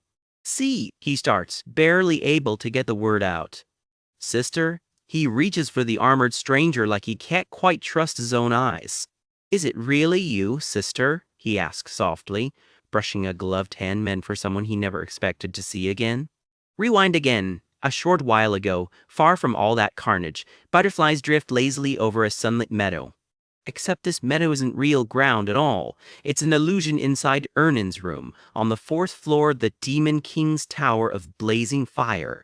Flower crown, apron, and full domestic chaos, Ernan is out here wrangling her menagerie of oversized magical beasts like it's just another Tuesday. One of her tamed beasts gets a little too enthusiastic and nearly yanks her over while a smaller companion shrieks in the background. Something explodes in the background. Nobody seems especially alarmed by this. Just a normal day at the tower, apparently.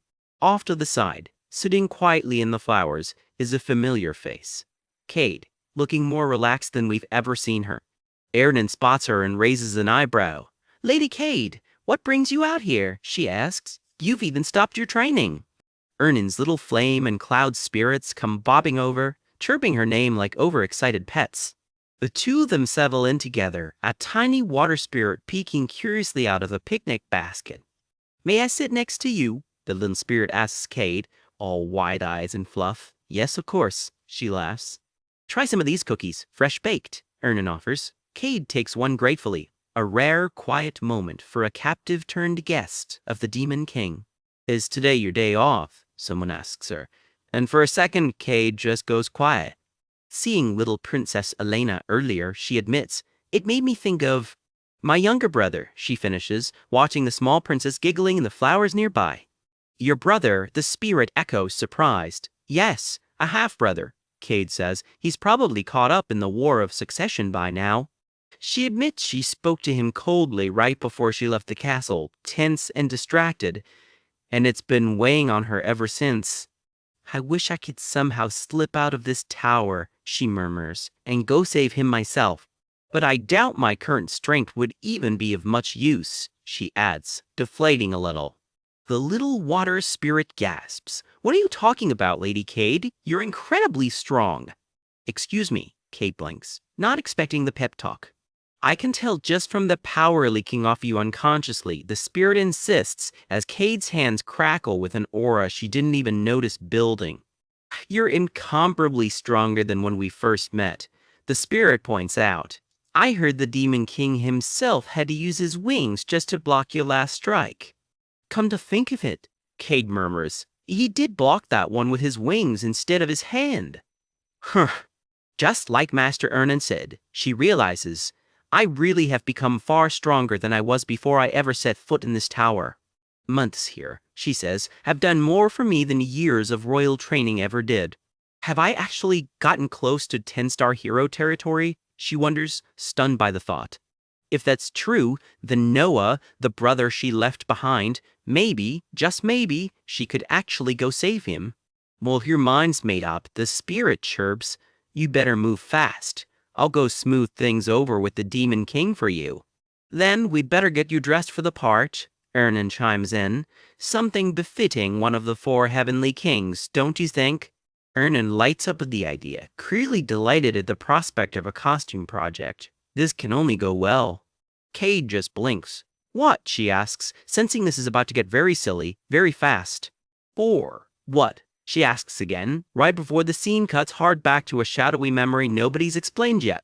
That hooded procession from before creeps through the misty woods again, and this time a dark armored figure is watching from the shadows unseen. You're asking who I am, the armored stranger says to a much younger Noah. Since you asked, I suppose I have no choice but to answer. Born from the pitch-black darkness deeper than night, she intones, dead serious, milking every ounce of the drama. I pierce the enemy's heart from within the shadows, she declares, striking a pose that would make any anime villain proud. Second blade of the Dark Heavenly Kings, she continues, somehow keeping a straight face. The Dark Knight of Death, she finishes, and honestly, 10 out of 10 for commitment to the bit. Descends upon this place, she says, and true to her word, she's not here to chat. She launches herself straight into the fight, all business now that the introductions are over. Elsewhere, a masked observer reports back to a watching royal court. This war of succession has eyes everywhere, and secrets don't stay secret for long. Young Noah just stares, still trying to process everything he's just witnessed. A little bird squawks past as question marks pile up over his head. Yeah, fair reaction, honestly. Shh. Dark Knight cuts him off before he can even ask the obvious follow-up question. She just smirks under that helmet, clearly enjoying being mysterious a little too much. Back in the present, Cade catches sight of the finished getup and immediately regrets everything. I knew everyone would look at me weirdly, she wails. Her gauntleted hand trembles as she cries out for backup. Master Ernan! Master Loger made this specifically for you, Ernan beams, while the dwarf blacksmith himself grins. Finally, a new member of the 4 Heavenly Kings, he says. This, Loger explains, is a powerful item that drastically boosts attack and defense, as long as you strike a very specific pose while reciting a very specific line. Cade clutches the thing in horror. I can't do this, she cries. I'll never get married after this. Burgee, watching from a distance, just tells her flatly, don't let them know you're my subordinate. Look, even the Demon King is laughing at me now, she groans. And so, fully suited up once more, the Dark Knight of Death is officially back in business. Shh, it came to this, she sighs, steeling herself for round 2. Their target, a blindfolded sorceress, isn't remotely impressed by the theatrics. What kind of childish name is that, she scoffs, and that pierce the heart from the shadows line sounds like it's straight out of a play. Stop saying it, someone shouts, mortified on Cade's behalf. Same, honestly. If you interfere, the sorceress warns coldly, I'll dispose of you too. Yes, my lady, her subordinate answers without hesitation. The Dark Knight swears up anyway, entirely unbothered by the threat. This isn't a job some hero can just waltz in and handle, the sorceress sneers. We only need to deal with the 17th prince, she says. If you think you can't take it, you'd better run now. Nobody runs. The standoff just hangs there, tension thick enough to cut. Her name flashes up like a boss card. Archmage Naya Diaphren, master of original high-tier nature magic. Not someone you want to meet in a dark forest. She unleashes her signature spell, Swarm March. A whole horde of deathflower monsters rises up at once, jaws gnashing, ready to bury both of them alive. Cade and Noah brace together as the swarm bears down on them. Sister, we should dodge first. Noah panics. Cade just shakes her head. I am the Dark Knight, she says. It's fine. If I were the type to run from a little intimidation, she says, her blade crackling to life, I wouldn't be here in the first place. She cuts through the monsters in one blazing arc of energy. I wouldn't have done something this embarrassing in the first place, she mutters, then freezes, catching something unexpected. Her mind flashes back to brutal sparring sessions with the Demon King himself, back at the Tower of Blazing Fire. She trained herself half to death in that tower, her little spirit friends cheering her on the whole way. I've become strong on a whole different level, she reminds herself. If I can't even stand up to a 10-star hero, she thinks, gritting her teeth. The plant swarm keeps closing in, teeth gnashing from every direction.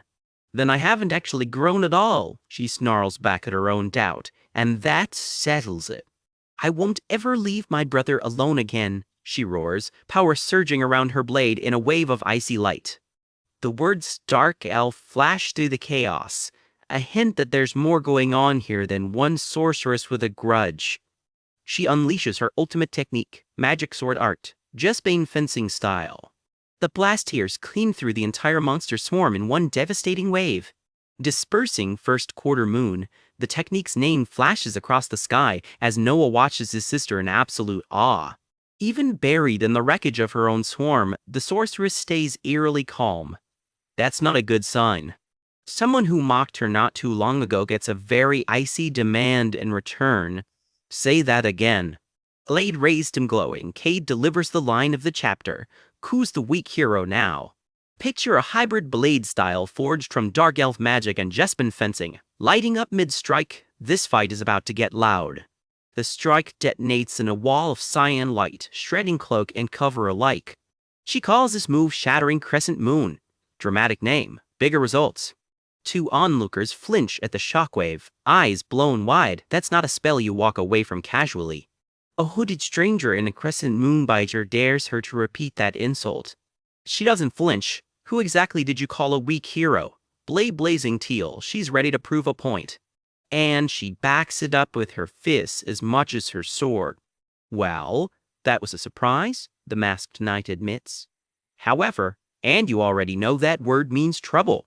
Somewhere in the dark, an unseen garden guardian smears at her overconfidence. The ground itself turns hostile. Thorn vines lash out at anything that moves. This is an ancient garden where the plants regenerate infinitely. Cut one down, 3 more take its place. Her strongest technique just bounced right off. No way, it didn't even leave a scratch, she gasps. Then farewell, the knight says, cold as the moonlight glinting off that visor. They call him the Nameless Knight of Death, and right now, that title is starting to feel earned.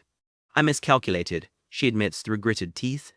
Turns out even a decorated hero has limits. The wall of the 10 stars, she starts, is still too high. A massive purple orb of magic swells above her, and it is not friendly. Cut to a hand crackling with dark energy. Somewhere else, another piece is moving on the board. A transmission crackles to life through a scrying orb, cutting through the chaos. Pale gets the report. Cade, Jespine, and the 17th Prince have finally made contact. The report continues. She's trembling with fear, and Hillenkargel's own tracking orb has drifted away from them. In that case, Pale mutters, watching an explosion bloom in the distance. He puts the pieces together fast. While he was gone, the 17th Prince made a break for it, and Hillenkargel went chasing straight after him. Cade, Jespine managed to secure the prince, but the two of them are now in serious trouble. With Helen nowhere in sight, Pale figures he's pinned down somewhere, unable to help. And I feel another demonic presence near the necromancer, Pale grumbles. There's exactly one demon petty enough to crash this party uninvited. Jason Kokemoon. The name alone is enough to give him a migraine. Somewhere in the shadows, unseen fingers twitch back to life, ready to complicate things further. This is a headache, Pale sighs. Understatement of the chapter. His actual plan, get a necromancer to freeze the 10-star heroes solid before they can even start moving. Phoenix fire erupts around him as he readies himself for whatever's coming next. The real goal is bigger than one fight. Stop the whole hero expedition before it ever leaves the gate. I need to take this guy down fast, he decides, closing the distance. Because on top of everything else, he's also got Jason's meddling to deal with. Fire meets fire in a blinding exchange that lights up the whole clearing. His opponent roars back with everything he's got, and it's clearly not a warning shot. The two blasts collide head-on, neither side willing to give an inch. Flame twists into something almost alive, snapping like a living wolf of fire. Someone gets launched clean off their feet by the force of it. I need to get over there, Pale mutters, distracted even mid-fight, his mind still on the bigger picture. He grits his teeth and pushes through the pain anyway. Turns out, his opponent has a name too, Balarov Dizrod, and he's tougher than expected. The exchange just keeps escalating, neither one backing down. It's so obvious your mind is elsewhere. Phoenix! Pakflov calls him out, landing a hit while he's distracted. Focus, or you're going to die. It's not exactly subtle advice, but it's accurate. He's too strong, Pale admits, then shrugs it off. Honestly, I'm getting bored. Is this really all you've got? He needles, daring Balaf to bring more. If you say something that's provocative, Balaf growls, gathering serious power in response. A wall of fire rises, and this round is clearly about to get personal. A ring of searing energy locks into place, primed to unleash. The attack builds toward a full-force detonation, and then it lets loose, all at once. The hit lands hard. Is all Balaf manages to get out. I won't be able to hold back anymore, he warns, and that's rarely good news for anyone standing nearby. This is dangerous, Pale mutters, watching the situation spiral. A blade of pink-white energy tears through the air. I didn't want to use it, he admits, fire gathering ominously in his palm. But is that method really the only option left on the table? Fire and light collide in a devastating clash. The blast tears through everything in its path, and that's exactly where we leave it, hanging. Rewind the clock. This is where it all started, just a few minutes earlier. Rosal Charmed drags Balraf out to see something strung up in the ruins, and he's not thrilled about the field trip. It's the burned corpse of the demon king of beasts, and she's been quietly studying the phoenix mana still etched into it. You got this strong just from studying a tiny fragment of it, she points out. Imagine how much stronger you'd get, Balraf muses, researching the pure, unadulterated mana of the phoenix itself. Rosal watches him take the bait, right on cue. I'll help you get it, she offers. And just like that, the deal is struck. Cut to the forest. Lightning-laced vines rip through the trees somewhere deep in the wild. Argeme energy keeps crackling through the clearing as the trap closes in. Cade Jespin guides the young prince through the glowing woods, sword drawn, eyes sharp. Something dark stirs in the underbrush. The ambush is already in motion. A call for backup crackles out. Help me secure before the line cuts off. Rosal and her hired muscle close in, while Hillen Cargill braces himself for a fight. The 17th Prince. The alarm goes up, they found their target. Beloftus Road, Rosal Charmed, and more besides. The enemy roster keeps growing. Even Hillen Cargill, the celebrated hero of Hilderan, throws himself into the fray to help. You hired 3 of the 10-star heroes. Someone can't believe the sheer overkill on display. How can they all be on the side of a brat like you? Comes the sneer. The prince himself just looks small and scared. Well, I wonder why, he manages. Are you mocking me now? This can't be happening. Someone's composure is officially gone. Kill that bastard right now. The order comes down cold and simple. Cade steps in front of the boy without hesitation. How dare you? When I'm right here, who exactly are you telling to kill? Rosal answers by dropping her strongest spell, ultimate bombardment magic, the satellite cannon. What a fearless little brat, she sneers at the prince. Try it if you can. An ally answers in kind, matching her firepower spell for spell. I have no choice, he says. A second satellite cannon rises to meet the first 2 apocalyptic spells about to collide. As a 10-star hero, I must protect my employer's honor, he says, daring anyone to challenge him. With a spell I created, turns out he's not bluffing about the pedigree here. A snot-nosed brat like you, someone scoffs, only to get corrected with a single word. Senior.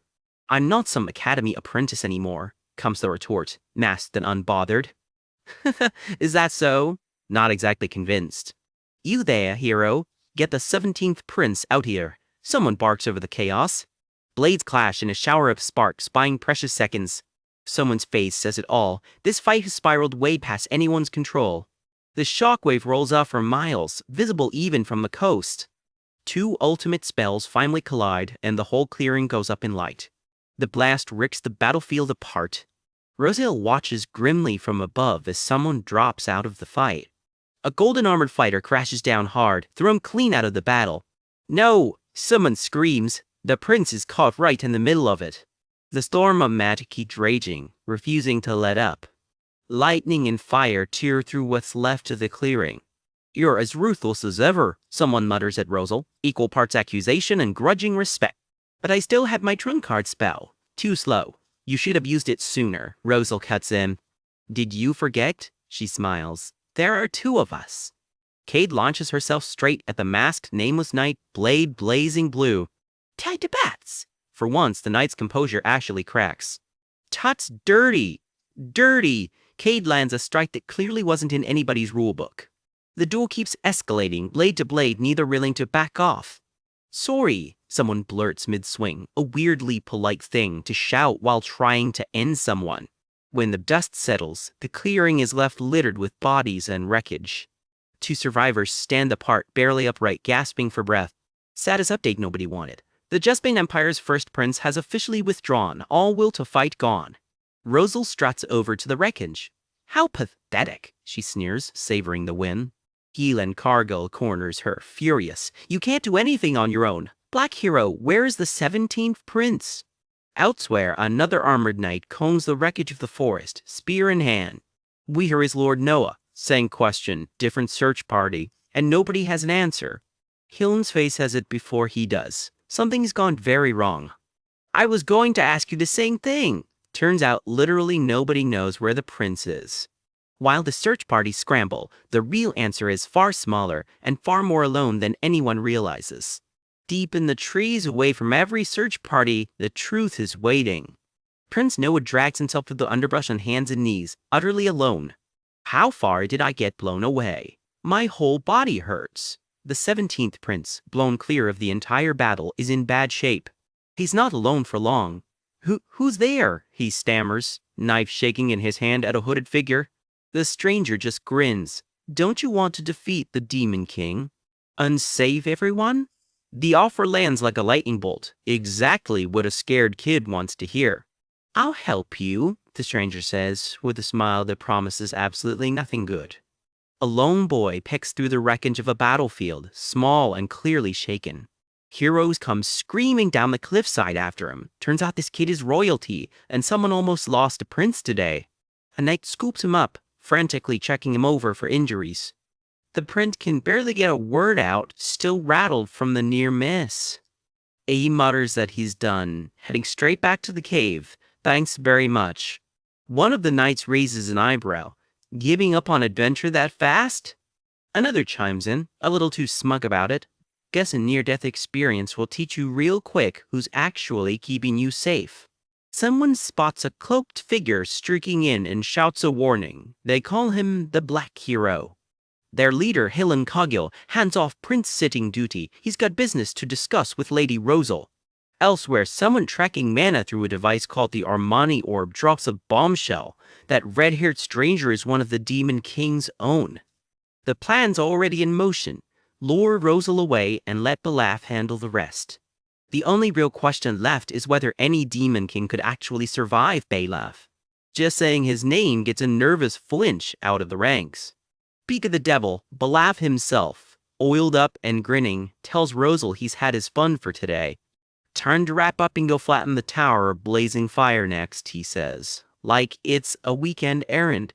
Someone suddenly realizes their mysterious red-haired ally has vanished and puts Hillen on the spot for vouching for him. Ballas just laughs it off. Wherever that guy ran off to, he says he put on a decent show first. He admits the fight was actually tough, smoke still curling off the mountainside behind him. High praise coming from Belaf. He figures the guy could give even Rosal a run for her money. Nearby, stunned onlookers stare into a smoking crater, not quite believing what they just watched. Soaked in the rain, someone just shrugs. Shame it had to end so quickly. Rain streaks down through messy red hair, and for a second nobody moves at all. A hero nearby can only stammer, completely stunned by what he's looking at. Word starts spreading through the rain like wildfire. A Demon King has actually gone down. Somewhere else, a nervous informant starts spiraling. If that Demon King really lost, does his precious spy orb just stop working? Does the whole Armani orb setup just vanish along with him, he wonders, already dreading the answer. Rosal isn't playing around. She slaps enchanted chain straight onto Hillen and tells him he's coming with her, whether he likes it or not. He protests, but she's clearly done pretending to trust him, and it turns out she's got very good reason not to. Belaf peels off too, says he's got something of his own to collect, and strolls away with a cheerful wave. He tracks someone down hiding out in the hills as the sun sinks low. Approaching through the dusk, Belaf isn't fooled for a second by whoever's lurking out here. Rosal's gone now, he calls out, no point hiding anymore. Out steps a red-haired stranger the guild knows as 10-star hero Gillian Ain't, calling Belaf every bit as arrogant as ever. He needles him further, fresh off one brutal fight, and now taking on 4 more 10-star heroes solo. Sure enough, 4 ranked heroes drop in together to collect the bounty on Ballas' head. One of them fires back at his bravado, unimpressed. That confident are we? Belaf just cracks his knuckles, completely unbothered. Cute little punks, he calls them. He genuinely wants to know who thought sending 4 heroes after him was a brilliant idea. Turns out they're not here for fun. The royals sent them, and they're hungry for the fame of taking Belaf down themselves. Steel meets crackling pink energy as the fight explodes in emotion. Belaf just grins wider. Now we're talking, he roars. Come at him with everything they've got, he screams, absolutely thrilled. Somewhere far off in the dark, alone, someone mutters for the noise to just stop already. That sound keeps dragging him back somewhere he doesn't want to go. It's the sound of battle. Balith, still out there, still winning. He can't even tell anymore who's on the losing end. Every fight starts sounding the same after enough of them. This one's dragging on though. 4 10-star heroes thrown at Balith like nothing at all. And once that fight's finally over, he already knows exactly what's coming next. The real hero campaign starts in earnest after this, and then sooner or later his tower falls. He's watched this ending play out before. He'll die again exactly the same way. What was even the point of a second life, he wonders, if it just ends the exact same way anyway? Slaughtered by heroes all over again? No, not this time. He swore he'd change the future. He meant every word of it. His mind drags him back to the day he made that promise, standing before the entire court. Young and furious, he swore it out loud, by the Demon King's standard itself. He plays out the road not taken, stay clear of arena where heroes crawl like ants, and the first dimension would have fallen easily. Then the dimension after that, and the one after that. A great Demon King respected across the whole realm, that could have been him. He can picture it clearly, standing over a kingdom that's already his.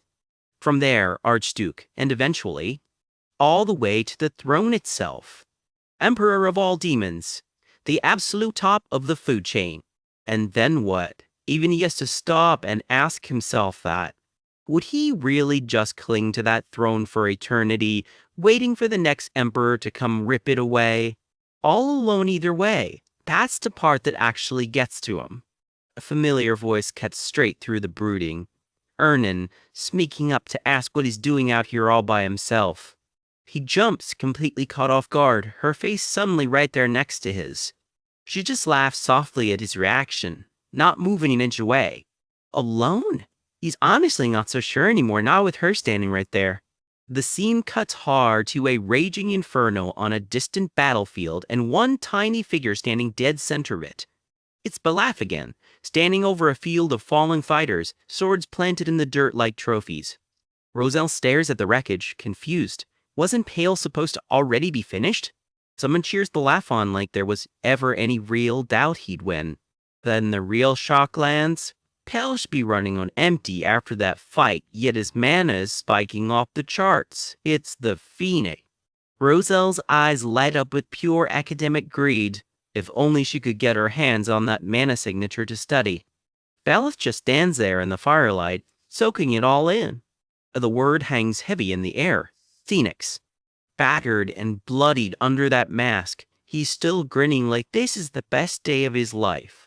Fresh fire erupts across the battlefield, hungrier than before.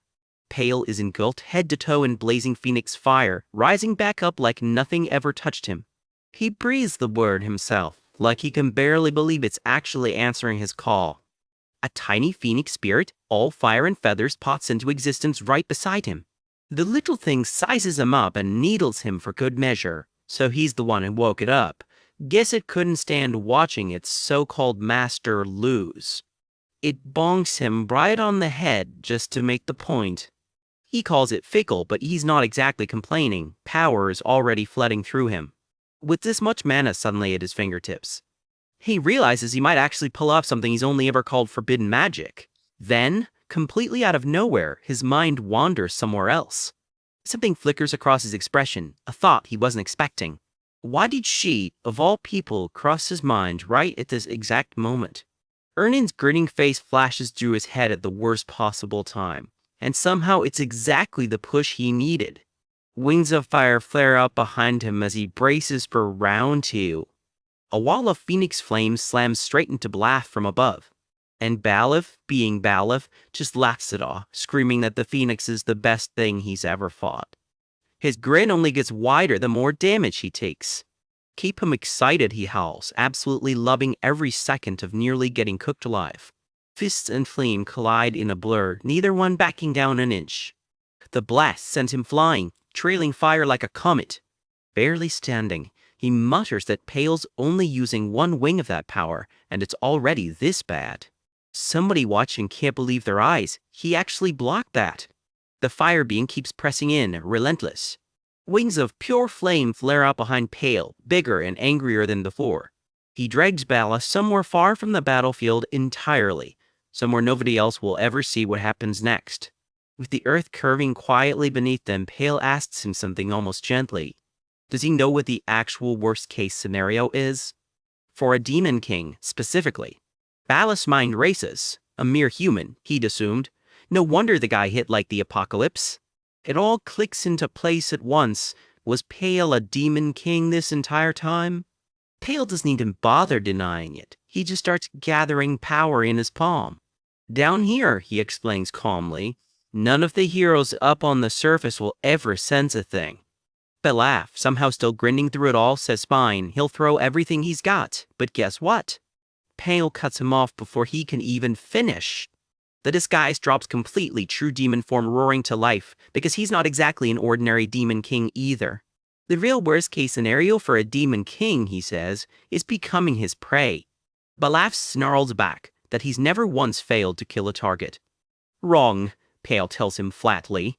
The actual worst-case scenario is being trapped forever, completely alone, unable to do a single thing about it. Which is exactly the fate about to land on him. All alone, unable to do anything, a demon king's true nightmare, and bailiffs about to live it. Sealing magic, something no hero has ever had to worry about before. His true dragon form roars, jaws lit with fire and dark power at once. He names the spell out loud, Arcana's Purgatory. The magic starts crushing in around Belaf from every direction at once. He screams in pure agony, something he's clearly never once felt before. He can't even process it. Sealing magic? He's never heard of anything like that in his life. If a spell like this actually exists, he demands, why has nobody ever used it before now? Pale's answer is simple. The Demon King's standard forbids it outright. A Demon King can't flee or show fear in front of a hero. Balaf throws the rule right back at him. A Demon King can't avoid a fight with a hero either. So, why is he doing this? Even knowing full well that whole standard was garbage, Pale admits, some part of his pride still clung to it. That pride was hard to let go of. But not anymore. For one flickering second, her smiling face crosses his mind again, and it steadies him completely. Something in him finally, quietly breaks loose. Sweat and determination carve into his expression as the spell keeps building. He doesn't give a damn about the old rules anymore, he says flatly, and Balaf's panic finally kicks in for real. Every last drop of his dragon tribe mana, every ounce of that buffed phoenix power, all of it poured straight into the spell. The orb of energy in his hands swells, unstable and blinding, to seal him away, permanently. Balaf's finally begging for real now, screaming that a demon king isn't even supposed to have magic like this. Pure terror finally cracks through all that bravado. Too late for that. There's no stopping this. Not after everything it took to get here. With one last surge of power, he says the words plainly. His eyes stay locked and steady through it all. The hero's journey, he tells him, is over. Balaf gets exactly one last curse out before the light swallows him whole. He never even gets to finish the threat. One final scream, and then nothing at all. The strongest of all 10-star heroes, Brent first out of every single one of them, gets compressed down into a single glowing orb. High above the clouds, a sealing spell finally locks into place. Whatever just got shut away, it's done. Something crashes back to Earth, trailing fire, like a falling star that really doesn't want to land. Wings of blazing phoenix fire flare out as the figure plummets. This is not a normal landing. On the ground, Rosal Charn stands over a body bound in golden chains inside her own magic circle, breathing out just one word. Pale. Someone yells for their king, and Rosal rounds on them furious. She'd ordered this soldier to guard the 17th prince, and instead here they are. The winged, chain-wrapped figure looms over a knocked-out man on the ground, who can only mutter he's got no excuse for whatever just happened. Rosal rounds on Pale directly, demanding to know exactly what he did to Balaf Disrod, the #1 ranked of the 10-star heroes. She's rattled. They fought so high up that even mana readings went dead silent. There's no way, she thinks, that Pale actually won that fight. Turns out Pale gave Balath the fight he wanted, then cut a deal with him afterward, in exchange for him staying hidden for a while. He promised Belaf regular rematches to sweeten the deal. Naturally, that part was a total lie. Roselle just stares, unimpressed but not exactly surprised. Knowing Belaf's ego, of course he'd fall for a rematch. Off to the side, the freshly tied up bailiff grumbles that maybe he shouldn't have burned through all his strength for nothing. Pale admits the plan was to seal him and offer the deal from the start. Balaf never had a real shot. Then he nods toward the other heroes nearby. Ah, they haven't given up yet, Pale notes dryly, eyeing more heroes still sniffing around for a fight. While the rest of the 10-star heroes lay knocked out cold, Pale simply tied them up too. If he's taking hostages, might as well go big. He floats the idea of taking them all with him. Chibi Balaf, still bundled in fire chains, screams there's absolutely no chance of that. So Pale pivots. If Balaf won't deal, maybe Roselle will. He offers her one too. Roselle, ever the negotiator, asks the obvious question. What's the price? Off to the side, Balaf is silently screaming at Pale to name mana as the prize. Pale offers her a portion of a phoenix's pure mana. Chibi Balaf practically levitates. Yes, that's exactly the bait she can't refuse. Pale watches her reaction with a slow, knowing grin. He already knows this is a deal she can't walk away from. It's a mage's dream ingredient, he adds. Though he's low on mana himself right now, so he'll wire it through her mana veins later. Roselle's single visible eye goes wide behind her eye patch. Phoenix mana isn't a rumor you hear every day. Pure mana? She repeats, like saying it out loud is the only way to believe it. A flashback explains why it hits so hard. Her research has been stuck dead in the water for ages. By her own account, there's no better mage alive, and she's already burned through every known spell trying to break through. If Phoenix mana is the missing piece, this could finally be the breakthrough she's been chasing her whole career. Pale mentions, almost casually, that Hill and Cargill offered her the exact same deal, and neither of them can actually deliver it right now. Roselle narrows her eyes. How exactly is she supposed to trust a guy who just tied up her entire team? Pale shrugs and starts to float off. If she doesn't want it, fine, forget the whole thing. No, wait, we'll just sign a contract, she blurts, chasing after him. His inner voice just sighs, what a picky brat. A binding magic circle lights up under her feet as the deal seals. Privately, Pale figures she'll be easy enough to manage from here.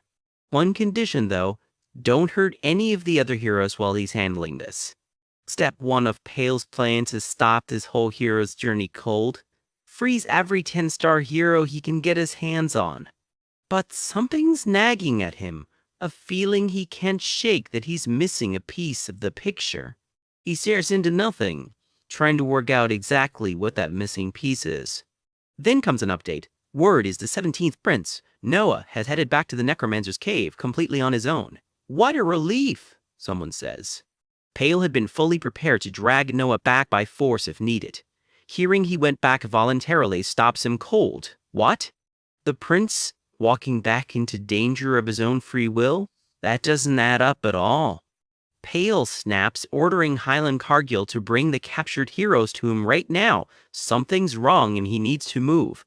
He launches off alone in a streak of fire, muttering that the prince is way too full of misplaced justice for his own good.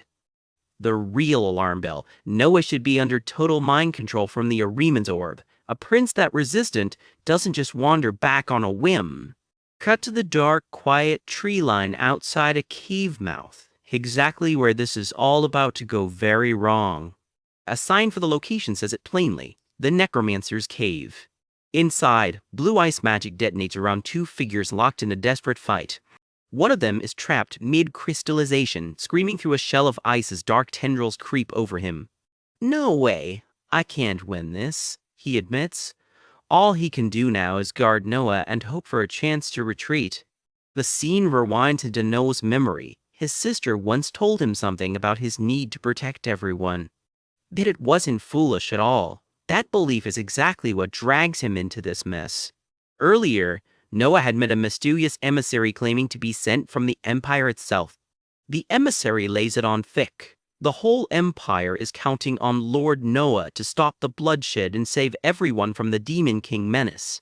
He hands over an artifact promising that using it inside the necromancer's cave will change everything. Supposedly, everyone trapped in ice gets freed, and the Demon King of Blazing Fire goes down for good.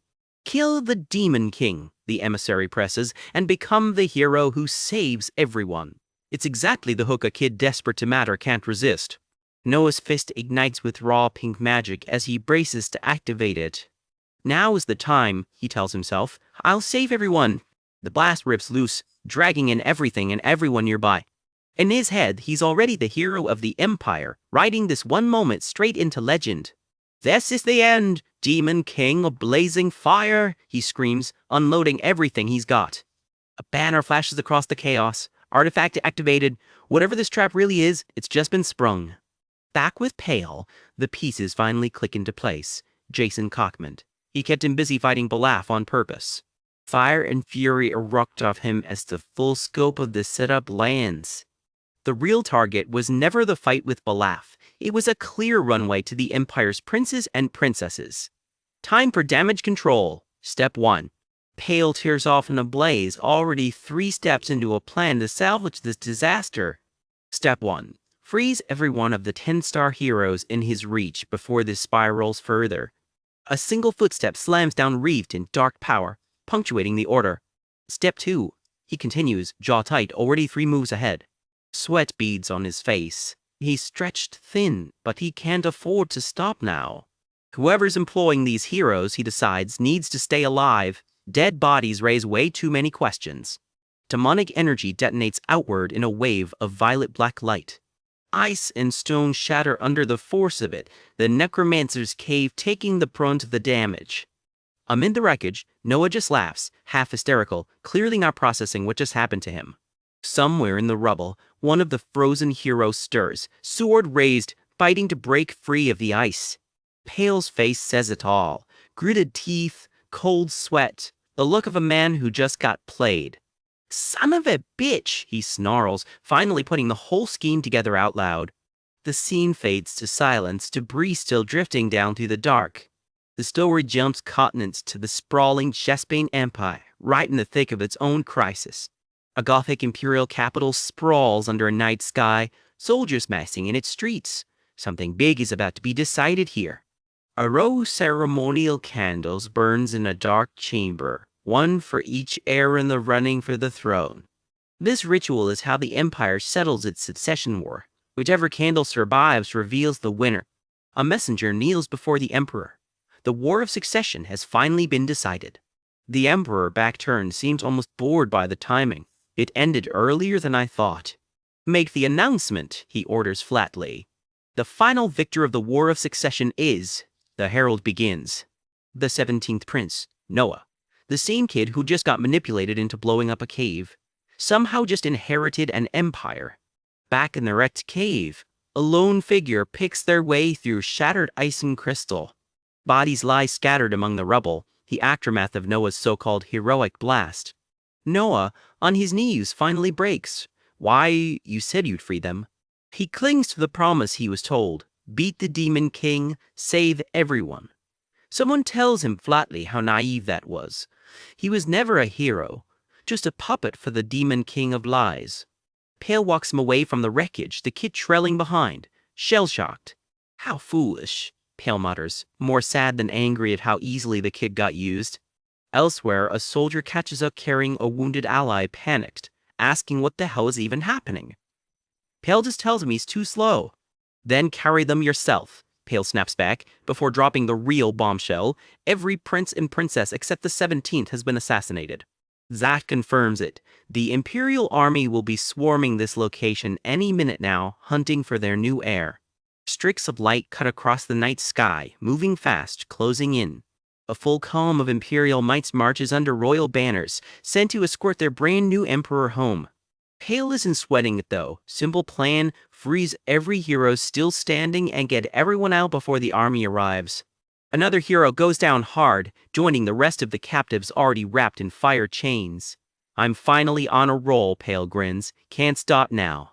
He rounds on the real culprit behind all this ice magic, a hooded necromancer groveling instantly, begging for his life. Behind the skull mask, the necromancer is a wreck, sobbing that the demon king of lies is the one who forced his hand. I had no choice, he insists, adding that casting all this high-level ice magic left him completely drained. He swears he genuinely doesn't have the strength left to freeze anyone else, even if he wanted to. He collapses, still stammering apologies. Really, truly, he was threatened into all of it. Pale seriously considers just ending him right there. A cool voice cuts in, absolutely not. The reasoning: a hero's own aura acts as a shield protecting them even while they're out cold. A blonde knight lays out the risk plainly. One reckless hit in the wrong spot could jolt the sleeping heroes right back awake. No more dying, Pale decides, opting to just shut the necromancer up for now instead. The necromancer tries one last bargain. If the demon king shares a bit of his own mana, he could freeze even more targets. I can't, Pale answers flatly. Fighting Balaf burned through every drop of his mana and demonic energy. There's no clean way to finish this without waking somebody up. The voice crackles into a scrying link, smug and unbothered. Now that I've come this far, there's nothing left for me to do. The connection flares red, sharp as a blade cutting through the moment. Did you plan all the way to this point? Pale demands, teeth clenched. Jason Coke Moon, he roars into the crystal, no longer bothering to hide the rage. On the other end, Jason Kopman's grin widens, the demon king of lies, finally showing his hand. Purple demon flame flares up pale as he stares down the crystal, ready to burn this bridge entirely. Burrs, I'm honestly impressed, Jason coos. For a demon king who hasn't even been around 10 years, you handled that quite well. To think you were even manipulating a hero, Jason continues, savoring it. But you and our experience is on a completely different level. The condescension lands exactly as intended. You can't beat me, Jason states, cool as ever, before cutting the line. Down below, Imperial soldiers spot Noah collapse and someone yells, "This is the end for Berzadius," then spot the real culprit. It's the necromancer. Orders fly instantly. Protect the 17th prince at all costs and cut down the necromancer where he stands. Cornered again, the necromancer tries to blurt out the truth about who's really behind this demon key before he can even finish. Pale strikes first, fire-wreathed fist connecting before the soldiers can finish the job, for reasons entirely his own. I'll be taking this loot with me, he says, claiming the necromancer as his own prize instead of leaving him to the Empire. The Imperial Knights hail him properly this time. Phoenix Master Pale, his cover identity still fully intact. It's an honor to meet you. You may proceed as you wish, they tell him, waving him through without a second thought. The dust settles on the whole affair. The Imperial Succession War, painted here in blood red, is officially over. The verdict comes down in 2 words, terminated and winner. The 17th prince, Noah Jespin, is carried off by his own knights, the new heir to an empire, whether he wanted it or not. Meanwhile, every 10-star hero except Balef Disrod, the one Pale personally kept busy, is accounted for. All of them return safely to the Hero Guild, no worse for wear, none the wiser about what almost happened. Which brings us to the real headline, the rooftop of the Tower of Blazing Fire, Pale's own tower. It sits alone on a frozen mountain peak, snow swirling around it, utterly exposed to whatever's coming next. Ernin finds him up there, a little surprised he even knows the way to the roof. She teases that he didn't even bother showing his face the moment he got back. Standing close in the snow, her expression softens into something more worried than playful. Are they coming? She asks quietly. The 9-star hero's journey. Yeah, he answers. There's no dodging it. Can we stop them? She asks. Neither of them has an answer ready. The silence stretches out over the snow-covered mountains, heavy with everything left unsaid. Then someone finally breaks it. There's still one. Way! A new voice cuts in with a plan nobody's heard yet. Before any of that plays out, though, Ernin makes her own move. I'll return. To Hilderan, her home kingdom, the one she wants to bring crashing down. This chapter's ending is her opening move.